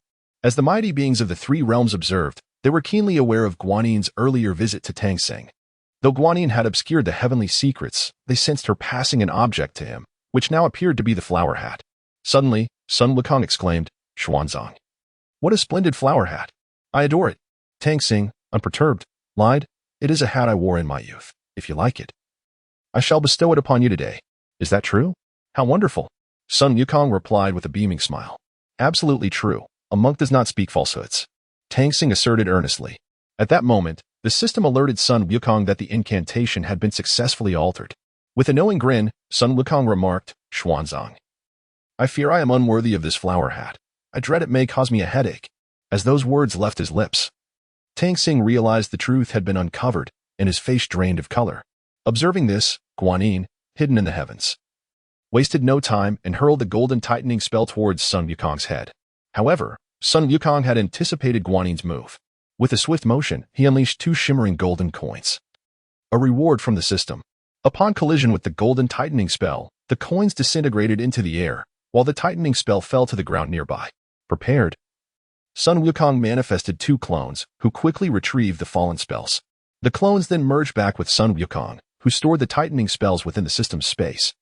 The seamless execution of these actions left the mighty beings of the three realms in awe, pondering how many treasures the celestial sage had bestowed upon him, enabling him to conjure such miraculous coins, even if they were but temporary. At this moment, Guanyin stood astounded, having miscalculated Sun Wukong's possession of two golden coins, thereby underestimating his capabilities. The three celestial maidens hidden in the shadows breathed a sigh of relief. Sun Wukong was not one to be trifled with. If the Buddhist sect dared to impose a tightening spell upon him, he could no longer endure such indignities. In Guanyin's moment of astonishment, Sun Wukong unleashed a one-time Bentian seal towards her head. The seal expanded with the wind, transforming into a mountain that descended upon Guanyin's crown. By the time Guanyin reacted, it was too late, as the Bentian seal loomed closer. She could only muster her full strength and employ all her artifacts to withstand the blow. Yet, the force of this strike equated to the full might of Guangqingzi's Bentian seal, far from easy to withstand. With a resounding crash, the Bentian seal struck Guanyin's head, leaving her gravely injured due to her timely defense, yet dazed and disoriented. Observing that the seal had not vanquished Guanyin, Sun Wukong seized the opportunity to hurl the newly altered tightening spell directly at her head. In her weakened state, compounded by the Bentian seal's impact, Guanyin could hardly evade the tightening spell Sun Wukong cast. Under the gaze of the mighty beings in Guanyin, the tightening spell settled firmly upon her head. As the tightening spell took root, Guanyin realized that removing it was no longer an option. With solemnity, Sun Wukong chanted, "O master of the nested dolls, your might is formidable. The tightening spell flies like the tempest. O master of the nested dolls, your might is formidable. The tightening spell flies like the tempest." As Sun Wukong recited the incantation, Guanyin felt an agonizing pain that split her head, shattering her dignified composure as she rolled on the ground in distress. The mighty beings of the three realms gasped in disbelief, never imagining that a distinguished quasi-saint could be so easily toyed with by Sun Wukong, a mere tiny golden immortal. In the throes of chanting the tightening spell, Sun Wukong became increasingly exhilarated, wishing he could recite it 1,000 times to alleviate his frustrations. However, he understood the urgency of the moment. While controlling Guanyin with the tightening spell, he signaled the three celestial maidens hidden in the shadows to take action. He retrieved the god-subduing whip from the system's space, channeling his power as he swung it towards Guanyin's head. Sun Wukong had long inscribed Guanyin's name upon the investiture of the gods, knowing well that striking those named upon the list would yield unforeseen results. Some may wonder if those inscribed on the list sense their names being recorded. The answer is a resounding no. That is the enchantment of the investiture of the gods. For instance, had the disciples of the realized their names were upon the list, they would not have been so reckless. Receiving Sun Wukong's command, the three celestial maidens unleashed their full might without restraint.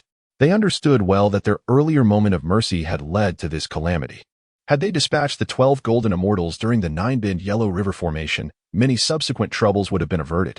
Now that they had the chance to rectify their past, they could not afford to show mercy again. Chapter 60. Guanyin's appearance. Sun Wukong and the four from the Sanshao simultaneously unleashed their most formidable powers. At this moment, Guanyin, already gravely injured, found it impossible to resist their onslaught, particularly with Sun Wukong persistently reciting the tightening spell, causing her immense pain. Guanyin could only watch helplessly as their attack struck her, and soon her vision blurred, plunging her into unconsciousness. When Guanyin next opened her eyes, she found herself reduced to a frail primordial spirit, devoid of the courage to linger, vanishing in a flash. Oh no, Guanyin's primordial spirit has escaped. We must pursue her. Bai Xiao exclaimed urgently. Sun Wukong, however, remained remarkably composed, replying, "Why the haste? Let her flee for a while." Nonchalantly, he retrieved the list of deities from his system space, channeling his powers to illuminate the list magnificently. Simultaneously, he called out with authority, "Guanyin, where are you? Return to your rightful place at once." Meanwhile, Guanyin, having fled, felt a surge of relief for her timely decision. Otherwise, she might have faced death today. Just as she relished her escape, Sun Wukong's summons echoed in her ears. To her astonishment, her primordial spirit was uncontrollably drawn back, faster than her initial flight. In the blink of an eye, she found herself hurtling back to Sun Wukong. With a triumphant grin, Sun Wukong taunted, "Oh, so you can run? Why have you stopped now? This time, I shall let you flee even farther." Gazing at the list of deities and the god-vanquishing whip in Sun Wukong's hands, Guanyin realized she had fallen into his trap, closing her eyes in despair. Regret washed over her. Had she known this was the outcome, she would never have provoked Sun Wukong. At this moment, the Sanshao approached Sun Wukong, brimming with excitement. "Master, please share the incantation of the tightening spell. I wish to teach Guanyin a lesson." Bai Xiao exclaimed joyously, relieved of years of frustration. Upon hearing Bai Xiao's request, Sun Wukong noticed that while Guanyin's physical form had perished, the tightening spell still firmly bound her primordial spirit. He marveled inwardly. Recognizing the spell's profound nature, no wonder it was classified as a top-tier innate spiritual treasure. Do not be foolish. Revealing the spell to you is tantamount to sharing it with the entire three realms. Sun Wukong replied. Bai Xiao, with a huff, retorted, "If you won't share the spell, at least give me 10 or 8 of those one-time use golden coins."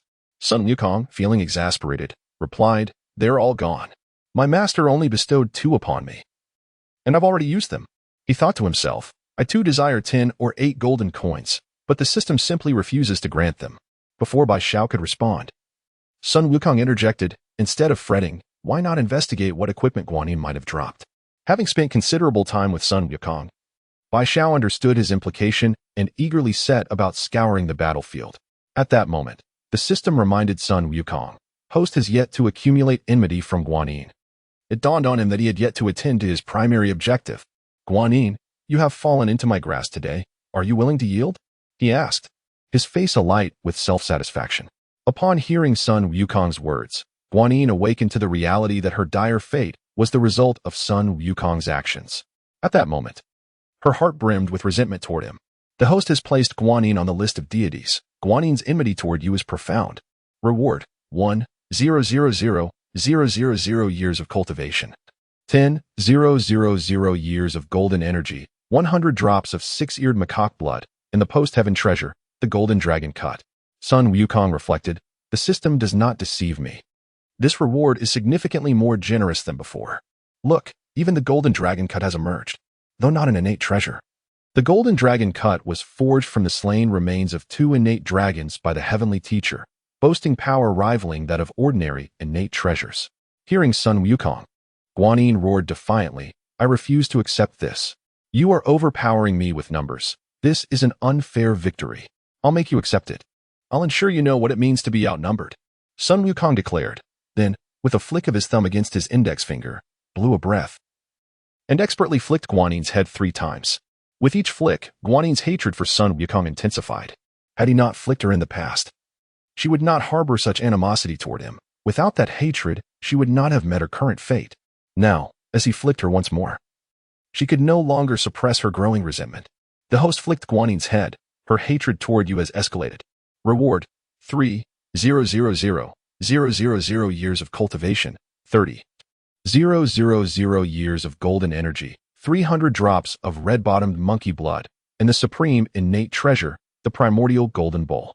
Though Sun Wukong was unaware of the system's source for the primordial golden bowl, he recognized that with the golden dragon cut and the primordial golden bowl, he could potentially establish the 9 Curves Yellow River Formation. At this moment, he was overwhelmed with joy. Master, I am here. Zhao Gongming arrived, looking weary from his journey. Brother Gongming, why the urgency? Has something happened at Golden Ao Island? Sun Wukong inquired, puzzled. You have the audacity to ask. In the brief time it took me to return a few disciples to Golden Ao Island, you have placed Guanyin on the list. Were you intentionally trying to distract me? Zhao Gongming replied, his face a picture of grievance. Sun Wukong felt a wave of embarrassment wash over him. Indeed, the timing was far too coincidental, occurring precisely while Zhao Gongming was away. Zhao Gongming continued, I know you were trying to create an opportunity to be alone with my 3 sisters, which I do not oppose, but you must choose a more opportune moment. Brother, why did you arrive so quickly? What nonsense are you spouting? Bai Xiao shouted, evidently having overheard Zhao Gongming's remarks. Yun Xiao and Qiong Xiao fell silent, while only Bai Xiao protested. Seeing this unfolding scene, Sun Wukong swiftly changed the subject. You all have arrived just in time. Today, your performance has been commendable, and I have 2 treasures here that can now return to their rightful owners. Though the Sanshao were indeed beautiful, Sun Wukong had no romantic inclinations. His primary goal was to cultivate to the level of the primordial golden immortal and roam freely in the world, as romantic entanglements would only hinder his progress. Momentarily captivated, the Sanshao and Zhao Gongming turned their attention to Sun Wukong. What treasures are you speaking of? Bai Xiao asked curiously. Seizing the opportunity, Sun Wukong retrieved the golden dragon cut and the primordial golden bowl from the system space, presenting them to the Sanshao. Bai Xiao eagerly accepted the golden dragon cut and the primordial golden bowl, her face aglow with happiness.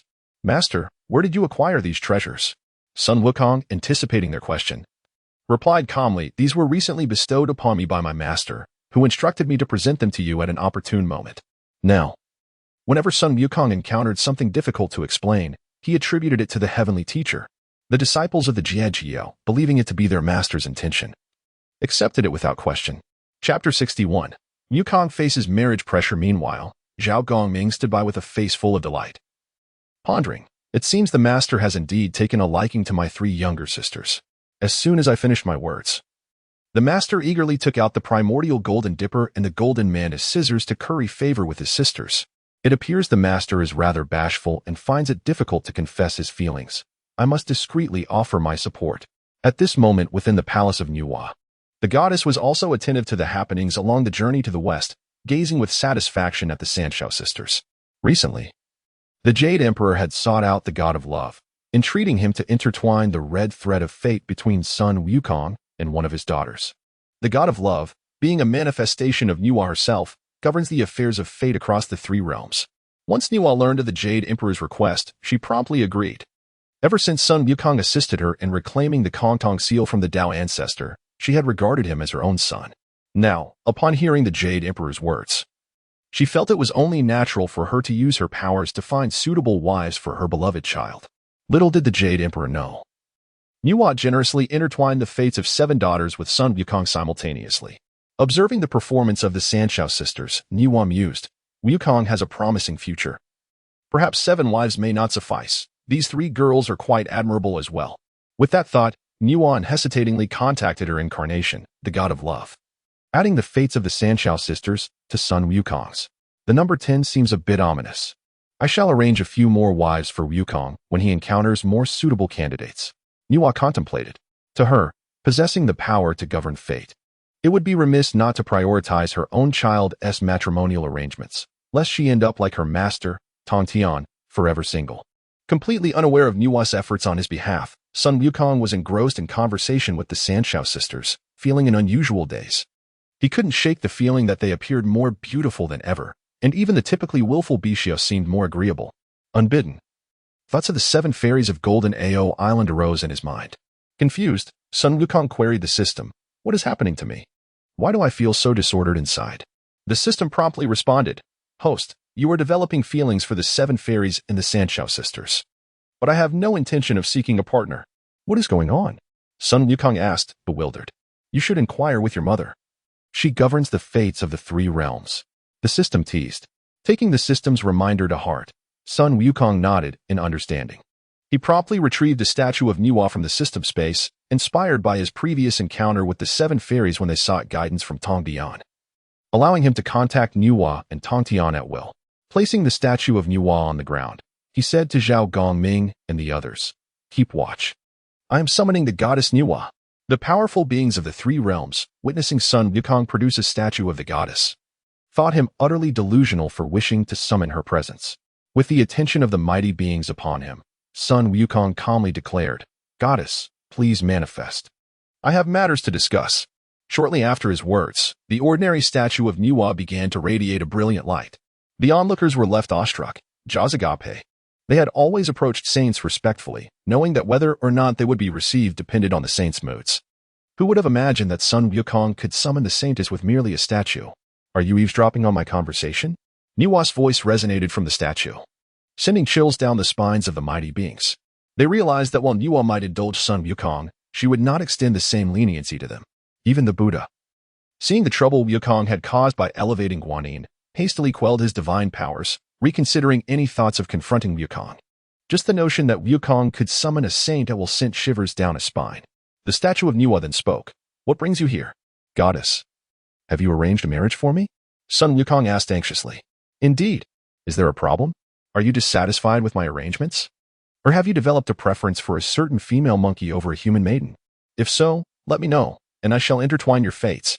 Nuwa's statue replied, considering it quite normal for a monkey to prefer a fellow monkey.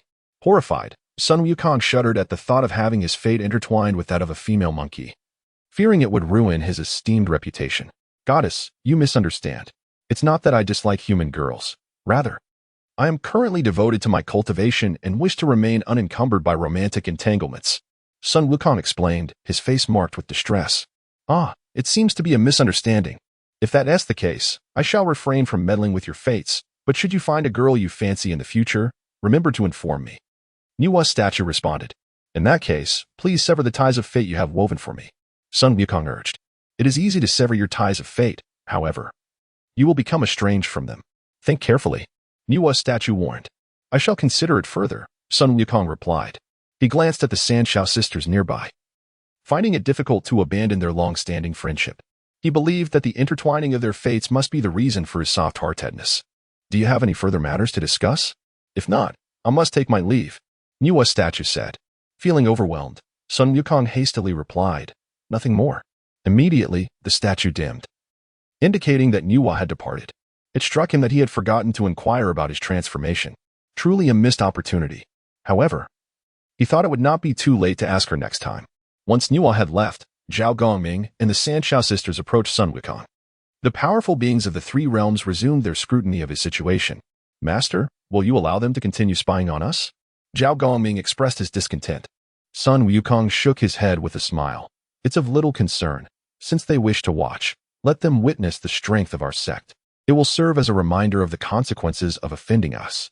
Turning to Yun Xiao, he continued, "Sisters, now that the primordial golden dipper and the golden mantis scissors have returned to their rightful owner, please set up the 9-curve yellow river formation for our fellow Taoists to assess." Yun Xiao smiled gently, replying loudly, "As you command, Master." As she spoke, she cast a lingering glance at Sun Wukong, her cheeks flushing before turning to set up the formation.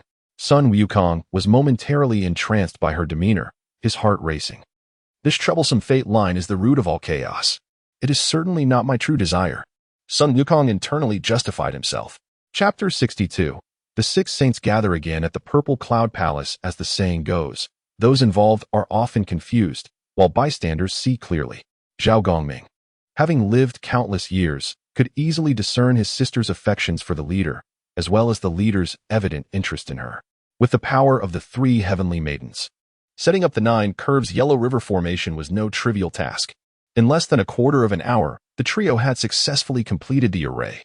Standing at the center of the grand formation, Yin Xiao commanded the primordial golden dipper, Jiangshu wielded the purple lightning hammer, and Bixiao chose to control the golden dragon scissors. The 9 curves yellow river formation, now enhanced by the exquisite innate spiritual treasure, the purple lightning hammer, boasted even greater power than before. The mighty beings of the 3 realms watched this scene with a mix of awe and resignation. Realizing why Sun Wukong had the audacity to place Guanyin on the divine list, it became evident that there were indeed hidden strategies at play.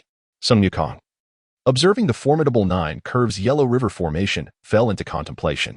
He thought to himself, while the formation is undeniably powerful, it has a major flaw. The time required for its deployment is excessively long. If the opponent is not a fool, they would never allow you the luxury of time to set up such an array. His mind was clear. If he could resolve the issue of the formation's lengthy setup, it would undoubtedly become a devastating weapon. With a calm demeanor, Sun Wukong spoke. "All right, you may disband the formation now." His objective had been achieved, to illustrate to those in the 3 realms with ulterior motives against the Jiejiao that they must carefully assess their own strength before provoking it. Shortly thereafter, the 3 maidens dismantled the 9 curves yellow river formation. Sun Wukong then declared, "From now on, anyone who offends my Jiejiao shall be dealt with swiftly. If they cannot compete, simply inscribe their names on the divine list and summon them with the god-slaying whip." As his words echoed, he retrieved the divine list and the god-slaying whip, sealing Guanyin's essence within the divine list. His rationale was straightforward. Whenever he needed to harvest hate value, he could simply draw on these individuals inscribed there. Upon hearing Sun Wukong's proclamation, the followers of the Buddha felt a chill run down their spines. If Sun Wukong were to inscribe their names onto the divine list, it would spell disaster for them. Meanwhile, figures like Ran Deng, Wenshu, Puxian, Lingji, and Methria were engulfed by a wave of inexplicable panic. They shared a deep-seated grudge with Jiejiao, and if Guanyin's name was on the divine list, theirs would surely follow. Ran Deng turned to the Buddha, saying, "Buddha, this divine list belongs to the Jade Emperor. He must be aware of who is inscribed there. We must ascertain, at any cost, how many from our Buddhist sect are listed." The Buddha responded with a voice filled with fury, "That Jade Emperor, truly unworthy of his title, to conspire with that monkey to harm my followers." Despite his disdain, he added, "Even with the god-slaying whip in his possession, I do not fear that monkey's strength." Ran Deng quickly interjected, "Though Sun Wukong's abilities may be limited, if he were to inscribe our names on the divine list and unleash the god-slaying whip upon us, what then?" Horrified by Ran Deng's words, the Buddha nearly toppled from his lotus seat. Had it not been for his substantial frame, he would have lost his balance. As the former incarnation of the Jiejiao's duo Taoist, he was acutely aware of the prowess of the god-slaying whip, which had previously subdued many formidable opponents simply due to their names being inscribed on the divine list. Ran Deng, with a bitter smile, remarked, "Given my long-standing enmity with Jiejiao, my name is surely on that list. You should send someone clever to investigate." After a moment of contemplation, the Buddha replied, "If we speak of cleverness, the Dingwang Huanqi Buddha is undoubtedly the finest. Let him journey to the heavenly court." Upon hearing this, the Dingwang Huanqi Buddha inwardly cursed, "Ah, you duo Bao, your intentions are far from benign. Clearly, the Jade Emperor and Sun Wukong are in cahoots. Is this a mission to send me to my demise?" He could not speak for others, but he was certain his name would be on the divine list. Should Jiejiao discover his presence, he would have no chance of survival. "Buddha, do you truly believe I can return from the heavenly court? It would be wiser to send a less prominent disciple to negotiate on behalf of our sect. Or perhaps assemble a group of several quasi-saint powerhouses to accompany me. The Buddha nodded slowly. In that case, Ananda and Kasyapa, you shall represent our sect in the heavenly court. Your will shall be done. Ananda and Kasyapa replied in unison, their hands clasped in reverence. They then departed the grand hall. Meanwhile, in the heavenly court, the Jade Emperor relished the news that, despite the journey having only just begun, Sun Wukong had already placed Guanyin on the divine list, bringing him immense satisfaction. Within the Lingxiao Palace, those aligned with the Taoist sect were delighted to witness the Buddha's misfortune. Sun Wukong's maneuvers could not remain hidden from Hongjun of the Purple Cloud Palace. After Guanyin's name had been inscribed on the divine list, he felt the chains of destiny binding him snap loose by two links. This cannot continue. If Sun Wukong persists in his western journey, Jiayin and Zhuanti will undoubtedly resort to bullying the weak. I must not allow that monkey to face peril. This is pivotal for my own liberation. Hongjun thought fervently. Tongtian, what are you grinning about? Hurry and notify the others to gather at the Purple Cloud Palace. Hongjun commanded Tongtian. Yes. Tongtian, stifling his smile, slowly exited the Purple Cloud Palace, fully aware that his master was once again cleaning up after Sun Wukong. Not long after, Tongtian brought the other 5 saints to the Purple Cloud Palace. After they paid their respects to Hongjun, Yuanshi Tianzuan inquired, what is the purpose of our summoning, master? Please, take a seat. As an old man, I find myself nostalgic. Today, I called you here to have a chat, Hongjun replied, a look of reminiscence adorning his face. The others exchanged puzzled glances. Since their master had taken them on as disciples, he had never engaged them in casual conversation. This was a first. Once the 6 saints were seated, Hongjun encouraged, if you have anything to say, feel free to speak to me. The saints, momentarily taken aback by their master's intent, fell silent. Jiayin, Zhuanti, do you not have anything to say? Hongjun prompted. Jiayin and Zhuanti exchanged glances, having already devised a plan through years of collaboration, their understanding tacit. Jiayin lamented, Master, we suffer greatly. That Sun Wukong has indiscriminately harmed our Buddhist disciples. We beseech you for justice. Zhuanti also chimed in, tearfully declaring, our sect is impoverished.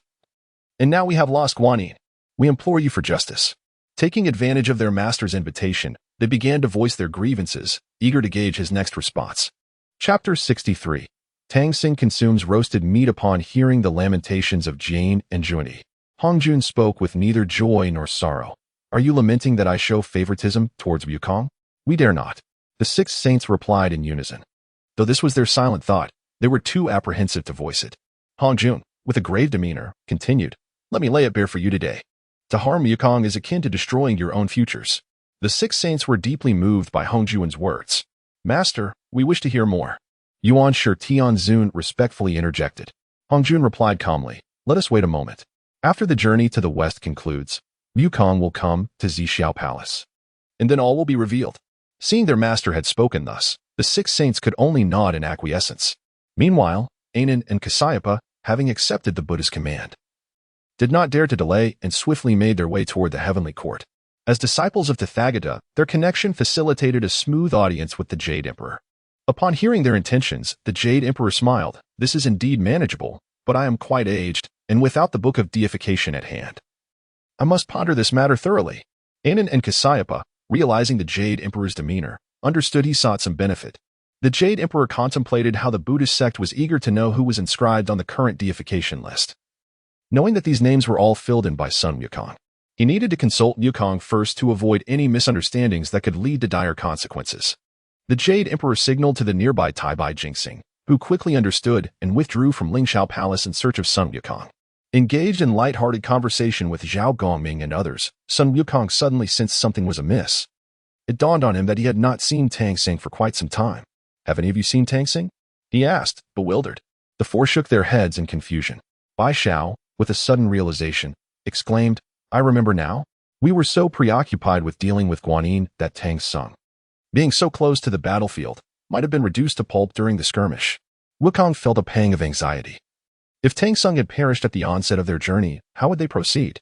He gazed intently at a mass of flesh nearby, only to breathe a sigh of relief upon closer inspection, discovering it was the corpse of the white horse. Tang Sung was fortuitously trapped beneath it, still in a state of unconsciousness. Seeing this, Wukong relaxed, thinking to himself, indeed, Tang Sing possesses great fortune. He has not perished. He approached and cleared the horse's body from Tang Sing.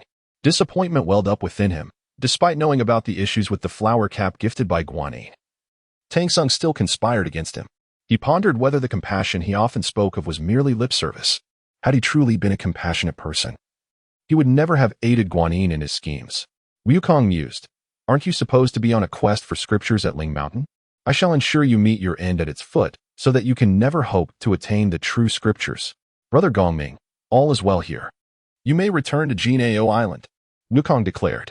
As he spoke, he gestured to Zhao Gongming and the others, who understood and departed. After circling eastward upon their clouds and concealing their movements with the heavenly mechanism, they returned to Wukong's vicinity. Wukong settled down, meditating to assimilate the benefits granted by the system, while allowing the unconscious Tang Xing to remain in his slumber, confident he would awaken when the time was right. Now at the pinnacle of the Tai Golden Immortal Realm, he needed to cultivate the 5 elemental energies to perfection, achieving the state of Wukacheo Yuan, in order to ascend further to the Deluo Golden Immortal level. After successfully placing Guanyin on the deification list, the system had rewarded him with several millennia's worth of golden elemental energy. As dawn broke the following day, Wukong had expended all the golden elemental energy and reached the pinnacle of the Tai Golden Immortal Realm, achieving full mastery of the golden elemental energy. Tang Sung had awoken in the middle of the night, yet Wukong was too indifferent to acknowledge him. He mounted his now transformed white tiger, Hudali, and continued westward, while Tang Sung, dejected and weary, trailed behind, having not eaten or drunk since his awakening. After traveling a good distance, Tang Xing finally sat down, utterly exhausted. Wukong dismounted and instructed Hudali, "Go into the mountains and hunt for some game." Hudali nodded and dashed off. An hour later, Wukong feasted on freshly roasted wild boar. "See? This is how to prepare roasted meat. Have you learned it?" Wukong asked Hudali, who nodded silently. Tang Xing, observing Wukong and Hudali devouring the roast, felt his stomach grumble in protest. "Master Sun, might you procure a meal for this poor monk? I am utterly famished and unable to walk," he implored weakly. Wukong tossed a piece of roasted meat to Tang Xing. "Here, take it or leave it," he replied coldly. It was absurd. Wukong, who had entertained thoughts of ending Tang Xing's life, had no intention of providing him with sustenance. Tang Xing glanced at the roasted meat on the ground, clasped his hands together, and said, "The Buddha once proclaimed that disciples of the Buddhist faith may consume 3 pure meats." Having found a rationale, Tang Xing picked up the roasted meat and began to eat heartily. Meanwhile, within the Thunder Sound Temple of Ling Mountain, the Buddhas observing the journey to the west furrowed their brows at the sight of Tang Sung consuming meat. They seemed poised to voice their thoughts. Yet Tang Xing's reasoning held merit, as the Buddha had indeed made such a declaration. After savoring the roasted meat, Wukong mounted his steed and continued westward, with Tang Xing still trudging along behind.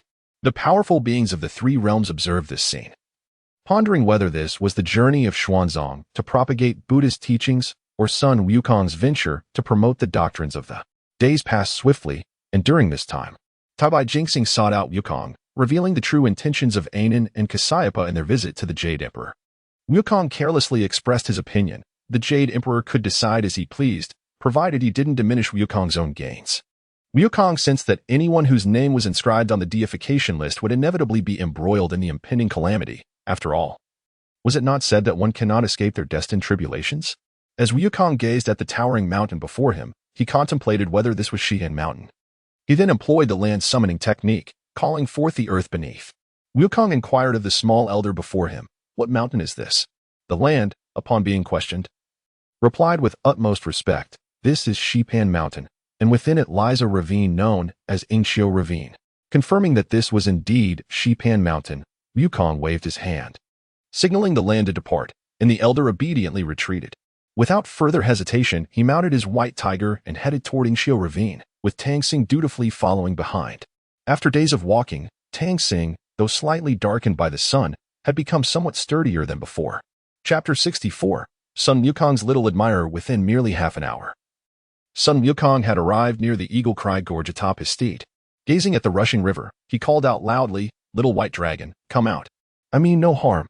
Hiding beneath the water, the hungry little white dragon was startled yet overjoyed to hear someone calling him. Excitedly, he thought, finally, a familiar face.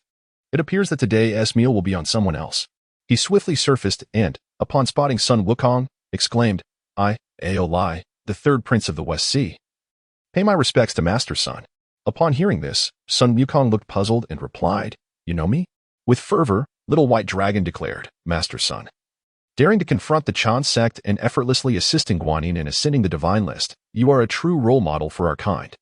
My admiration for you flows like the unceasing rivers, overwhelming like a torrential flood. At this moment, Little White Dragon forgot his hunger, showering praises upon Sun Wukong while gazing at him with adoration. Sun Wukong was not surprised that the Little White Dragon recognized him. After all, he had been making quite a stir recently. Furthermore, the Eagle Cry Gorge was not far from the vicinity of the Two Realms Mountain, making it reasonable for Little White Dragon to have heard the news. Master Sun, does your sect still accept disciples? Might I join the Chan sect? Little White Dragon asked anxiously. Little White Dragon had always admired the strong since childhood, and upon hearing tales of Sun Wukong, his admiration only grew. Now that he stood before him, he could hardly contain his excitement. Alas, Little White Dragon, you have a mission to fulfill. How could I accept you into the Chan sect? Sun Wukong replied hesitantly. He viewed Little White Dragon as a spy sent by the Jade Emperor to infiltrate the Buddhist realm. Accepting him publicly into the Chan sect would surely create misunderstandings, and he had to maintain a semblance of respect in his cooperative relationship with the Jade Emperor. However, Little White Dragon interpreted Sun Wukong's words differently, believing he could join the Chan sect if he merely renounced his current mission. Without hesitation, he exclaimed, in truth, I have no desire to serve as a spy in the Buddhist realm. It is far too perilous. I simply wish to join the Chan sect. Please accept me, master. Sun Wukong regarded Little White Dragon, thinking, this fellow is quite bold, willing to reveal his undercover status just to join the Chan sect. He certainly has guts. Meanwhile, within the Lingxiao Palace, the Jade Emperor observed this scene with both amusement and exasperation. Your Majesty, since the Little White Dragon has already revealed his identity, he is clearly no longer suitable for infiltration. Why not do him a favor and allow him to join the Chan sect? Tabai Jinxing advised the Jade Emperor telepathically. After some contemplation, the Jade Emperor responded, it seems that is the only course of action. However, this West Sea Dragon Prince has defied my orders. There must be some form of compensation. He believed that losing Little White Dragon would strengthen his ties with Sun Wukong, making the transaction worthwhile. Tabai Jinxing nodded in agreement. Noticing Little White Dragon's adoring gaze, Sun Wukong eventually produced a jade token. This token had been left for him by Tabai Jinxing during their last meeting, indicating that he could contact him if necessary. Channeling his spiritual energy into the token, it soon reacted. Hey, Master Sun, I'm currently in court. To make a long story short, the Emperor is aware of the situation at Eagle Cry Gorge, and he leaves it to your discretion. Tabai Jinxing's voice emanated from the token. As Tabai Jinxing finished speaking, the jade token dimmed in Sun Wukong's hand. He glanced at it and muttered, such a fine item. Yet neither my master nor the goddess thought to provide me with one. I wouldn't have to cling to their stone statues for blessings then. Hearing Sun Wukong's murmurs, Tog Tian couldn't help but retort, what good is that jade token? You must realize that your conversation with Tabai Jinxing was overheard by us. Nuwa merely smiled at Sun Wukong's words, remaining silent. After the connection with Tabai Jinxing was severed, Sun Wukong approached Little White Dragon and asked, are you truly sincere in your desire to join my Chan sect? Upon sensing Sun Wukong's willingness to accept him, Little White Dragon eagerly replied, by the heavens, I, Aolai of the West Sea, sincerely wish to join the Chan sect. If I betray this oath, may I perish. With Little White Dragon having sworn an oath, Sun Wukong joyfully declared, from this day forth, you are a disciple of the Chan sect.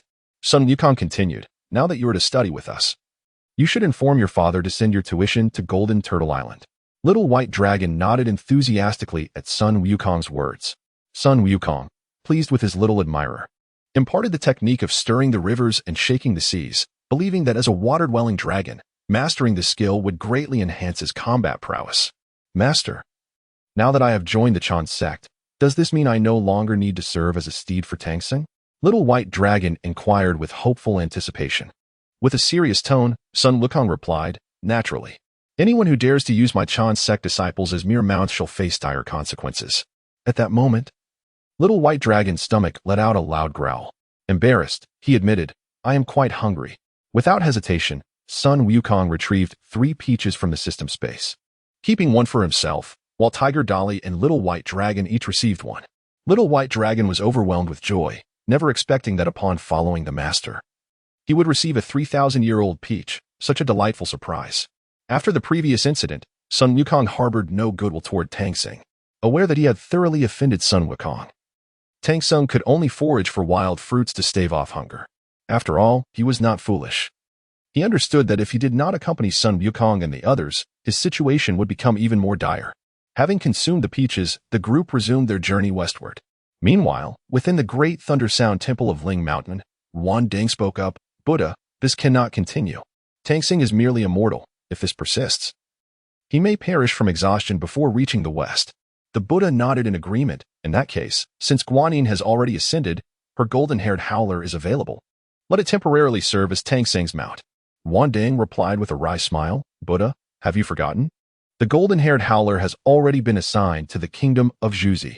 Moreover, he is a disciple of the Chan sect. We must exercise caution. The Buddha continued, Vuhuo Luoan. You may lend your steed to Tang Sing for the time being. Reluctantly, Vuhuo Luoan nodded, for he dared not defy the Buddha's decree. However, he was deeply unwilling. A steed was a symbol of one's divine status and position. After Sun Wukong and his group departed from the Eagle Cry Gorge, they traveled westward for over 2 months. During this time, the Buddhist realm sent the golden-headed deity to deliver an unknown breed of tiger from Vuhuo Luohan to serve as Tang Sing's mount. As a minor character, golden-headed deity did not attract Sun Wukong's attention. Should any major figures like Wanshu or Puxian appear, Sun Wukong would certainly not allow them to leave so easily. Chapter 65. A night at the Guanyin Zen Temple. Sun Wukong pondered. It was likely time to arrive at the Guanyin Zen Temple.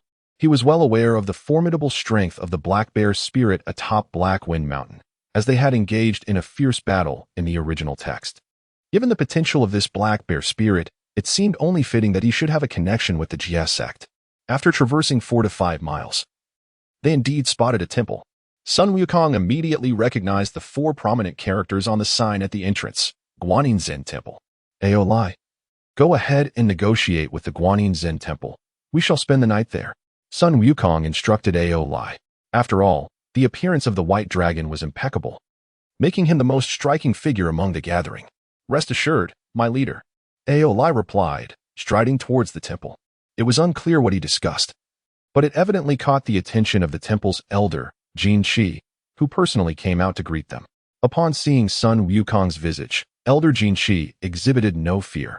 He frequently interacted with the Black Bear spirit and had encountered many a monster. Ah, you must be the esteemed leader of the Jia sect, Sun Wukong. Elder Jin Shi said, his face aglow with a warm smile. Sun Wukong dismounted his steed and replied with a gentle smile, I am grateful for the elder's hospitality. Noticing Sun Wukong's exquisite purple gold armor, Elder Jin Shi's respect for him deepened. At that moment, Tang Sung, who had been jostled on the tiger's back all day, slowly dismounted. Unfortunately, he lost his balance and nearly fell, grasping at the burden on the tiger's back in a flurry. While he regained his footing, the contents of the burden spilled onto the ground, revealing the resplendent robe bestowed upon him by Guanyin before Elder Jin Shi's eyes. Elder Jin Shi's eyes sparkled upon seeing the robe. While he merely envied Sun Wukong's armor, his desire for Tang Sing's robe was unmistakable, as it was a temptation too great for a monk to resist. Previously dismissive of Tang Sing's tattered attire, Elder Jin Shi now beamed. You must be the holy monk from the Tang dynasty. Our meeting is indeed long overdue. Please, come inside. Elder Jin Shi's demeanor towards Tang Sing was akin to that of a long-lost father, demonstrating his eagerness to acquire the splendid robe. Sun Wukong, observing this scene, chose to remain silent, as he needed a suitable pretext to draw the Black Bear spirit to the Jia sect. Once the Black Bear spirit stole Tang Sing's robe, he, as the protector of Tang Sing, would have ample justification to take action against him. With this thought, Sun Wukong secretly communicated with Zhao Gongming, who was hidden nearby. Brother Gongming, take the heavenly mechanism plate and swiftly return to Golden Arowana Island. Bring the Earthwalker's son to me in secret. I have great need of him. Zhao Gongming, unsure of his leader's intentions but obedient nonetheless, complied. After Zhao Gongming departed, the hiding place of the 3 heavens was exposed to the sages. Within the purple cloud palace, Zhuan Ti scowled, exclaiming, what a cunning monkey. He clearly harbors ill intentions, concealing the 3 heavens in the shadows, clearly aiming to target our Buddhist sect. Teacher, this Sun Wukong is openly defying the rules of the journey to the west. We beseech you to take a stand for our Buddhist sect. Jiang added, how can you speak so? Your sect is also covertly harboring the 5 directions revealer and the protector of the teachings, Ji Lan. Tong Tian retorted, glaring at Jiang. Ignoring Tong Tian, Jiang continued, Teacher, with the god-slaying whip and the divine list in Sun Wukong's possession, I believe it is highly inappropriate. His murderous nature is too strong. Such treasures should not be entrusted to him. I implore you to reclaim them. Humph. Your Buddhist disciples lack moral integrity. Sun Wukong as the protagonist of the calamity. Possessing the divine list and a god-slaying whip is in alignment with destiny. Yuan Shi Tianzun interjected. After all, a few traders from his own sect roamed freely among the Buddhists. If Sun Wukong could send them to the divine list, it would be most fortuitous. Given Yuan Shi Tianzun's concern for reputation, he could hardly tolerate the existence of traitors within his sect. Were it not for the intervention of his master, he would have personally eradicated them by now. With the calamity upon them, Sun Wukong's potential to deliver these traitors to the divine list was a welcome relief for him. Thus, Yuan Shi Tianzun was inclined to support Sun Wukong. Ultimately, it was Hong Jun who intervened to quell the dispute among them. Inside the Guanyin Zen temple, Sun Wukong and his companions were graciously attended to by the temple's monks, while Elder Jin Qi circled around Tamping. The monk was in high spirits. Since embarking on his westward journey, he had never received such sincere attention. After a sumptuous banquet, the group engaged in light conversation in the main hall. Elder Jin Qi turned to Tamping, saying, "Holy monk, having journeyed from the eastern Tang, you must possess a number of rare treasures." Although Tamping was somewhat naive, he understood the wisdom of discretion regarding wealth, replying earnestly, "The journey from the eastern Tang is perilous. Thus, I have not brought any treasures." Elder Jin Qi, unconvinced, remarked, "Just now, I noticed that the robe in your burden does not appear to be an ordinary item. Might I be allowed to behold it?" Hesitant, Tamping felt reluctant, as the robe was a sacred gift from Guanyin, and he was loath to share it. However, given Elder Jin Qi's kindness, he felt compelled to acquiesce. Ultimately, after much pleading from Elder Jin Qi, Tamping reluctantly retrieved the robe. Familiar with the original narrative, Sun Wukong understood the ensuing events but chose not to intervene. Elder Jin Qi, unable to suppress his greed upon seeing the resplendent robe, persuaded Tamping to lend it to him for the night. Witnessing this, Sun Wukong excused himself and returned to his room. As night fell, Elder Jin Qi, echoing the original tale, schemed to set fire to Tang's son. Sun Wukong, observing the monks outside hauling firewood with a grim expression, realized that the elder intended to burn him as well. After a brief moment, Sun Wukong discovered that flames had already engulfed his room. He leaped onto the roof and summoned the winds, creating a tempest. The white dragon seized the opportunity to extricate Tang's son from his quarters, as Sun Wukong discreetly signaled him. While he wished for Tang's son to endure some hardship, he could not allow him to perish. With the fire fueled by the wind, the Guanyin Zen temple blazed brightly, and Sun Wukong intentionally ignited additional structures. In his mind, he thought, "Elder Jin Qi, you revel in fire. Let us escalate the stakes." Chapter 66. Subjugation of the Black Bear Spirit. The blazing inferno at the Guanyin Zen temple drew the attention of the Black Bear Spirit residing in Black Wind Mount. Upon witnessing the flames engulfing his old friend Jin Qi's abode, he hastily rushed to attempt a rescue. However, the moment the Black Bear Spirit set foot in the temple, he was sensed by Sun Wukong. Nevertheless, Sun Wukong chose to ignore him, reasoning that if the creature failed to steal the Kasaya, he had no justification to take action against him. Ultimately, the Black Bear Spirit located the Kasaya within Elder Jin Qi's chamber. Without a second thought for his friend's plight, he donned the resplendent garment and swiftly retreated to Black Wind Mountain. Once Sun Wukong noted the Black Bear Spirit's departure and the temple consumed in flames, he finally withdrew his powers. At that moment, Zhao Gongming secretly conveyed to him that Earthwalker had arrived. Employing an invisibility spell, Sun Wukong approached the two. The complexities of the heavenly mechanism concealed the truth of Earthwalker's presence, ensuring no one was aware of his arrival. With a serious expression, Sun Wukong addressed Earthwalker. "I have an urgent task for you. A handsome reward awaits upon its successful completion. Master, command me, and I shall ensure it is executed flawlessly." Earthwalker pledged, thumping his chest in assurance. Sun Wukong retrieved the tightening headband from his system space and handed it to Earthwalker. After sealing Guanyin's essence within the investiture of the gods, he had removed the headband from her, knowing that her singular essence could hardly stir significant trouble under the board's suppression. Use the heavenly mechanism to stealthily infiltrate the Black Wind Cave and discreetly place this headband upon the Black Bear Spirit's head. "Can you manage this?" Sun Wukong inquired with utmost seriousness. "Rest assured, Master, I shall handle it," Earthwalker replied, his face alight with excitement. He perceived this as a sign of the Master's trust, believing he was not judged for his past affiliation with the Chan sect. especially since he and the likes of Zhang Kuei were equally adept at earth techniques. Why else would the master choose him? Brimming with joy, Earthwalker wielded the heavenly mechanism and vanished without a trace. Meanwhile, Sun Wukong intended to convey a message to those from the Chan sect who had sided with the GS sect. He bore no prejudice against them for their origins, as exemplified by Earthwalker himself. As the night passed, accompanied by the raging fire at Guanyin Zen Temple, dawn gradually extinguished the flames. The surviving monks gathered, weeping for the precious Kasaya, which had cost them their entire temple, only to vanish in the dead of night. Truly, they had lost far more than they had aimed to gain. At this juncture, Earthwalker returned triumphantly. "Master, I have fulfilled your command," he announced excitedly. After a detailed recounting, Sun Wukong grasped the entirety of the events. Last night, after stealing the Kasaya, the black bear spirit returned to his lair. Elated and indulged in a few more jugs of wine. When Earthwalker effortlessly infiltrated the Black Wind Cave, he discovered the black bear spirit thoroughly intoxicated, sprawled in deep slumber. In such a state, and with the heavenly mechanism shrouding his presence, Earthwalker easily placed the headband upon the black bear spirit's head. Sun Wukong praised Earthwalker without reservation. "Excellent. You have done remarkably well. This time, your efforts will be rewarded handsomely after we subdue this black bear spirit."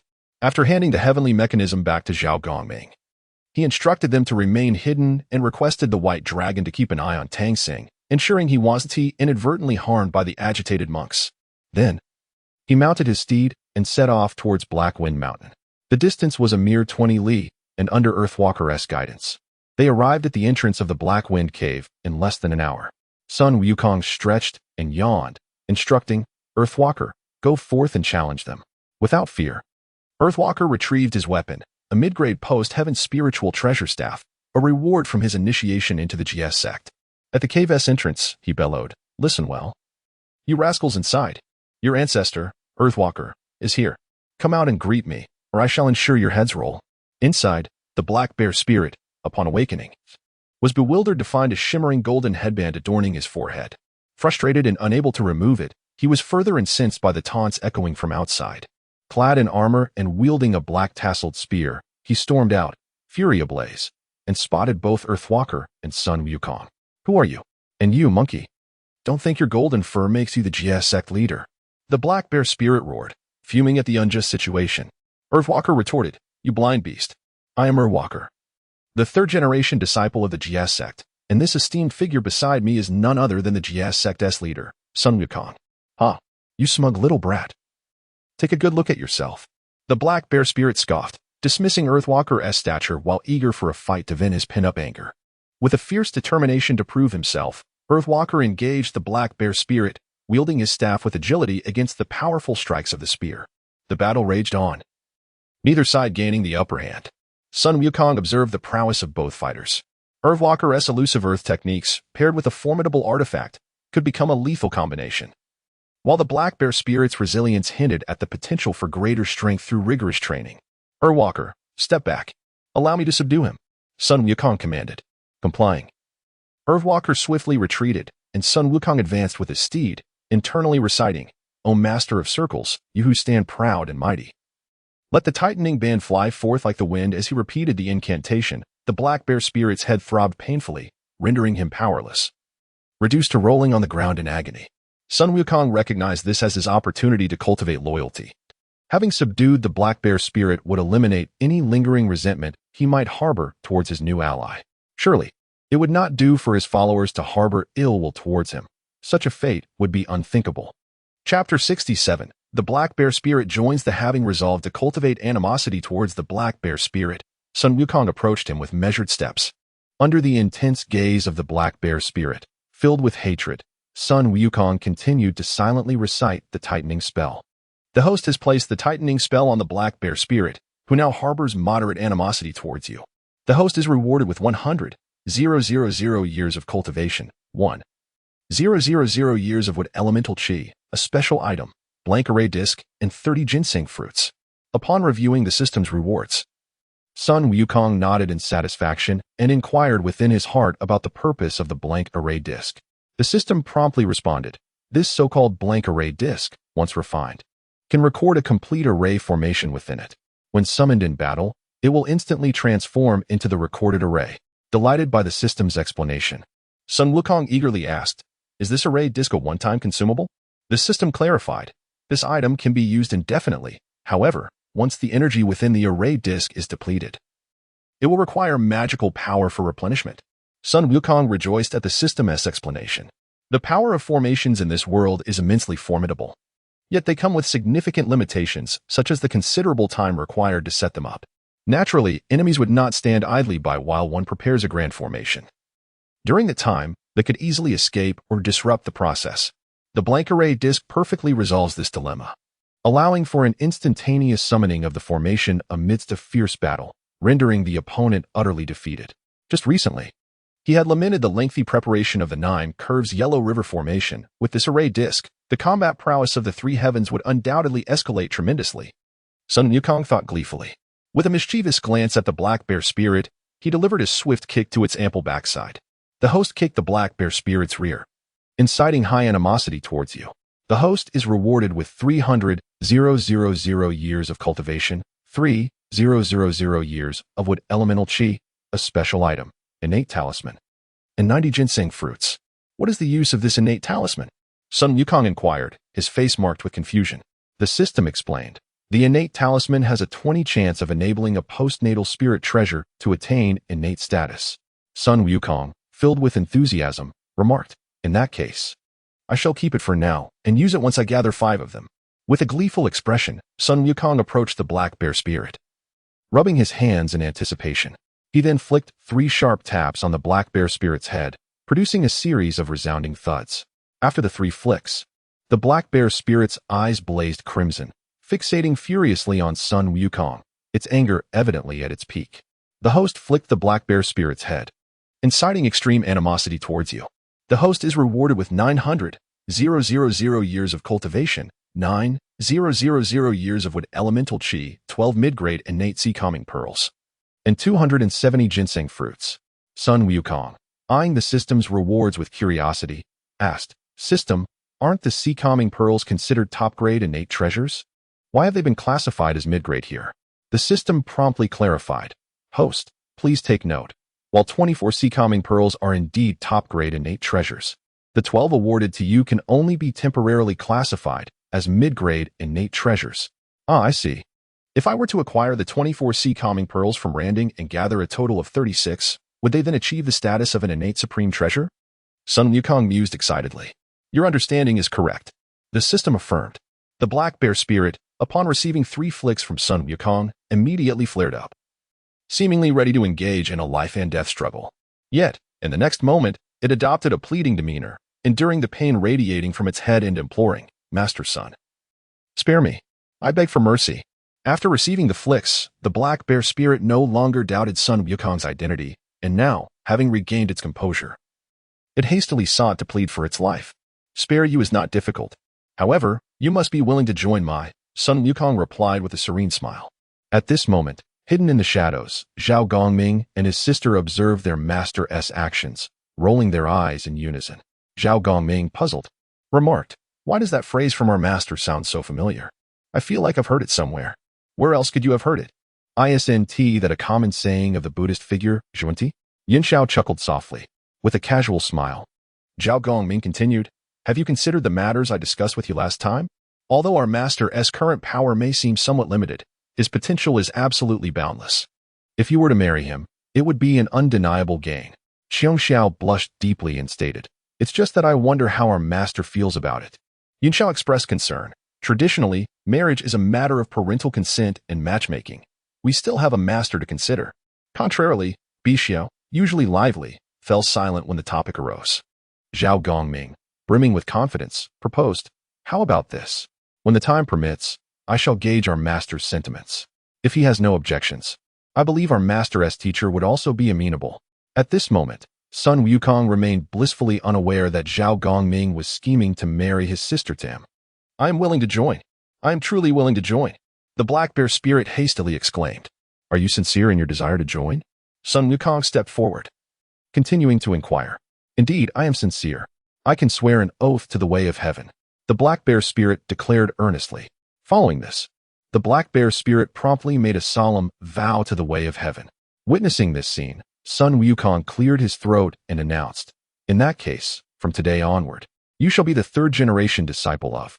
You will return to Golden Ao Island to devote yourself to cultivation. Master, going to Golden Ao Island would be splendid.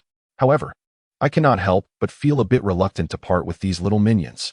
The black bear spirit replied, looking quite earnest. After contemplating for a moment, Sun Wukong responded, we offer guidance without discrimination, so it is only right to leave them a glimmer of hope. Please select those little demons with decent cultivation talent and bring them back to Golden Ao Island. Before the black bear spirit could agree, Sun Wukong seemed to recall something and added, as for those not chosen, you must inform them not to lose heart. Should they achieve success in their cultivation in the future and wish to join, there will still be opportunities. Understood. I shall attend to it right away. The black bear spirit responded promptly and hurried off to gather his subordinates.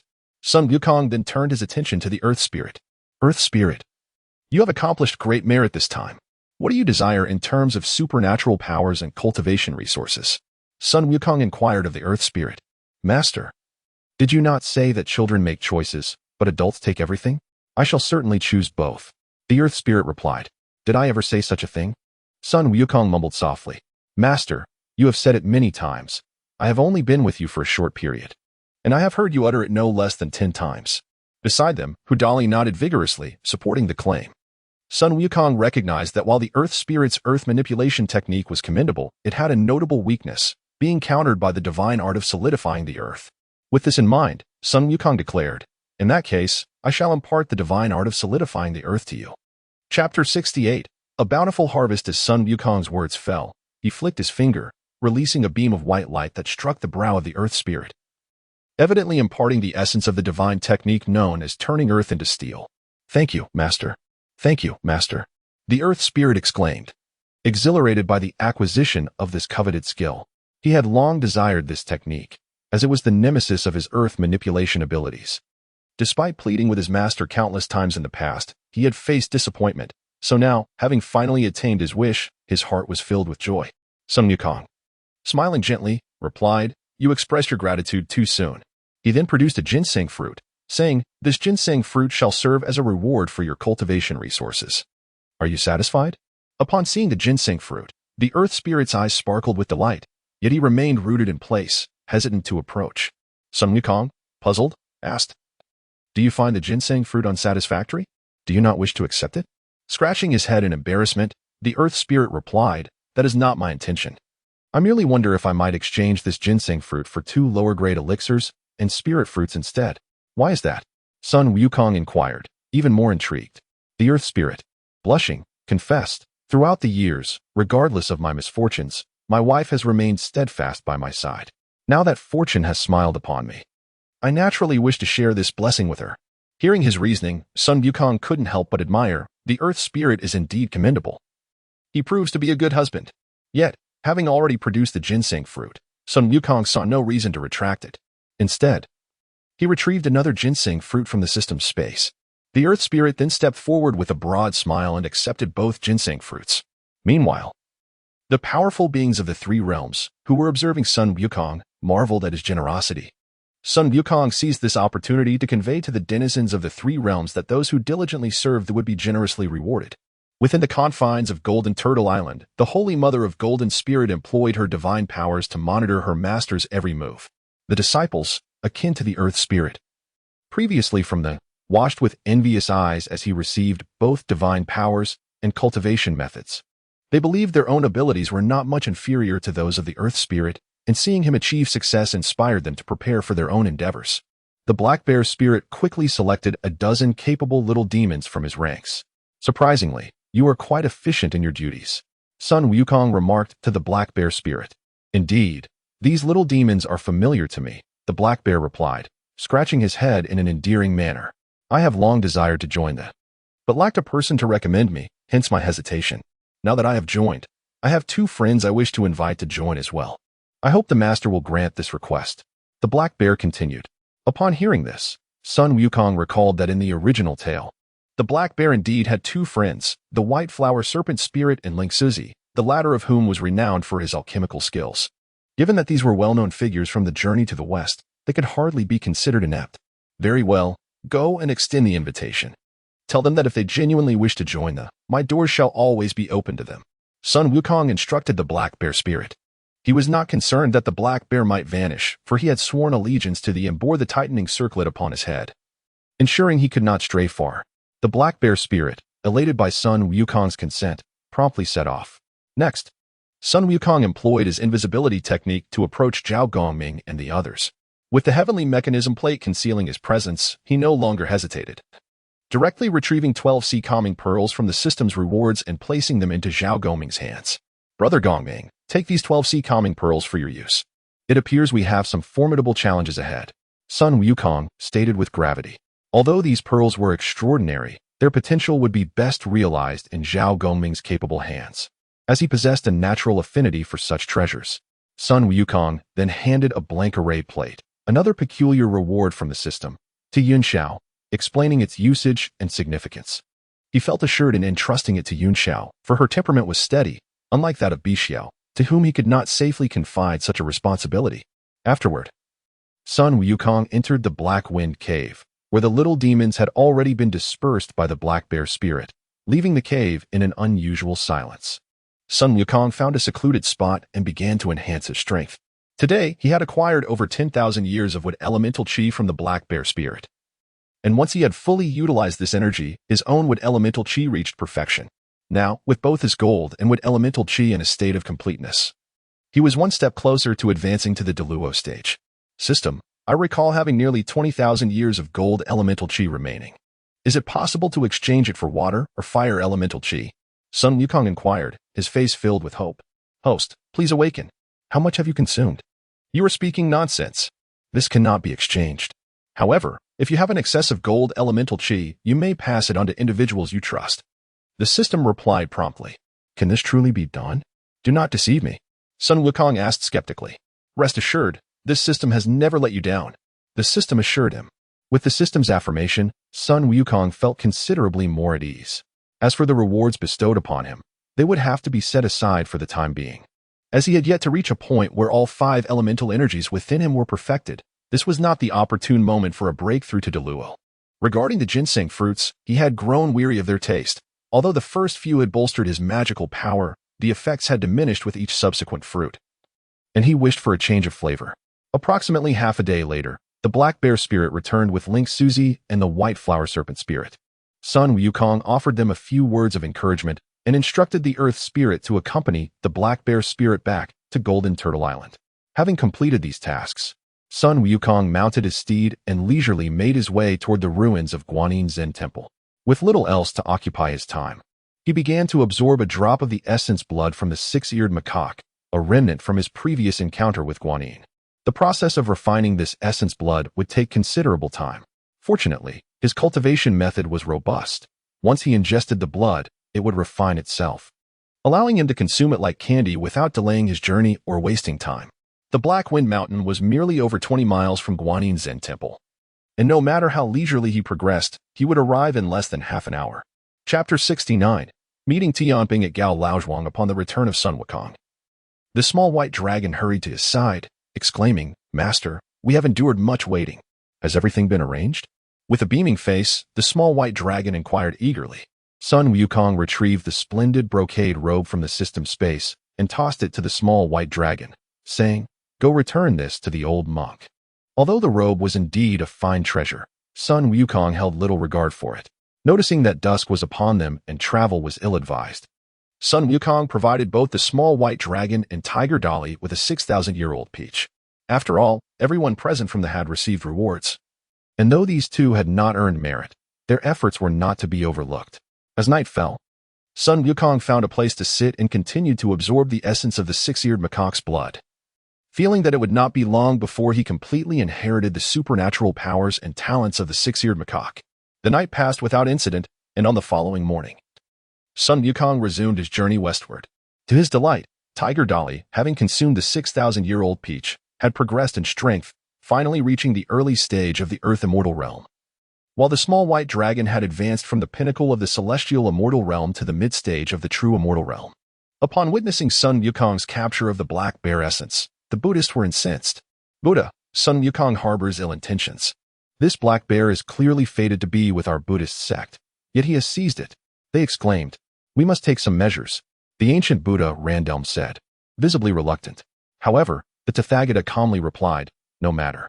Avalokiteshvara seems to have left a contingency plan at Gao Laozhuang. Moreover, not far from here lies the floating pagoda mountain. Our Sun Wukong shall not escape the grasp of the great Sun Tathagata. Randelm continued, although Lu Jia's strength is formidable. I suspect Zhao Gongming and the Three Shaos are lurking in the shadows. The Three Shaos' 9 curves Yellow River formation is not to be underestimated. The Tathagata, brimming with confidence, responded, without the Pearl of the Sea, Zhao Gongming is no more than a toothless tiger, lacking in threat. While the 9 curves Yellow River formation is indeed powerful, it requires considerable time to set up. After all, Lu Jia has also slain 2 corpses and is now a quasi-saint. We must trust in his abilities. Is the Buddha so certain that Lu Jia will take action? Randelm inquired, a hint of concern in his voice. The Tathagata replied, half smiling, have you forgotten? The Chaos Bell is in Sun Wukong's possession. Given Lu Jia's pride as the prince of the demon race, even if this Chaos Bell were bestowed by the Dao ancestor, he would strive to seize it. Upon hearing the Tathagata's reasoning, Randelm nodded slightly, understanding that over the years, Lu Jia had expended immense effort searching for the Chaos Bell. And now that it lay in Sun Wukong's hands, he would undoubtedly attempt to claim it. Seated upon his lotus throne, the Tathagata confidently declared, thus, we need only wait here for the triumphant return of the great Sun Tathagata. Meanwhile, Sun Wukong was blissfully unaware of the Buddhist schemes, leisurely riding westward. In his deliberate slowing of pace, what should have been a month's journey stretched into 2 months. During this time, he thoroughly refined the essence of the 6-eared macaque and the CHGMHU, completely inheriting the talents and supernatural powers of both monkeys. At this juncture, Sun Wukong possessed the gifts and abilities of the 4 great monkeys. Sun Wukong pondered whether he could evolve into the legendary Chaos Demon Ape. But that would depend on whether the system deemed him worthy of such a reward. As long as the host works diligently to accrue enmity, not only the blood of the Chaos Demon Ape, but even that of Panga could be acquired for your consumption. The system encouraged timely. After a day's travel, Sun Wukong finally reached the vicinity of Fuling Mountain and headed directly towards Gao Laozhuang. Before nightfall, they arrived, and Sun Wukong proceeded straight to the home of Gao Yuanwei. Within moments, they stood at the entrance of the Gao residence, where the small white dragon dutifully knocked at the door. Before long, a young servant resembling a houseboy emerged. After a brief exchange, he hurriedly retreated, evidently to inform his master. Sun Wukong did not wait long before he saw the doors of the Gao residence swing wide open, revealing a familiar rotund figure, Tamping. Clad in a satin robe, Tamping greeted Sun Wukong with a jovial smile. Master, it has been 500 years since we last met. Sun Wukong regarded him with curiosity, inquiring, surely you haven't become the son-in-law of the Gao family? Indeed. A few years back, the Gao family sought a son-in-law, and I managed to marry in by virtue of my strength. Now, I have a pair of children. Tamping replied, pride evident on his face. Sun Wukong paused, then understood. In the original tale, Tamping had revealed his true form on his wedding day while intoxicated, leading to Gao Yuanwei's disdain. However, with his new body, Tamping would not face such a predicament, and his loving relationship with Gao Zuelan seemed perfectly normal. With a worried expression, Tamping asked, Master, art does not prohibit marriage. Does it? Sun Wukong cast a glance at him and replied, marriage is not forbidden. Just be mindful that Gao Zuelan is but a mortal. You must prepare yourself. Tamping, beaming with joy, said, I have already investigated. While Zuelan's cultivation aptitude is rather average, she is certainly not incapable of cultivating. However, my 2 children possess exceptional talent. Seeing Tamping's expression, Sun Wukong chuckled, in that case, after our journey westward, we shall arrange for your entire family to head to Jinao Island. Thank you, Master, Tamping exclaimed, relief washing over him. Under Tamping's guidance, the group entered the grand hall of the Gao residence. Tamping also introduced his father-in-law to everyone present. Sun Wukong, having acquired the talents and supernatural powers of the CHGMHU, instantly recognized that Gao Yuanwei was a descendant of the innkeeper from 500 years ago in Gao Laozhuang, which surprised him greatly. At this point, Tamping shared his origins and future plans with Gao Yuanwei. The latter was astonished to learn that his son-in-law was a celestial being and that he intended to take his wife to reside on Jinao Island. Overcome with joy, Gao Yuanwei promptly ordered his servants to prepare a feast of pigs and sheep in honor of Sun Wukong and his companions.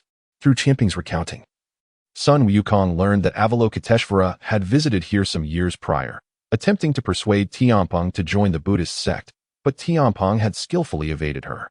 Unaware of the circumstances at the time, Avalokiteshvara had assumed that Tamping had not suffered a pig's fate due to the protection of the human sect, hence refraining from employing coercive measures. At this moment, Sun Wukong turned to Tamping with a serious expression, stating, "I have a task for you. If you accomplish it well, I shall reward you handsomely." Tamping patted his chest and assured, "As long as I am capable, I will not refuse." Since Sun Wukong had promised him that upon the completion of their journey to the west, he could claim 50% of the merit, Tamping was filled with enthusiasm. And with his master requesting a task, he was naturally eager to comply. Chapter 70. The Subtle Thoughts of the Lamp of Enlightenment. At this moment, Sun Wukong spoke up. Expressing his familiarity with the people of Gao Laozhuang, he declared that no matter what method was employed, as long as it led them to willingly embrace the teachings of the Jiejiao, it would suffice. He reassured them that Jiejiao would ensure a bountiful harvest and protection from malevolent forces for its followers. "I guarantee this will be executed splendidly," Tamping said with a beaming smile, finding the task trivial for a Deluo Jinxian like himself. Before long, the banquet commenced. It is noteworthy that since the last occasion when Tangsung found an excuse to indulge in meat, he has been feasting without restraint. The following day, Tamping gathered all the villagers of Gao Laozhuang and, showcasing his divine abilities, impressed them greatly. The villagers, now devoid of doubt regarding the powers of the Jiejiao immortals, were further awed when he summoned rain through his magical prowess, leading them to submit wholeheartedly. From that point on, every household in Gao Laozhuang devoted themselves entirely to the Jiejiao. In the past, their prayers to deities went unanswered, yet now, the promise of consistent good weather with faith in Jiejiao was clear to them, guiding their choice. Within the great Thunder Sound Temple of Ling Mountain, the Lamp of Enlightenment spoke with fury. "This Sun Wukong is exceedingly disrespectful, daring to openly snatch followers from us. If this continues, we too must frequently manifest our powers before our followers." The Buddha, however, replied calmly, "Ancient Buddha, please remain composed. Sun Wukong will soon arrive at Putuo Mountain. Let him be arrogant for a few days. Master, I feel that relying solely on Luya is somewhat unreliable. I should personally go and assist." The Lamp of Enlightenment asserted earnestly. After a moment of silence, the Buddha consented. "If that is the case, then I must trouble you, Ancient Buddha, to make the journey." The Buddha understood the lamp's intentions. While Luya had his sights set on Sun Wukong's chaos bell, the lamp was undoubtedly focused on the 12-petal pure world white lotus. Yet, was it truly so simple to seize the treasures bestowed by the Tao ancestor? The Buddha pondered, could it be that those inscribed on the function list have diminished intellect? How could both the lamp and Liu fail to grasp such an elementary truth? Recently, Ananda and Kasyapa had successfully obtained the specific list from the Jade Emperor, and the Buddha felt fortunate that his name was absent. It was precisely because the names of the lamp and Luya were on the function list that he harbored such doubts. However, what troubled the Buddha was the numerous empty slots on the function list. Would there come a day when Sun Wukong, in a fit of temper, unknowingly inscribe his name as well? Meanwhile, the Lamp of Enlightenment, brimming with enthusiasm, exited the Great Hall and swiftly made his way to Putuo Mountain. With his speed, he reached the vicinity in no time.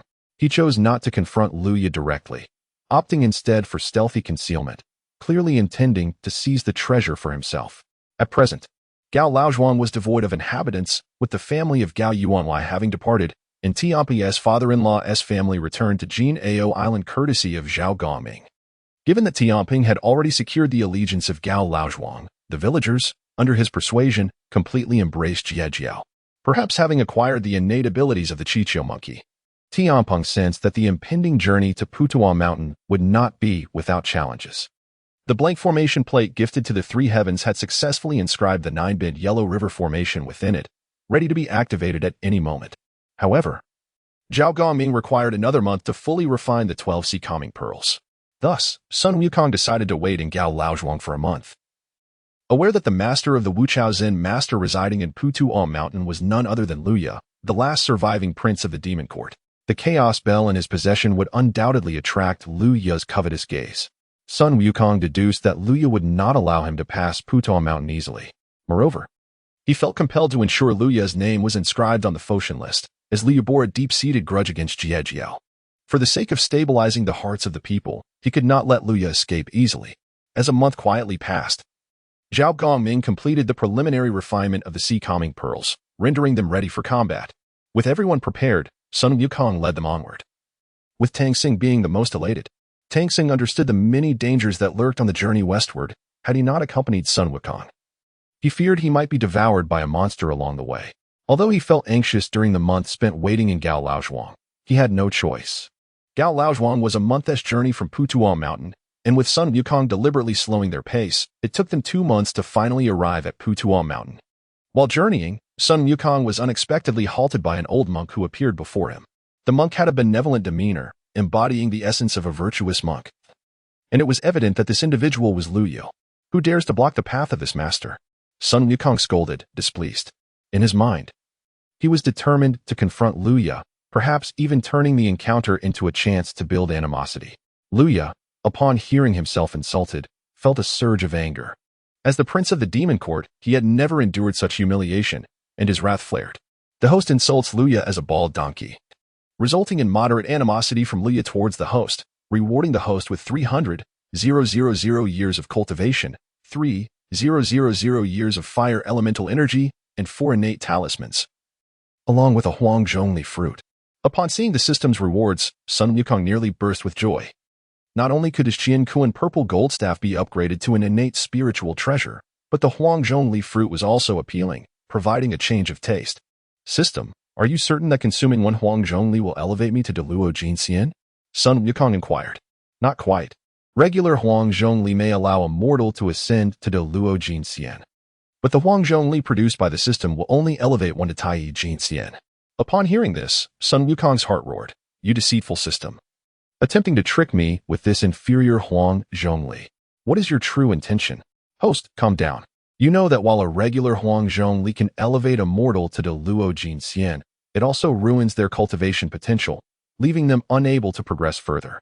For those without cultivation potential, it is indeed a good item. But for you, would you eat it? Moreover, the Huang Zhongli produced by this system, while only allowing one to reach Tai Jin Xian, comes without these adverse effects and does not impact the user's cultivation potential. After the system's patient explanation, Sun Wukong accepted this outcome with a beaming smile. Hearing you say this, the Huang Zhongli produced by your system is indeed a fine product. Although Lu Yu seethed with resentment towards Sun Wukong's rudeness, he maintained a friendly facade, stating, I am known as Wu Chao. If you surrender 2 items, you may proceed on your journey westward. Chapter 71. The dramatic performance of the 3 Shaos. Sun Wukong spoke without reservation. Stop pretending to be a Zen master. Should I address you as the great Sun Tathagata or Lu Yu? Upon hearing Sun Wukong's words, Lu Yu realized his identity had been exposed and chose to drop the facade. If you hand over the Chaos Bell and the 12-petal Pure World White Lotus today, I will allow you to continue your journey westward. Otherwise, I fear you may meet your end here. Lu Yu declared, his face alight with excitement.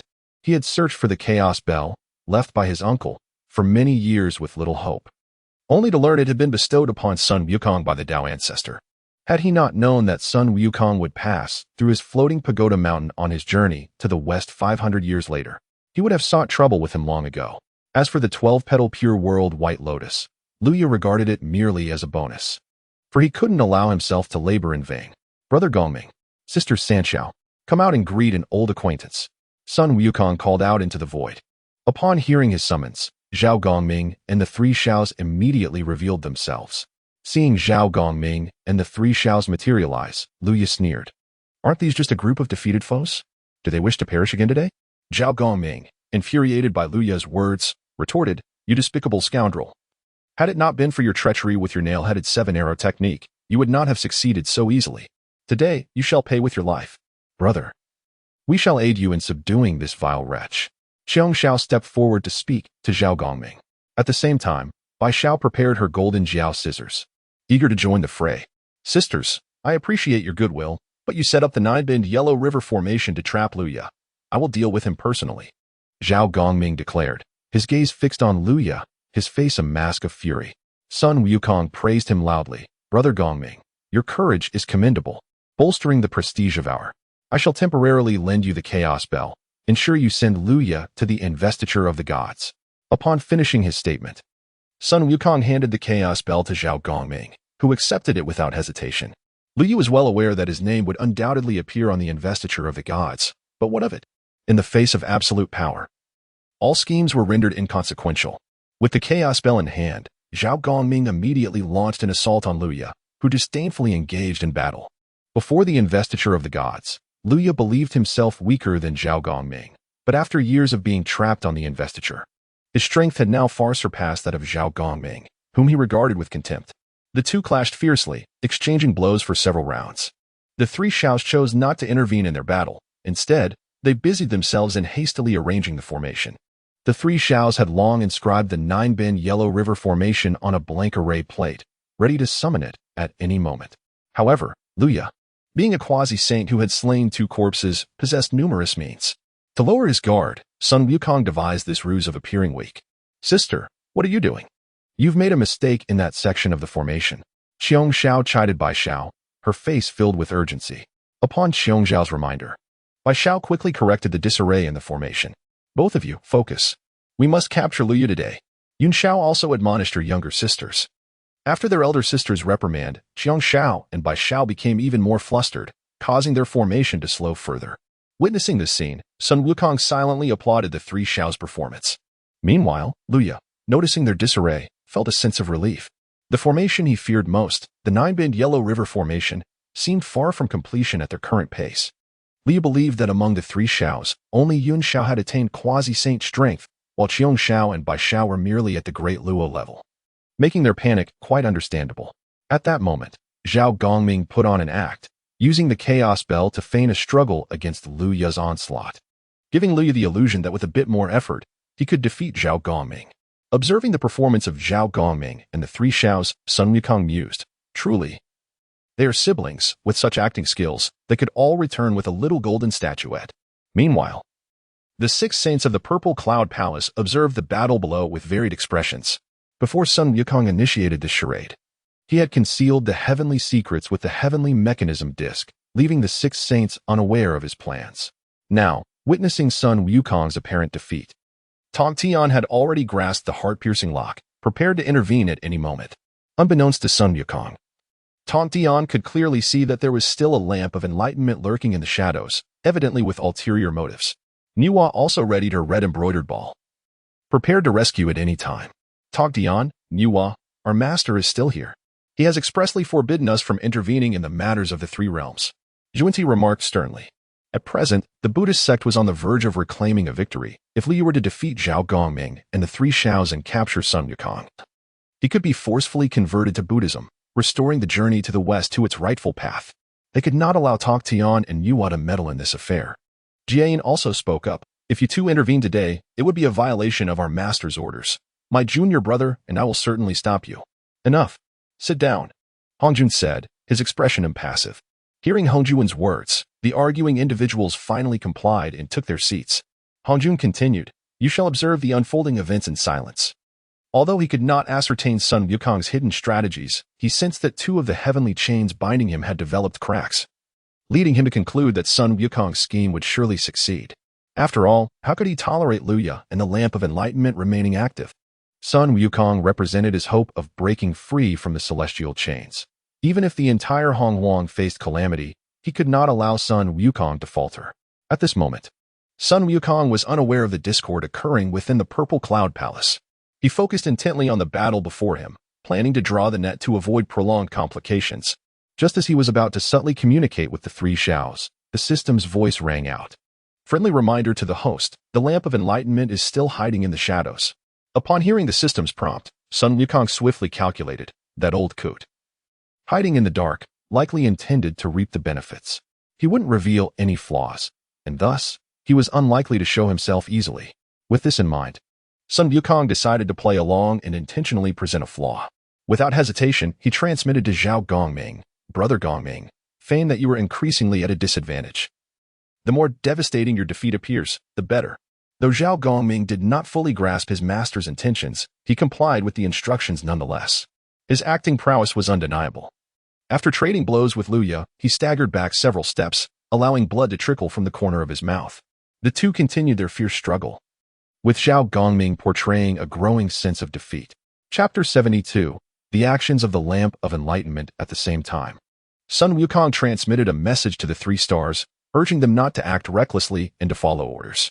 Hidden in the shadows, the lamp of enlightenment observed Zhao Gongming showing signs of defeat, and his heart began to stir with impatience, noticing that the 3 stars were still in disarray. Struggling to set up the 9-bend Yellow River formation, he thought to himself, "It seems the time has come for me to make my move. Otherwise, once Luya completes his task, what reason will I have to claim the treasures?" At that moment, Zhao Gongming spat out a mouthful of blood and shouted, "Sister, quickly take the master to safety. I will hold off Luya." Sun Wukong couldn't help but admire Zhao Gongming's acting skills and called out loudly, "Sisters, quickly protect my retreat." The 3 stars, upon hearing Sun Wukong's words, feigned a look of indecision. "Ha! You shall not escape, not a single one of you," came the arrogant voice of the Lamp of Enlightenment. Seeing Sun Wukong attempting to flee, he could no longer contain himself and leaped into action. "Luya, I will help you block them. After the deed is done, how about the 12-grade Pure World White Lotus for me?" he proposed to Luya. Upon seeing the Lamp of Enlightenment appear, Luya realized that this old man was here to reap the rewards. If he did not agree, he might face underhanded tricks from behind. "If you truly wish to help, it is only right," Luya replied amiably, while simultaneously using his power to restrain Zhao Gongming. Sun Wukong, relieved to see the Lamp of Enlightenment jump into the fray, tightened his grip on the Rod of God. "Sisters, I will retreat first. You must hold off this old bald donkey." With that, he mounted his steed and quickly withdrew, raising the Rod of God high. Upon receiving the Master's signal, Zhao Gongming and the 3 stars ceased holding back. Zhao Gongming unleashed his full power, deploying the Chaos Bell to protect himself, while summoning 12 calming sea pearls to launch an attack against Luya and the Lamp of Enlightenment. Luya and the Lamp of Enlightenment were taken aback, caught off guard by Zhao Gongming's hidden strength, leaving them flustered. At the same time, Yinshao immediately activated the array plate inscribed with the 9-bend Yellow River formation, while Qiongxiao summoned the purple lightning hammer, and Bishu wielded the golden dragon scissors. The 2 were no longer in a state of chaos.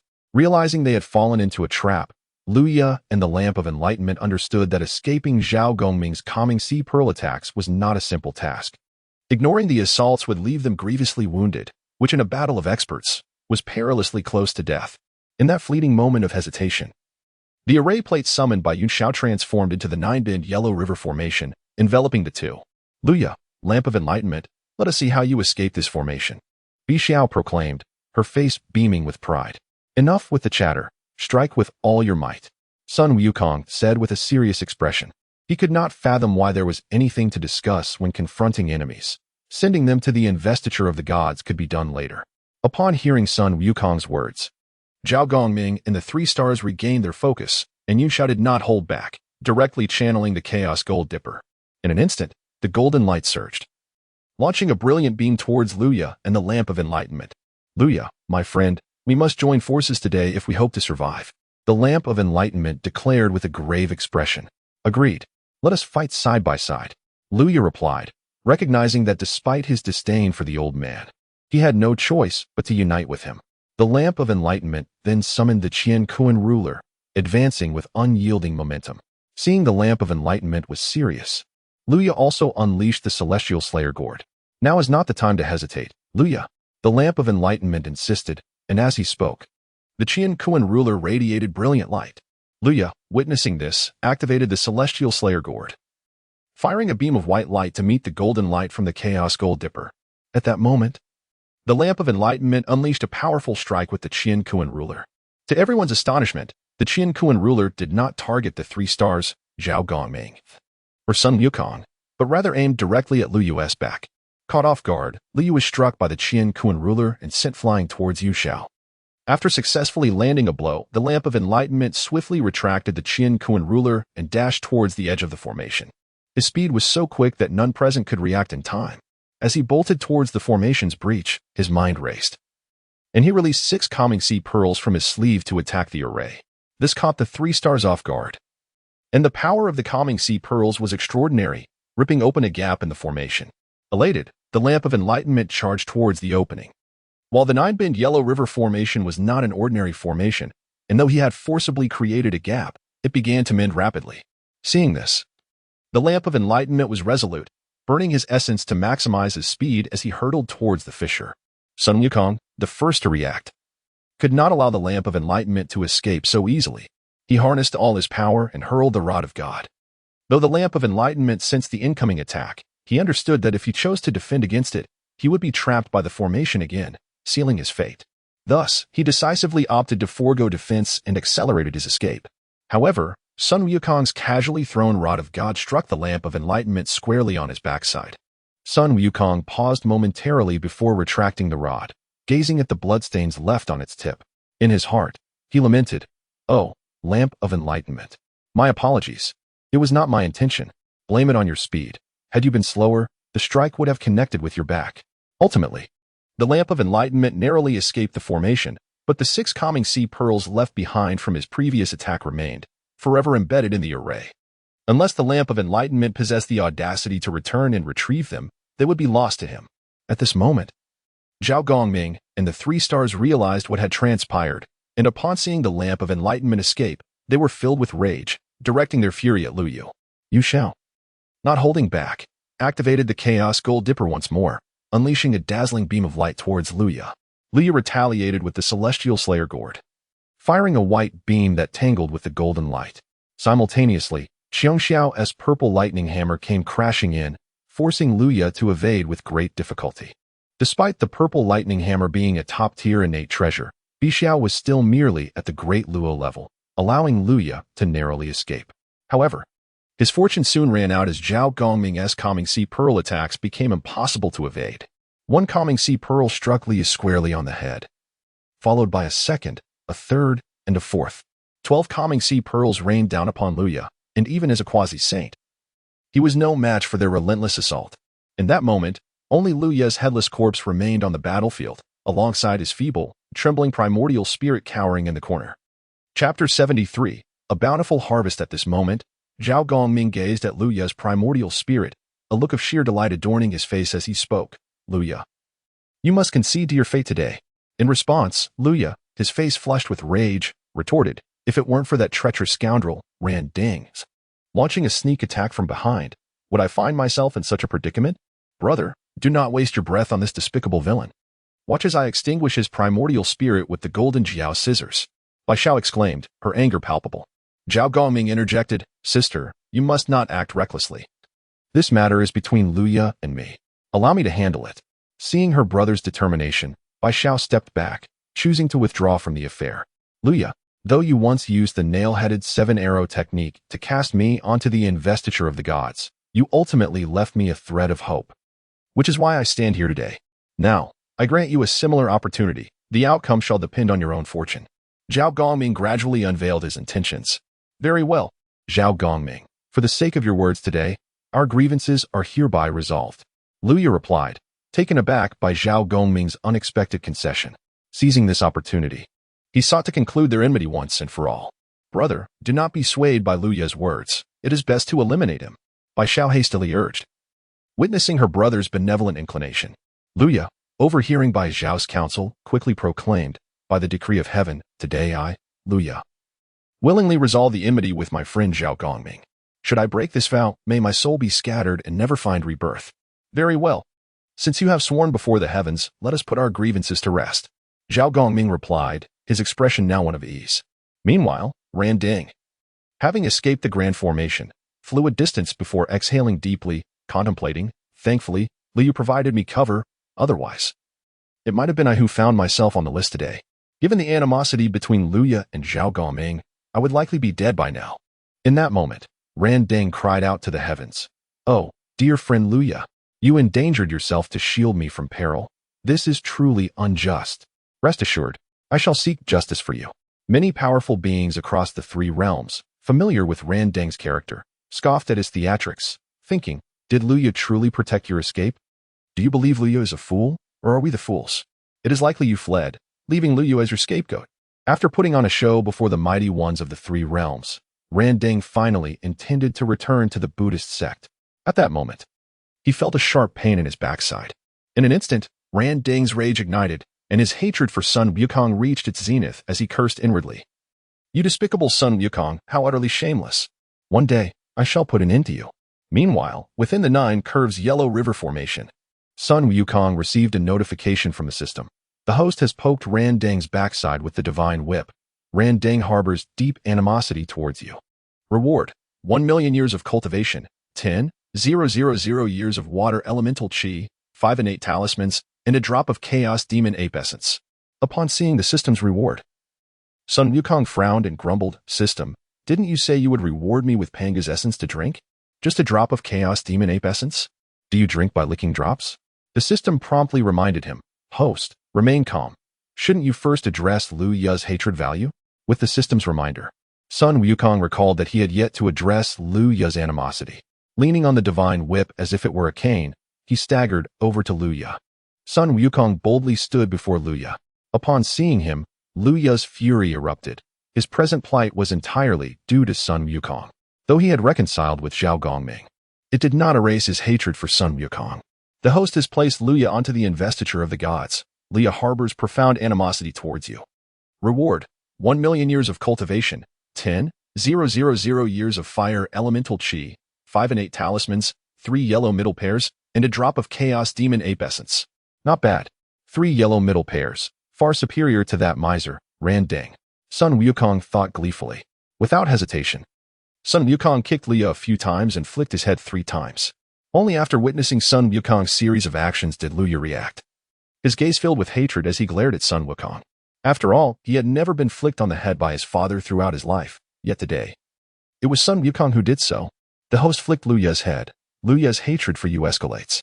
Reward: 3,000,000 years of cultivation, 30,000 years of fire elemental chi, 15 innate talismans, a low-grade innate spiritual treasure, the Tai Chi cloak, and 3 drops of chaos demon ape essence.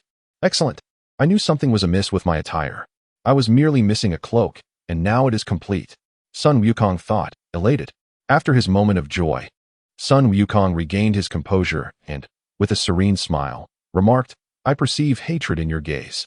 Indeed, my current situation is entirely your doing. How could I not harbor resentment?" Lu Ya replied, gritting his teeth. Sun Wukong calmly countered, "If I had not inscribed your name on the investiture of the gods, would you still have the chance to stand here and converse with me?" Upon hearing Sun Wukong's words, Lu Ya paused, then coldly stated, "So, I owe you my gratitude?" Sun Wukong cleared his throat, adopting a tone as if he were about to deliver a lengthy discourse. "Do you not comprehend my counsel? The reason I flicked your head and kicked your behind was to remind you to think twice before acting and to consider the consequences. Had you and your brother heeded such advice back then, would there have been the subsequent calamity? Your impulsiveness brought doom to the demon court. Although you narrowly escaped with your life, how many demon clans perished because of you? It was your failure to think ahead that led you to employ the nail-headed 7-arrow technique during the investiture war. Do you believe it can be easily wielded? The causes of the past yield the effects of today. Even if I had not orchestrated your placement on the investiture, could you be certain of a favorable outcome? Contemplate this well. Tell me if my words hold any truth." After Sun Wukong's rapid-fire remarks, Lu Ya stood frozen, caught in contemplation, alternating between laughter and tears. It took a considerable time before he regained composure. Once he returned to his senses, Lu Ya sincerely expressed to Sun Wukong, "Thank you, Master Sun, for your guidance. In the past, I have heard many similar words, and I dismissed them with scorn. But today, your words have truly enlightened me." Sun Wukong humbly replied, "It was but a trifling effort, no need for thanks. I genuinely wish to make amends for the present plight of the demon race, but alas, it is too late." Lu Ya sighed in melancholy. "Reflect deeply for a while. I believe your wish shall one day come to fruition," Sun Wukong stated. Before producing the investiture of the gods and sealing Lu Ya's dim eyes within it, "Master, I am puzzled. Why is it that when others advise Lu Ya, he pays no heed, yet when you speak, he is filled with gratitude?" Bai Shao inquired, perplexed. Sun Wukong smiled, exuding calmness as he replied, "Such is the nature of the human heart. A person seldom reflects until they find themselves at their wits' end. Now, let us hasten to clear the battlefield. Today's harvest is quite substantial." Sun Wukong swiftly changed the subject, directing the others to commence their tasks. Chapter 74. Enhancing Strength Despite the Mention of Cleaning the Battlefield. There was little to tidy up. Bai Shao, clutching 6 sea-stabilizing pearls left behind by Ran Deng, hurried over to Sun Wukong. "Master, these are the sea-stabilizing pearls left by Ran Deng. Please decide how to handle them," Bai Shao said to Sun Wukong, handing him the pearls. After examining them for a moment, Sun Wukong tossed them directly to Zhao Gongming. although the pearls possessed considerable power. Wukong found them cumbersome and thought it best to pass them on to Zhao Gongming. Master, what about the Slaying Immortals gourd? How should we proceed with it? Xiongxiao asked, also presenting the gourd to Sun Wukong. He examined it out of curiosity, but with a disdainful expression remarked, "Forget it. This Slaying Immortals gourd has quite a reputation, but it's not as satisfying as smashing someone with a stick. If anyone wants it, feel free to take it for yourselves." Clearly, Sun Wukong felt that Zhao Gongming and the three sisters deserved credit for getting Luya onto the divine list. And if they liked the gourd, they could have it. However, none of them expressed interest in the gourd, leaving Sun Wukong with no choice but to store it in the system space. After clearing the battlefield, Yin Xiao retrieved the array plate, causing the 9 curves Yellow River formation to vanish instantaneously. Upon sighting Luya's headless corpse, the mighty beings of the 3 realms were struck with horror. Though they had anticipated Luya's fate following Randang's escape from the formation, seeing the body still left them profoundly shocked. In the Zixiao Palace, Jane and Zhuanti were filled with rage upon witnessing Luya's remains. Previously, they had tolerated Sun Wukong's actions when he elevated Guanyin to the divine list for the sake of Daozu. However, with Sun Wukong now responsible for Luya's demise, their patience had run thin. At this moment, Zhuanti discreetly withdrew the 7 treasures mysterious tree, intending to strike Sun Wukong. Jane, understanding his master's intent, prepared to assist his brother. Tok Tian had already noticed their subtle movements and shouted angrily, "Jane, Zhuanti, what are you plotting? How dare you behave so recklessly before our master?" Hongjun, with a stern expression, added, "Jane, Zhuanti, do not forget that you have also consumed the annihilation sacred pill." The chains of heavenly law that bound him had already fractured 3 additional times due to Sun Wukong's actions, which had elevated his spirits. But the disturbance caused by Jane and Zhuanti infuriated him. Seeing their master so enraged, Jane and Zhuanti dared not act further. They knelt, faces filled with grievances, and proclaimed, "Disciples acknowledge their mistakes. Please do not be angry, master. Should there be a next time, let it be treated as a case of betraying one's teacher." Hongjun, still fuming, continued, "I am extremely displeased. I have spared no effort in nurturing Sun Wukong's growth to help free myself from the constraints of heavenly law. He is my hope, and I shall not permit anyone to harm him in the slightest." Hearing Hongjun's admonition, Jane and Zhuanti trembled in fear. The notion of betraying their master was no trivial matter. Should it be proven, they could only imagine the dire consequences of being besieged by the other 4 saints. At this point, they fully understood Sun Wukong's esteemed position in Daozu's heart. Following this tumultuous episode, Jane and Zhuanti settled down. Their inability to confront Sun Wukong only fueled their resentment toward him. Meanwhile, Sun Wukong received a notification from the system. "Host has sent Liu to the divine list. Jane harbors mild resentment toward you. Reward: 1,000,000 years of cultivation. 10,000 years of earth element chi. 1 innate bitter bamboo. 3 drops of chaos demon ape essence. Host has sent Liu to the divine list. Zhuanti harbors mild resentment toward you. Reward: 1,000,000 years of cultivation. 10,000 years of earth element chi. 1 innate Bodhi tree, 3 drops of chaos demon ape essence. After reviewing the rewards, Sun Wukong couldn't help but remark, "These 2 are as impoverished as ever." He devised a plan for the 2 innate spiritual roots, deciding to plant the bitter bamboo on Golden Ao Island as a facade. As for the Bodhi tree, it would assist his master in refining it into the 100 treasures mysterious tree. He would provide the primary materials, while his master would supply the auxiliary ingredients. This seemed a fair arrangement. Once the 100 treasures mysterious tree was established, he would relish the opportunity to see if Zhuanti would still dare to showcase the 7 treasures mysterious tree. Today had been fruitful, and Sun Wukong sought to reflect on his gains. "Brother Gongming, hand me the heavenly mechanics plate. I wish to enter seclusion for a while," he stated to Zhao Gongming, who complied by passing the plate to him. As Sun Wukong began his retreat, Zhao Gongming and the 3 sisters proactively offered their protection. Next, Sun Wukong unleashed his divine powers, swiftly constructing a humble abode. Once inside, he utilized the heavenly mechanics plate to obscure his presence, ensuring that even sages could not discern what transpired within. He first retrieved the long-unused Qian Kuan purple gold staff, applying 5 innate talismans to it. The talismans transformed into a radiant golden light enveloping the staff, which remained shrouded for half an hour before the glow gradually dissipated. Curiously, Sun Wukong examined the staff. Although its appearance remained unchanged, he could distinctly sense that its quality had indeed risen to that of a low-grade, innate spiritual treasure. He contemplated conveying this to the system but decided against it, understanding that having transformed his weapon from postnatal to innate did warrant some quality reduction. Grasping the Qian Kuan purple gold staff, he felt an overwhelming surge of power within him, as if a single strike could shatter mountains and rivers. Once I emerge from seclusion, I must find someone to test the staff's might, he thought joyfully. Subsequently, he applied the same method to elevate his Qian Kuan purple gold armor, Qian Kuan purple gold crown, and Qian Kuan purple gold boots to the level of low-grade, innate spiritual treasures. The armor and crown provided unparalleled defense, while the boots enhanced his speed. Only then did Sun Wukong remember the system had also rewarded him with a low-grade innate spiritual treasure cloak. He retrieved the Tai Chi cloak from the system space, initially expecting it to bear the Tai Chi symbol embroidered on the back like a Taoist robe. However, he was surprised to find the cloak displayed a black side on the left and a white side on the right, with a white dragon embroidered on the black side and a black dragon on the white side. Although the cloak lacked the Tai Chi motif, it evoked the concept immediately upon first glance. The Tai Chi cloak could be deemed an embodiment of both offense and defense had Sun Wukong not been preoccupied. He would have eagerly tested its power. Draping the cloak over his shoulders, he contained his excitement and began to refine the water element Qi awarded by the system. By the end of the night, he had perfected the cultivation of the water element Qi within his body. However, he did not rush to exit seclusion. With ample resources at hand, he aimed to make a significant breakthrough to the Great Luo Golden Immortal level. He then continued to refine the fire element Qi awarded by the system. Chapter 75, Achieving the Great Luo Golden Immortal in the Blink of an Eye. 3 days had passed, and Sun Wukong had perfected his cultivation of the 5 elements Qi.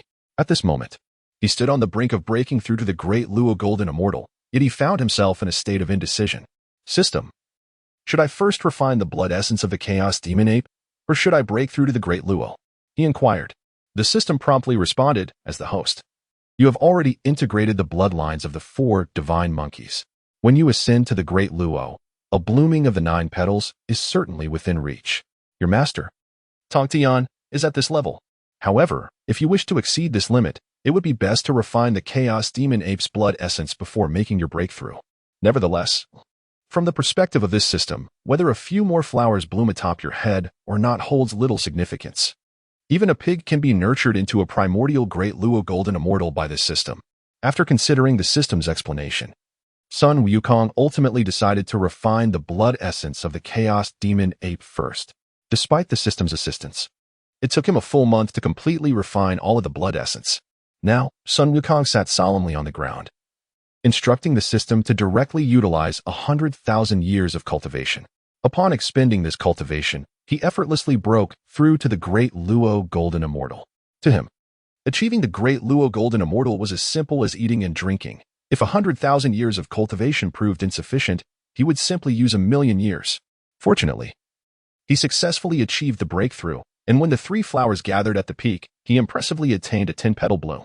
However, all of Sun Wukong's actions transpired within a humble cottage, shielded by the heavenly mystery disk. Thus, no one was privy to the truth of the matter. Were outsiders to learn that Sun Wukong's ascension to the Great Luo was as effortless as a meal, one could only imagine their astonishment. Sun Wukong then employed an additional 200,000 years of cultivation to solidify his standing at the initial stage of the Great Luo Golden Immortal. System. Now that I am a Great Luo Golden Immortal, won't you present me with a token of congratulations? Sun Wukong asked with a beaming smile. The system replied. A congratulatory gift is no issue, but I must inquire about the path you intend to pursue. Will it be through power, the slaying of the 3 corpses, or the cultivation of virtue? Only by clarifying your goal can I provide you with a suitable gift. Without hesitation, Sun Wukong declared, of course, it will be through power. In that case, I shall grant you a 1 comprehension of the laws of battle, the system stated after a moment of silence. Sun Wukong's face lit up with joy. This comprehension of the laws is indeed formidable, but isn't one a bit meager? Why not grant me a full 100 instead? At that moment, the system's voice took on a tone of grievance. This 1 comprehension of the laws of battle is something I squeezed out from the crevices of my existence. Even systems have their own constraints. You must understand that grasping 30 of the law's power is sufficient to become a primordial Great Luo Golden Immortal. Thus, This one comprehension is already quite substantial. Seeing the system's pitiful demeanor, Sun Wukong ultimately refrained from further protest. Very well, then. Grant me the comprehension of the laws of battle, he said cheerfully. It has already been placed in the system space. You may utilize it as you see fit. Upon checking the system space, Sun Wukong indeed discovered a golden orb the size of a fist. He attempted to extract it using his will. Once the golden orb was retrieved, it instantly transformed into a beam of golden light and entered Sun Wukong's brow, flooding his mind with a wealth of information, all pertaining to the understanding of the laws of battle. Sun Wukong fell into a state of epiphany as he digested this information. A month slipped by before he fully integrated this one comprehension of the laws of battle. Rising slowly, he contemplated his next steps. Although he still had several million years of cultivation left unspent, he understood the virtue of humility and aimed to elevate himself to the initial stage of the Great Luo Golden Immortal first, adhering to the principle of gradual progression. Without hesitation, Sun Wukong stepped outside the cottage. Congratulations, Master, on breaking through to the Great Luo Golden Immortal. Zhao Gongming approached him, speaking with enthusiasm. It was merely a stroke of luck that led to this breakthrough. There is nothing extraordinary about it. Sun Wukong replied nonchalantly. Having spent over 2 months here, it was time for him to continue his journey. Zhao Gongming and the three heavens concealed themselves in the shadows with the heavenly mystery disk, while Sun Wukong mounted his steed and set off westward, with the heavenly mystery disk no longer obscuring his power. Sun Wukong's strength was now exposed to the gaze of the mighty beings across the 3 realms. However, he paid this no mind. In the face of absolute strength, all schemes and plots were inconsequential. Not far ahead lay the Yellow Wind Ridge, home to the formidable Yellow Wind King, a demon with substantial backing. Well known for his mastery of the 3 mystical winds. Yet, equipped with innate spiritual treasures, Sun Wukong had no fear of this yellow-furred creature. Meanwhile, the monk Tamping, who had been waiting for over 2 months, finally managed to smile upon witnessing the team resume their journey. Sun Wukong, feeling bored, took out a yellow plum from the system space and began to eat. The sight of Sun Wukong retrieving the yellow plum left the mighty beings observing the journey to the west utterly astonished. The yellow plum. It was a treasure they could only dream of, yet Sun Wukong produced it effortlessly. What remarkable depth of resources he possessed. At that moment, some even entertained thoughts of murder to seize the treasure, but recalling Lu Ya's fate, they ultimately decided against it. After consuming the yellow plum, Sun Wukong's strength surged from the initial stage of the Great Luo Golden Immortal to the mid-stage. Tamping, having been a disciple of the human teaching for 3 generations and well-versed in the ways of the world, gazed at Sun Wukong's yellow plum with eyes wide in envy. Tamping, eager to ingratiate himself, said, Master, it seems you have forgotten something important. What is it? Pray, enlighten me. Sun Wukong replied, perplexed. Tamping chuckled awkwardly. Back at Gao Laowang, did you not promise that if I convinced the people there to worship the Jia sect, you would reward me handsomely? It seems you have yet to fulfill your promise. As Sun Wukong pondered, he realized that he had indeed forgotten to reward Tamping. He promptly produced 2 ginseng fruits from the system space and handed them to Tamping. Tamping's face lit up with joy as he accepted the ginseng fruits. Believing that for such a minor accomplishment, receiving a 3,000-year peach would be a fortunate outcome, he never imagined he would receive 2 ginseng fruits instead. At that moment, he felt that joining the Jia sect was the wisest decision of his life. Without hesitation, Tamping devoured the 2 ginseng fruits, and upon refining them, his strength rose to the mid-stage of the Great Luo Golden Immortal. Master, should anything arise in the future, just give the word. I will ensure it is handled flawlessly. Tamping exclaimed, brimming with excitement. Observing Tamping's eagerness to contribute, Sun Wukong smiled and replied, No need to rush. There will be ample opportunities for you to prove yourself. At that moment, Hudali interjected, Master, while I may lack merit, I have endured hardships. Should I not receive a reward as well? My strength has increased. And next time I carry you to escape, I will be able to run faster. Little White Dragon could no longer contain himself and slapped Hudali on the head, exclaiming, What nonsense are you spouting? That was the master's strategy. It was a feigned defeat. Chapter 76 Unexpected Surprise. Sun Wukong observed that both the White Dragon and Hudali performed commendably. Thus he bestowed upon each of them a ginseng fruit. After all, with hundreds of ginseng fruits in his system space, losing a couple was of no concern to him. Thus, Sun Wukong and his companions continued their journey westward for another 7 or 8 days, eventually arriving at the vicinity of Huangfeng Ridge. Sun Wukong took the lead towards the ridge while discreetly communicating with Tiangong and the White Dragon, saying, Within Huangfeng Ridge resides the king of Huangfeng, a figure affiliated with the Buddhist sect. Let him catch Tamping when he shows a vulnerability. This will provide us with a legitimate reason to confront him. Upon receiving Sun Wukong's message, Tiangong and the White Dragon nodded in silent agreement. As they approached an area dense with foliage, a fierce striped tiger suddenly sprang from the underbrush. Sun Wukong recognized this beast as the Tiger Vanguard, an underling of the king of Huangfeng, whose purpose was to lead them away and create an opportunity for the king to abduct Tamping. Seeing this unfold, Sun Wukong decided to play along, casually fabricating an excuse as he proclaimed, "Capture that tiger. I shall keep its tail to honor my master with a fine brew." Pigsy and the White Dragon, understanding Sun Wukong's intent, charged towards the Tiger Vanguard. The tiger, sensing the danger, quickly fled, with the White Dragon and Tiangong in hot pursuit. Sun Wukong mounted his steed and followed, ensuring that the king of Huangfeng had ample time to seize Tamping. Once Sun Wukong had distanced himself, the king of Huangfeng emerged from his hiding place and captured Tamping. With a sigh of relief, he felt that he had fulfilled half of his task assigned by Lingji Bodhisattva. As long as he could confine Tamping for a few days, the mission would be deemed successful. Although Sun Wukong was formidable, Lingji Bodhisattva had assured him that he would intervene if trouble arose. Thus, the king of Huangfeng easily carried Tamping back to Huangfeng Cave. Meanwhile, Sun Wukong and his companions had chased the Tiger Vanguard for several miles. Had it not been for their intention to provide the king of Huangfeng with a chance to capture Tamping, how could a mere minor demon evade the watchful eyes of Sun Wukong and his friends for so long? Feeling that the time was ripe, Sun Wukong turned to Tiangong and the White Dragon, declaring, "Enough of this. Capture him." With that, he secretly employed his Earth Turnstile technique, fully aware that the Tiger Vanguard possessed a skill of Earth escape. In the original tale, this creature had utilized that very technique to flee. But today it would not be so fortunate. As anticipated, upon recognizing the seriousness of Tiangong's approach, the Tiger Vanguard felt the pressure and dared not confront him. Attempting to escape underground, the Tiger Vanguard found his skill rendered futile against Sun Wukong's technique. Tiangong, quick in action, seized the Tiger Vanguard by the neck, lifting him effortlessly. Who would have thought this little tiger could burrow underground? "Let us see you try that again," Tiangong exclaimed, preparing to deliver several blows to the Tiger Vanguard's head. "Hold on, Tiangong. You can't control it. Let me handle this," Sun Wukong interjected, halting Tiangong's actions. Recognizing Sun Wukong's authority, Tiangong refrained from contesting. In a swift motion, Sun Wukong advanced and delivered 3 sharp flicks to the Tiger Vanguard's head. The tiger, seething with anger, glared at Sun Wukong. "Host has flicked the Tiger Vanguard's head, causing it to develop moderate hatred towards you. Reward, 3,000 years of cultivation, 0. 1 comprehension of the laws of battle, 5 law seeds, 1 innate peach tree. 5 Huangjongli." Sun Wukong was momentarily bewildered by the rewards displayed by the system, as these were items one would expect from a true celestial beast.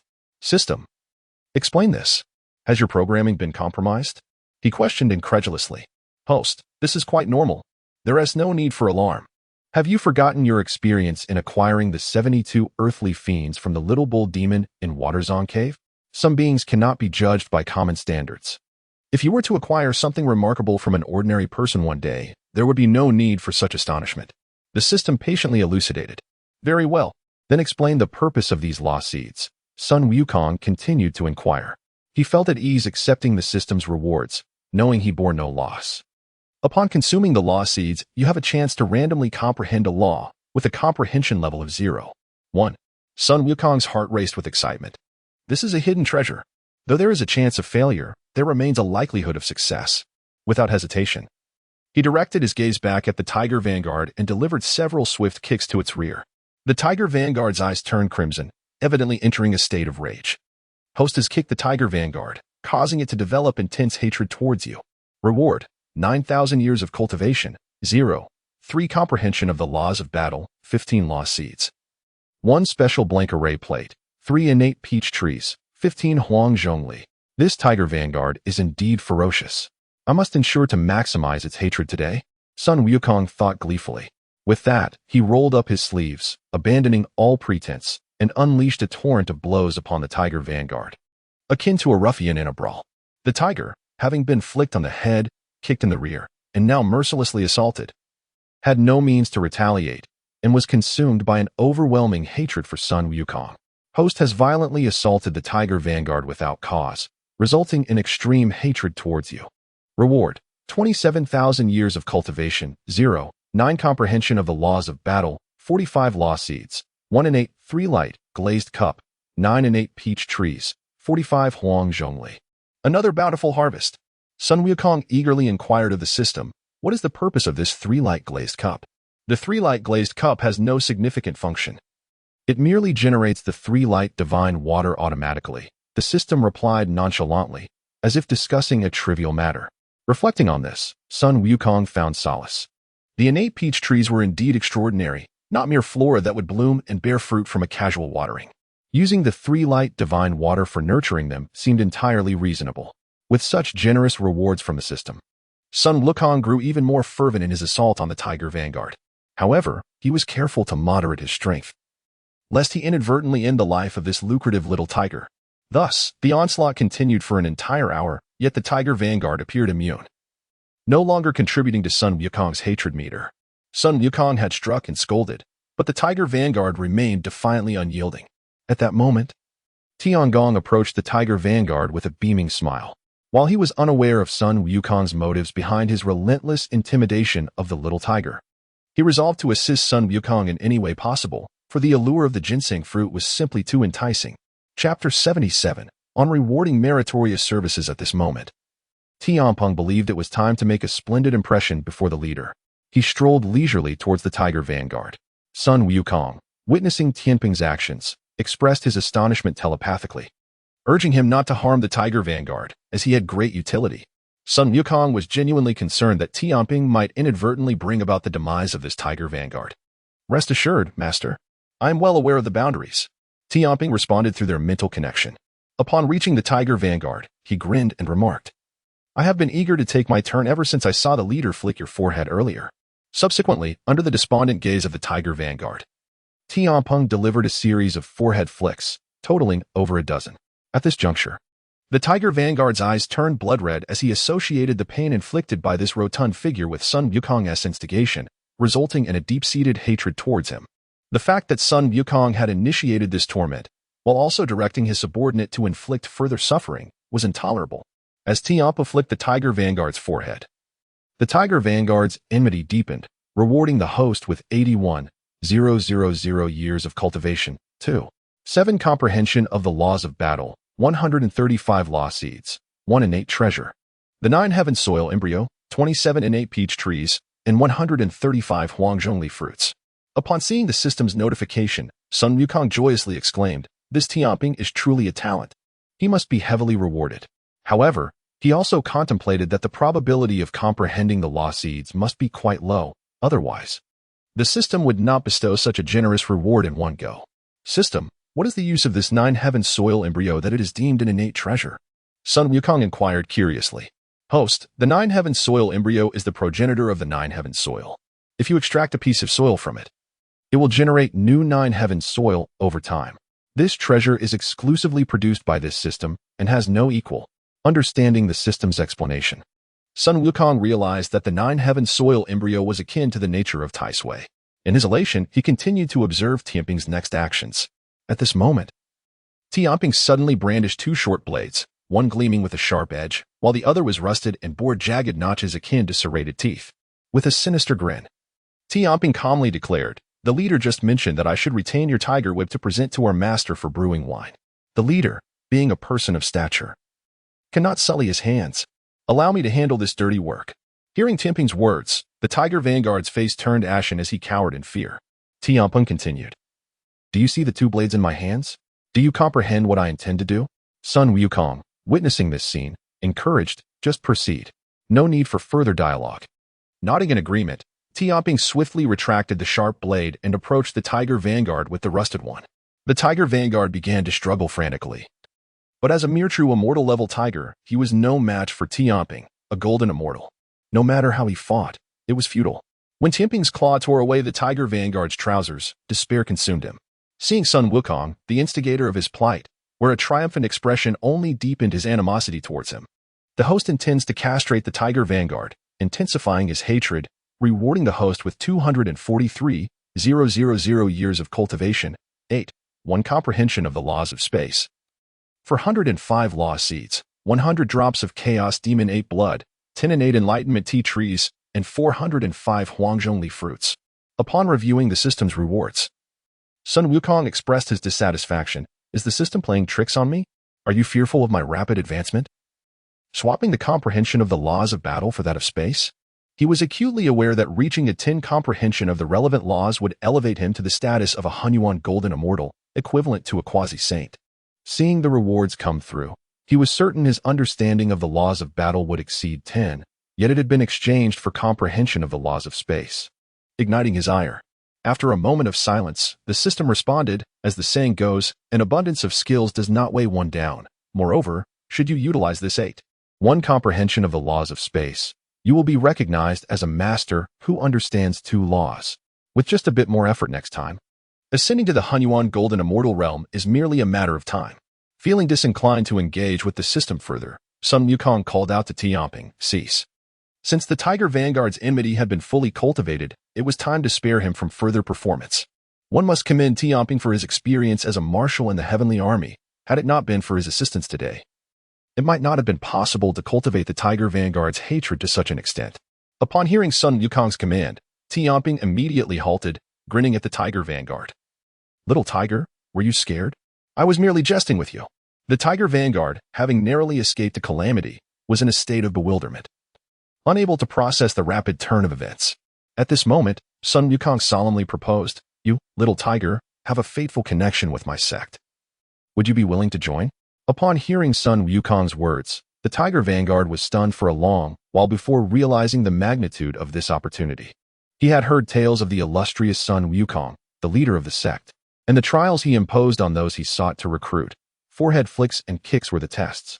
Those who passed could join the sect, as demonstrated by the example of the black bear from Black Wind Mountain. I am willing to join the sect. I am willing to join the sect.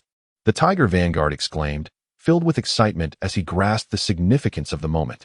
For a small tiger demon like him, joining the sect was an immense honor, akin to attaining a celestial rank in the heavenly court.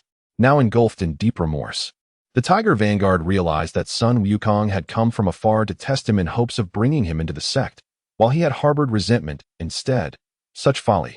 He resolved to spread the word that Sun Wukong's forehead flicks and kicks were signs of approval, and that one must not harbor resentment, lest they displease the leader. Sun Wukong, too, had his considerations, since the Tiger Vanguard had already brought him numerous benefits. It was far better to recruit him into the sect than to have him face extermination by others outside. The Tiger Vanguard approached Sun Wukong, gratitude radiating from his face. Thank you, Master, for taking me in. Subsequently, he fervently swore an oath to the Tao, pledging his sincere allegiance to the sect. Seeing this unfold, Sun Wukong felt completely at ease. The time for rewarding merit had arrived. He directly proclaimed, Brother Gongming, Sister Sanshao, come forth. I am about to enter seclusion. Zhao Gongming and the Sanshao sisters heeded Sun Wukong's call and swiftly approached him. Chapter 78. Continuous Advancement. Sun Wukong remained silent, directly employing his divine powers to conjure a spacious dwelling that could accommodate everyone. He stepped inside first, followed closely by the others. Zhao Gongming also utilized the celestial mechanism to further obscure the heavenly secrets. Sun Wukong turned to Tamping and declared, this time, Tamping has contributed the most and deserves a substantial reward. He then presented 10 Huanghongli to Tamping. Trembling with excitement, Tamping accepted the 10 Huanghongli, utterly astonished that his modest efforts had yielded such a remarkable reward. With these 10 Huanghongli in hand, he felt that joining was undoubtedly worthwhile. And with a little more effort, breaking through to the quasi-saint realm would not be an insurmountable challenge. Subsequently, Sun Wukong gifted Zhao Gongming and the Sanshao sisters each 5 Huanghongli. For the White Dragon and Tiger Dolly, he awarded them 2 Huanghongli each. Finally, Sun Wukong's gaze fell upon Hu Xiefeng. After a moment of contemplation, he decided to bestow 1 Huanghongli upon him. After all, the hundreds of Huanghongli he possessed had been acquired through their efforts. Do not underestimate the Huanghongli. The system had proclaimed that a single Huanghongli could elevate a mortal to the Tai Golden Immortal level without any adverse effects. In light of this, from an outsider's perspective, Sun Wukong's reward of 1 Huanghongli to the true immortal Hu Xiefeng was indeed a generous gesture. Upon receiving the Huanghongli, Tamping immediately devoured them, disregarding any semblance of decorum. His power surged significantly. Within 3 days, having consumed 7 Huanghongli, Tamping's prowess escalated from the mid-stage of the Great Luo Golden Immortal to its pinnacle. The White Dragon and Tiger Dolly each consumed 1 Huanghongli and successfully reached the early and mid-stages of the Tai Golden Immortal realm, respectively, while each retained 1 Huanghongli for future use. Zhao Gongming, Yin Xiao, and Xiao, 2 quasi-saints and 1 peak Great Luo Golden Immortal, stored their Huanghongli away. Bixiao, a late-stage Great Luo Golden Immortal, consumed 3 Huanghongli and elevated her power to the pinnacle of the Great Luo Golden Immortal realm. Witnessing the substantial enhancements in their strengths, Sun Wukong joyfully announced, "Now, it is time for my retreat. You may act freely." "Master, that Tang Sung has been captured," Xiao gently reminded him. Sun Wukong replied, "Let them capture him. Do you think that the Yellow Wind King truly dares to consume Tang Sung's flesh? Perhaps in a few days. He will be well fed and cared for. It will not be too late to rescue him once I emerge from my seclusion." His involvement in the journey to the west was primarily to accrue enmity and enhance his power, with such an abundance of resources at hand. His immediate priority was to bolster his strength. Rescuing Tang Sung could wait until he had the time. Seeing Sun Wukong's determination, the others discreetly exited the dwelling. Although this time, several of them volunteered to act as his protectors, with the foundational understanding of one of the battle laws. Sun Wukong comprehended an additional 5 of the battle laws in just over a month. He then directly engaged with the system's reward of 8. 1 comprehension of the spatial laws, which took him a bit longer, spanning over 3 months to complete. He utilized 1,000,000 years of cultivation, taking 3 days to elevate his strength to the pinnacle of the Great Luo Golden Immortal realm.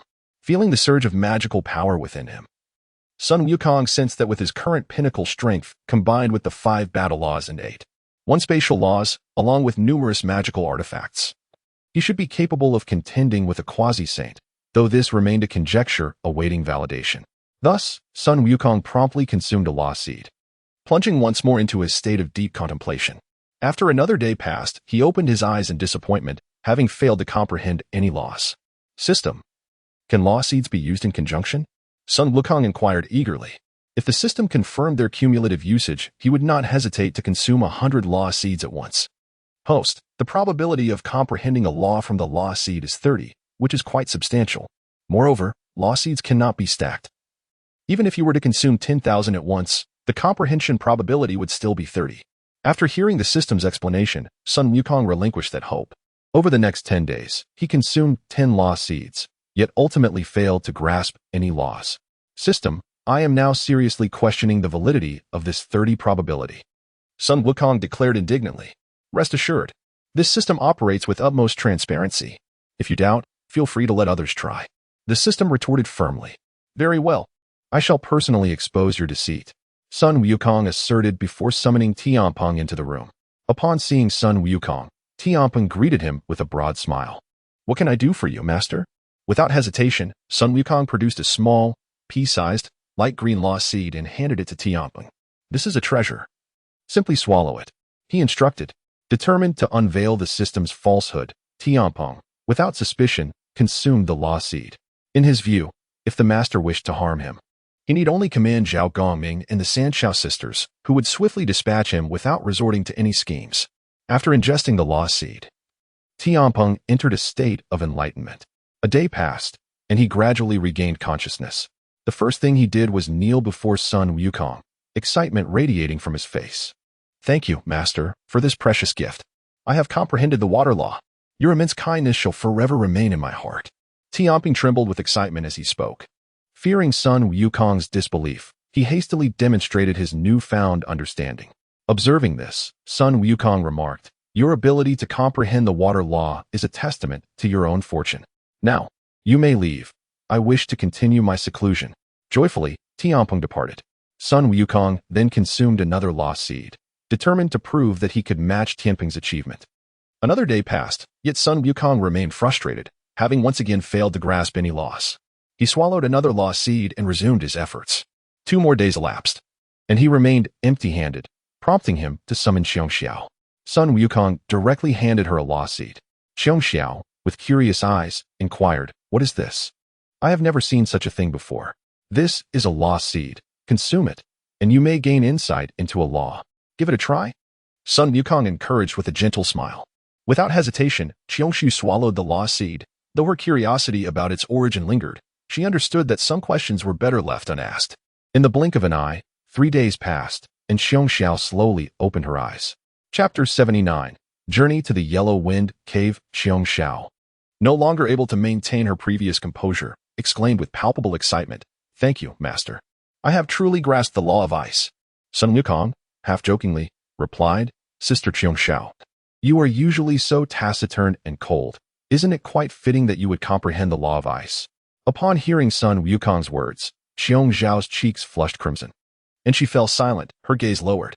Observing this, Sun Wukong internally lamented his misstep, recalling that Nuwa had intertwined the fates of himself and the 3 sisters. Such remarks could only lead to trouble. Sister Qiongxiao, I've had new insights and need to enter seclusion once more," Sun Wukong said, feeling awkward. Qiongxiao, upon hearing his words, fled the room in haste. "No. For the sake of the primordial path, I must remain steadfast, unburdened by romantic entanglements." With that, Sun Wukong took out a seed of the law and swallowed it. With a 30% chance of success, he refused to believe he could not comprehend the law.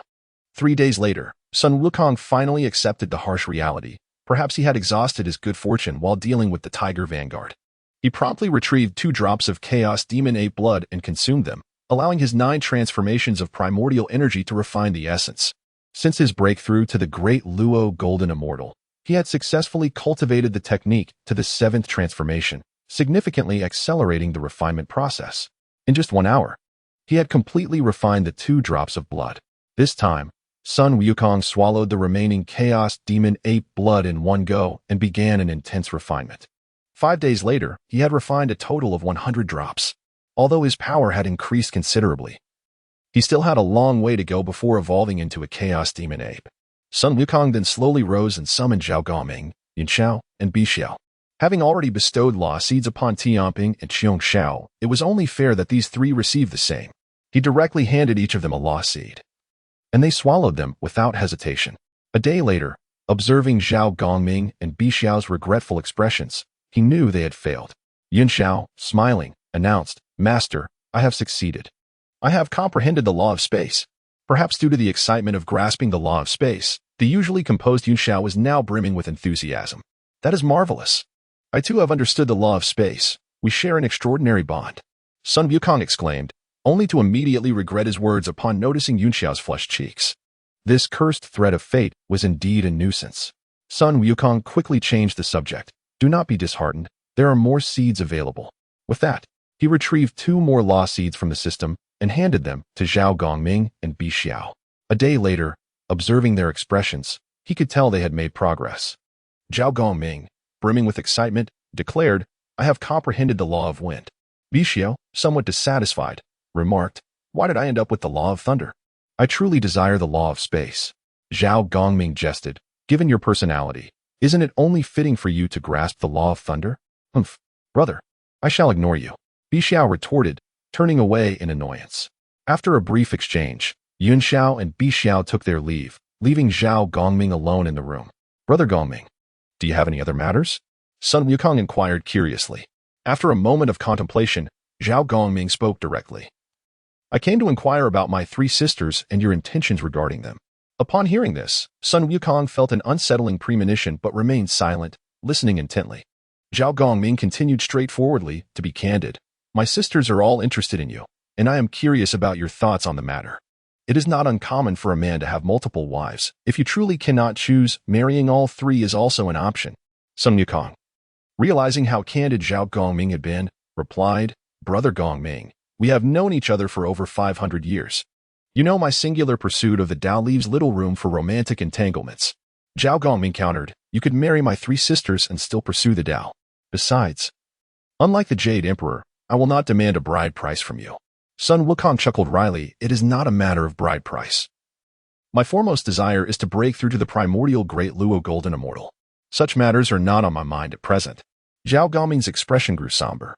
"My sisters have set their hearts on you. You must consider this carefully. Opportunities like these may not come again." Sun Wukong, hearing Zhao Gongming's words, nodded silently, feeling helpless. This was all arranged by Lady Nuwa, he lamented. Since Zhao Gongming had brought the matter to such a point, Sun Wukong decided to reveal the truth. Upon learning that his three sisters' fates had been intricately connected to the Jade Emperor's 7 daughters by Nuwa herself, Zhao Gongming was left astounded. After all, he and his sisters had been nearby, but they had not dared to eavesdrop on the conversation of the saints. Sun Wukong sighed, thus, this was never my intention. I still prefer the pursuit of the Tao. In that case, may you seek your own fortune. I cannot assist you further, Zhao Gongming replied, looking equally resigned before taking his leave. At this moment, Sun Wukong felt utterly helpless. As for the matter of the fateful thread, it could be resolved by severing it decisively, and he knew Nuwa would assist him. Yet, he found himself unable to make such a harsh decision. The moment their fates had intertwined, feelings had inevitably blossomed between them. Despite his claims of disinterest in romantic affairs, the thought of cutting ties with them tugged at his heart. With a weary sigh, Sun Wukong murmured, "It seems I must let nature take its course." He then dismissed the thoughts and muttered to himself, "It's been nearly half a year since Tang Song was captured by the Yellow Wind King. It's time to rescue him and continue our journey westward." With renewed determination, Sun Wukong exited the room, mounted his steed, and set off towards the Yellow Wind Cave. Zhao Gongming and the three sisters remained hidden in the shadows. Bored on the back of the mighty tiger, Sun Wukong addressed the system. "Do you still have any white tiger blood left? I have just acquired another tiger vanguard. Shouldn't you reward me?" After a moment of silence, the system responded, "Very well. I will grant you 30 drops of black tiger blood. It has been added to the system space." Chapter 80. The Great King of Yellow Wind appears. Sun Wukong joyfully addressed the system. "You are remarkably generous." The system, displaying a touch of pride, retorted, "Indeed. When have I ever been stingy?" Sun Wukong calmly inquired. "Last time I chose the path of the law of battle. You rewarded me with a one comprehension of the law of war. I am now curious. Had I chosen the path of severing the 3 corpses, what reward would you have granted me?" The system, puzzled by his inquiry, responded, "Why do you ask this?" Sun Wukong replied with a light smile, "I am simply curious. Do share with me." The system, taking him seriously, stated, "Had you chosen the path of severing the 3 corpses, I would have bestowed upon you 3 innate treasures of the same origin to aid you in your endeavors." System, you are truly too generous. You are magnificent. Quickly, present me with those 3 innate treasures. Sun Wukong exclaimed with delight. However, the system reminded him, "But you have already chosen the path of the law of power, and your rewards have been dispensed." Sun Wukong cheerfully retorted, "Is it not possible for me to pursue the path of severing the 3 corpses now?" His desire for those 3 innate treasures was fervent, especially since the system had previously swapped his rightful 8, one of the law of war for the law of space. Otherwise, he would have already ascended to the status of a primordial golden immortal. "Consider carefully, do not forsake the essential for the trivial," the system warned. "Hurry. Cease the chatter. Hand over the 3 innate treasures. I am determined to sever the 3 corpses. I have yet to settle the score with you regarding the last reward you tampered with," Sun Wukong stated calmly. At this point, the system understood Sun Wukong's intentions and replied directly, "I have never encountered a host so brazen. The innate treasures are already placed in the system's space. You may inspect them yourself." Sun Wukong, filled with joy, eagerly examined the system's space and indeed discovered 3 innate treasures, 3 nearly identical long swords, which were undeniably treasures of the innate grade and of the same origin. "System, I am curious. Where did these swords originate?" "I can assure you there are no such innate treasures in this realm," Sun Wukong inquired with intrigue. "That is not a concern for you," the system replied. "However, I am also quite curious. Had I chosen the path of meritorious deeds to attain sainthood, what would you have provided me?" Sun Wukong asked with a mischievous grin. "The system would unhesitatingly abandon you for the next host. You are simply too lackluster," the system responded, realizing that today he could no longer extract benefits from the system. Sun Wukong mounted his steed and continued towards the Yellow Wind Cave. Under the leadership of Hu Xianfeng, the group successfully arrived at the entrance of the Yellow Wind Cave. Sun Wukong casually commanded Tamping, "Go knock on the door." Upon hearing Sun Wukong's words, Tamping brandished his 9-toothed rake and struck the door with a mighty blow. Instantly, the great door of the Yellow Wind Cave shattered into pieces. "Listen up, monsters within. Release the monk you captured 6 months ago," Tamping shouted. Within the Yellow Wind Cave, the great king of Yellow Wind, upon hearing Tamping's outcry, was overwhelmed with emotion, nearly shedding tears. 6 long months had passed. He had lived in constant fear. When he first captured Tang Song, he had been elated, thinking that the task assigned by Lingji Bodhisattva was finally coming to fruition. All he needed to do was bind Tangsing, let him suffer a bit of hunger, and wait for Sun Wukong to arrive, engage in a few rounds of combat. And this ordeal would be over. Little did the great king of Yellow Wind expect that after binding Tangsing and allowing him to starve for 3 days, he would still not see Sun Wukong's shadow. In desperation, he was forced to keep Tangsing in the dungeon, providing him with food and drink, while also guarding against his subordinates, fearing that a careless little demon might secretly consume Tangsing. Lingji Bodhisattva would undoubtedly not forgive him. Now, seeing Sun Wukong finally at his door, the great king of Yellow Wind rushed out of his cave, steel fork in hand. After waiting for half a year, upon spotting Tamping, who had smashed his door, the great king of Yellow Wind lunged forward, thrusting his steel fork at Tamping. Tamping, invigorated, wielded his 9-toothed rake and engaged in battle. The outcome of their clash was immediately apparent. Tamping had reached the pinnacle of the great Luo Golden Immortal Realm, while the great king of Yellow Wind was merely at the mid-stage of the Tai Golden Immortal Realm. Their weapons clashed, and the great king of Yellow Wind was sent reeling, spitting blood from the impact, clearly injured. Tamping advanced, swinging his 9-toothed rake, continuing his assault on the great king of Yellow Wind. Sun Wukong, not idly standing by, took out the investiture of the gods and the god-subduing whip, inscribing the name of the great king of Yellow Wind on the list. This maneuver astonished many mighty beings across the 3 realms, as they had never imagined the investiture of the gods could be employed in such a manner, truly opening their eyes. Tamping, send him to the list, Sun Wukong declared. Knowing that the great king of Yellow Wind was aligned with the Buddhist path and could never be utilized by him. Thus, it was better to have him inscribed on the list and serve the Jade Emperor instead. Upon hearing Sun Wukong's words, Tamping exerted even greater effort. Although the great king of Yellow Wind possessed the divine ability of the 3 mystical winds, under Tamping's relentless pursuit, he had no opportunity to utilize his powers. After several exchanges, the great king of Yellow Wind could no longer endure. On the verge of demise, he shouted desperately, "Master, come save me, please." However, his cries ultimately fell on deaf ears, and until he lay motionless on the ground, he had not waited for his master. Meanwhile, hidden within the small Shumi mountain, Lingji Bodhisattva, upon seeing the great king of Yellow Wind inscribed on the list in the Xuanguang mirror, felt a sense of relief. I sent that yellow rat down to shield myself from calamity. Now that the yellow rat is listed, I have escaped a disaster, he thought excitedly, though thrilled internally. He maintained a facade of sorrow, exclaiming, "Alas, my poor disciple, to have been defeated by Sun Wukong, truly lamentable." After all, several disciples were present, and even if he pretended, he must display a semblance of sorrow. He then instructed one disciple, "Quickly close the mountain gate. When I emerge from seclusion, I shall not let Sun Wukong off lightly." In Lingji Bodhisattva's eyes, he was not a match for Sun Wukong and his group.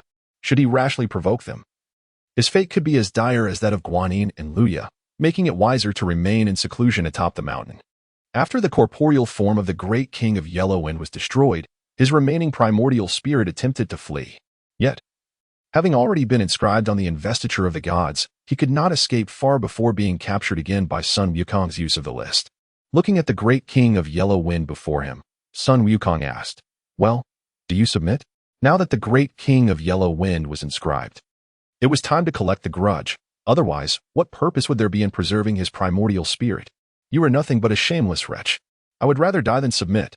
The great king of Yellow Wind's primordial spirit retorted with a face full of anger. Chapter 81. The ongoing hatred at this moment.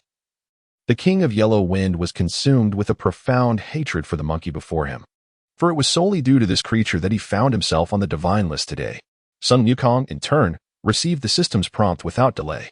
Host has placed the king of Yellow Wind on the divine list. The king of Yellow Wind has developed intense hatred towards the host. Reward: 300,000 years of cultivation, 009 comprehension of the laws of battle, and 9 yellow pearls. Upon seeing the system's rewards, Sun Wukong couldn't help but grumble to himself. How meager. Not even a glimpse of an innate spiritual treasure. However, he quickly reconciled with this reality, acknowledging that not all demons could be as formidable as the tiger vanguard. Yet, even the smallest of flies still bore flesh. Thus, he continued to fixate on the king of Yellow Wind. With practiced ease, Sun Wukong placed his fingers to his lips and blew a puff of air, delivering 5 or 6 sharp flicks to the king of Yellow Wind's head. The king, enraged by the assault, bellowed, A gentleman can be killed but not humiliated. Simultaneously, Sun Wukong received another system prompt. Host has flicked the King of Yellow Wind's forehead. The King of Yellow Wind harbors extreme hatred towards you. Reward: 900,000 years of cultivation, 0. 27 comprehension of the laws of battle, 1 junior spiritual treasure upgrade talisman, and 27 yellow pearls. Is this junior spiritual treasure upgrade talisman meant for enhancing innate treasures? Sun Wukong inquired of the system. Indeed, host is astute. This talisman has a 20 chance of upgrading a low-grade innate treasure to a mid-grade one. Then I'll hold on to it for now. Once I accumulate 5 talismans, I'll use them all at once. Sun Wukong mused. Considering that he had just tricked the system into 3 innate treasures today, he certainly didn't want to invite retaliation. Calmly, he remarked, King of Yellow Wind. Do you now concede? The King of Yellow Wind vehemently retorted, I refuse to yield. I curse you to bear children without an orifice. Seeing the king hurling insults, Sun Wukong remained unfazed and simply raised his foot, delivering several kicks to the king's rear. You curse me to bear children without an orifice? I curse you to have children with nothing but orifices. Sun Wukong slowly enunciated. At that moment, the King of Yellow Wind found himself unable to retaliate physically or verbally. In his helplessness, he could only glare at Sun Wukong with eyes filled with hatred. Host has kicked the King of Yellow Wind's rear.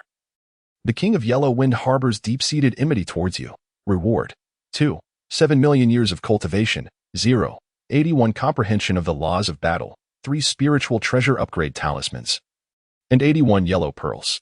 Sun Wukong reviewed his gains and nodded in satisfaction, then called to the others, each of you, take turns flicking his forehead. This strategy was inspired by a previous suggestion from the Tiger Vanguard. Once again, the Tiger Vanguard stepped forward with a grin, flicking the King of Yellow Wind's head repeatedly. At this point, the King of Yellow Wind was seething with fury. Sun Wukong's actions were intolerable enough, but now he had his subordinates taking turns to torment him. Truly is Sun unworthy of filial piety. After the white dragon flicked the king's head a few times, the king could bear it no longer and finally contributed an immense amount of hatred to Sun Wukong. Host has instructed subordinates to flick the King of Yellow Wind's forehead. The King of Yellow Wind's hatred towards you has reached a boiling point. Reward: 8. 1 million years of cultivation, 2. 43 comprehension of the laws of battle, 9 spiritual treasure upgrade talismans, and 270 yellow pearls. Sun Wukong, brimming with excitement, exclaimed, This single King of Yellow Wind has granted me 3. 6 comprehension of the laws of battle. It seems my breakthrough to the Hunyuan Daoyuo Jingxian is imminent. Witnessing the king's intense hatred of Sun Wukong, the Tiger Vanguard felt a pang of compassion for his former leader. My king, how foolish you are. The Master's flicks and kicks are merely tests for you. Look at me. I was merely a lowly immortal before aligning with the Master, and within 6 months, I have achieved the Tai Jingxian. You have truly missed a golden opportunity. The King of Yellow Wind, upon reflecting on the Tiger Vanguard's cultivation and the events that transpired, suddenly realized the truth. He knelt before Sun Wukong, repeatedly bowing his head, and exclaimed, Master Sun, I was wrong. It was my failure to endure the test. Please grant me another chance. Since you enjoy flicking foreheads, you may treat mine like a wooden fish. I earnestly beg you to accept me. The rapid shift in tone caught even Sun Wukong off guard. It dawned on him that the Tiger Vanguard was indeed a remarkable character. His flicks were intended solely to accrue hatred, yet here it was spun into a test for joining the sect, articulated with such conviction. Well then, reflect upon your actions on the divine list for a while. Sun Wukong replied coolly. This time, the King of Yellow Wind offered no resistance and complied readily. Entering the divine list. To him, it was only fitting that he should be punished after hurling insults at the master who had diligently tested him. Tonight we shall rest in the Yellow Wind Cave, Sun Wukong announced to the group. Naturally, no one opposed this, and they all settled into the Yellow Wind Cave. Sun Wukong took a seat in the tiger skin chair previously occupied by the King of Yellow Wind and addressed the Tiger Vanguard. You performed well today. Here is the blood of the Black Tiger as a reward. He handed the vial containing the Black Tiger's blood to the Tiger Vanguard. Thank you for your generous gift, Master. From this day forth, my life belongs to you. The Tiger Vanguard replied, excitement radiating from him as he accepted the vial. Sun Wukong then distributed 2 yellow pearls to each of the others before saying, All right, you may leave now. I wish to cultivate. The group, understanding the cue, departed. He then retrieved the Qian Kuan purple gold staff from his system space and used 5 spiritual treasure upgrade talismans on it. In mere moments, a flash of golden light enveloped the staff, upgrading it from a low-grade innate treasure to a mid-grade innate treasure. Feeling the aura of battle emanating from the Qin Kuan purple gold staff, Sun Wukong disdainfully remarked to the system, "I am not one to seek conflict. Why then do you bestow upon me the laws of battle and infuse my staff with a murderous intent? What is your true intention?" The system, unfazed by Sun Wukong's complaints, remained silent. Sun Wukong subsequently took out another 5 spiritual treasure upgrade talismans and upgraded his Tai Chi cloak to a mid-grade innate treasure. With the staff and cloak now upgraded, he had only 3 talismans left, which provided a mere 60 chance of success if stacked together. To avoid leaving any openings for the system, he decisively abandoned the idea of further upgrades. "System, do you wish to reclaim the remaining treasure upgrade talismans I possess?" Sun Wukong inquired. Regrettably, this system does not accept such items. However, the host may bestow them upon his subordinates. Upon hearing this, Sun Wukong nodded silently. Since the system would not reclaim them, he resolved to treat them as rewards for his subordinates. Chapter 82. The Plan of the Burning Lamp. Although the reward from King Huangfeng this time pales in comparison to that of the monstrous Tiger Vanguard, it is still commendable, albeit the war law only grants a mere 3/6 reward. Subsequently, Sun Wukong began to comprehend the newly acquired 3/6 of the war law. In the blink of an eye, a month passed, and Sun Wukong had fully grasped the new principles, elevating his understanding of the war law to 8/6, just a step away from breaking through to the status of Hunyuan Jingxian. Sun Wukong then instructed Zhao Gongming to escort Tiger Vanguard back to Golden Ao Island, while he continued westward with his companions. Since the last escape from the Nine, the thought of Sun Wukong having poked him with the god-battering whip ignited a burning desire for revenge in the burning lamp. He lamented his own weakness, feeling inadequate compared to Zhao Gongming and the 3 celestial maidens. In a moment of inspiration, he recalled his former companions who had once sought refuge in the Buddhist teachings. He promptly summoned the 3, Manjushri Bodhisattva, Samantabhadra Bodhisattva, and Maitreya Buddha. Manjushri, one of the 12 golden immortals of the Chan school, possessed the strength of a nascent sage despite being merely a bodhisattva, having already severed 1 corpse. Samantabhadra and Maitreya, one a disciple of the 12 golden immortals, and the other a formidable figure among them, were similarly powerful. Upon their arrival at the Burning Lamp Sanctuary on Mount Lingjiao, they encountered him without delay. "Master, we are puzzled as to why you summoned us," inquired Manjushri, a look of confusion on his face. In his earlier days, the Burning Lamp had held the position of deputy leader of the Chan school, a peer of Yuanshi Tianzuan, and one of the 3,000 mundane guests of the Zixio Palace. Hence the 12 golden immortals addressed him as master. With a grave expression, the Burning Lamp declared, "I trust you are all aware that the journey to the West Calamity has descended, and Sun Wukong possesses both the god-battering whip and the list of deities, with our names inscribed upon it." The 3 listened in silence, awaiting his continuation. The Burning Lamp pressed on, "Thus, we cannot afford to remain passive. I assume none of you wish to find yourselves on that list of deities? We must take the initiative to capture Sun Wukong and reclaim the god-battering whip and the list." The trio grasped the purpose behind the Burning Lamp's summons. He merely sought to enlist them as scapegoats. While others may have misconstrued their master-esque character, they were well aware of his cunning nature. To put it plainly, this old rascal was notorious for his deceit and trickery, engaging in nothing virtuous. At that moment, Manjushri and the others were naturally skeptical of the Burning Lamp's intentions. Manjushri rose, stating, "Master, my steed, the Blue Lion, remains at Lion Troop Ridge. I must attend to it to prevent further mischief. I shall take my leave for now." Samantabhadra chimed in, "Indeed, my white elephant is equally troublesome, and I must keep an eye on it." Maitreya, grinning, added, "My yellow-browed boy has audaciously constructed a small thunder sound temple. I must teach him a lesson."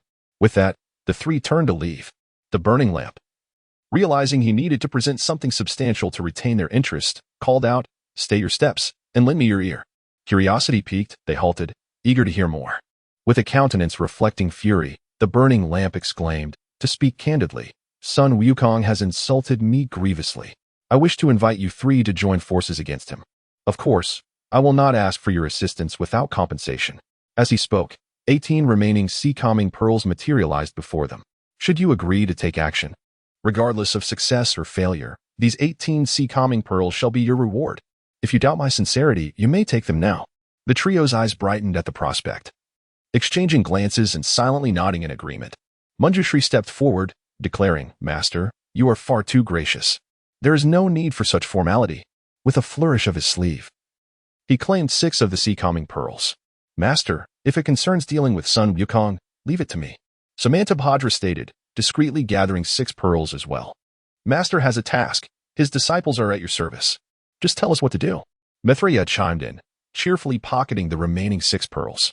The burning lamp, adopting a serious demeanor, began outlining his plan. The trio listened intently, their faces reflecting earnestness. Having crossed the river of sand, Sun Wukong's next challenge is the 4 saints testing his Zen heart. Originally, it was to be overseen by the Mother of No Return. Now that she has returned to the GS school and Guanyin has ascended to the list of deities, 2 positions remain vacant, which Maitreya and I shall fill. This will provide us with a legitimate excuse to act against Sun Wukong. When the time comes, we will launch a surprise attack, with me personally confronting Zhao Gongming. One of you will hold back Yin Xiao, while another detains Qiong Xiao, Bi Xiao, and Tamping. It is imperative that we do not allow the 3 maidens a chance to set up formations. Meanwhile, the other will swiftly capture Sun Wukong, with him in our grasp. Zhao Gongming and the others will surely hesitate, allowing us to strike them down one by one. At that point, treasures such as the Chaos Bell, the 12-grade Pure World White Lotus, the Qingping Sword, the Hunyuan Golden Dipper, and the Purple Lightning Hammer will all be within our reach. We can then divide these treasures equally. The trio pondered the burning lamp's grandiose scheme, ultimately conceding that despite his dubious character, his strategy was indeed highly feasible. They proceeded to engage in detailed discussions regarding the intricacies of the plan. As the burning lamp and his companions plotted against Sun Wukong, the latter's group drew ever closer to the river of sand. Finally, on the 3rd day, they reached its banks. Jianlian, manifest yourself at once. Sun Wukong called out to the depths of the river. Jianlian, upon hearing Sun Wukong's summons, promptly emerged. Having been informed of the remarkable feats accomplished by Sun Wukong and his companions, even garnering the attention of the renowned Buddha, the great Sun Tathagata, and Guanyin, who had both been inscribed on the list, Sun Wukong's reputation had spread far and wide across the 3 realms. Had he not instructed Jianlian to wait, he would have sought out Sun Wukong himself. Upon seeing Sun Wukong, Jianlian exclaimed with fervor, Master, you have finally arrived. Had I not known you were journeying westward, I would have sought you out myself. Sun Wukong, observing Jianlian after more than 500 years, noted that while his appearance had not changed, the necklace of 9 skulls around his neck was quite striking. Noticing Sun Wukong's gaze fixed upon his necklace, Jianlian explained, due to the pressures from Guanyin back in the day, I harbored a deep animosity towards the Buddhists. Over time, I encountered 9 pilgrims by the river of sand, and in a fit of rage, I ended their lives. Perhaps it is because I have not endured the pain of a flying sword piercing my heart. My anger is not as intense as it was in the original tale, hence I merely killed those 9 pilgrims.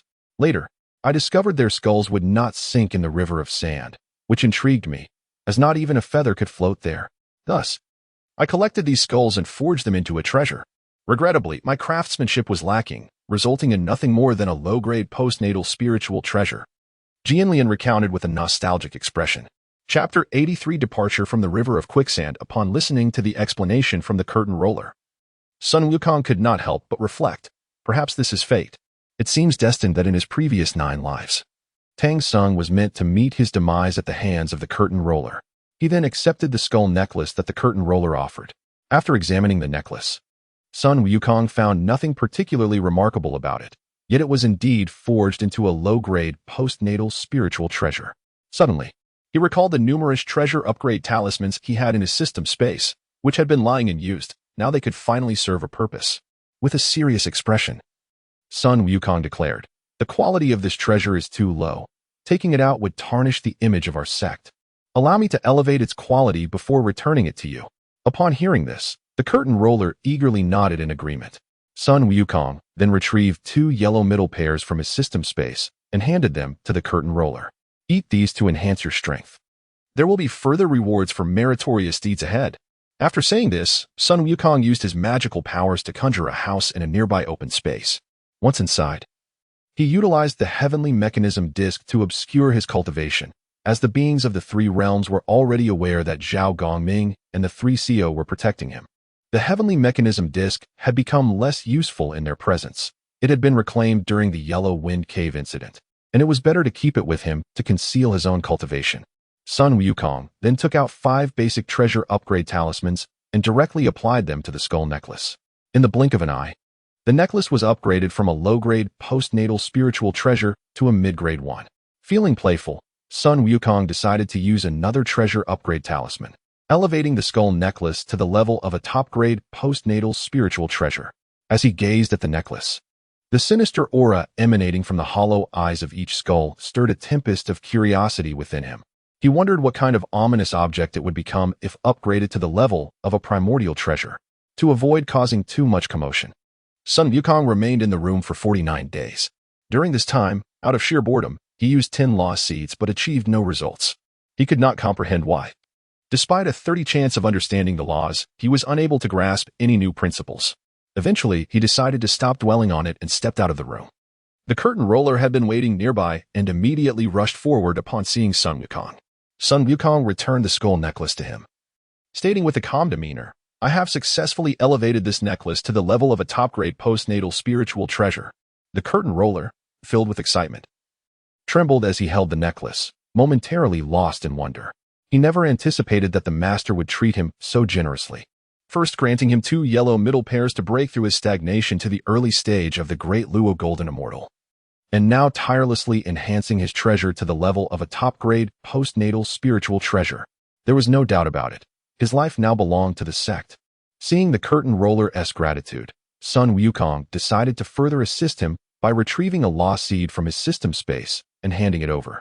"Swallow this and contemplate its significance. It will benefit you," Sun Wukong instructed the curtain roller. Nodding in understanding, the curtain roller entered the room once more. A day later, the curtain roller emerged, dejected. Sun Wukong comforted him. "It's all right. Let us continue." He then presented another lost seed to the curtain roller, who eagerly accepted it and returned to the room. Sun Wukong realized that rather than waste the lost seeds on himself, it was far more beneficial to offer them to his subordinates to win their loyalty. On the third day, the curtain roller burst forth with excitement, first kneeling before Sun Wukong and bowing several times. "Thank you for the master's gifts. I have grasped the law of killing," he exclaimed with joy. "System, what are you attempting to achieve? First, a sinister treasure, and now the law of killing. Are you guiding the curtain roller to the path of slaying?" Sun Wukong inquired of the system. "Host, do not overthink it. The laws the curtain roller comprehends are his own fortunes. I cannot interfere." Sun Wukong chose to ignore the system and address the curtain roller. "Grasping the law of killing is indeed your fortune. It is time for us to continue our journey." He felt they had lingered long enough by the river of quicksand, and it was time to proceed westward. If he recalled correctly, the next trial awaited them was the 4 saints testing the Zen heart. He wondered who would substitute for the absent Wudong's sister in Guanyin. With that, Sun Wukong led the group across the river, with Tamping carrying Tang Sung and the mount of the Buddha tiger following behind. In no time, they had crossed the river of quicksand. At that moment, an estate appeared along the path that the journey to the west must take. Inside the estate's hall, the 4, Randall, Wenshu, Puxian, and Mithria, were seated together.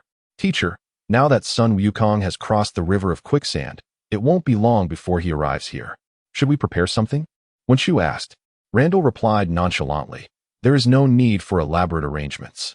Since Sun Wukong is determined to protect Tang Sung on his journey westward, we shall boldly test his strength." In his view, their side consisted of 4 quasi-saints while the opposing side had only Zhao Gongming and Yunxiu as quasi-saints. If they could restrain the 3 CO from deploying their formations, capturing Sun Wukong, a great Luo Golden Immortal, would be a simple task. Generally speaking, a quasi-saint could easily contend against 5 or 6 great Luo Golden Immortals. Yet they overlooked the fact that Sun Wukong was no ordinary great Luo Golden Immortal. "Teacher, isn't this somewhat overconfident?" Puxian expressed concern. Randall, smiling, asked, "With your current strength, how many great Luo Golden Immortals can you contend with?" After a moment of thought, Puxian responded cautiously, "With my current power, dealing with 5 peak great Luo Golden Immortals is not an issue. Then what is there to worry about? Sun Wukong and his companions are merely a handful of great Luo Golden Immortals," Randall said with a smile. Although Puxian remained somewhat worried, he ultimately found no reason to refute. Mithria chimed in, "The master is indeed correct. With the 4 of us quasi-saints, why should we fear Sun Wukong?" "Wenshu, do you have confidence in capturing Sun Wukong in the shortest time possible?" Randall inquired with a serious expression. Wenshu replied proudly, "Even if Sun Wukong possesses treasures like the Chaos Bell and the 12-grade Pure World White Lotus, I can capture him within 5 exchanges. Methria added, although Yuncio has the primordial golden dipper, she is still slightly weaker, and I will handle her. Puxian also spoke lightly. In that case, I'll deal with Jiang Xiao, Bai Xiao, and Tianpeng, the few great Luo golden immortals. Randall maintained his calm demeanor. Although Zhao Gongming possesses the sea calming pearl, I believe I can handle him. In mere moments, the four had each selected their targets. Meanwhile, Sun Wukong and his companions were drawing ever closer to the estate of Randall and his peers. Chapter 84.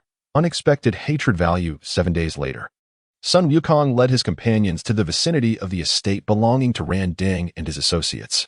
Master, that estate ahead seems rather suspicious. How about we circumvent it? Tianpeng suggested kindly from the side. Indeed, it would be prudent for the master to take a detour. Guanyin echoed in agreement. Sun Wukong, however, maintained an expression of calm as he replied, no need. This master has never been one to take the long way around. Although he possessed the peak strength of a de Luo Jin Xian, bolstered by the laws of the universe and spatial principles, along with numerous magical artifacts, he believed himself to be on par with an average quasi-saint. He was curious to discover who resided within the estate ahead. Without hesitation, Sun Wukong urged his steed onward towards the estate. Before long, they reached the entrance. Those inside, come forth. This master has arrived. Yet you do not come out to greet me. Sun Wukong called out leisurely. Inside the estate, Ran Ding, Milo, and Pu Xian heard Sun Wukong's brazen shout and immediately appeared at the entrance. Meanwhile, when Shu concealed himself, ready to seize the opportunity to capture Sun Wukong during the ensuing confrontation.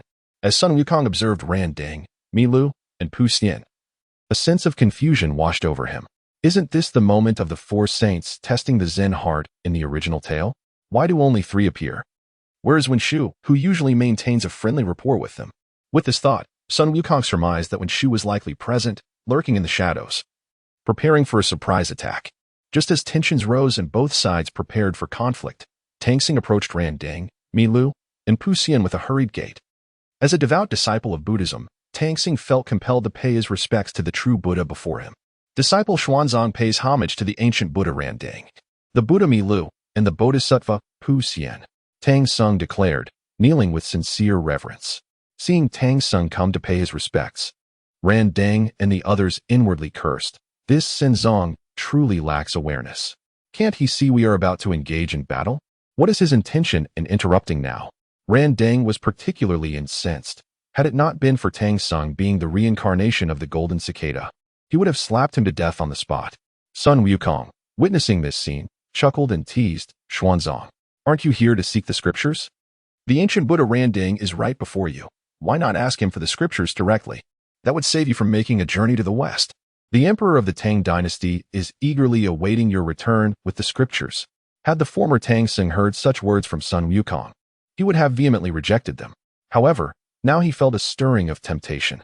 After encountering several monsters, he realized that without following Sun Wukong, reaching the west would be impossible.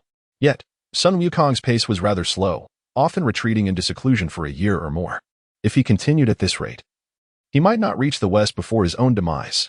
Little did Tang Xing know that he was no ordinary mortal. The Buddha would not permit him to perish before reaching the west. Now, having grasped this realization, Tang Xing spoke without hesitation. Disciple humbly requests the ancient Buddha Ran Ding, the Buddha Milu, and the Bodhisattva Pu Xian to bestow the scriptures, so that I may return to the Tang dynasty and report to His Majesty, expediting the dissemination of Buddhist teachings. Upon hearing Tang Xing's words, the 3 were incensed. How can the esteemed disciple of Buddhism be swayed by Sun Wukong? If we grant you the scriptures now, won't the subsequent calamities be in vain? They were also filled with resentment towards Sun Wukong for influencing the golden cicada, as the latter was essential for the resurgence of Buddhism. At that moment, Sun Wukong received a notification from the system. Host has persuaded Tang Xing to abandon the journey to the west. Ran Ding harbors mild hatred towards you, rewarding the host with 10,000 years of cultivation, 1 comprehension of the law of war, and 1 Huang Zhongli. Host has persuaded Tang Xing to abandon the journey to the west. Mila harbors mild hatred towards you, rewarding the host with 10,000 years of cultivation, 1 comprehension of the law of war, and 1 upgrade talisman for a primary spirit treasure, along with 2 Huang Zhongli. Host has persuaded Tang Xing to abandon the journey to the west. Puxian harbors mild hatred towards you, rewarding the host with 10,000 years of cultivation, 1 comprehension of the law of war, and 1 upgrade talisman for a primary spirit treasure, along with 3 huangjongli. Host has persuaded Tang Sung to abandon the journey to the west, when Shu harbors mild hatred towards you, rewarding the host with 10,000 years of cultivation, 1 comprehension of the law of war, and 1 upgrade talisman for a primary spirit treasure, along with 3 huangjongli. Sun Wukong was overjoyed by the system's rewards, thinking, when Shu must be lurking in the shadows, preparing for a sneak attack. He then communicated to his companions. Let us feign weakness to draw out that old schemer when Shu. The others nodded in silent agreement. At this moment, Ran Ding, exasperated, admonished Tang Sanzong. As a follower of Buddhism, how can you entertain laziness? Focus on your quest for the scriptures, and upon its completion, you shall surely receive your rightful reward. After being chastised by Ran Ding, Tang Sung repeatedly acknowledged, not daring to utter a word of dissent. Mi Lu then jovially instructed the fierce tiger of the Fuhu Arhat. You beast, swiftly escort the golden cicada 20 miles away. The tiger, understanding the gravity of the situation, took Tang Sung away. Sun Wukong also addressed Hu Dali and Xiao Bailong. You two should retreat as well. They, aware of their limitations in this situation, gradually withdrew 20 miles. Sun Wukong, composed, inquired, Ran Ding, what are your intentions? Has your injury healed? Given that Ran Ding was approaching him to incite hatred, Sun Wukong was more than willing to oblige. Furious at Sun Wukong's public exposure of his disgraceful act, Ran Ding seethed with rage. Had he not been concerned about disrupting his prior plans, he would have struck out immediately. Host publicly exposed Ran Ding's disgraceful act. Ran Ding harbors deep-seated hatred towards you, rewarding the host with 1,000,000 years of cultivation. 1 comprehension of the law of war, 108 talismans, 1 innate gourd seed, and 3 huangjongli trees. Upon reviewing the system's rewards, Sun Wukong rejoiced inwardly. I am finally on the verge of achieving the status of a Hunyuan Jin Xian. You are merely relying on the 9 curves yellow river formation of the 3 Qiao to act recklessly. Would you dare to proceed without this formation? Ran Ding taunted. His face contorted with fury. Sun Wukong, brimming with confidence, retorted, if that is the case, allow me to demonstrate the true strength of my sect. Even without the formation, I can still send you to the rankings. Seeing that Sun Wukong had fallen for his provocation, Ran Ding felt a surge of joy within. Master, please do not fall for the old scoundrel Ran Ding's bait. Zhao Gongming interjected, playing his part. Think carefully, master. Yun Xiao urged, concern etched on her face. Fear not those bald-headed monks. Bai Xiao exclaimed, filled with indignation. Enough of your counsel. My mind is made up. Sun Wukong declared with resolve, delighted by the performances of Zhao Gongming and the others. Sun Wukong had initially intended to discreetly signal the 3 Qiao to set the formation upon encountering Ran Ding and his companions. However, observing their scattered positioning, it was clear they were prepared, likely having evaded the formation before it could fully descend. Rather than pursue a futile effort, it would be more advantageous to turn the situation to his favor and seek an opportunity to strike down his foes. Chapter 85. The essence of Manjushri at this moment. Ronding's heart was filled with immense joy. He had not anticipated that Sun Wukong would so readily fall into his trap. He had thought it would require more persuasion, but it seemed unnecessary now. Excellent. The Master Sun is indeed forthright. While Ran Ding outwardly praised Sun Wukong, inwardly he held him in contempt. Zhao Gongming, dare you engage me in battle? Ran Ding proclaimed with a haughty expression. In his view, although Zhao Gongming possessed 18 sea-calming pearls, his strength was ultimately far inferior to his own. Ran Ding, what is there to fear? Our long-standing grievances must come to a conclusion, Zhao Gongming retorted, his face filled with fury. As soon as Zhao Gongming's words fell, he unleashed the sea-calming pearls in an attack against Ran Ding. Ran Ding, however, effortlessly countered with the Qin Kuan, warding off Zhao Gongming's fierce assault. At this juncture, Ran Ding aimed to delay Zhao Gongming and did not exert his full strength. Meanwhile, Zhao Gongming, having received a secret transmission from Sun Wukong, also held back. The combatants, both exercising restraint, found themselves at an impasse. Yu Xiao, dare you duel with this humble monk? Methria asked with a beaming smile. Why not? Yun Xiao exclaimed, summoning the Hunyuan Golden Dipper to engage Methria. Methria's intentions mirrored those of Ran Ding. Both aimed to stall their opponents to provide Manjushri with the opportunity to ambush Sun Wukong. Puxian also stepped forward, wearing a calm smile as he declared, I will not bully you. Zhongxia, Bixiao, and Tamping. The three of you should come forth. I wish to demonstrate the vast chasm between a great Luo golden immortal and a quasi-saint. Upon hearing Pushuan's arrogant words, Zhongxia, Bixiao, and Tamping were incensed and launched their attacks. Pushuan remained composed.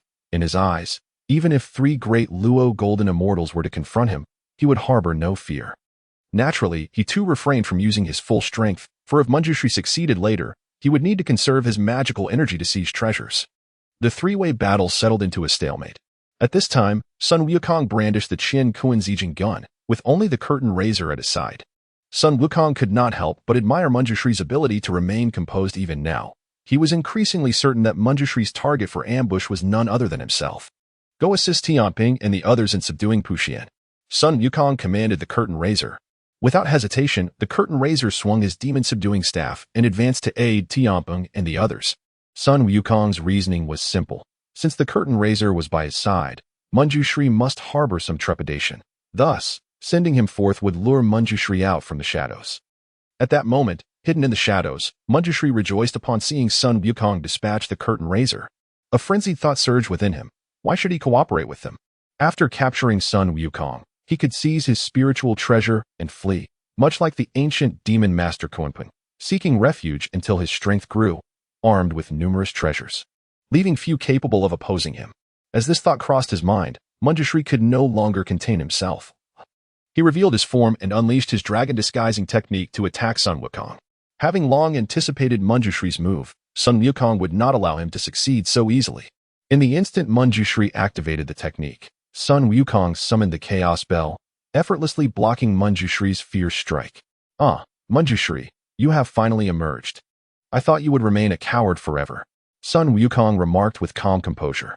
Seeing his ambush fail, Manjushri was not surprised. After all, Sun Wukong wielded the Chaos Bell, which was expected to deflect his attack.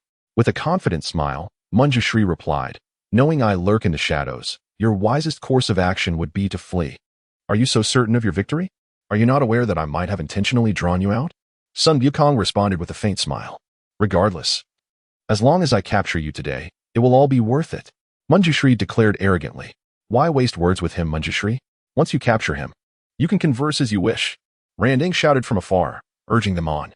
Upon Randing's prompt, Manjushri realized he had indeed spoken too much today. This time, he would hold nothing back, controlling the dragon disguising technique to launch another assault on Sun Wukong. Sun Wukong, observing the dragon disguising technique descending upon him like a colossal pillar, remained unperturbed. He calmly channeled his magical energy into the Chaos Bell, instantly enveloping himself in a golden bell-shaped illusion. Of course, Sun Wukong was not one to merely defend. At the same time, he wielded the Qin Kuan-Zijin gun to attack Manjushri. The dragon disguising technique struck the golden bell illusion, causing not even a ripple, let alone inflicting harm upon the invulnerable Sun Wukong within. Sun Wukong marveled at the formidable defense of the Chaos Bell, but also recognized the tremendous energy it consumed. He realized that to wield the Chaos Bell with ease, he must attain at least the realm of a Hunyuan golden immortal, with the Chaos Bell safeguarding him. Sun Wukong could disregard Manjushri's attacks, yet Manjushri could not overlook the assault from Sun Wukong's mid-grade innate spiritual treasure, the Qin Kuan-Zijin gun. Manjushri brandished a treasure akin to a demon-subduing pestle, blocking Sun Wukong's full-force strike. As Sun Wukong approached, he ceased holding back, having comprehended 6 of the laws of battle. His combat awareness and skills surged, catching Manjushri off guard. Though Sun Wukong stood at the pinnacle of great Luo golden immortal, his realm was significantly below that of Manjushri, and he was unwilling to engage in prolonged combat. Seizing the moment while Manjushri was preoccupied with defense, Sun Wukong swiftly invoked the 3 heads and 6 arms divine ability. Now, one hand grasped the Qin Kuan-Zijin gun, another held the Qingping sword, and a third wielded the demon-subduing whip. The remaining 3 hands brandished longswords, the 3 innate treasures he had procured from the system previously. The only regret was that the system had been uncooperative at the time, failing to disclose the names of these 3 long swords. In an instant, the 6 weapons in Sun Wukong's hands danced through the air. Caught off guard by this tempestuous onslaught, Manjushri was struck and lost an arm to one of Sun Wukong's innate grade longswords. Now, without an arm, Manjushri found himself in dire straits. He recognized that he had underestimated his opponent and feared that continuing the battle could lead to his demise. Ignoring the impending strike from the demon-subduing whip, Manjushri finally withdrew from the fray, swiftly employing his escape technique. Yet, Sun Wukong would not allow him to escape so easily. Although he had only grasped one of the laws of space, traversing short distances was still within his capabilities. He immediately moved through space, and before Manjushri could activate his escape technique, Sun Wukong used the Tamping sword to sever Manjushri's head from his shoulders. Manjushri, until his last moment, could not comprehend how Sun Wukong had caught up to him. After all, Sun Wukong had inscribed Manjushri's name upon the list of deities, and though he met a fate of dismemberment, he ultimately retained a faint remnant of his primordial spirit. Sun Wukong privately rejoiced, for without that faint remnant, he would have struggled to find a target to exact his vengeance. Chapter 86. Manjushri on the list. The sudden demise of Manjushri at the hands of Sun Wukong caught everyone off guard, including Zhao Gongming and the Three Heavens. They never anticipated that the usually non-violent leader had amassed such formidable power. Manjushri, the esteemed celestial master among the 12 golden immortals of the Chan school, was unexpectedly dispatched to the divine list by Sun Wukong. The first to react to this shocking turn of events was Randang, who realized that their plan had once again failed. Seizing the moment while others were distracted, he swiftly activated his escape technique and headed towards the west. Zhao Gongming, as Randang's adversary, was infuriated upon witnessing Randang's attempt to flee. He immediately summoned the sea-stabilizing pearl and hurled it towards Randang's back. Seeing this unfold, Sun Wukong sighed inwardly. The distance was too great. Even if he could traverse space to catch up with Randang, it would be of little consequence.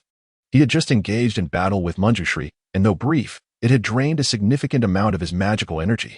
Should he manage to pursue Randang, he would find himself with little power left, essentially handing his adversary an easy victory. After his breakthrough to the primordial golden immortal realm, he would have ample opportunities to deal with Randang. Despite enduring Zhao Gongming's attack with the sea-stabilizing pearl on his back, Randang ultimately managed to escape. Zhao Gongming was utterly enraged. Previously, during the Nine Curves Yellow River formation, Randang had relied on Luya to evade disaster. And now he had escaped right under Zhao Gongming's nose while he was distracted. In his fury, Zhao Gongming attempted to pursue Randang, but was stopped by Sun Wukong. After all, the adage of not chasing a desperate foe held considerable wisdom. In the midst of this delay, Maitreya and Samantabhadra also managed to break free from their respective opponents and hastily retreated from the battlefield. Sun Wukong was not surprised by this turn of events. Although his side had the numerical advantage, with Zhao Gongming and the Three Heavens in possession of high-ranking spiritual treasures, their cultivation levels were still inferior to that of their opponents. If the latter were determined to leave, it was not guaranteed that they could be stopped. Suddenly, Wukong realized that, although they possessed many magical artifacts, they were predominantly offensive in nature and lacked those suitable for capturing foes. If he had the binding immortal rope or the golden threaded lasso, the outcome of today's encounter would have been vastly different. "We have failed you, master."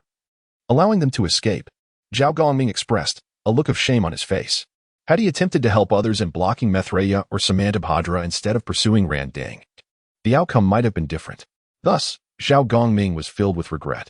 Sun Wukong understood Zhao Gongming's resentment towards Randang. "Brother Gongming, do not be disheartened. There are plenty of opportunities ahead to settle the score." He offered words of consolation. "And you all need not blame yourselves. If it weren't for your efforts in holding back Randang, Maitreya, and Samantabhadra, I would not have had the chance to send Manjushri to the divine list. I shall reward you all shortly," Sun Wukong announced with a smile. Meanwhile, in the Purple Cloud Palace, the six saints witnessed Sun Wukong's killing of Manjushri. "Master." Sun Wukong has seemingly grasped the principles of battle and space. His comprehension of both seems profound. Could he be on the path of law cultivation? Tong Tian expressed his concerns. He recalled that the method for law cultivation had been severed, and he was reluctant to see his precious disciple tread a path of no return. At this moment, Hong Jun was equally perplexed. He remembered not passing down the method of law cultivation, or had Sun Wukong acquired it. "Oh, Yongmei, if this Sun Wukong can indeed assist me in breaking free from the heavenly Tao, I will owe you a debt of gratitude. But if you have ulterior motives, do not blame me for being ungracious." Hong Jun mused. Although he suspected that Sun Wukong might be a pawn set by Yongmei, he also recognized that Sun Wukong's actions could determine his own liberation from the heavenly Tao. Thus, Hong Jun refrained from making hasty judgments, fearing he might unjustly condemn an innocent and forfeit his opportunity for freedom. Ultimately, he decided to observe the situation. "Master, did you not say that the cultivation of the path of law had been severed? How is it that Sun Wukong is still able to cultivate? Yuan Shi Tianzun asked Hongjun, his face filled with confusion. Hongjun, coming back to his senses, cleared his throat and replied, "When Sun Wukong arrives at the Purple Cloud Palace, you shall inquire directly." The six saints, perceiving Hongjun's unwillingness to elaborate, tactfully refrained from pressing further, awaiting Sun Wukong's arrival to pose their questions. At this moment, Sun Wukong was entirely oblivious to the happenings within the Purple Cloud Palace. He was steadily advancing towards Manjushri's primordial spirit. Manjushri was aware that his name was now inscribed on the divine list, no matter how far he fled.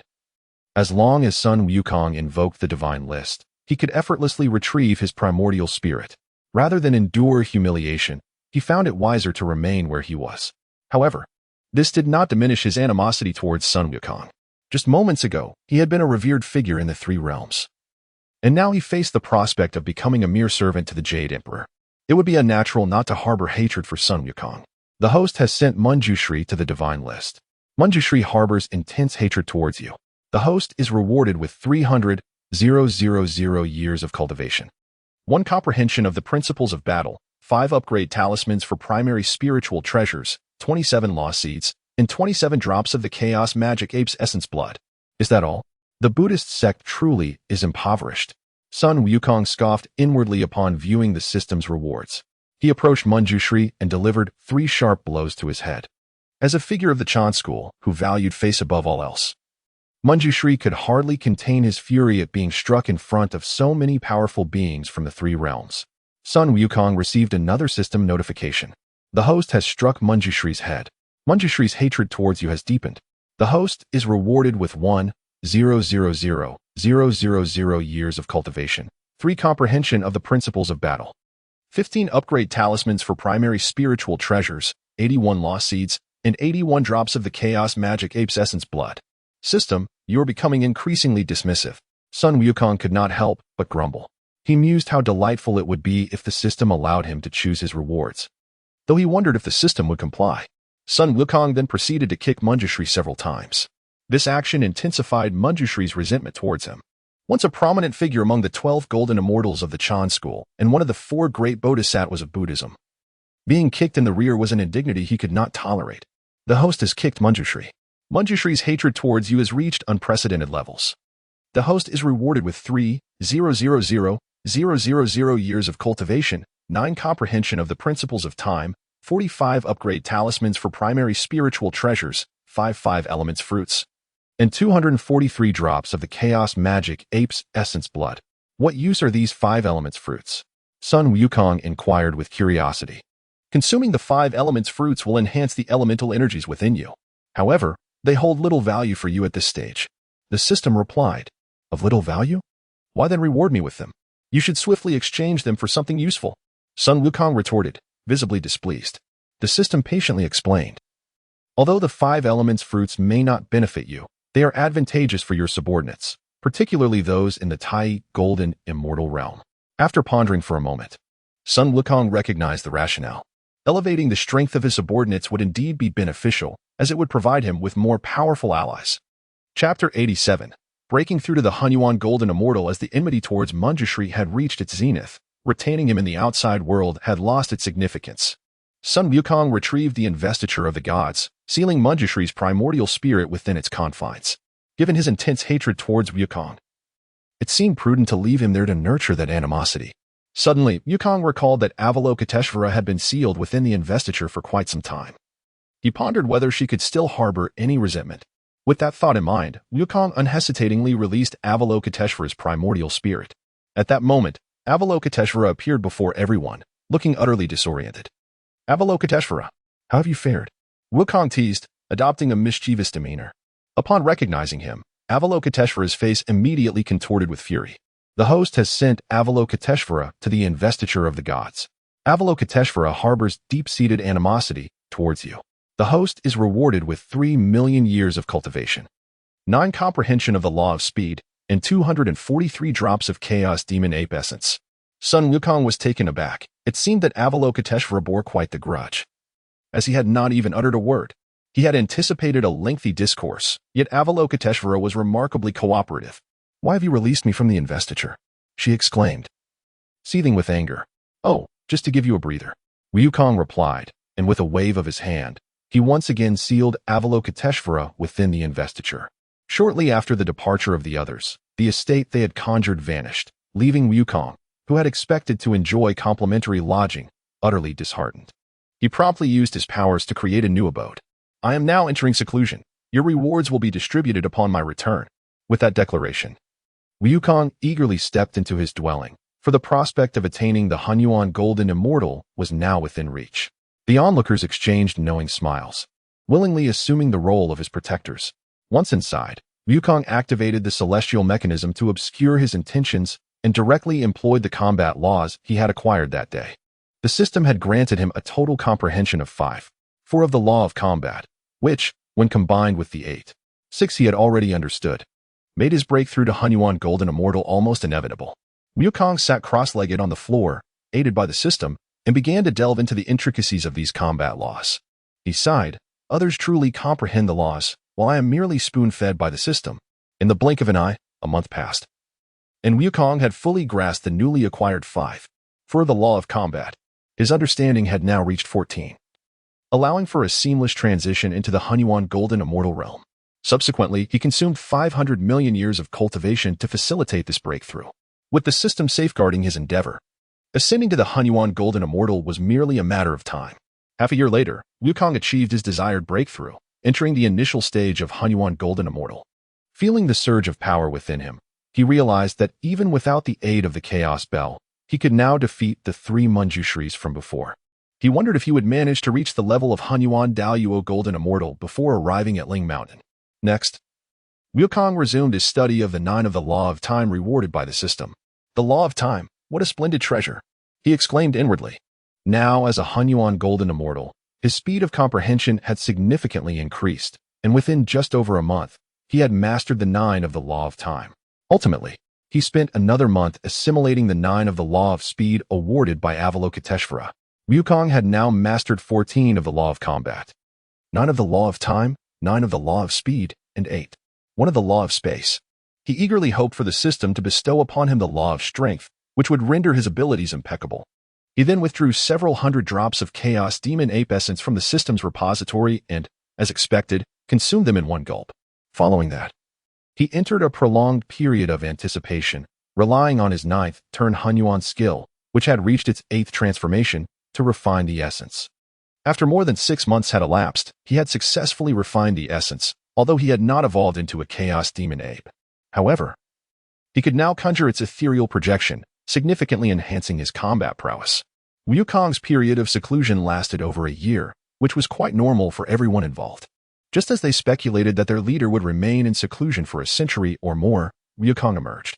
Before the gathered crowd, Wukong's power still appeared to be at the pinnacle of Daluo Golden Immortal, a facade he maintained using the celestial mechanism.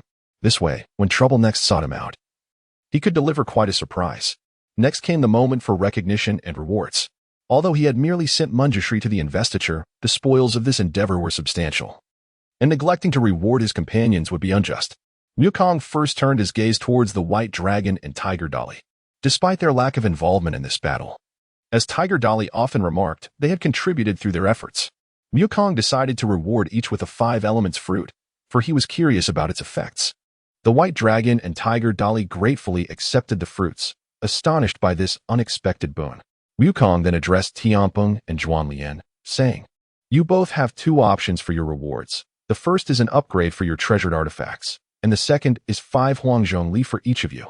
Tamping, beaming, replied, "I've grown weary of Huangzhong Li. Please upgrade my 9-toothed rake." Guanyin, also smiling, quickly added, "I too choose to upgrade my artifact." They promptly presented their 9-toothed rake and skull necklace to Wukong. Wukong accepted their artifacts and turned his attention to Zhao Gongming. He retrieved 6 calming sea pearls from the system's warehouse and handed them to Zhao Gongming. These pearls had been discovered in the previous encounter with Manjushri's bag. With no use for them himself, Wukong decided to gift them to Zhao Gongming. He was curious to see what transformations would occur once Zhao Gongming accumulated 36 of these pearls. Zhao Gongming cheerfully accepted the calming sea pearls, replenishing his collection to 24, which filled him with immense joy. Finally, Wukong gazed at the 3 celestial maidens, pondering what rewards to bestow upon them. After much contemplation, he decided to present them with 3 innate treasures of the same origin, 3 long swords of the highest caliber. The disciples of the had been profoundly influenced by Tongtian, and their expertise in swordsmanship was undoubtedly commendable. Upon receiving the swords, the 3 maidens beamed with delight. "Master, do these exquisite treasures have names?" Xiao inquired. Her face illuminated with joy. Wukong silently chastised himself, realizing he had neglected to inquire about the names of the swords from the system. Chapter 88. The Hatred of Tangsing System. What are the names of these 3 long swords? Sun Wukong communicated with the system using his thoughts. Host. These 3 long swords are produced by the system. You may name them as you please. Sun Wukong addressed the 3 celestials, saying, "These 3 long swords lack names. You may choose whatever you prefer." Upon hearing Sun Wukong's words, the 3 celestials quietly sheathed their swords, tacitly refraining from inquiring about their origins. They understood that any question posed would undoubtedly elicit the response that their master had bestowed them. Afterwards, Sun Wukong returned to his chamber to commence the enhancement of the treasures belonging to Tamping and Guanyin. In the distance, Tangsing, upon witnessing Sun Wukong emerge, was filled with joy as he tidied his belongings, believing they were finally setting off for the west. However, to his dismay, Sun Wukong merely strolled around before retreating back into his room. At that moment, Tangsing was teetering on the brink of despair. The greatest agony in life is not the absence of hope, but the sight of hope only to be met with renewed disappointment. Tangsing, who had once wholeheartedly aspired to attain enlightenment, now harbored animosity towards Sun Wukong.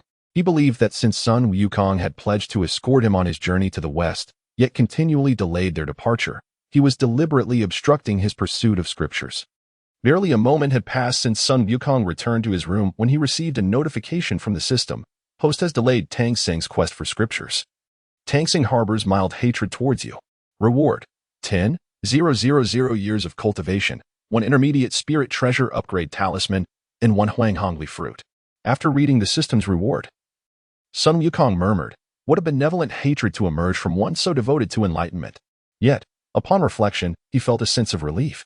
He indeed had prolonged the journey to the west considerably, though Tangsing's hatred seemed somewhat underwhelming.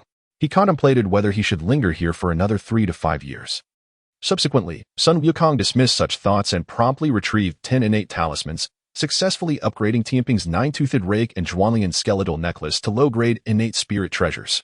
It then dawned on him that he had ample intermediate spirit treasure upgrade talismans in the system's space, so he decided to upgrade his own Qian Kuan purple gold armor, Qian Kuan purple gold boots, and Qian Kuan purple gold crown to intermediate innate spirit treasures as well.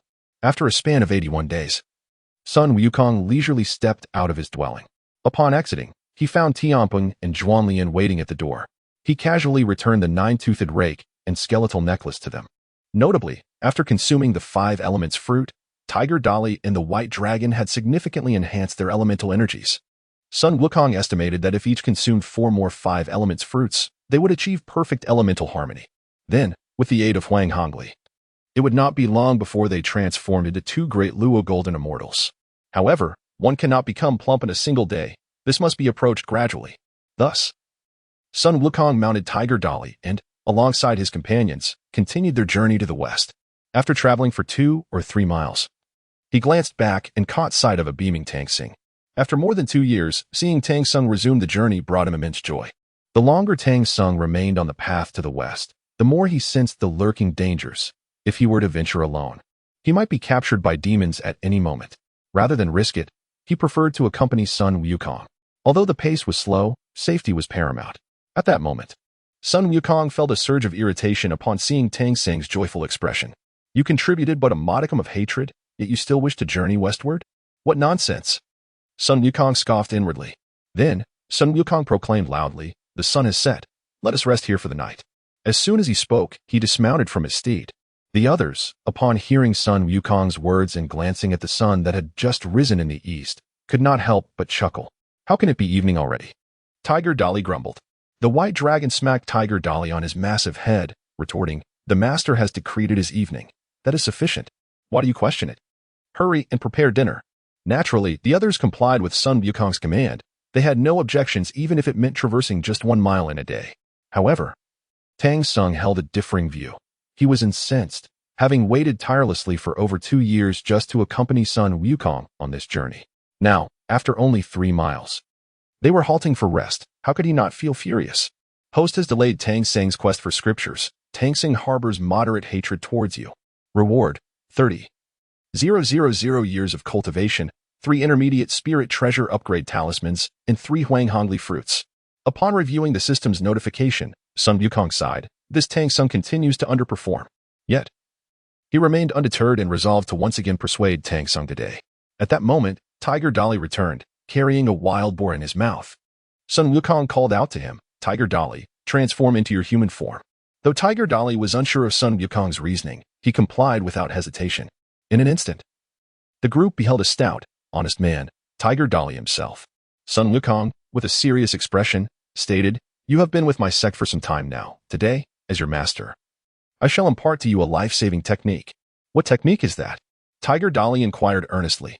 Sun Wukong replied slowly, Today, I will teach you the earth-walking technique. Master this skill, and not only will it save your life in perilous moments, but you will also be able to traverse underground at a speed of 1,500 miles daily. Tiger Dolly's face lit up with excitement as he exclaimed, Is that the technique used by that fellow named Earthwalker Sun in the Black Wind Cave? The white dragon smacked Tiger Dolly's head again, correcting him. That was Earthwalker Sun.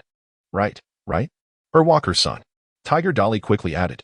Sun Wukong then directed a beam of white light from his fingertip into Tiger Dolly's forehead. In an instant, the earth-walking technique's secrets unfolded in Tiger Dolly's mind. Although Tiger Dolly was simple-minded, his innate talent had improved markedly since his evolution into the white tiger. Within half an hour, he had grasped the earth-walking technique quite well. How's your mastery of the earth-walking technique coming along? Sun Wukong inquired with a smile. Seeing their master smile, Zhao Gongming and the 3 celestials exchanged knowing glances, aware he was concocting something mischievous, yet they chose not to expose him. The earth-walking technique indeed possessed its intricacies. While Tiger Dolly could not yet claim mastery, executing it was not overly difficult. Then, please demonstrate it for me. Sun Wukong urged, still smiling. Yes, Tiger Dolly replied earnestly as he began to demonstrate the technique he had just learned. Not far away, Tang Seng overheard the exchange between Sun Wukong and Tiger Dolly.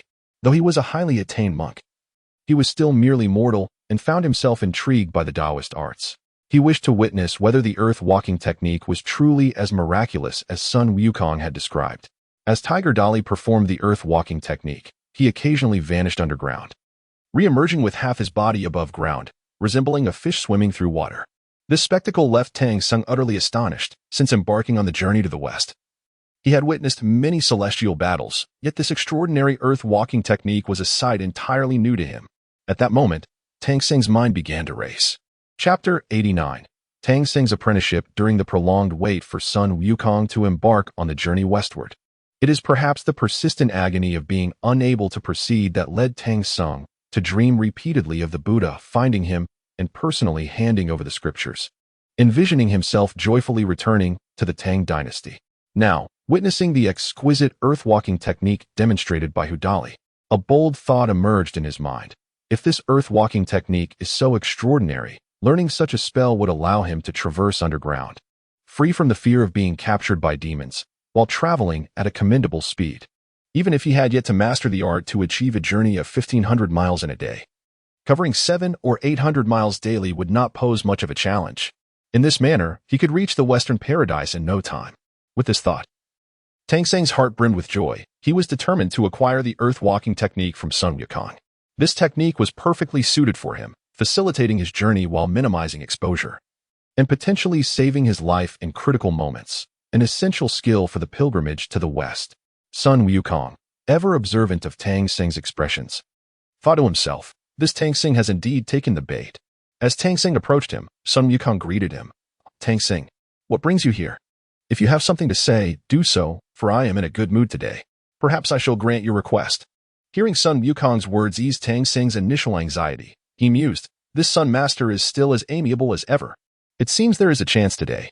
Embarrassed, Tang Seng replied, Sun Master, did you not once say that your sect welcomes all, and anyone with a connection to the Jia sect may learn the supreme celestial arts? Sun Wukong maintained his smiling facade and responded, but I am of the Taoist sect, while you belong to Buddhism. Our paths do not seem to intersect, do they? However, Tang Seng would not relent, asserting with a serious demeanor, Sun Master, We have known each other for many years. How can you claim we lack connection? Sun Wukong feigned contemplation. You do make a valid point. Meanwhile, Zhao Gongming and the three siblings, who had been observing from the sidelines, quickly grasped that their master was scheming again against Tang Sung. Realizing the situation, Zhao Gongming interjected, "Master, you must not. The supreme celestial arts were bestowed upon us by our venerable teacher. How can they be easily shared with outsiders?" The three siblings, catching Zhao Gongming's hint, readily joined in the protest. Observing the unfolding scene, the likes of Tamping and others also voiced their objections. They, having lived for centuries, recognized Sun Wukong's intentions and were eager to play along, hoping for a reward from their master once the plan succeeded. Only Hu Dali remained oblivious, tirelessly showcasing his newly acquired earth-walking technique. The fierce tiger mount of Tang Sing, having spent considerable time with the venerable Hu, could not bear to see Tang Sing fall into Sun Wukong's trap and was about to intervene when a voice threatened from a distance, "Little tiger, if you dare disrupt my master's plans, I shall flay you alive." Startled by the threat, the fierce tiger retreated to a corner, trembling and no longer daring to voice any objections. Sun Wukong, observing the reactions of those present, felt a surge of delight. He feigned a troubled expression, saying, "Tang Sing, you see, though I wish to teach you the spell, the GS sect has its rules. You are ultimately of the Buddhist path. How can you learn the Taoist arts once you have embraced Buddhism?" Tang Sing's obstinate nature flared. Perceiving the collective resistance to his desire to learn the celestial arts as an obstruction to his pilgrimage, he felt an even stronger urge to learn. With determination, he declared, "In Buddhism, there are precedents of practitioners of both paths, such as the Buddha of Lamp, Guanyin, Manjushri, and Samantabhadra, all of whom exemplify the profound compassion and wisdom of both traditions. Therefore, I, too, can follow their example." Upon hearing Tang Sing's words, Sun Wukong internally scoffed at how these figures could be so easily romanticized as practitioners of both paths. He feigned deep thought when Zhao Gongming interjected, "Master, while Tang Sing's argument holds some merit, it remains inappropriate. You two share a close bond. How can a saint of profound Buddhist wisdom take you as his master? This must not happen. I vehemently oppose it." "Indeed, we also oppose," the others chimed in. At this moment, Tang Sing was singularly focused on mastering the earth-walking technique, eager to reach the Western paradise as swiftly as possible, and paid no heed to the objections. Resolutely, he stated, "Though I have renounced the world since my youth, I understand that learning knows no hierarchy, and the worthy may teach. Today, I am willing to become your disciple, Sun Master." With that declaration, Tang Sing knelt before Sun Wukong, performing the rites of apprenticeship. Witnessing this, Sun Wukong sighed with relief, thinking, "At last, I have successfully deceived him." Meanwhile, the powerful beings of the three realms, observing this scene, were left utterly astounded. They never anticipated that the golden cicada of Buddhism would so easily be ensnared into accepting Sun Wukong as his master. The Buddhist order was left with a considerable stain on its reputation. The Buddhas of the Great Thunder Sound Temple and Ling Mountain wore grim expressions. Their faces darkened with disappointment at this turn of events. What could they do now? Tang Sing's decision had come as a complete surprise, leaving them no time to intervene. "Buddha, what shall we do now that the golden cicada has taken Sun Wukong as his master?" One of the Buddhas inquired. "I do not know how to address this situation," the Tathagata replied, his brow furrowed. "Perhaps we should send someone to erase the memory of his apprenticeship from the golden cicada's mind." Another Buddha suggested confidently, "Very well, your reasoning is sound. I shall assign you to erase this memory from the golden cicada," the Tathagata responded impatiently. At that moment, the Buddha realized he had no means to locate Tang Sing. Not to mention the likelihood of success, he would first have to confront Sun Wukong, who was not to be trifled with. After all, even Manjushri had fallen to his blade. The Tathagata slowly began, "Our next challenge lies with the great Jinyuan Daxian at Wuzhuang Temple. Once we ascertain the true extent of Sun Wukong's powers, we shall devise a plan." "Understood, Buddha." The Buddhas and Bodhisattvas replied in unison. Meanwhile, the Jade Emperor in the Lingshao Palace felt a sense of relief upon witnessing the Buddhist golden cicada take Sun Wukong as his master. Since Sun Wukong had placed Guanyin, Luya, and Manjushri on the list of those to be conferred divinity, the Jade Emperor felt quite pleased, for these individuals would eventually become his subordinates. If Sun Wukong were to recruit more figures like Guanyin onto the divine list, the heavenly court would surely prosper beyond measure. The Jade Emperor found himself increasingly fond of Sun Wukong, pondering how the arrangements with the goddess N while regarding his daughter and Sun Wukong's marriage were progressing. At this moment, Sun Wukong could hardly contain his joy at the realization that Tang Song had genuinely accepted him as his master. Chapter 90. Tang Song learns the arts with a serene smile. Sun Wukong gazed at the kneeling Tang Song before him and spoke. I am aware that your desire to take me as your master is primarily to learn the transcendent arts of the upper clear. However, your heart remains steadfastly devoted to the path of Buddhism. Therefore, I shall accept you as a nominal disciple. Thank you, master. Tang Sing replied with utmost reverence as he bowed deeply. Sun Wukong, still wearing a gentle smile, said, There is no need for such formalities. Please rise. Tang Sing slowly stood up. Master, may I inquire what arts I shall learn from you now that I am your disciple? Sun Wukong queried. Upon hearing this, Tang Sing genuinely wished to express his desire to learn the earthly travel technique, but he felt compelled to maintain an air of humility before his master.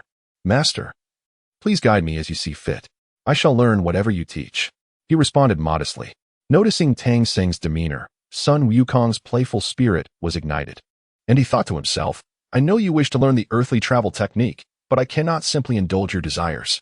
He then adopted an enigmatic expression and asked, How about I teach you the ways of the art?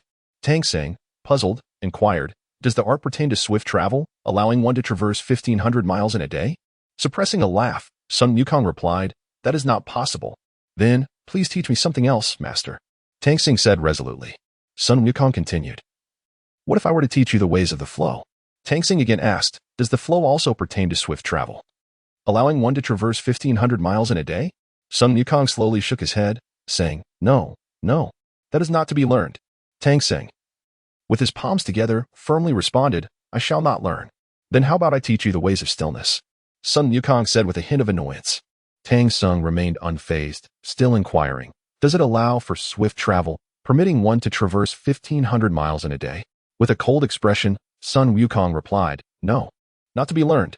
Tang Sung decisively echoed the sentiment. At this moment, Tang Sing regretted deeply. Had he known this would be the outcome, he would have directly expressed his desire to learn the earthly travel technique earlier. Then I shall teach you the ways of motion.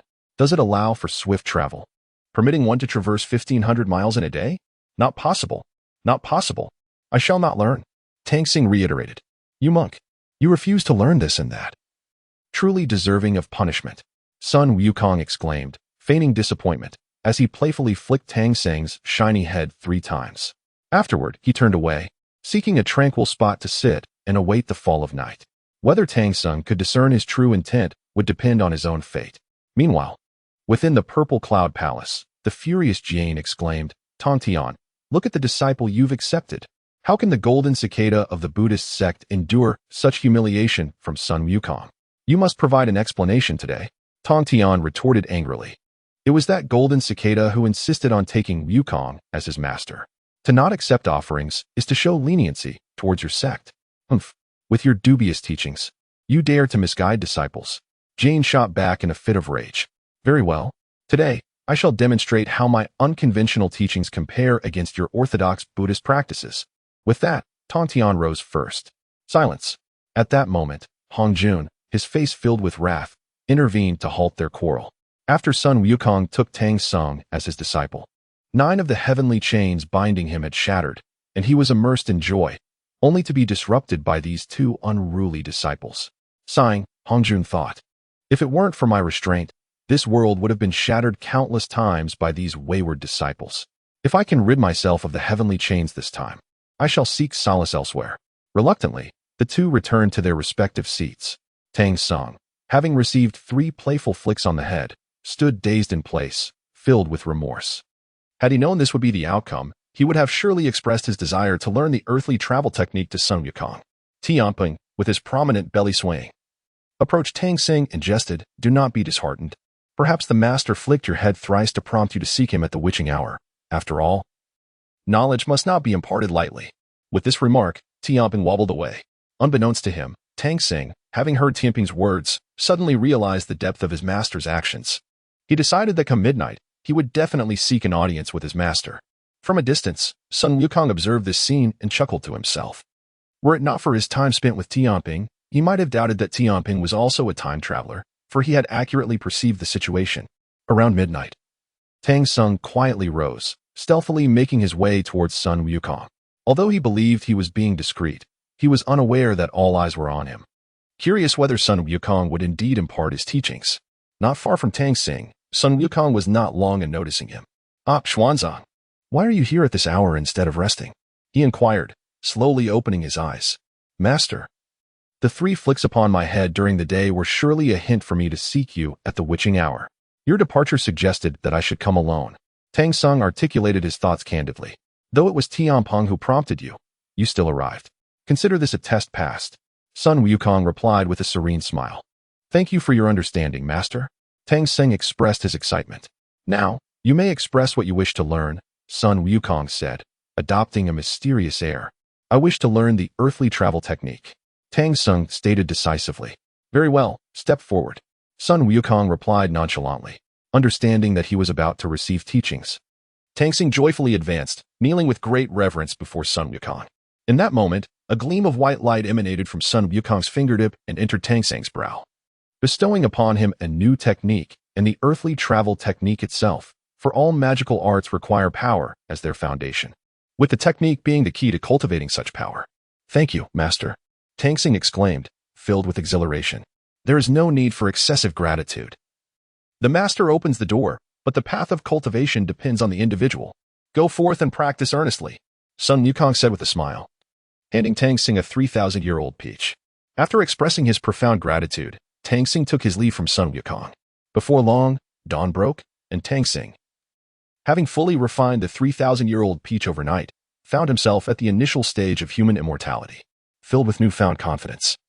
He felt somewhat detached from his former self after such a rapid transformation from mortal to immortal.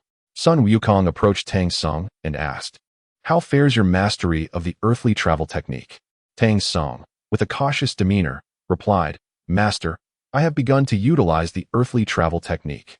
Given Tang Sung's exceptional lineage as the reincarnation of the golden cicada, it was no surprise that he could learn the technique in a single night, which was well within Sun Wukong's expectations. As Sun Wukong pondered the potential animosity that might arise once Tang Sung awakened the memories of his past life, he smiled faintly and said, "In that case, please demonstrate your skills for me." Chapter 91. Teacher, I am stuck upon hearing Sun Wukong's words. Tang Sung utilized his meager powers to perform the earth-walking technique. He swiftly traversed the underground, reveling in the exhilarating experience. At such a pace, he mused, "Who needs a steed?" In no time, he could reach the Western Paradise to meet the Buddha. Tang Sung felt elated, and Sun Wukong's heart swelled with joy as well. It is indeed easier to transition from frugality to extravagance than the reverse, after savoring the sweet fruits of magical prowess. One could only wonder if Tang Sung would ever return to the slow, steady path toward the west. If he were to learn the somersault cloud, would he not hasten to demand scriptures from the Buddha, perhaps causing the latter to furrow his brow in annoyance? Would that diminish Sun Wukong's accrued animosity? Contemplating this, Sun Wukong increasingly felt that teaching Tang Sung magic was a prudent choice. Meanwhile, Tang Sung was lost in the joy of mastering the earth-walking technique, oblivious to the considerable energy it consumed given his current level of power. When he finally recognized that his magical energy was nearly depleted, he was taken aback and attempted to return to the surface. Alas, it was too late. As his head broke through the ground, the last remnants of his energy vanished. He found himself comically stuck underground, with only his head protruding. In this predicament, Tang Sung needed only to restore a modicum of magical energy to free himself. Yet, being a novice, he was unaware of this and began to cry out in panic, "Teacher, I have exhausted my powers and am stuck. Please help me out." His frantic cries drew the attention of everyone present, who could not help but burst into laughter at Tang Sung's ridiculous plight. Sun Wukong, chuckling, urged Tang Sung's fierce steed, "Hurry and dig your master out. Is he not embarrassed enough?" Before long, the steed had unearthed Tang Sung, who was now caked in mud. With a serious tone, Sun Wukong admonished, "You monk, your magical training is insufficient, yet you dare to be distracted. You deserve punishment." He then playfully flicked Tang Sung's head 3 times before swaggering away. Tang Sung, a man of respect for his teacher, felt no resentment towards Sun Wukong. He recognized that today's folly stemmed from his own distraction while practicing magic. He quietly sat down to recover his energy, firmly believing that with diligent practice of the earth-walking technique, he would one day reach the Western Paradise. Since achieving the level of human immortal, he sensed a significant increase in his lifespan, A few days' delay would not hinder his grand journey westward. Moreover, sharpening the axe does not delay the work. Mastering the earth-walking technique was vital for his quest. As Sun Wukong observed Tang Xing's progress, he felt a quiet satisfaction. He understood that transforming Tang Xing would not happen overnight. However, while Sun Wukong rejoiced, those of the Buddhist order wore scowls. The Buddha, no longer maintaining his usual composure, sat upon the 9-petal golden lotus, berating, "Goodness, Sun Wukong, your intentions are indeed malicious, daring to teach the golden cicada Taoist magic. And that golden cicada, lacking skill, has the audacity to flaunt his abilities. The dignity of our order has been utterly tarnished." Though enraged, the Buddha retained his rationality, after all. Sun Wukong was soon to arrive at Wuzhuang Temple, where Jin Yuanzi had promised to probe Sun Wukong's true strength. As the Buddha, he would refrain from intervening unless absolutely necessary, but when he did act, it would be to apprehend Sun Wukong decisively, even at a substantial cost to ensure that Jin Yuanzi accurately assessed Sun Wukong's capabilities. Jin Yuanzi, eager for the rewards, readily agreed, viewing the task of discerning Sun Wukong's strength as a trivial endeavor. Meanwhile, the anger of the Buddha and the others was palpable. As they had each suffered defeats at Sun Wukong's hands, their pride thoroughly wounded. At that moment, Sun Wukong received a series of notifications from the system. Host has incited Tang Xing to learn Taoist magic, resulting in deep animosity from the Buddha. Rewarding the host with 1,000,000 years of cultivation, 3 comprehension of the law of strength, 5 upgrade scrolls for mid-grade spiritual treasures, and 81 yellow middle pairs.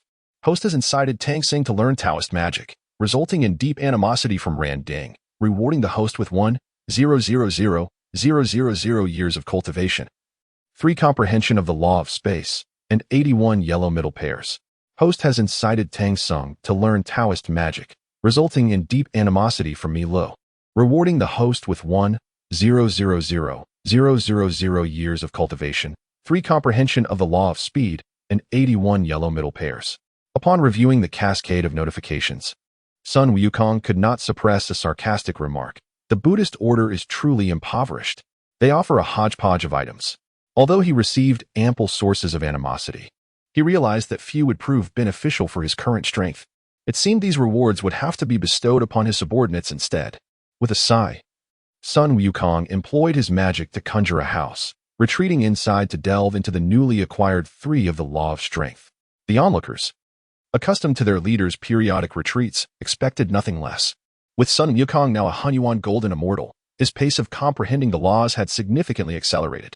Within a month, he had fully grasped the 3 of the law of strength. He then proceeded to explore the 3 of the law of space and the 3 of the law of speed. 2 months swiftly passed, and Sun Wukong's comprehension of the law of space reached 11. 1, while the law of speed attained 11. Currently, he had mastered 14 of the law of battle, 11, 1 of the law of space, and 12 of the law of speed, granting him confidence that even Ran Ding would be easily defeated. Subsequently, he utilized the 5 upgrade scrolls to elevate his Qian Kuan purple gold staff to a superior innate spiritual treasure before leisurely exiting the room. During these past months, Tang Xing had settled down considerably, no longer impatiently clamoring for the journey westward. He now believed that if he perfected the earth-walking technique, traveling to the Western Paradise would be a simple task. After months of diligent practice, Tang Xing executed the earth-walking technique with commendable skill. Upon exiting, Sun Wukong observed Tang Xing's muddy appearance and remarked with satisfaction, "You have made significant progress these past few months. It is all due to your teacher's guidance." Tang Xing humbly praised in response. Sun Wukong then retrieved a 6,000-year-old peach of immortality from the system space and presented it to Tang Xing. Having understood the benefits of the peach since his training began, Tang Xing accepted it gratefully and found a quiet spot to savor it after extolling Sun Wukong's virtues. Sun Wukong, pleased with the scene, found joy in the tranquility. The next morning, Sun Wukong led the group onward in their journey westward. Notably, after consuming the 6,000-year-old peach, Tang Xing's strength finally reached the early stage of Earth Immortal Realm. At this moment, Tang Xing felt that he was one step closer to reaching the Western Paradise. Chapter 92. Arrival at Wuzhuang. When with the remarkable endurance of the group, their pace was swift, and soon several days had passed on the road. Today, they glimpsed in the distance a magnificent mountain. Bishio, bouncing with enthusiasm, approached and exclaimed, "That mountain ahead is called Wanshou Mountain, and atop it lies Wuzhuangguan, home to the esteemed Jinyuan Daxian, a dear friend of our master." Master, since we are here, should we pay him a visit? Zhao Gongming also chimed in. Sun Wukong was well aware that evading a visit to Wu's Wangwen was not an option. Thus, he declared, in that case, let us ascend the mountain. The group promptly made their way toward Wanshou Mountain. After approximately half an hour, they arrived at the entrance of Wu's Wangwen. Sun Wukong noticed the well-known couplet adorning the entrance, the abode of immortals, where longevity knows no bounds, a home where life spans alongside the heavens. Before Sun Wukong could speak, Bishu eagerly knocked on the door. Before long, the gates of Wu's Wangwen swung open, revealing a young altar boy. Around 8 or 9 years of age. Upon seeing Bishu, he beamed with joy and said, "Ah, Bishu sister. It has been so long. Qingfeng, after so many years. You still look like an unchanging little brat." Bishu teased. "Indeed, Bishu sister. After all these years apart, you remain as headstrong as ever." Qifeng retorted without hesitation. "What did you say?" Bishu, with a playful flick, tapped Qingfeng's forehead a few times. "Humph. You disciples of the GS sect have a penchant for hitting others on the head. Such shamelessness." Qingfeng rubbed his head, indignant. "Is your master in? We have come from the west to pay our respects." Bishu inquired. "He is. Please, follow me inside. To be honest, my master has known of your arrival for some time and has been waiting for you." Qifeng replied. With that, Qifeng led the group into the heart of Wu's Wangwen, making their way to the main hall. In a short while, they entered the grand hall, where a middle-aged Taoist with an aura of celestial grace occupied the foremost seat. Sun Wukong surmised that this distinguished figure was indeed Zhen Yuanzi. Upon seeing that Qifeng had brought the guests, Zhen Yuanzi rose and approached them. "Greetings, esteemed Jin Yuan Sr." Zhao Gongming and the others bowed in unison. Sun Wukong, maintaining an air of composure, stated, "I pay my respects to Jin Yuan Daxian." Zhen Yuanzi scrutinized Sun Wukong and remarked, "No wonder Tog Tian Daoist holds you in high regard. You are indeed extraordinary." "Jin Yuan Daxian, you flatter me," Sun Wukong humbly responded. Zhen Yuanzi, with a warm smile, said, "There is no need for such formality, Sun Master. You are now the leader of the GS sect. We are peers and may converse as equals. In that case, I shall take the liberty," Sun Wukong replied courteously, though he remained uncertain of Zhen Yuanzi's true intentions. At this juncture, Zhen Yuanzi instructed Qingfeng and Mingwei to fetch 10 ginseng fruits from the back garden to entertain their guests. "Tell me, Jin Yuan Daoist, is this trial you have set for me truly insurmountable?" Sun Wukong stated directly. "Do not fret, Wukong Daoist. As long as you can engage in a lively exchange with me, I shall willingly allow you to continue your journey westward," Zhen Yuanzi responded candidly. Upon hearing this, Sun Wukong speculated that perhaps the Buddhist sect wished to gauge his current strength through Zhen Yuanzi's trial in order to devise a strategy against him.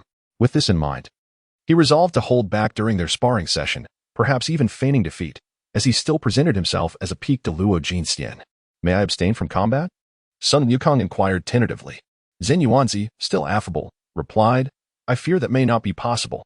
Let us commence now. The sooner we finish, the sooner I can return to the west." Sun Wukong, wearing a smile, responded, "Very well, let us begin. You need not rush, Wukong Daoist. After enjoying the ginseng fruit and resting for a night, we shall have a proper bout tomorrow," Zhen Yuanzi said with a cheerful demeanor. "I must ask, Jin Yuan Daoist, how much benefit has the Buddhist sect provided you, for you seem particularly invested in this matter?" Sun Wukong jested. "That is of no concern to you." Zhen Yuanzi laughed heartily. As Zhen Yuanzi preferred not to elaborate, Sun Wukong chose to refrain from further inquiries. By this time, Qingfeng and Mingwei had returned with 10 ginseng fruits. Zhen Yuanzi, still smiling, remarked, "I know you do not lack for food, Wukong Daoist, but since you have come to Wu's Wangwen, I must extend my hospitality." Since Zhen Yuanzi had made such an offer, Sun Wukong was curious to compare the ginseng fruits he received from the system with those cultivated by Zhen Yuanzi. He promptly picked one, followed by Zhen Yuanzi, with the others mirroring their actions. After tasting a ginseng fruit, Sun Wukong discovered that while the magical essence within Zhen Yuanzi's fruit was indeed superior to that of the system's, its purity did not match the latter. Before long, the group finished their ginseng fruits, and seeing his companion still yearning for more, Sun Wukong chuckled and shook his head. He then retrieved over 10 ginseng fruits from his system warehouse to share with everyone. This time, even Qifeng and Mingwei, who attended Zhen Yuanzi, benefited from the bounty. At that moment, an idea struck Sun Wukong as he recalled the innate spiritual roots rewarded by the system, of which he had yet to learn how to cultivate. Although he possessed the 3 light divine water and the 9 heavens resting soil, he lacked complete assurance. Zhen Yuanzi, having cultivated ginseng fruits for many years, surely possessed rich experience. Why not seek his guidance? With this thought, Sun Wukong addressed the system. System, do you have any ginseng tree saplings? Lend me a few. They will serve a great purpose. What do you intend to do with them? The system replied. Enough with the chit-chat. Just lend me a few, and I will return them in a few days. Sun Wukong asserted confidently. You must promise to return them. The system cautioned. The ginseng tree saplings have been placed in the system space. You may check for yourself. Sun Wukong sensed the addition of 2 saplings, each about 20 centimeters tall, in his system space. No wonder the system is so accommodating today. He thought to himself. Genuine Taoist, do you have any insights on cultivating innate spiritual roots? Sun Wukong inquired earnestly. You have come to the right person. If we were to discuss cultivating innate spiritual roots, I would be second to none in the 3 realms. Zhen Yuanzi boasted with pride. May I ask what type of innate spiritual roots you wish to cultivate? Might I have the honor of inspecting them? Zhen Yuanzi continued. Sun Wukong discreetly activated the heavenly mechanism disc to shield the hall from prying eyes. With a wave of his hand, ginseng fruit trees, huanghongli trees, wudao tea trees, innate bitter bamboo, and innate gourd seeds appeared in the hall. However, to be cautious, he only presented one of each. This spectacle left Zhen Yuanzi momentarily speechless, utterly captivated. Genuine Taoist, are you proficient in cultivating all these spiritual roots? Sun Wukong asked nonchalantly. Zhen Yuanzi, completely entranced by the innate spiritual roots before him, could hardly respond. He gazed as if entranced by an exquisite beauty. Chapter 93. Zhen Yuanzi moves into Golden Ao Island. Genuine Taoist. Sun Wukong continued to remind him from the side. At this moment, Zhen Yuanzi, having been prompted by Sun Wukong, regained his senses. Wukong, my friend, I can cultivate these innate spiritual roots, and I can guarantee their survival. Zhen Yuanzi said, clearing his throat, though his gaze remained fixated on those innate spiritual roots. Oh, then please tell me how to cultivate these innate spiritual roots. And if you do, that innate peach tree will be your reward. Sun Wukong replied with a serene smile. Zhen Yuanzi had a great passion for cultivating innate spiritual roots, to the point of obsession. As he looked at Sun Wukong, envy filled his face. After years of research, he possessed only a single ginseng fruit tree, while Sun Wukong, who knew nothing, had so many innate spiritual roots. Truly, comparison was a source of frustration. Alas, how wonderful it would be to stay with these innate spiritual roots forever. Zhen Yuanzi sighed silently. Wukong, I do not desire the innate peach tree. Zhen Yuanzi asserted firmly. Oh, is it that you do not favor the innate peach tree? How about this? Simply tell me the cultivation methods for these spiritual roots, and any innate spiritual root you choose shall be your reward. Sun Wukong said earnestly, secretly delighted. Zhao Gongming and the Sanchao sisters, having accompanied Sun Wukong the longest, had already begun to decipher their master's intentions, waiting for the right moment to provide him with assistance. At this moment, Zhen Yuanzi looked troubled and said, to speak candidly, I have devoted my life to the study of these innate spiritual roots, and I am unwilling to part with any of them. My friend, though we seem to have a good rapport, we are not at the point where I would give away all my innate spiritual roots for nothing. Sun Wukong replied with a calm smile. No. You misunderstand my intentions. I do not require compensation. I simply wish to be in the company of these innate spiritual roots. Zhen Yuanzi glanced at the rows of innate spiritual roots before him and spoke. Sun Wukong feigned a troubled expression, saying, however, I must plant these innate spiritual roots on Golden Ao Island. Zhen Yuanzi responded, No. Such jesting is not permissible. Sun Wukong quickly rebutted, seeing the opportunity was ripe. Zhao Gongming interjected, Genuine Daxian. After all, Golden Ao Island is the domain of my master. We cannot allow you to reside here long term. You are a close friend of my master, and he would not hold it against you. But we, as his disciples, cannot escape the consequences. The Sanchao sisters, witnessing their elder brother's rebuttal, also chimed in, Please reconsider, Genuine Daxian. Those present voiced their concerns, urging Zhen Yuanzi against what seemed to be an absurd course of action. At that moment, Zhen Yuanzi found himself at a loss for words. After all, he understood the principle that one cannot allow others to rest beside one's own pillow. Seeing a chance arise, Sun Wukong spoke up. I see that you are quite fond of these few spiritual roots, my friend. I have a compromise to propose. What compromise? I would be most eager to hear it. Zhen Yuanzi inquired, filled with anticipation. Would you consider becoming a guest elder of my Jia sect? Sun Wukong proposed slowly. I have heard of elders, but what does guest elder entail? Xin Yuanzi asked, his face filled with confusion. Sun Wukong explained with composure. A guest elder holds the status and treatment of a GS sect elder but enjoys great freedom, without the obligation to join. When my GS sect is threatened by formidable foes, you would intervene and simply refrain from betraying us. Upon hearing this explanation, Xin Yuanzi's eyes lit up with joy. This was indeed the most suitable position for him. My friend, I would gladly accept the role of guest elder in your GS sect. Xin Yuanzi exclaimed, brimming with excitement. Sun Wukong responded with a broad smile. It is an honor for my GA sect to have you as a guest elder. Let us agree on this. After our contest tomorrow, you may visit Golden Ao Island at your convenience. Xin Yuanzi gleefully replied, that would be splendid. Sun Wukong then presented the innate Wudao tea tree, the innate peach tree, and the Huangzhongli tree to Xin Yuanzi. How about these three as your reward? He said casually. Then I extend my heartfelt thanks, my friend. Xin Yuanzi said, his face radiant with joy. Sun Wukong felt an overwhelming excitement. Having suspected Xin Yuanzi's penchant for collecting spiritual roots during his previous life while reading the original tale. Today, as probing had confirmed it. Henceforth, his GS sect gained a formidable ally. Sun Wukong understood that enticing a powerhouse like Xin Yuanzi to join the GS sect was not an endeavor to be accomplished overnight, which is why he devised the strategy of appointing him as a temporary guest elder. As night passed without incident, dawn broke. In the void behind Mount Wanshou, Xin Yuanzi and Sun Wukong faced each other. Many eyes from the three realms were fixed on this contest, curious to see how long the one who had slain Munjishri could endure against Jinyu and Daxian, thereby gaining a clearer understanding of Sun Wukong's abilities. Sun Wukong, concealing his cultivation at the peak of the Deluo Golden Immortal Realm with the aid of the heavenly mechanism, was unwilling to reveal his full strength during the battle with Xin Yuanzi. Thus, he resolved to continue the act. Sun Wukong knew that the Buddhist faction, having suffered defeats at his hands, would surely retaliate later. Therefore, concealing some of his strength would yield unexpected results. Without further ado, he summoned the 12-petal Pure World White Lotus and the Chaos Bell for protection, brandishing his Qian Kuan purple gold staff, and launched the first attack against Xin Yuanzi. Xin Yuanzi skillfully deflected the attack with his whisk, swiftly channeling his internal energy into it to counterattack Sun Wukong with precision. However, Sun Wukong easily parried the blow with the Chaos Bell. Thus began a fierce exchange, with Sun Wukong exhibiting his peak Deluo Golden Immortal prowess.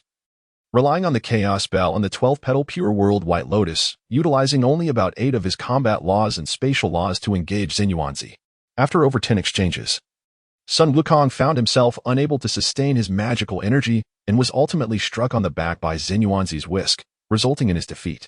He withdrew from the combat circle, wiping the blood from the corner of his mouth, and with a face full of admiration, stated, Jinyu Daxian, your mastery of the arts is indeed profound, and I am greatly impressed. Thank you for your mercy. Of course, the blood was self-inflicted, as Sun Wukong believed that a performance should be thorough. Without a bit of bloodshed, it would not feel authentic. Xin Yuanzi, having personally engaged with Sun Wukong, sensed that he had concealed some of his strength but chose not to expose him publicly.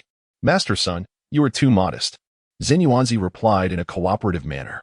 In Xin Yuanzi's view, Sun Wukong had undoubtedly offended the Buddhist faction, and it was entirely reasonable to retain some undisclosed trump cards. Following this, Xin Yuanzi guided Sun Wukong back into the Wuzhuang Temple. Chapter 94. Ambush at White Tiger Ridge. Upon returning to Wuzhuangwan, Xin Yuanzi, with a face full of concern, asked, Are you unscathed, my friend? Nothing serious. Sun Wukong replied nonchalantly. Xin Yuanzi nodded slightly, and the two proceeded into the hall. Within the great Thunder Sound Temple on the spiritual mountain of the west, the gathered Buddhas and Bodhisattvas had just watched the entire contest between Xin Yuanzi and Sun Wukong. Let us share our thoughts, the Tathagata said with a serene expression. He believed that, based on Sun Wukong's display of strength, he could confidently capture him within 15 rounds. Hence his calm demeanor. Yet, he pondered the reliability of Xin Yuanzi and whether he had exerted his full strength. There is no need for concern. Xin Yuanzi is not a fickle individual. Since he has accepted our favor, he is unlikely to go back on his word. The Tathagata reassured with confidence. Listening to the Tathagata's words, Randallite nodded slowly, clearly recognizing Xin Yuanzi's character. Is it possible that Sun Wukong is concealing his true strength? Randallite still voiced his unease. The Tathagata smiled gently. As it stands, Sun Wukong has already reached the pinnacle of the great Luo Golden Immortal. If he were to hide his power, would it not suggest that he is merely a quasi-saint? Randalite could only smile wryly at the thought. If Sun Wukong had achieved quasi-saint status in 500 years, then it would imply that he had wasted all those years on trivial pursuits. Let us discuss how to deal with this Sun Wukong. The Tathagata stated, exuding an air of confidence. A heated discussion ensued in the hall. Meanwhile, deep beneath White Tiger Ridge, to the west of Wanshou Mountain, a figure cloaked in black concealed himself. Sun Wukong's abilities are rather limited. If that is the case, I shall gladly accept the treasures he possesses, along with his blood essence. With these artifacts, my strength shall ascend to new heights. The black-cloaked figure cackled. Originally, he had intended to send a heap of bones to ward off calamities, but it appeared he would need to take matters into his own hands. He fell into deep thought. Sun Wukong is easy to deal with, but Zhao Gongming and the Three Heavens present a dilemma. Perhaps I should send my avatar to handle them. At this moment, Sun Wukong, residing in Wuzhuangwan, remained oblivious to the schemes being woven against him. After resting for 7 or 8 days, he prepared to continue his journey westward. Zenyuanzi, having cultivated for many years on Wanshou Mountain, knew that relocating was not an overnight affair. He assured Sun Wukong that he would move to Jinao Island within a year. Sun Wukong readily agreed, trusting Zenyuanzi's character. After all, if not for Zenyuanzi's integrity, how could Hongyan have forged such a deep friendship with him? Once Sun Wukong departed, Zenyuanzi stood atop Wanshou Mountain, murmuring, haha. It is truly a surprise that this Sun Wukong could devise such a plan. Beside him, Qifeng inquired, Master, are we truly going to Jinao Island? Zenyuanzi replied solemnly, of course, I am not the kind of person who breaks my word. Mingwei looked puzzled. Years ago, when the Sage of Heaven invited you to join you declined. Why choose to reside on Jinao Island now? Times have changed. You both prepare to depart. Zenyuanzi instructed Qingfeng and Mingwei. In truth, Zenyuanzi was well aware that Sun Wukong wished to draw him into He himself sought to forge a connection with Sun Wukong. Upon meeting him, Zenyuanzi felt a hint of opportunity for his own ascension to sainthood lay within Sun Wukong. Even if Sun Wukong did not invite him to Jinao Island, Zenyuanzi would find a way to associate with him. Meanwhile, Sun Wukong and his companions traveled for over a month before encountering a mountain ridge that obstructed their path. Master, ahead lies White Tiger Ridge. Bixiao promptly alerted. Sun Wukong observed the serenity of White Tiger Ridge, thick with an ominous aura. A mere glance made him sense that this place was extraordinary. Based on the original tale, the strength of the skeletal demon could not conjure such a formidable presence. It seemed there were more formidable beings hidden within White Tiger Ridge. He led his group onward, eager to unveil the hidden forces lurking therein. Should they refrain from provoking him, all would remain tranquil. However, if they harbored ill intentions, he would not hesitate to vanquish evil. Just as they entered the territory of White Tiger Ridge, several figures cloaked in black emerged, blocking their path.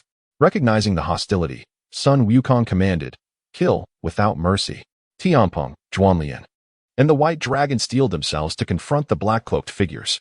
Although the adversaries lacked strength, their speed surpassed that of Tamping and his companions, and they deftly retreated while engaging in combat. The absence of the skeletal demon from the original tale, replaced by these black-cloaked figures, confirmed Sun Wukong's earlier suspicions. As these figures diverted Tamping and the others, it was likely that Zhao Gongming and the Three Heavens would soon be drawn away as well. Sun Wukong deduced that the mastermind behind this was likely targeting him, yet he found their schemes to be rather rudimentary. He discreetly transmitted his thoughts to Zhao Gongming and the Three Heavens, sharing his suspicions succinctly. Since the hidden assailant was evidently after him, Sun Wukong was determined to unveil his identity. Given the lack of originality in their strategy, he decided to turn the tables on them. After traversing approximately 4 or 5 miles, 3 more formidable black-cloaked figures appeared before them. Sun Wukong bellowed, Sisters of the Three Heavens, eradicate these rogues. The Three Heavens swiftly engaged the black-cloaked figures, who chose to retreat rather than confront them head-on, mirroring the tactics of their predecessors. In a brief moment, the figures of the Three Heavens vanished into the horizon. At this point, Sun Wukong was entirely certain that the hidden puppeteer was indeed targeting him. Yet he felt no fear. With only Zhao Gongming remaining as a quasi-saint powerhouse by his side, the magical prowess of their steeds and Tangsung could easily be disregarded. Continue westward, Sun Wukong instructed his companions. The remaining few nodded silently and pressed on. Meanwhile, the cloaked figure hiding within White Tiger Ridge mused. They say Sun Wukong is exceptionally cunning. To me, he appears to be nothing more than a foolish monkey, unable to discern such a simple ruse. Following this, the black-cloaked figure dispatched an avatar towards Sun Wukong, this time possessing the strength of an early quasi-saint. As Sun Wukong and his companions journeyed another 5 or 6 miles, they were indeed confronted by yet another black-cloaked figure. He addressed Zhao Gongming, Brother Gongming, ensure this rogue is eliminated. Understood, Zhao Gongming affirmed, brandishing the sea-stabilizing pearl as he charged at the black-cloaked figure. This black-cloaked figure, also employing a strategy of combat and retreat, found itself pursued relentlessly by Zhao Gongming. The hidden black-cloaked figure, observing that no formidable protectors remained near Sun Wukong, rejoiced inwardly. Chapter 95. The Mosquito Man makes his debut. Though Sun Wukong found himself devoid of powerful allies at this moment, the figure cloaked in black, cautious by nature, refrained from launching a reckless assault. In his heart, Sun Wukong scoffed. Even now, this unseen mastermind has yet to reveal themselves. How remarkably composed. He contemplated whether to stoke the flames further. Thus, he feigned a countenance of utter vexation and proclaimed loudly to the crowd, "Alas, we have fallen into a trap. We must retreat from White Tiger Ridge at once." As Sun Wukong directed his companions in their attempted retreat, a chilling voice pierced the air. "Realizing you've been ensnared only now, might it be too late? Since you've arrived, you shall remain here." The black-clad figure then materialized before Sun Wukong. Gazing upon the shadowy figure with a serene smile, Sun Wukong retorted, "Had I not spoken, I dare say you would still be lurking in the shadows." "Oh, so you have long since discerned my scheme." The figure in black sneered coldly. "And what of it?" Sun Wukong countered. "If you were truly aware of my plan, you would have fled for your life. Coming here is tantamount to courting death," the black-clad man declared with icy disdain. Yet Sun Wukong, unfazed, replied, "I recall the last time I spoke with someone of your ilk. Grass atop their grave has grown quite high. Such arrogance." "Do you know who I am?" the Mosquito Man asked, his pride radiating from him. "Merely an unremarkable wretch. Otherwise, you wouldn't be cowering like a turtle here at White Tiger Ridge." Sun Wukong retorted nonchalantly, dismissing the Mosquito Man's presence entirely. "Listen well. I am from the Blood Sea, and the denizens of the 3 realms refer to me as the Mosquito Man," he proclaimed, a sense of superiority in his voice. Sun Wukong, brimming with confidence, replied, "Just a mere mosquito that has achieved some form of sentience. I could dispatch you with a single blow. Why pretend to be a formidable foe?" With that, he summoned his Rui Jingu Bang, the golden staff appearing in his grasp. "Ha! You, a mere monkey, at the pinnacle of the great Luo Golden Immortal level, think you can harm me? Even 100 blows would pose no threat." The Mosquito Man laughed heartily. Having witnessed Sun Wukong's previous contest with Jin Yuanzi, he believed that while the monkey was invincible among his peers, he was merely courting death against him. Seeing the Mosquito Man's disdain, Sun Wukong felt a surge of delight. "In that case, would you dare allow me to strike you 3 times? He boasted. The Mosquito Man, pointing to his own head, challenged, "Go ahead, strike here. Not just 3 blows. Feel free to land 300, provided you can reach me." "Very well. Prepare to taste my staff," Sun Wukong declared, vanishing from sight. When he reappeared, the Rui Jingu Bang was mere inches from the Mosquito Man's head. The Mosquito Man realized evasion was impossible. He could only tilt his head slightly. At this moment, Sun Wukong displayed power far exceeding that of a mere great Luo Golden Immortal. He was a genuine primordial Golden Immortal. In a split second, he wielded 14 of the Battle Law, 11 of the Space Law, 12 of the Speed Law, and an additional 3 of the Strength Law. The Mosquito Man, underestimating his opponent, had not anticipated the breadth of Sun Wukong's mastery. As he turned his head, the Rui Jingu Bang, infused with the full might of a primordial Golden Immortal, struck his shoulder with a resounding impact. Caught off guard, the Mosquito Man suffered a grievous injury. Seizing the opportunity to strike a fallen foe, Sun Wukong unleashed his bloodline power, summoning the colossal phantom of the Chaos Demon Ape, amplifying his strength several-fold. Now grievously wounded, the Mosquito Man dared not resist. He lamented, "How careless of me. This monkey, lacking martial integrity, has achieved the status of a primordial Golden Immortal while masquerading as a mere great Luo Golden Immortal. What treachery!" As Sun Wukong prepared to deliver a second blow aimed at the Mosquito Man's head, the latter, injured and desperate, sought escape. He braced himself for another blow, hoping to buy time to unleash his ultimate technique. In an instant, the Mosquito Man transformed into countless blood-winged black mosquitoes, scattering in all directions. Sun Wukong, having anticipated this escape tactic, swiftly summoned the Chaos Bell. As his mana surged, The bell expanded to the size of a mountain, and without hesitation, he struck it with his staff. The chaos bell emitted a resounding chime that reverberated through the heavens, unleashing waves of sound that indiscriminately assaulted the surroundings. Though the mosquito man had transformed into countless black mosquitoes, their power was too feeble under the assault of the bell's sound waves. They disintegrated into a cloud of blood mist. Even as the last of the black mosquitoes perished, the mosquito man's spirit stubbornly attempted to flee. However, Sun Wukong remained unfazed. Leisurely retrieving the god-restraining whip and the list of deities from his system space. With a surge of mana, he inscribed the mosquito man's name upon the list. In an instant, the list radiated a brilliant light, and the mosquito man's spirit, which had hoped to escape, was forcibly drawn back to Sun Wukong. Well, what do you think? Sun Wukong taunted the mosquito man's spirit. Surprised, are we? You are a vile coward who resorts to despicable tactics. I refuse to accept this.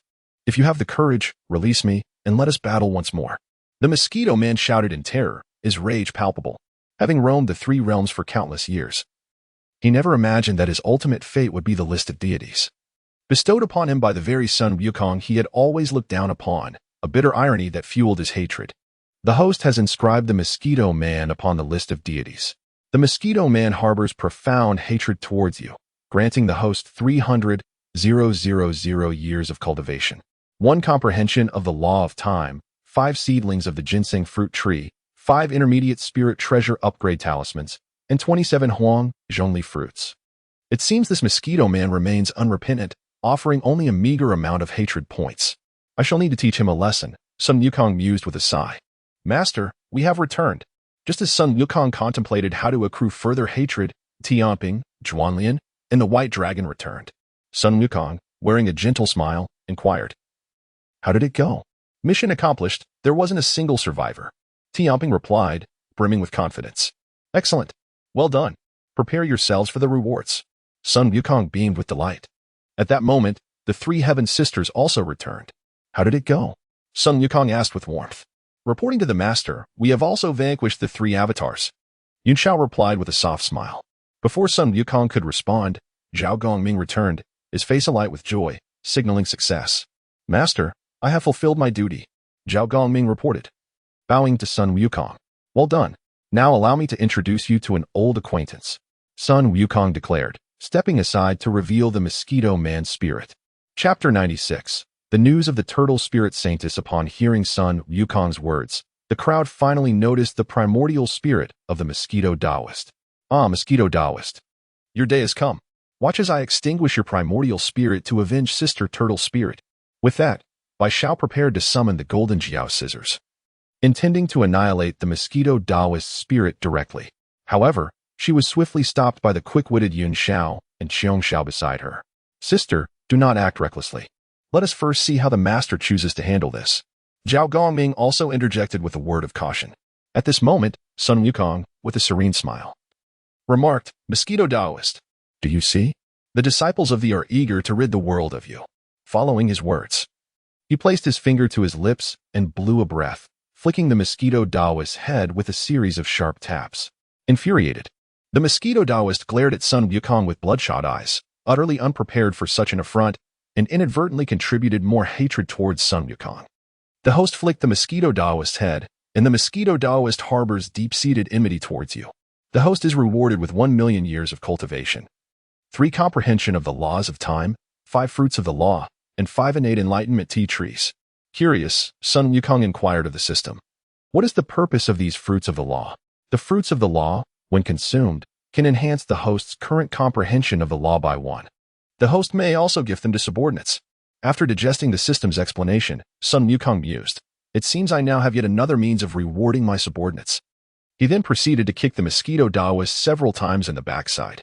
With each kick, the mosquito Taoist shot a furious glare at him, further augmenting the enmity.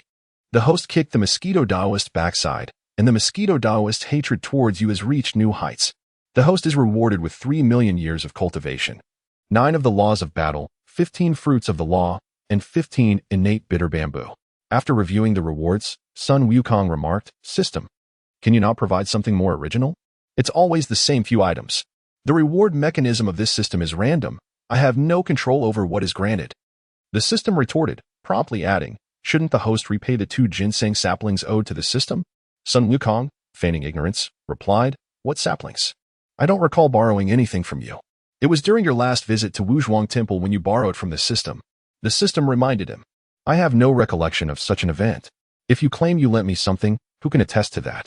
Sun Wukong replied earnestly, "I have never encountered a host so shameless." The system quipped, choosing to ignore Sun Wukong thereafter, having entirely filled the mosquito Taoist's hatred meter.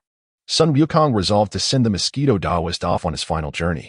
After all, he had suffered greatly at the hands of mosquitoes in his past life, and eliminating the progenitor of these pests would be a fitting retribution. Let us proceed. Who will accompany him on his final journey? Sun Wukong asked with a gentle smile, prompting by Shao, wielding the purple electric hammer, to step forward first. Seeing Sun Wukong's determination, the mosquito Taoist hastily spoke. "Do you not wish to find even a trace of the turtle spirit Saintess's primordial spirit?" "What did you say?" Bai Shao demanded, raising her voice.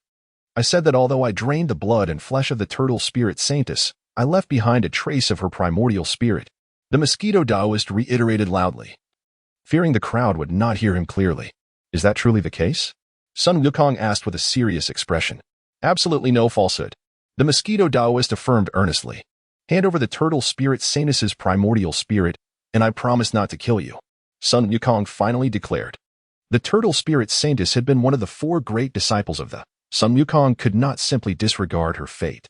Hearing their master's words, Zhao Gongming and the 3 celestial maidens sighed in relief.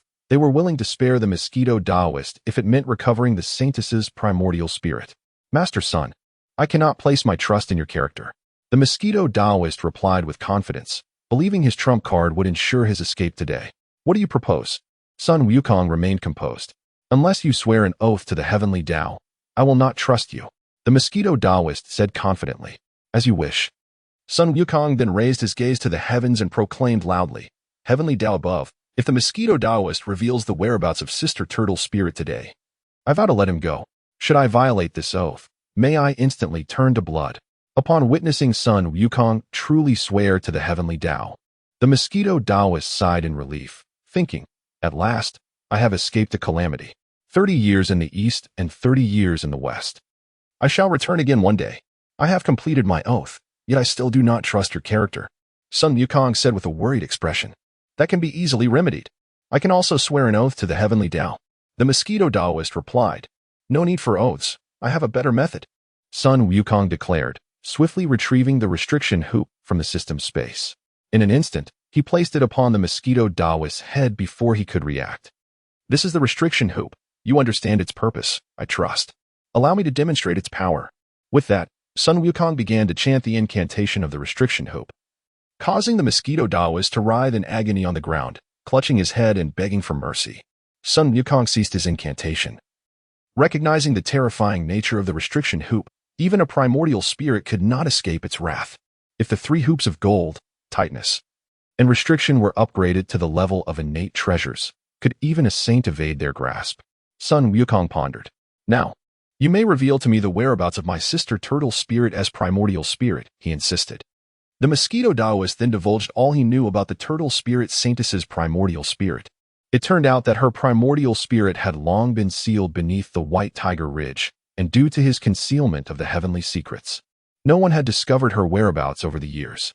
To allay the mosquito Taoist's fears, Sun Wukong took out the investiture of the gods and the divine whip in his presence, erasing his name from the investiture. Upon witnessing this, the mosquito Taoist relaxed considerably. After all, he had preserved his life today. "Brother Gongming, please accompany the mosquito Taoist," Sun Wukong casually instructed. Under the guidance of the mosquito Taoist, Zhao Gongming ventured deep beneath the ground towards White Tiger Ridge.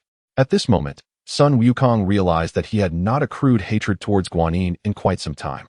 Reflecting on this, he retrieved the investiture of the gods once more and released Guanyin's primordial spirit from its confines.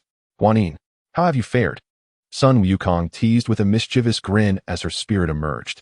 "Impudent monkey, I vow that in my lifetime, I shall never rest until I have dealt with you," Guanyin retorted, disregarding her image as she scolded him fiercely.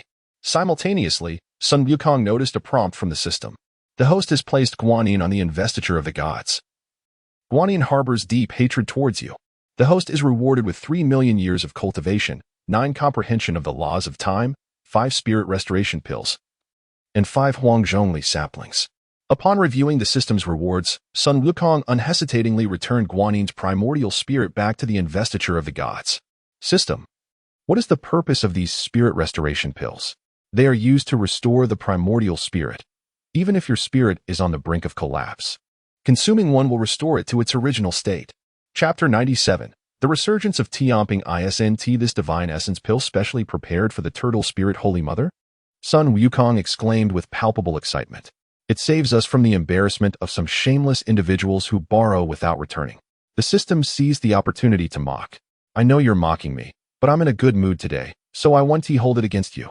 Sun Wukong replied, his tone tinged with excitement. Before long, Zhao Gongming and the Mosquito Taoist returned. Brother Gongming, how did the task go? Sun Wukong inquired with genuine concern. We found a trace of Sister Turtle Spirit's primordial spirit, but it is currently too weak. I don't know how long it will take to restore her to her former state. Zhao Gongming sighed deeply and ultimately handed a palm-sized white jade bottle to Sun Wukong. Master, Sister Turtle Spirit's primordial spirit is quite fragile now and can only be temporarily housed in this jade bottle. If released carelessly, it might dissipate. Zhao Gongming urged with evident worry. Sun Wukong solemnly accepted the jade bottle. Sun Wukong, now that you have found the Turtle Spirit Holy Mother's primordial spirit, it's time to let me go. The Mosquito Taoist proclaimed triumphantly, believing Sun Wukong had sworn an oath to the heavenly Tao and would undoubtedly not trouble him further. Quickly remove the restriction from my head and let me leave. The Mosquito Taoist pressed. At this moment, Tamping reflected carefully on the master's oath. Thinking, the master merely stated he wouldn't personally deal with the Mosquito Taoist. That does not mean I cannot take action against him. Realizing this, Tamping knew it was time for him to make his mark. Tamping quietly prepared himself and stealthily approached the Mosquito Taoist. Humph. I, as the master, have always kept my promises. Since I agreed to let you go, I will not go back on my word, Sun Wukong said with a faint smile. Hearing these words, the Mosquito Taoist was naturally elated. Just as the Mosquito Taoist was reveling in his joy, Tamping was fully prepared to strike. Look at my rake. Before the Mosquito Taoist could react, Tamping's 9-toothed rake had already struck down upon him. The Mosquito Taoist, being only a primordial spirit and severely weakened from his earlier battle with Sun Wukong, was caught completely off guard by Tamping's sudden attack. A peak strike from a Deluo Golden Immortal dissipated the Mosquito Taoist's primordial spirit into the void, leaving only a gleaming restriction on the ground. At this moment, everyone finally reacted, staring in astonishment at Tamping's actions. Tamping, with an air of pride, declared, "This Mosquito Taoist harbors great enmity towards our Jiejiao. The master said to spare him, but that does not imply I, Tamping, am willing to let him go." Upon careful consideration, the crowd realized Tamping's words held merit. Sun Wukong also voiced his approval. Tamping has achieved a great feat this time and deserves ample reward. Meanwhile, within the Zixiao Palace, Zhuanti expressed admiration, saying, "This Tamping is indeed a talent. What our Buddhist sect lacks is precisely such talent." Seeing Sun Wukong utilize the chaotic demon ape as phantom, Hongjun let out a sigh of relief. Previously, when he witnessed Sun Wukong employing the laws of space, he had suspected Yao Mei of meddling. It appears I mistakenly judged Wukong, Hongjun lamented inwardly. He was also aware that during the great calamity of creation, the chaotic demon ape was divided into 4, leading to the emergence of the 4 great divine monkeys. It was entirely normal for the spirit stone monkey, as one of the 4 great divine monkeys, to awaken the bloodline of the chaotic demon ape. Hence, Sun Wukong's comprehension of the laws of space was hardly surprising. Who could guarantee the chaotic demon ape did not leave behind any residual power? In Hongjun's view, whether it was Yao Mei or the chaotic demon ape, as long as they could assist him in breaking free from the heavenly Tao's control, it would be worth incurring a significant karmic debt. Within the great thunder sound temple of Ling Mountain, the expression of the Tathagata was grim. He had never anticipated that Sun Wukong would truly break through to the realm of Hunyuan Golden Immortal, showcasing power on par with his own. This complicates matters regarding how to manage Sun Wukong. The rapid advancement of Sun Wukong's strength left the Tathagata feeling he could no longer control him. We cannot sit idly by. If we do, how can our Buddhist sect expect to flourish? Randallite, standing aside, spoke darkly. At this moment, he felt utterly powerless against Sun Wukong. If he could easily slay the Mosquito Taoist, then it was highly probable he could do the same to himself. This thought sent a chill down his spine. The Defagata and Randallite exchanged glances, momentarily at a loss for a good plan. Perhaps we should simply send someone to deal with Sun Wukong's lair, Jinao Island. One Buddha suggested through gritted teeth, disregarding the island's formidable protective formation. Have you ever witnessed Sun Wukong using the 4 swords of annihilation since the journey to the west began? He must have left the 4 swords behind on Jinao Island. If we recklessly attack Jinao Island, just consider how many of our Buddhist sect would perish attempting to breach the annihilation sword array. The Defagata's explanation left the Buddha speechless. Meanwhile, Dredging and Juanti in the Zixia Palace realized the gravity of the situation.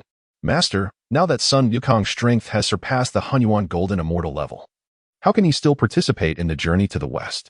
I implore you to summon him back. Jiejing earnestly addressed Hongjun. You were solely focused on the journey to the west while neglecting the great calamity. Although your Buddhist sect is a leading force in this calamity, you are already caught in it. Once entangled, how can you hope to remain uninvolved? Upon hearing Hongjun's words, Jiejing and Juanti's faces were filled with bitterness. Master, if that is the case, then let us recall Sun Wukong to renegotiate the matter of the investiture of the gods. Since it concerns the entire 3 realms, we cannot bear the burden alone. We must reevaluate the list of candidates for the divine positions.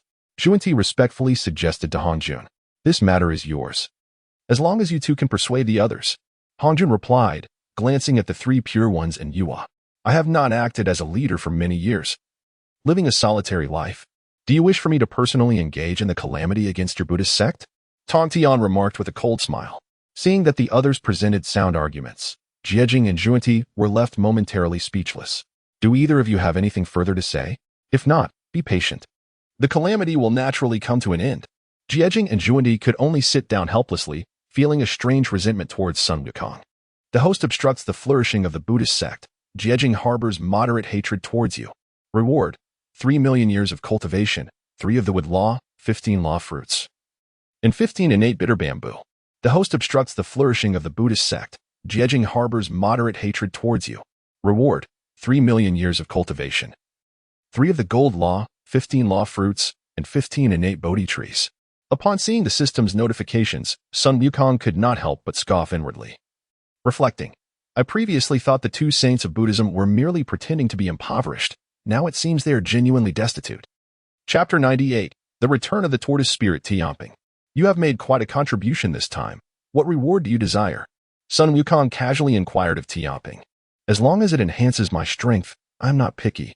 Tamping replied with a cheerful smile. To him, every gift bestowed by the master was a rare treasure, leaving little room for criticism. After a moment of contemplation, Sun Wukong ultimately presented Tamping with 3 fruits of the laws. Zhao Gongming, the 3 heavens, and Guanyin each received 2 fruits of the laws. The 2 Tai golden immortals, Hudali and the white dragon, were each rewarded with 2 5-elements fruits. Although Tang Xing did not exhibit remarkable prowess this time due to his low strength, Sun Wukong generously gifted him a 9,000-year-old peaches of immortality. As for the mount of the Buddha's disciple, it naturally received nothing, as Sun Wukong was not foolish enough to support the Buddhist sect. At that moment, the fierce tiger, witnessing that everyone else had received rewards while he had not, felt envious to the point of his eyes turning red.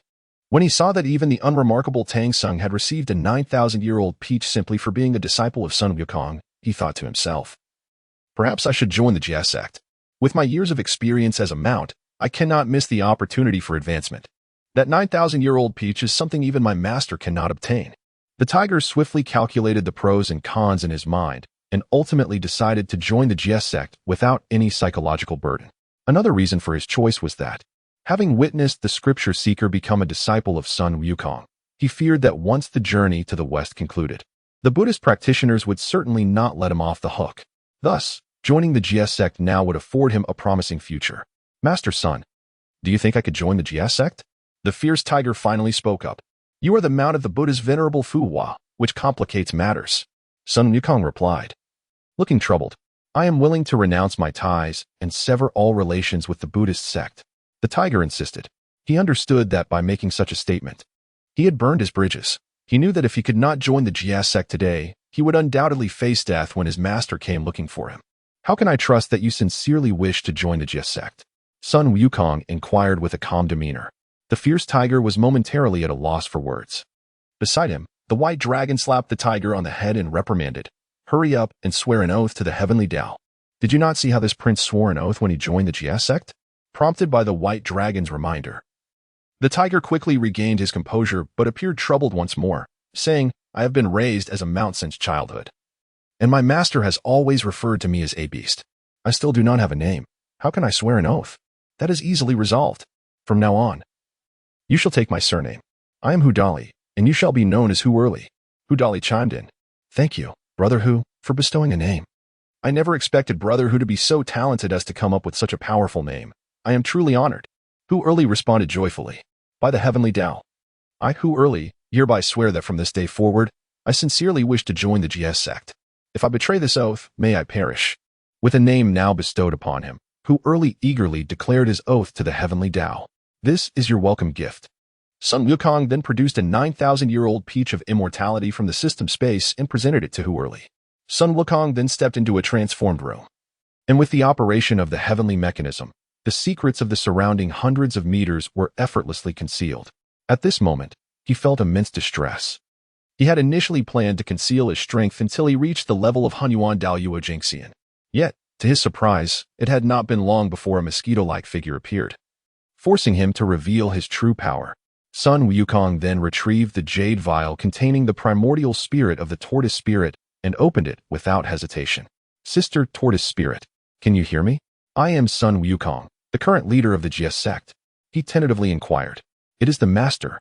My junior brother Gongming has already informed me of your situation. My primordial spirit is currently too weak to speak at length. A gentle, frail female voice reached Sun Wukong's ears. Upon hearing the words of the tortoise spirit, Sun Wukong could roughly gauge the extent of her current frailty. Without further hesitation, he retrieved a divine yuan pill from the system's repository and tossed it into the jade vial. Sister Tortoise Spirit, this is a pill for restoring your primordial spirit. You may refine it yourself. Inside the jade vial, upon seeing the divine yuan pill, the tortoise spirit as primordial spirit eagerly began to absorb its potency without needing Sun Wukong's prompting, and her essence gradually revitalized. Master, what kind of pill is this? It is truly remarkable, she exclaimed. This is a divine yuan pill, a gift from my revered master. Sun Wukong replied. When did my esteemed master become so skilled at alchemy? Truly, it is a blessing for our GS sect. The tortoise spirit said in astonishment. Oh, Sister Tortoise Spirit. Rest assured and restore your primordial spirit. I shall inform Sister Yunxiao to assist you in refining a physical body. Sun Wukong then exited the room and called upon Yunxiao, entrusting her with the task of helping the tortoise spirit refine a new physical form. Yunxiao gladly accepted the assignment. Given Sun Wukong's current strength, it was not impossible for him to personally refine a body for the tortoise spirit, yet he understood the propriety of male-female interactions. 3 days passed quietly, and the tortoise spirit's primordial essence fully recovered after refining the divine yuan pill. At this time, Yunxiao completed the creation of the new physical body. Today, the tortoise spirit was exceptionally joyful. After many years, she had finally awaited this day. With her primordial spirit restored and a new body crafted, the next step was to merge with her new form. Sun Wukong, recognizing the delicacy of the situation, tactfully withdrew from the room, aware that certain matters were not suitable for a man to witness. The process of the tortoise spirit merging with her new body proceeded remarkably smoothly. 3 days later, when a stunningly beautiful woman clad in black emerged from the room, Sun Wukong was momentarily taken aback. He marveled inwardly, she is extraordinarily beautiful. Master, are you in a daze? That is quite normal. Anyone seeing Sister Tortoise Spirit's beauty for the first time would be astonished. The nearby Bixiao chuckled. Am I not a person devoted to achieving Hunyuan Daoyuo Jingxian? Is it so unseemly? Sun Wukong replied, maintaining his composure. Sister Tortoise Spirit, today is a day of joy, and indeed worthy of celebration. But how much has your strength been restored? Sun Wukong hastily shifted the topic. Although this new body is quite exceptional, it is ultimately not the body of a spirit turtle, so I can only exert 90% of my peak strength. However, I am thoroughly satisfied. The tortoise spirit expressed her gratitude towards Sun Wukong. Is that so? Allow me a moment to think of a solution. Sun Wukong replied, immediately engaging in a mental dialogue with the system. System, come forth. Now that Sister Tortoise Spirit has returned to the GS sect, do you not wish to offer some form of acknowledgement? How about this? The system shall grant the host 2 Huang Zhongli as a congratulatory gift. Do not play tricks with me. You must at least provide 1,000 drops of spirit turtle essence as a gift. Otherwise, I shall lay idle and do nothing. With my current strength, no one can take me down as long as a saint does not emerge. Chapter 99. Pinnacle of the Hunyuan Golden Immortal. Alas. Can the host not find a more reliable reason? Enough with the trivialities. Can you truly bear to witness the stunning turtle spirit mother remain forever deprived of her former prowess? Furthermore, my system is undoubtedly the finest in existence. Very well. In light of the turtle spirit mother's exquisite beauty, I shall lend you 30 drops of the Chaos Xian turtle's essence. The system ultimately conceded. Only 30 drops? Isn't that rather meager? Sun Wukong expressed his dissatisfaction. With these 30 drops of the Chaos Xian turtle's essence, it is entirely sufficient for the turtle spirit mother to regain her strength, perhaps even advance further. The system promptly elucidated. And what do I gain from this? So, I toil for half a day without any reward? The host is not a beauty. Thus, the system need not consider your feelings. Humph. How ungrateful of you, system. Favoring beauty over friendship. That said, what difference does it make whether the system refers to the 30 drops of the Chaos Xian turtle's essence as a loan or a gift? After all, I have no intention of returning it. The host should not entertain such thoughts. Did you not notice that the rewards from the system have diminished since your last default? Humph. You are indeed cunning. After a roar, Sun Wukong ceased to engage with the system. He soon discovered a vial containing 30 drops of the Chaos Xian turtle's essence in the system's repository.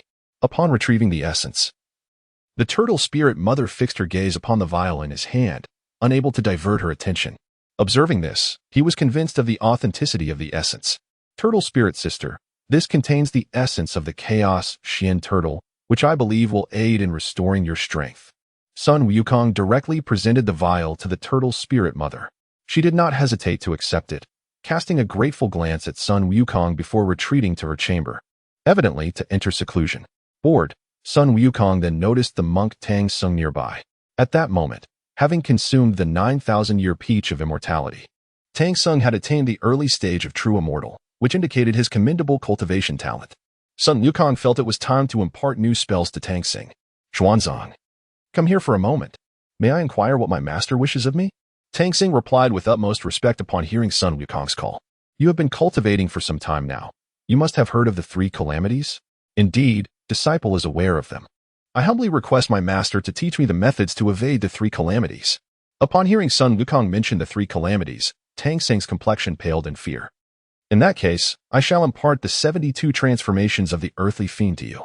Sun Wukong smiled lightly as he flicked his fingers, and a beam of white light swiftly entered Tang Sung's brow. In a daze, Tang Sung suddenly comprehended the incantations of the 72 transformations of the earthly fiend. Thank you, master, for bestowing this technique. I shall diligently cultivate it. At that moment, Tang Sung was overjoyed. After grasping the 72 transformations of the earthly fiend, he felt immense gratitude towards Sun Wukong. Had it not been for their mission to retrieve the scriptures, he would have wished to remain by his master's side forever. How is your mastery of flight progressing? In response to my master, I have been practicing diligently and can now ride the clouds. Then show me. Tang Sung, hearing Sun Wukong's request for an exhibition of his skills, straightened up and recited the incantation, soaring into the air. Sun Wukong observed Tang Sung's performance, shaking his head in exasperation. His speed could only be described as tortoise-like. After flying a few circles in the sky, Tang Sung descended back in front of Sun Wukong. How did my demonstration of cloud riding fare? I humbly request my master's guidance. What you just performed could only be considered crawling on the clouds. You are still far from true cloud riding. After Sun Wukong doused Tang Sung with cold water, the monk fell into a state of contemplation. Ultimately, he spoke up. I beseech my master to teach me the art of cloud riding. Very well. Knowing your singular dedication to retrieving the scriptures, I shall grant you the gift of the somersault cloud today. What is this somersault cloud? Tang Sung asked curiously. Sun Wukong straightened up, gazing into the sky at a 45-degree angle, and spoke with an air of profundity. The somersault cloud travels 100,000 and 80,000 miles with a single somersault. Tang Sung was overwhelmed with excitement upon hearing Sun Wukong's words. He had never imagined the somersault cloud to be so formidable, with such power. He could return to the west several times in a single day, provided he mastered it. I humbly request my master to teach me the somersault cloud. I shall be eternally grateful. Tang Sung knelt, his face alight with fervor. Sun Wukong, deciding not to delay any further, imparted the somersault cloud to Tang Sung. After receiving this technique, Tamping expressed boundless gratitude towards Sun Wukong. He felt elated, believing that although he was merely a nominal disciple, the vast array of spells and unwavering support from his master warranted his lifelong service and learning by his side after the completion of their scripture retrieval mission. Dedicate yourself to practicing diligently, and once you have perfected these skills, retrieving the scriptures will be a matter of ease. Sun Wukong remarked with a gentle smile. I shall heed my master's teachings. Tamping replied, joyfully setting off to cultivate the newfound abilities imparted by Sun Wukong.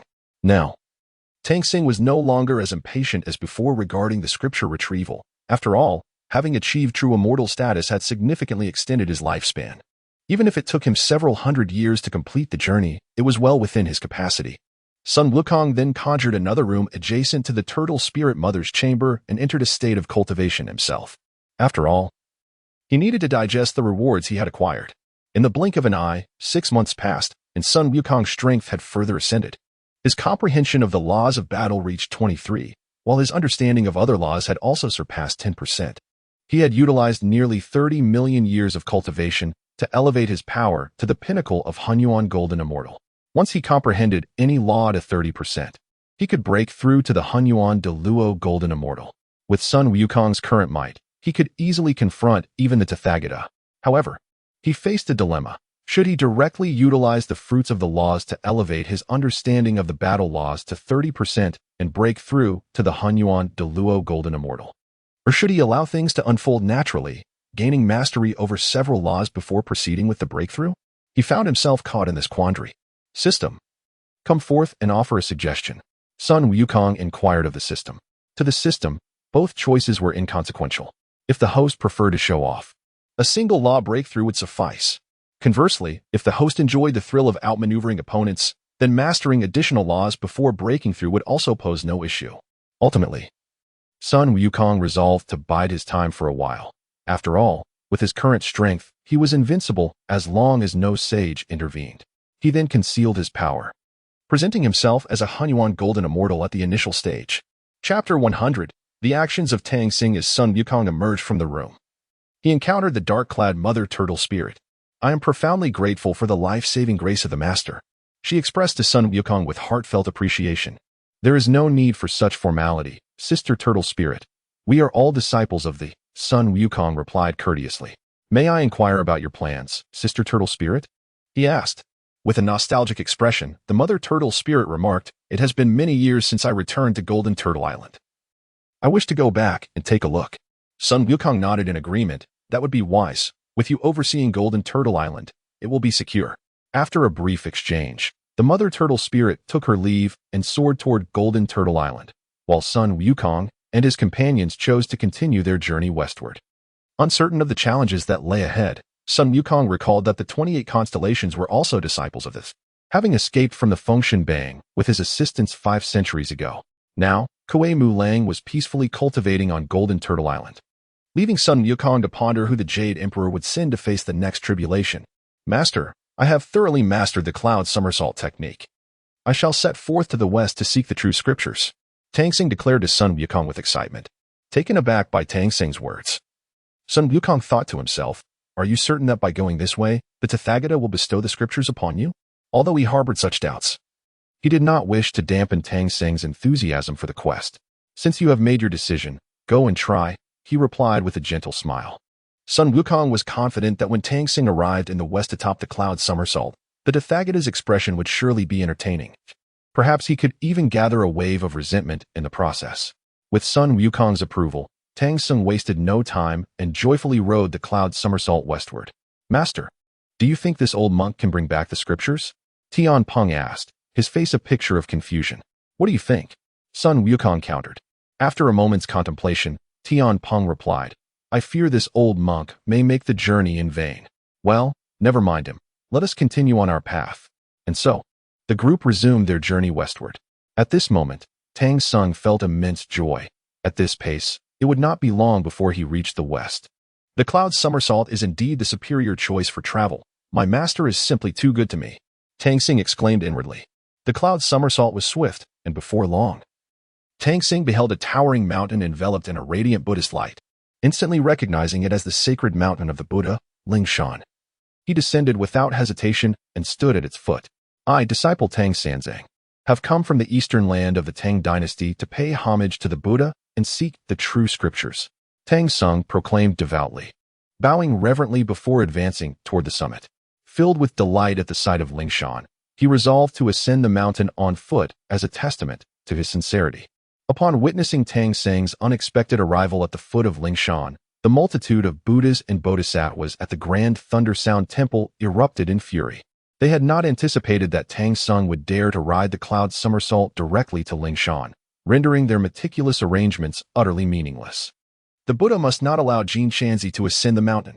Burning Lamp, with a grim expression, declared. The Tathagata nodded solemnly. I must trouble Burning Lamp Buddha to persuade Jin Shanzi to retreat. Should we seize this opportunity to strip Jin Shanzi of his powers? Otherwise, he may find it difficult to pursue the scriptures in peace. Burning Lamp suggested with fierce determination. The Tathagata pondered for a moment and replied, that cannot be. Although Jin Shanzi has learned some Taoist spells, he is still wholeheartedly devoted to the Buddha. If we press him too hard, he may grow resentful toward our teachings. Were it not for this being Jin Shanzi's 10th reincarnation, I would have struck him down myself. Mithriya added angrily. Despite their heated discussions, the Buddhas could not devise a perfect plan. As Tang Sing approached the Grand Thunder Sound Temple, it was ultimately Burning Lamp who stepped forward. At this point, Tang Sing was overwhelmed with excitement, for he could vaguely see the outline of the Grand Thunder Sound Temple. Just as he envisioned himself triumphantly returning to the Tang dynasty with the scriptures, a radiant figure bathed in golden light suddenly appeared before him, blocking his path. Tang Sing immediately recognized Burning Lamp Buddha and, filled with excitement, hurriedly knelt to pay his respects. Disciple Tang Sanzang pays his respects to Burning Lamp Buddha. He replied earnestly. Why are you here, Tang Sanzang? Burning Lamp inquired with a friendly demeanor. I have come at the behest of His Majesty the Tang Emperor to seek the true scriptures. Tang Sing responded, brimming with joy. In his mind, Burning Lamp had come to impart the scriptures to him. Tang Sung continued. I beseech Burning Lamp Buddha to bestow upon me the scriptures. Burning Lamp was exasperated. Am I here to deliver scriptures to you? I am here to send you away. Tang Sanzang, return. The scriptures cannot be granted to you at this time. Burning Lamp replied coldly. But I have traveled countless hardships from the eastern land of the Tang dynasty, sincerely seeking the true scriptures. Why can you not grant me the scriptures? Tang Sing asked, perplexed. He had even learned Taoist spells to expedite his journey to the west. Now that he had achieved success in his studies and arrived in the west, Burning Lamp's refusal to provide him with the scriptures filled him with unexpressed frustration. Burning Lamp stated, to seek the true scriptures, your heart must be sincere. Arriving here on a cloud, how can that demonstrate your sincerity? Tang Sing replied, I am genuinely earnest in my quest for the true scriptures. I have even studied Taoist abilities to reach Lingshan sooner. Moreover, having come this far, must I really return empty-handed? Return, if you truly seek the scriptures. You should ascend Lingshan step by step, not by employing spells. Burning Lamp's tone remained gentle, resembling that of an enlightened monk, although he was internally furious at Tang Sanzang. With a crestfallen expression, Tang Sing lamented, if the Buddha wishes for me to walk to the west, I shall return. He then mounted the cloud somersault and departed. At this moment, Burning Lamp sighed in relief, but his resentment towards Sun Wukong deepened. Were it not for Sun Wukong's careless importation of spells to Tang Sung, such a situation would not have arisen. Host imparts spells to Tang Sang. Burning Lamp develops extreme hatred towards you. Reward for the host, 300,000 years of cultivation. 1 comprehension of spatial laws, 5 mid-grade spiritual treasures, and 5 fruits of the laws. Upon seeing the system rewards, Sun Wukong couldn't help but mutter to himself. Burning Lamp is still as ineffective as ever. He had anticipated a wave of resentment from the Buddhist realm but was disappointed to find that only Burning Lamp harbored animosity. Before long, Tang Sung returned with a glum expression. Tang Sung, back so soon.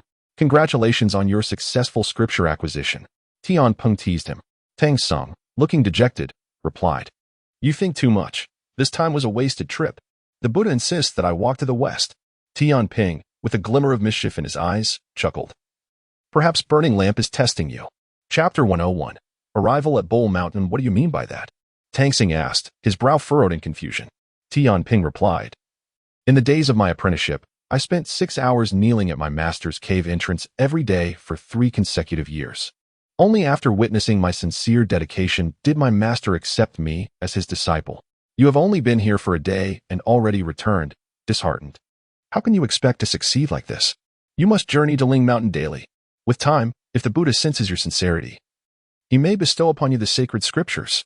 Upon hearing Tamping's words, Tamping experienced a moment of enlightenment and resolutely decided to return to Ling Mountain the following day, determined to convey his genuine heart to the Buddha.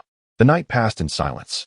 The next morning, Sun Wukong and his companions continued their westward journey, while Tamping bid farewell to them and set off for Ling Mountain. Sun Wukong never anticipated that a few words from Tamping would lead Tamping astray.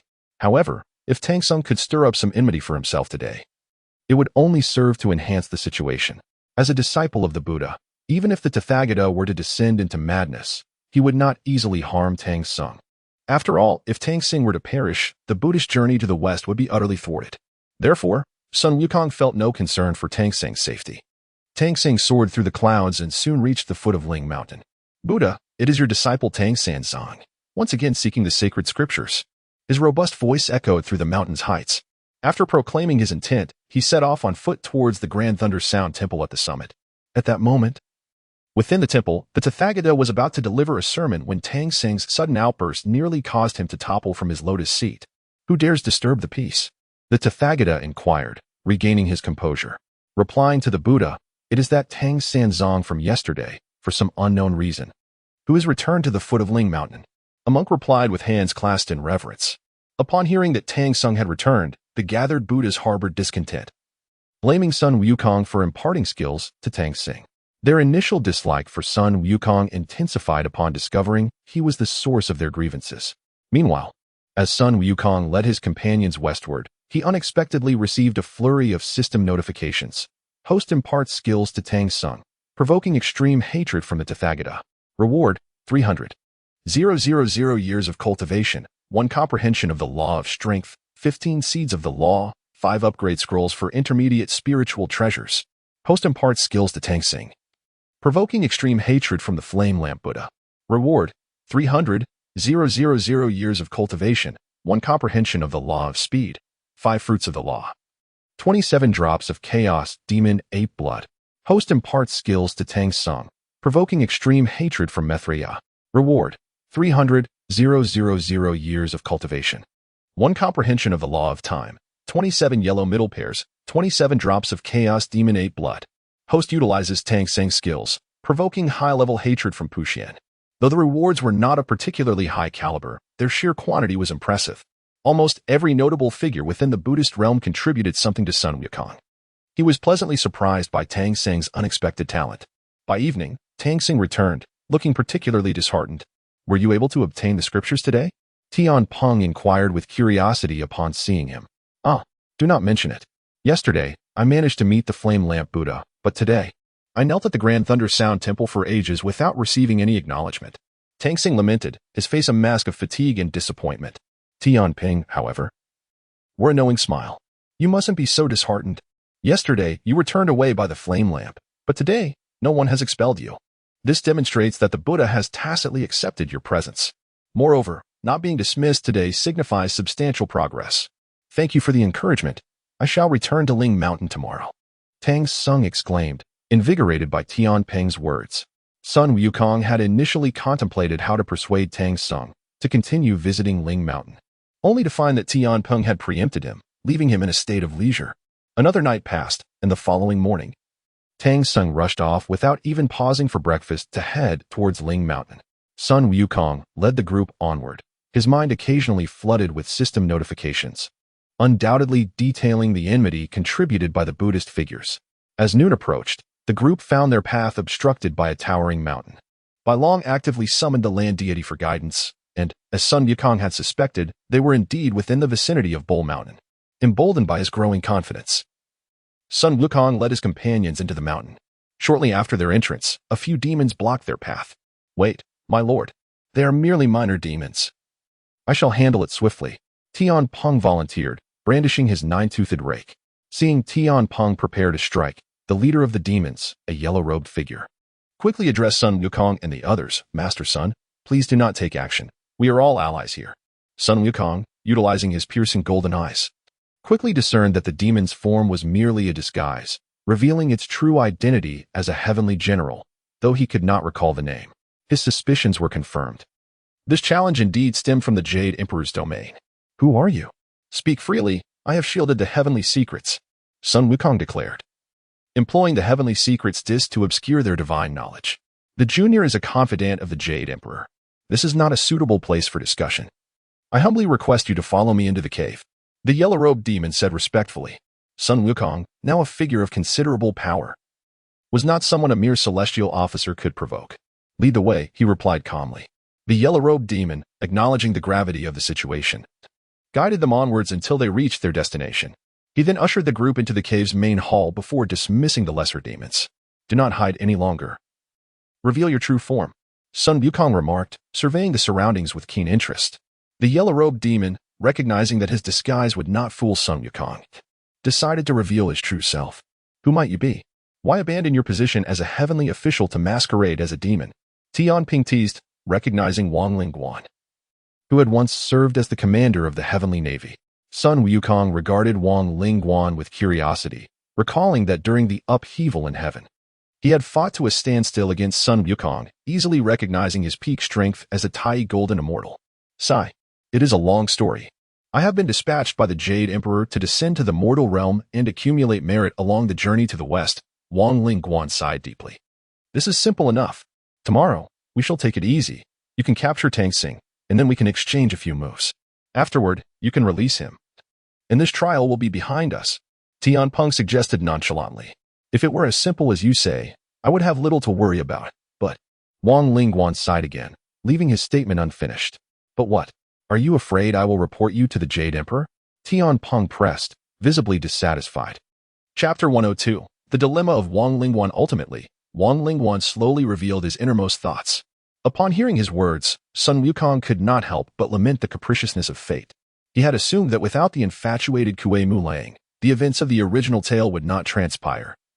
Yet he could not have anticipated that what was destined would indeed come to pass, without Kuei Mulang's interference.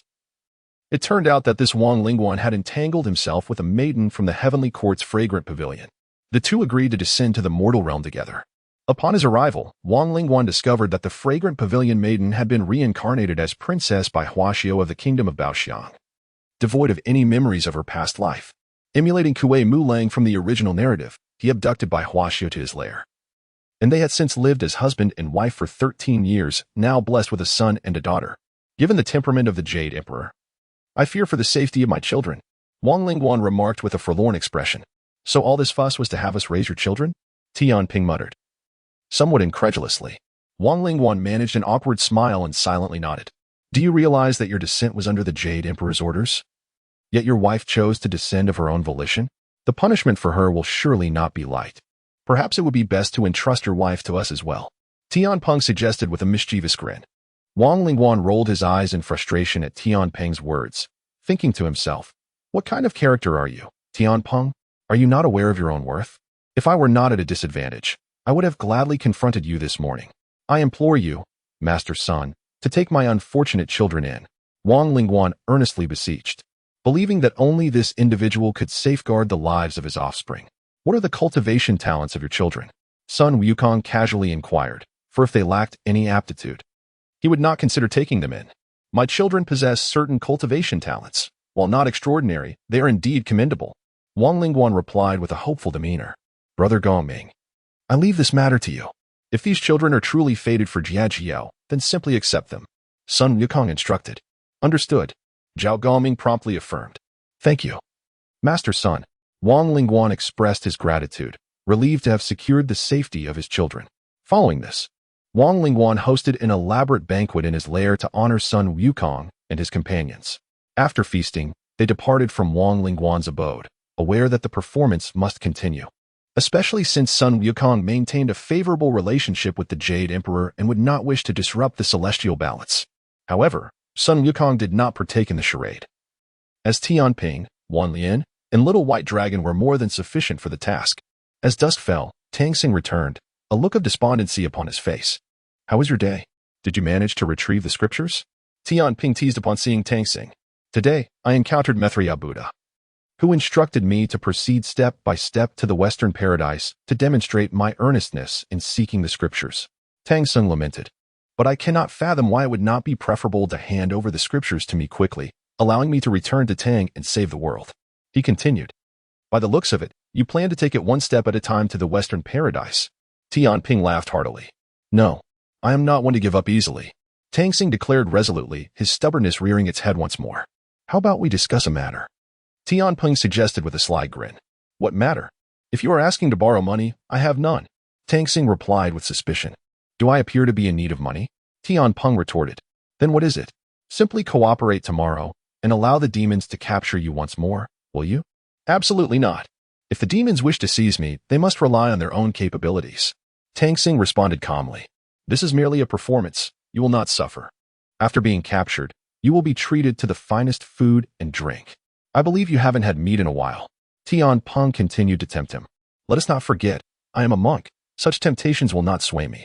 Tamping replied with solemnity. What a pity. You shall never comprehend the essence of wine and meat pass through the intestines, yet the Buddha remains in the heart. Tamping mused, feeling quite self-satisfied. During the banquet, Sun Wukong had suddenly uttered, wine and meat pass through the intestines, yet the Buddha remains in the heart. Tamping found this phrase profound and perfect for deceiving Tamping, so he made a note of it. Wine and meat pass through the intestines, yet the Buddha remains in the heart. Tamping repeated to himself, pondering deeply before finally exclaiming. Only a venerable figure from the Buddhist lineage could express such wisdom. Therefore, tomorrow I shall visit the demon's lair to contemplate this Buddhist principle. That would be splendid. Tamping replied cheerfully. Witnessing this exchange, Sun Wukong silently commended Tamping. In the blink of an eye, the next day arrived. Under Tamping's persuasion, Tamping resolutely made his way toward the demon's lair. The others, curious about how Tamping would be captured, concealed themselves at a distance. For the journey with so few companions was somewhat dull, and if Tamping could perform an astonishing act, it would certainly enliven the atmosphere. With Tamping's current pace, it did not take long for him to arrive at the entrance of the demon's lair, where two small demons stood guard. Hey, demons inside. I come from the Eastern Tang dynasty, en route to the Western paradise to seek the Buddha and scriptures. I happen to be passing through and wish to play with a few demons.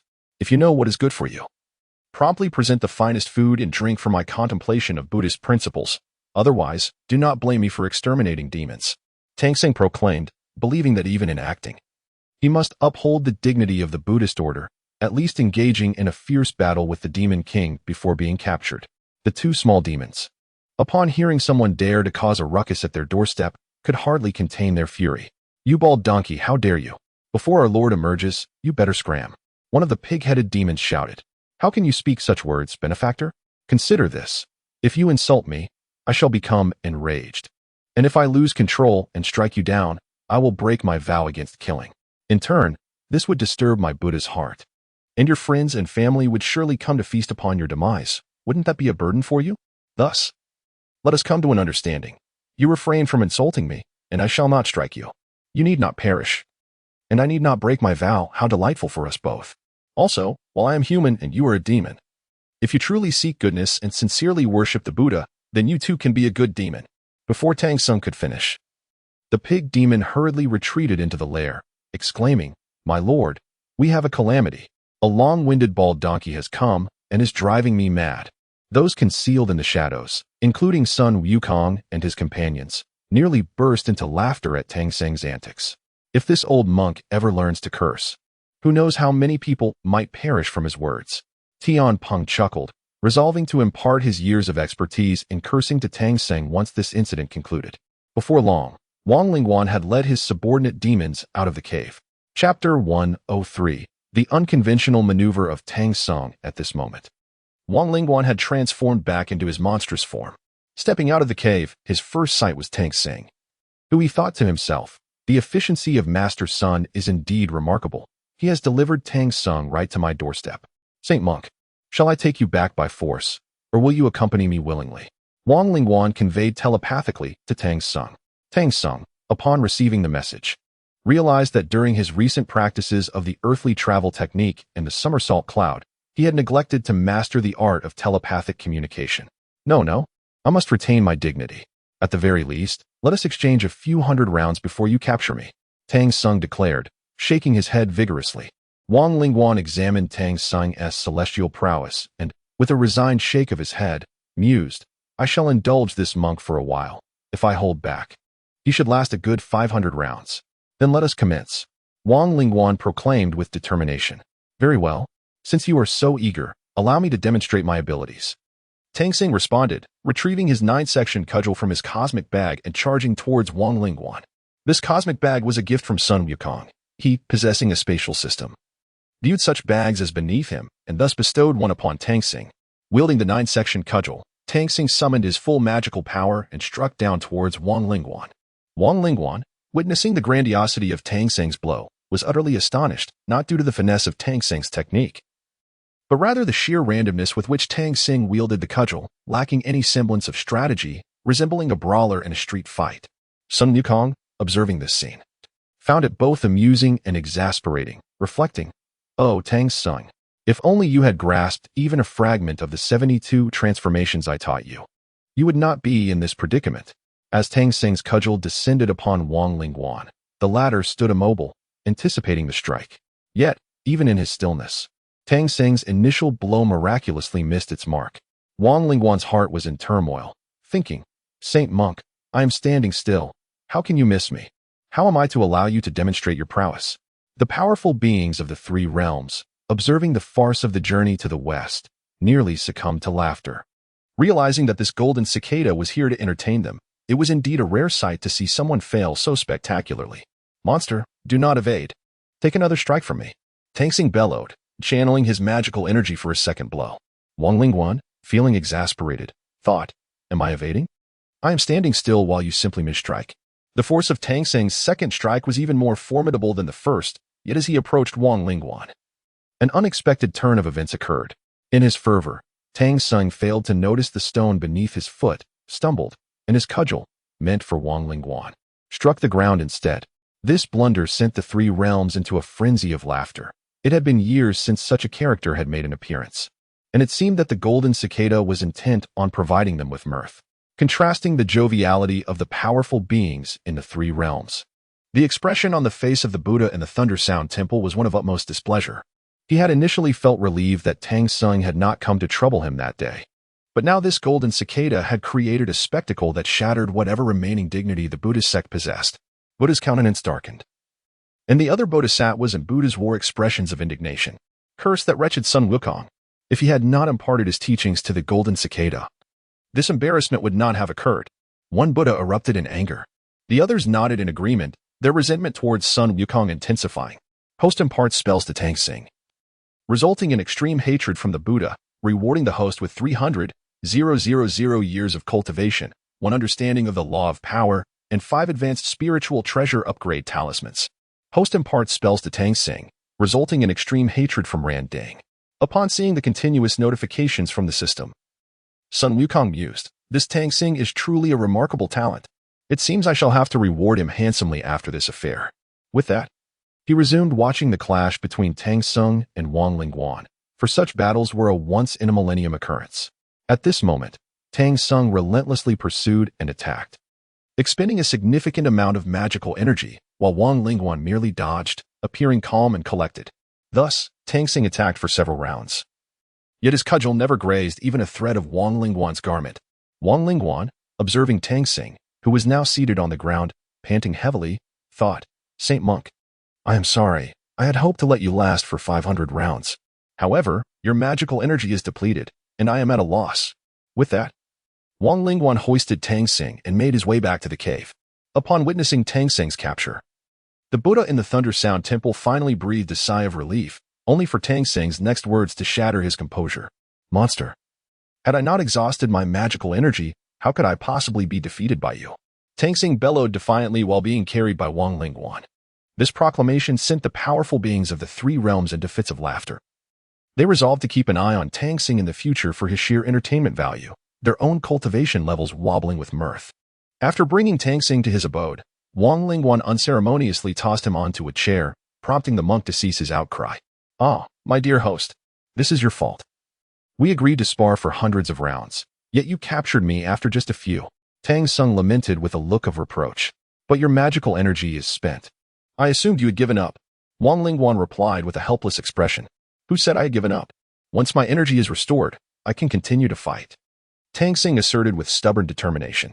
Saint Monk, you must be hungry. Let us first partake in some vegetarian fare. I have instructed my subordinates to prepare it. Wang Lingguan quickly diverted the topic. Now that you mention food, I had nearly forgotten my primary objective. Quickly prepare fine wine and meat. I wish to contemplate the Dharma. Tang Xing urged eagerly. In his view, the adage wine and meat pass through the intestines, but the Buddha remains in the heart resonated profoundly. If he could grasp its meaning, he would undoubtedly achieve enlightenment. Wang Lingguan, with no other option, reluctantly instructed his subordinates to prepare food and drink. Seeing Wang Lingguan's compliance, Tang Xing nodded in satisfaction, thinking, not bad. It seems that being captured this time was worth it. Chapter 104. The drunken monk hidden in the shadows, Sun Wukong, and his companions revealed themselves upon witnessing Tang Xing's capture. Sun Wukong addressed Tamping, Wan Lian, and the little white dragon, declaring, the remainder of the performance is entrusted to you. Rest assured, we shall follow the master's orders. The trio eagerly replied. Sun Wukong settled comfortably upon a cloud, ready to enjoy the unfolding drama. The three then strode confidently to the entrance of Wang Lingguan's cave. The gatekeeper, a pig demon, had just witnessed his master display great power, and now stood at the door with an air of arrogance. Upon seeing Tamping and his companions approach, the pig demon dismissed them with a scoff, saying, Who are you three? Depart at once, or I shall summon my master to capture you. You speak with quite the bravado for a pig. The little white dragon retorted with a grin. In the blink of an eye, he appeared before the pig demon and delivered a few swift kicks to its ample behind. Hurry and fetch your master, lest I deliver more kicks. The little white dragon declared haughtily. Realizing he had encountered formidable opponents, the pig demon dared not linger, wailing as he scampered into the cave, shouting, Master, trouble is afoot.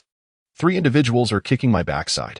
Wang Lingguan, hearing the pig demon's cries, recognized that Tamping and his companions had arrived and deemed it time for his own entrance. Holy monk, continue your contemplation of Buddhist teachings. I shall return shortly. He called to Tang Xing, who was blissfully gnawing on a pig's leg. At that moment, Tang Xing was oblivious to his surroundings, mumbling incoherently while nodding in response. Wang Lingguan, dismissing Tang Xing's state, led the little demon out of the cave. Pondering whether this monk, in such a disheveled state, could ever procure the scriptures upon reaching the West. Meanwhile, Tang Xing remained engrossed in devouring meat and drinking wine. Buddha, I have consumed several bowls of wine, yet why can I not grasp the essence of Buddhist teachings? Nevertheless, this wine is quite delightful. Tang Xing slurred. Unbeknownst to him, a beautiful woman was slowly approaching from behind. Are you the holy monk from the east? She inquired skeptically. Ah, who might you be? I seem not to recognize you. Tang Xing replied, his face flushed from drink. I am the princess of the Baoxiang kingdom, she declared. Her emotions a tumultuous blend of frustration and uncertainty at the sight of Tang Xing's inebriated state. Ah, princess, no wonder you are so lovely. Speak. What brings you to me? Aside from seeking a husband, I can accommodate any request. Tang Xing, now swaying, rambled on. The princess, by Huaxiao, inwardly cursed. This is no sage, but a debauched rogue. Despite her irritation, she needed his assistance to send a message to her father and suppressed her anger. She then recounted her plight to Tang Xing. Her story mirrored that of the original tale, where she was abducted by Kuei Mulang, yet in this version, she had been taken by Wang Lingguan. Both instances resulted in her losing memories of her former life. Alas, you too are a wretched woman. Hand me your letter. Once I reach Baoxiang, I shall deliver it to your father. Tang Xing proclaimed after taking a swig of wine, thumping his chest with bravado. After a moment's hesitation, Bai Huaxiao reluctantly entrusted her letter to him. Though he appeared unreliable, it was still a glimmer of hope. Tang Xing carelessly tucked the letter into his robe and continued drinking. Very well. If there is nothing else, you may leave. He gestured dismissively. Saint, please follow me. I can let you escape through the back door. Bai Huaxiao urged, her urgency palpable. Princess, what did you say? You must pour me another bowl of wine. Tang Xing insisted, hastily finishing the remaining wine in his cup and extending it toward her. I would be most grateful, Your Highness. Clearly, Tang Xing was thoroughly intoxicated. Bai Huaxiao had sought him out, while Wang Lingguan was occupied battling Tamping and the others. Seeing him in such a state, she conceded to his wishes and filled his cup once more. Finish your drink, then follow me out the back, she insisted, glancing anxiously at the entrance. Your Highness, what are you saying? After this bowl, you must pour me another. Tang Xing continued, oblivious to the urgency. Bai Huaxiao was exasperated. We must leave now. The demon will return soon. Tangsing, still dazed, mumbled, "You must provide me with some snacks to accompany the wine." "Enough. Go prepare some snacks," he continued, oblivious to the urgency of their situation. At that moment, footsteps echoed from outside. Bai Huaxiu glanced at the drunken monk, stomped her foot in frustration, and stormed out of the hall. "Ha! Holy monk, how do you find the wine in my cave?" Wang Lingguan, transformed into a demon, boisterously entered the hall. "Master, is it necessary to display your transformation before me? Please, cease your tricks." Tangsing swayed, his eyes fixated on Wang Lingguan. After a brief moment of confusion, Wang Lingguan realized that this monk was genuinely inebriated. With no other option, he ordered his minions to carry Tangsing to a room to rest. Wang Lingguan was in high spirits, having staged a successful performance with Tamping and the others. Tomorrow, he would feign defeat in their next encounter, ultimately sending Tangsing on his way. This challenge would soon pass, and he could report back to the Jade Emperor with satisfaction. As dawn broke, Tamping, Wan Lian, and the little white dragon returned, feigning a challenge to Wang Lingguan. Without wasting words, Wang Lingguan engaged them in battle while Sun Wukong continued to observe from his cloud. At present, Tamping stood at the pinnacle of the Deluo Jinxian realm, easily contending with Wang Lingguan, who was at the peak of the Tai E Jinxian level. As the three unleashed their full prowess, after over 50 exchanges, Wang Lingguan began to falter, intentionally allowing blood to trickle from his mouth to enhance the realism of his performance. Following his defeat, Wang Lingguan ordered his subordinates to bring forth the still slumbering Tangsing, who had drunk himself into a stupor the previous night. Sun Wukong gazed at him in astonishment, pondering how a monk of such esteemed virtue could fall so low. Chapter 105. The secret of the Jade Emperor. Perhaps due to the rough handling by the two little demons, Tangsing soon awoke, his eyes still bleary with sleep. "Where am I? Wasn't I drinking? How did I end up here?" he asked, bewildered, gazing at the crowd. Wang Lingguan, with a helpless glance at Tangsing, recounted the events that transpired while he was intoxicated. "Is that so? Then I can leave," exclaimed Tangsing, his countenance brightening. "What are you all dawdling for? Hurry and prepare some wine and meat. This poor monk must eat on the road. After all, I have yet to comprehend the essence of Buddhist teachings," he declared unabashedly, as if discussing a trivial matter. The assembly of Buddhas at Ling Mountain, hearing his words, were incensed, unanimously believing that Tangsing's desire for wine and meat was undoubtedly instigated by Sun Wukong, thus directing a wave of animosity towards him. The host incited Tangsing to indulge in wine and meat. "The Tathagata harbors extreme hatred towards you," rewarding the host with 300,000 years of cultivation, 1 comprehension of the law of power, 5 intermediate spiritual treasure upgrade talismans, and 27 Huangzhong Li and 27 law fruits. The host incited Tangsing to indulge in wine and meat. "The burning lamp also harbors extreme hatred towards you," rewarding the host. "Quite splendid. It seems I have chosen the correct path in leading Tangsing astray." Sun Wukong mused joyfully. "Though, it appears I did not actually encourage Tangsing to drink. It seems this blame is falling on the shoulders of Tamping." At that moment, Wang Lingguan looked at Tangsing with exasperation, ultimately instructing his subordinates to prepare a large feast of wine and meat for him. Upon seeing the food, Tangsing wasted no time in devouring it with gusto, repeatedly chanting, "Meat and wine pass through the intestines, yet leave a place in the Buddha's heart." Witnessing this scene, the Buddhist monks were utterly enraged. Tangsing had broken his vows once more, and this time, he had turned to drink. Under the leadership of the Tathagata, they directed another wave of resentment towards Sun Wukong. After receiving yet another substantial reward from the system, Sun Wukong was elated, thinking to himself, "This Tangsing is truly a rare talent. It seems I must nurture him well."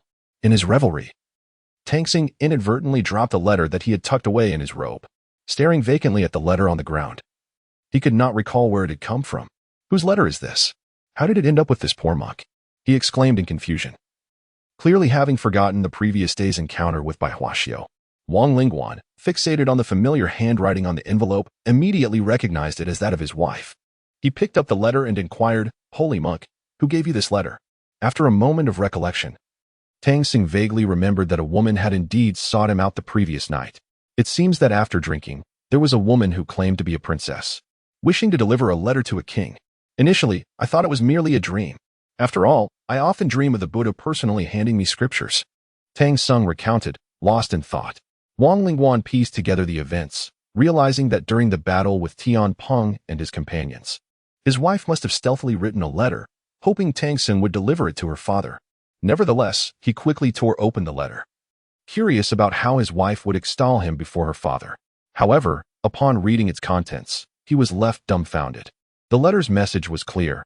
Bai Huaxiu had been abducted by a demon and earnestly implored her father to send troops to rescue her. After reading the letter, Wang Lingguan sighed sorrowfully. My dear wife, though you have lost your memories from your past life, we have been husband and wife for over a decade in this life. Yet you show no affection towards me. I believed I treated you well. Sun Wukong, observing this scene, was not surprised, knowing that in the original tale, Bai Huaxiu had acted similarly. Meanwhile, Tamping, noticing Wang Lingguan's distress, solemnly counseled, do not be disheartened. Your wife has lost her memories from her past life, and her actions are surely not her true intentions. Have you considered restoring her previous memories? How I wish to. Yet, despite my utmost efforts, I have been unable to restore my wife's memories. If I could do so, would I have waited until now? Wang Lingguan lamented.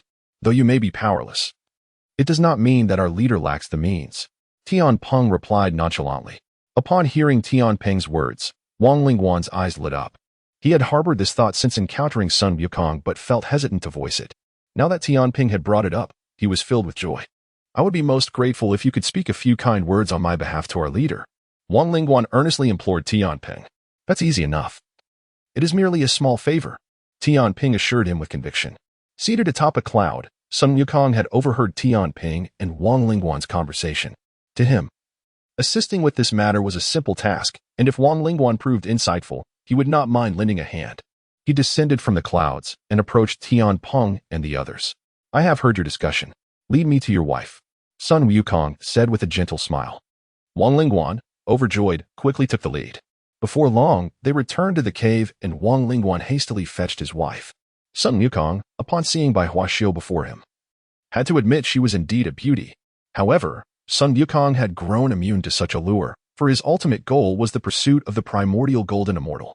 He cast a brief glance at Bai Huaxiu and remarked, No wonder you cannot help her. Your wife's memories from her past life have been sealed away by a quasi-saint. Are you truly willing for me to unlock the seal on her memories? Be aware that it is highly likely that it was the Jade Emperor himself who sealed her memories. Sun Wukong cautioned. At that moment, he sensed a trace of the Jade Emperor's aura lingering on the seal. Piquing his curiosity about what secrets this fragrant maid might know that warranted such attention from the Jade Emperor. Could it be that the Jade Emperor harbored an illicit secret with this fragrant maid, perhaps even deceiving the Queen Mother while seeking a mistress? Should he unlock this seal or not? Sun Wukong pondered with intrigue. Wang Lingguan, upon hearing Sun Wukong's words, felt a tumult of emotions. He could scarcely imagine the events that had transpired in the mortal realm, leading to his wife's memories being sealed by the Jade Emperor himself. A troubling thought crossed his mind. I cannot allow this to stand. I must implore our leader to unlock my wife's past memories. I must uncover the truth. Wang Lingguan resolved firmly, his determination evident as he beseeched, I humbly request that you assist my wife in breaking the seal. Sun Wukong regarded Wang Lingguan and ultimately nodded, fully understanding his emotional plight. More importantly, he was intrigued to discover the secrets between the Jade Emperor and this fragrant maid that prompted such drastic measures to seal her memories. Chapter 106, Journey to the Purple Cloud Palace. Immediately, Sun Wukong wielded his magical powers, and with a flash of white light, he penetrated into Bai Huaxiu's mind. In an instant, he effortlessly unraveled the seals on her memories. Upon regaining her past life recollections, Bai Huaxiu faced Wang Lingguan without the previous disdain. Instead, both were engulfed in tears, sharing their innermost feelings, thus achieving a union of lovers. The onlookers were deeply moved by this scene, with the matter resolved satisfactorily. Sun Wukong led the group away from Wang Lingguan's cave. The plan was executed flawlessly, as Tamping voluntarily ascended to the heavenly court to report the events concerning Wang Lingguan to the Jade Emperor. In turn, the Jade Emperor dispatched his trusted envoy, the Star of Tai, to the mortal realm to escort Wang Lingguan and Bai Huaxiu back, marking the conclusion of the trials at Wanzi Mountain. With the assistance of Tangsun over the past few days, Sun Wukong reaped numerous rewards and resolved to further enhance his strength. Now that Wang Lingguan and Bai Huaxiu had been taken away by Tai, the cave was left vacant.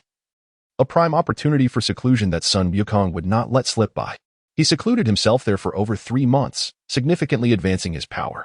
Most gratifying for him was the deepened comprehension of the laws, achieving a 25 understanding of the law of battle, alongside substantial improvements in his grasp of other laws. With the resources he had amassed, a breakthrough to the Hunyuan Daoyuo Jingxian was merely a matter of time. Sun Wukong's abundant rewards could not have been attained without Tang Xing's contributions. He generously bestowed a Huang Zhongli upon Tang Xing, who, upon consuming it, reached the peak of Tai Jingxian. Naturally, the others also received ample rewards, and their strengths were notably enhanced. After augmenting his own power, the group continued their journey westward. While Tang Xing diligently flew to the Great Thunder Sound Temple on Ling Mountain daily to seek scriptures. In this manner, Sun Wukong accrued numerous system rewards each day. Within a few days, they arrived at the kingdom of Baoxiang. Now that they had reached Baoxiang, Sun Wukong intended to propagate the teachings of the Jie sect. Given his current strength, he did not need to take matters into his own hands. He merely instructed Tian Peng and the others to masquerade as divine messengers. In just a month, the majority of the human populace in Baoxiang began to embrace the Jie sect. Sun Wukong was immensely pleased with the efficiency of Tian Peng and the others, rewarding them generously. With matters in Baoxiang nearly settled, the next challenge lay with the golden and silver horns of Pingying Mountain. Sun Wukong had long coveted their treasures, yet he felt a twinge of concern.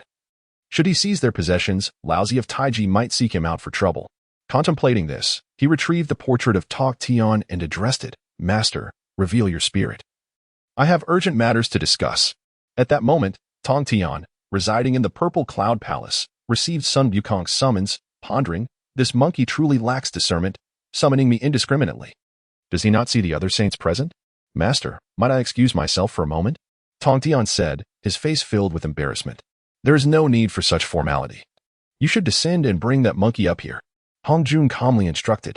"Disciple obeys," Tong Tian replied before stepping out of the grand doors of the Purple Cloud Palace. Just then, Hong Jun sensed that it wouldn't be long before the heavenly Tao awakened.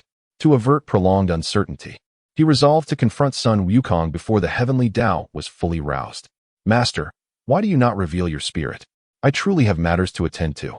At this moment, Sun Wukong was fervently praying before the portrait of Tong Tian, entirely oblivious to Tong Tian standing just behind him. "What is it that you seek from your master?" Tong Tian inquired with a smile. "Ah, master, why have you come in person?" Sun Wukong asked, bewildered. "Enough with the pleasantries. Come with me back to the Purple Cloud Palace," Tong Tian declared, reaching out to grasp Sun Wukong and take him back. Seeing Tong Tian's intent to seize him, Sun Wukong quickly evaded. "Master, please do not grab me. I can walk on my own," he retorted, visibly displeased. At this juncture, he was at least at the pinnacle of Hunyuan Jingxian. Being treated like a child by a saint was rather undignified. Observing how easily Sun Wukong evaded his casual grasp, Tong Tian was both surprised and pleased. He realized that whereas even a peak quasi-saint would struggle to escape such an attempt, Sun Wukong handled it with apparent ease. Thus, Tong Tian no longer hesitated and soared into the chaos toward the Purple Cloud Palace with Sun Wukong in tow. Under Tong Tian's guidance, they soon arrived at the Purple Cloud Palace. Upon entering the main hall, Sun Wukong beheld Hong Jun seated in the center, while the other 5 saints sat obediently at the lower end, resembling well-behaved children. "Greetings, ancestor." Sun Wukong was the first to bow his hands upon seeing Hong Jun. "There is no need for such formalities. Feel free to take a seat," Hong Jun responded, maintaining his calm demeanor. Without hesitation, Sun Wukong found a mat to sit upon. "Now that most have arrived, I have important matters to discuss." Hong Jun began with a serious expression. Seeing Hong Jun's grave demeanor, the others regarded him with solemnity, awaiting his words. "For many years, I have wronged you all," Hong Jun expressed, a look of guilt overtaking his features. "I should never have merged with the heavenly Tao," he continued. "Why is that?" Taiji Laozi asked, his face a mask of confusion. The other 5 saints also regarded Hong Jun with puzzled expressions. "Once merged with the heavenly Tao, I became bound, unable to act outside its will," Hong Jun lamented, revealing the chains of the heavenly Tao that bound him. The 6 saints were struck with horror. They had never anticipated their master would find himself in such a predicament. As Hong Jun displayed the chains entwined around him, the system's voice echoed in Sun Wukong's mind. "Host, quickly allow this system to devour those heavenly Tao chains. This will enable my upgrade." "Oh, I did not realize you could upgrade," Sun Wukong exclaimed.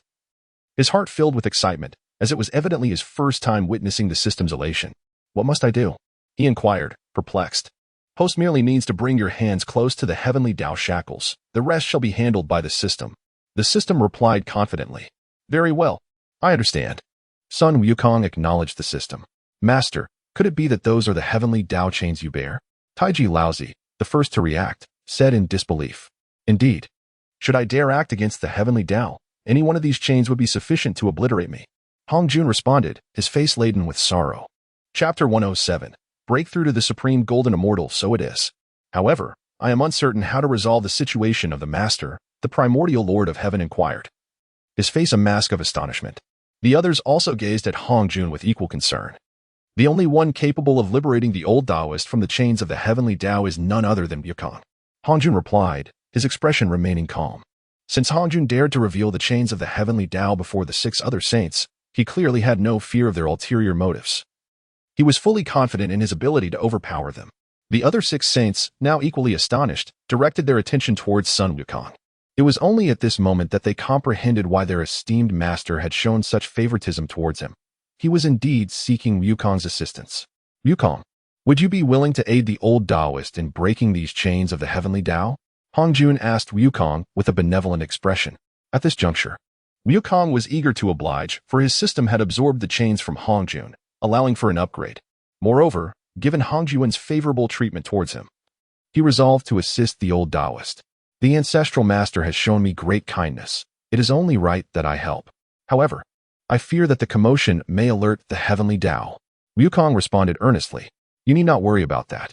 Over 500 years ago, the heavenly Tao sensed an immense foreign energy invading this realm, leading to a fierce confrontation that left it severely wounded and subsequently plunged into slumber. Otherwise, how could the old Taoist assist you so freely? Hong Jun said kindly. At this moment, Wukong was greatly shocked. Recalling the mysterious force that had invaded this realm over 500 years ago, coinciding with his own arrival. System, is that mysterious force you, as mentioned by Hong Jun? Wukong inquired of his system. Indeed, host. When this system brought your soul into this realm, it had a confrontation with the heavenly Tao, resulting in a mutual downfall. The system promptly responded. With your assurance, I feel relieved. Wukong sighed in ease, feeling a weight lift from his shoulders. Master, I must take my leave. With that, Wukong advanced closer to Hong Jun. Hong Jun permitted Wukong's approach, believing that with Wukong's peak strength as a supreme golden immortal, any ill intent towards him was nearly impossible. As Wukong's hands grasped the chains of the heavenly Tao upon Hong Jun, an immense pulling force surged within him, yet he remained untroubled.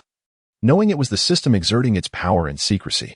As the system continued to devour the once resplendent chains, they swiftly dulled, and with a vigorous tug, the chains shattered completely. The 6 saints, witnessing this spectacle, displayed astonishment. These chains of the heavenly Tao were beyond their capacity to break, yet Wukong did so with ease. Under the watchful eyes of the onlookers, the chains binding Hong Jun fell one by one. After a fortnight, only the thickest chain remained. System, with this final, most robust chain remaining on Hong Jun, do you think you will retaliate if I attempt to break it? Wukong asked the system, a hint of anxiety in his tone. Perhaps it would be prudent to wait until you break through to the supreme golden immortal before attempting to sever the last remaining chain. The system suggested. Are you certain I will be able to contend with Hong Jun after my breakthrough? Wukong questioned, concern etched across his face. What you may not realize is that beyond the saintly realm lies the domain of the heavenly Tao. Do you believe the heavenly Tao would permit Hong Jun to surpass it? After merging with the heavenly Tao, Hong Jun's strength is at most at the 7th or 8th level of the saintly realm.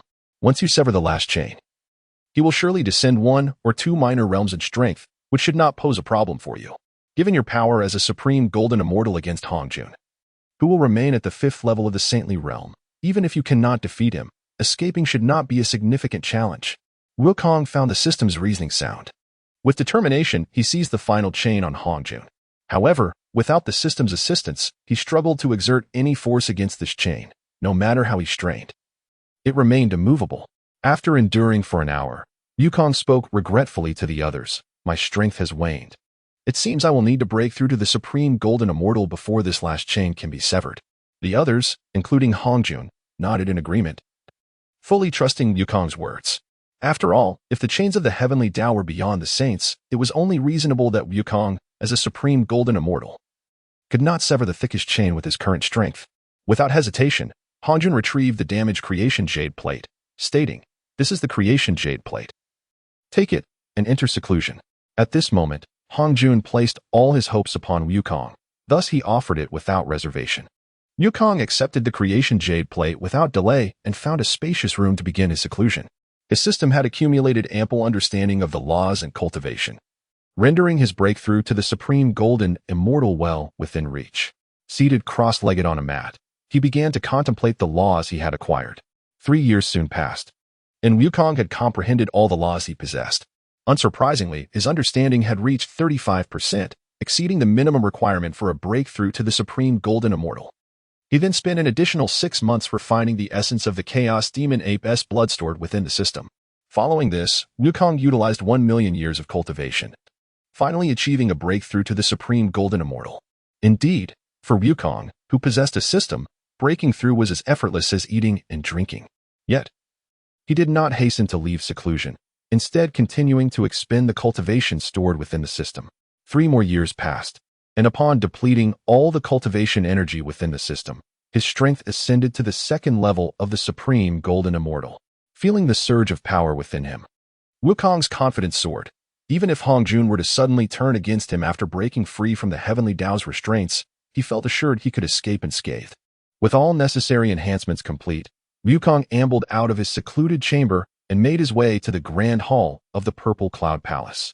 The 6 saints, sensing Wukong's aura, which was now no less formidable than their own, were left speechless in shock.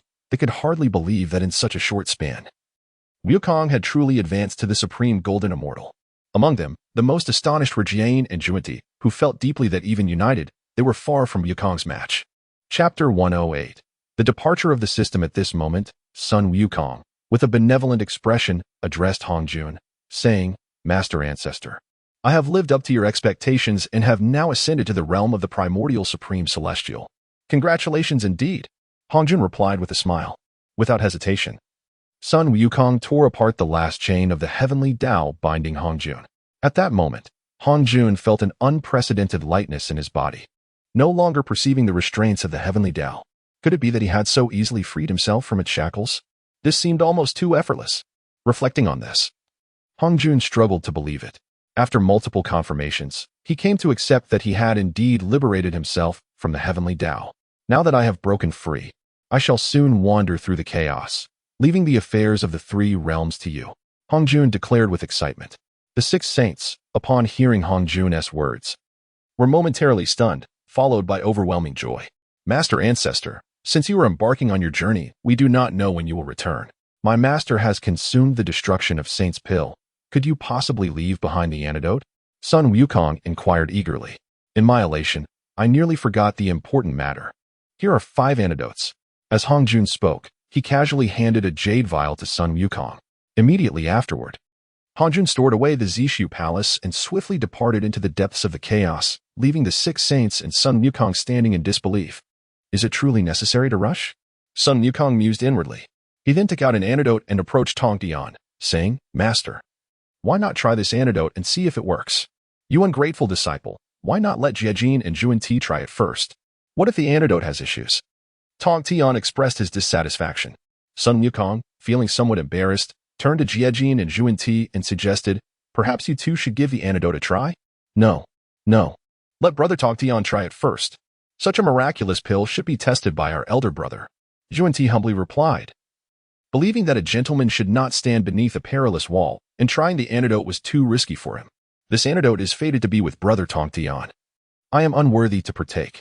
Jiajin also declined. Sun Wukong then approached Laozi, holding the antidote. Before he could speak, Laozi quickly interjected.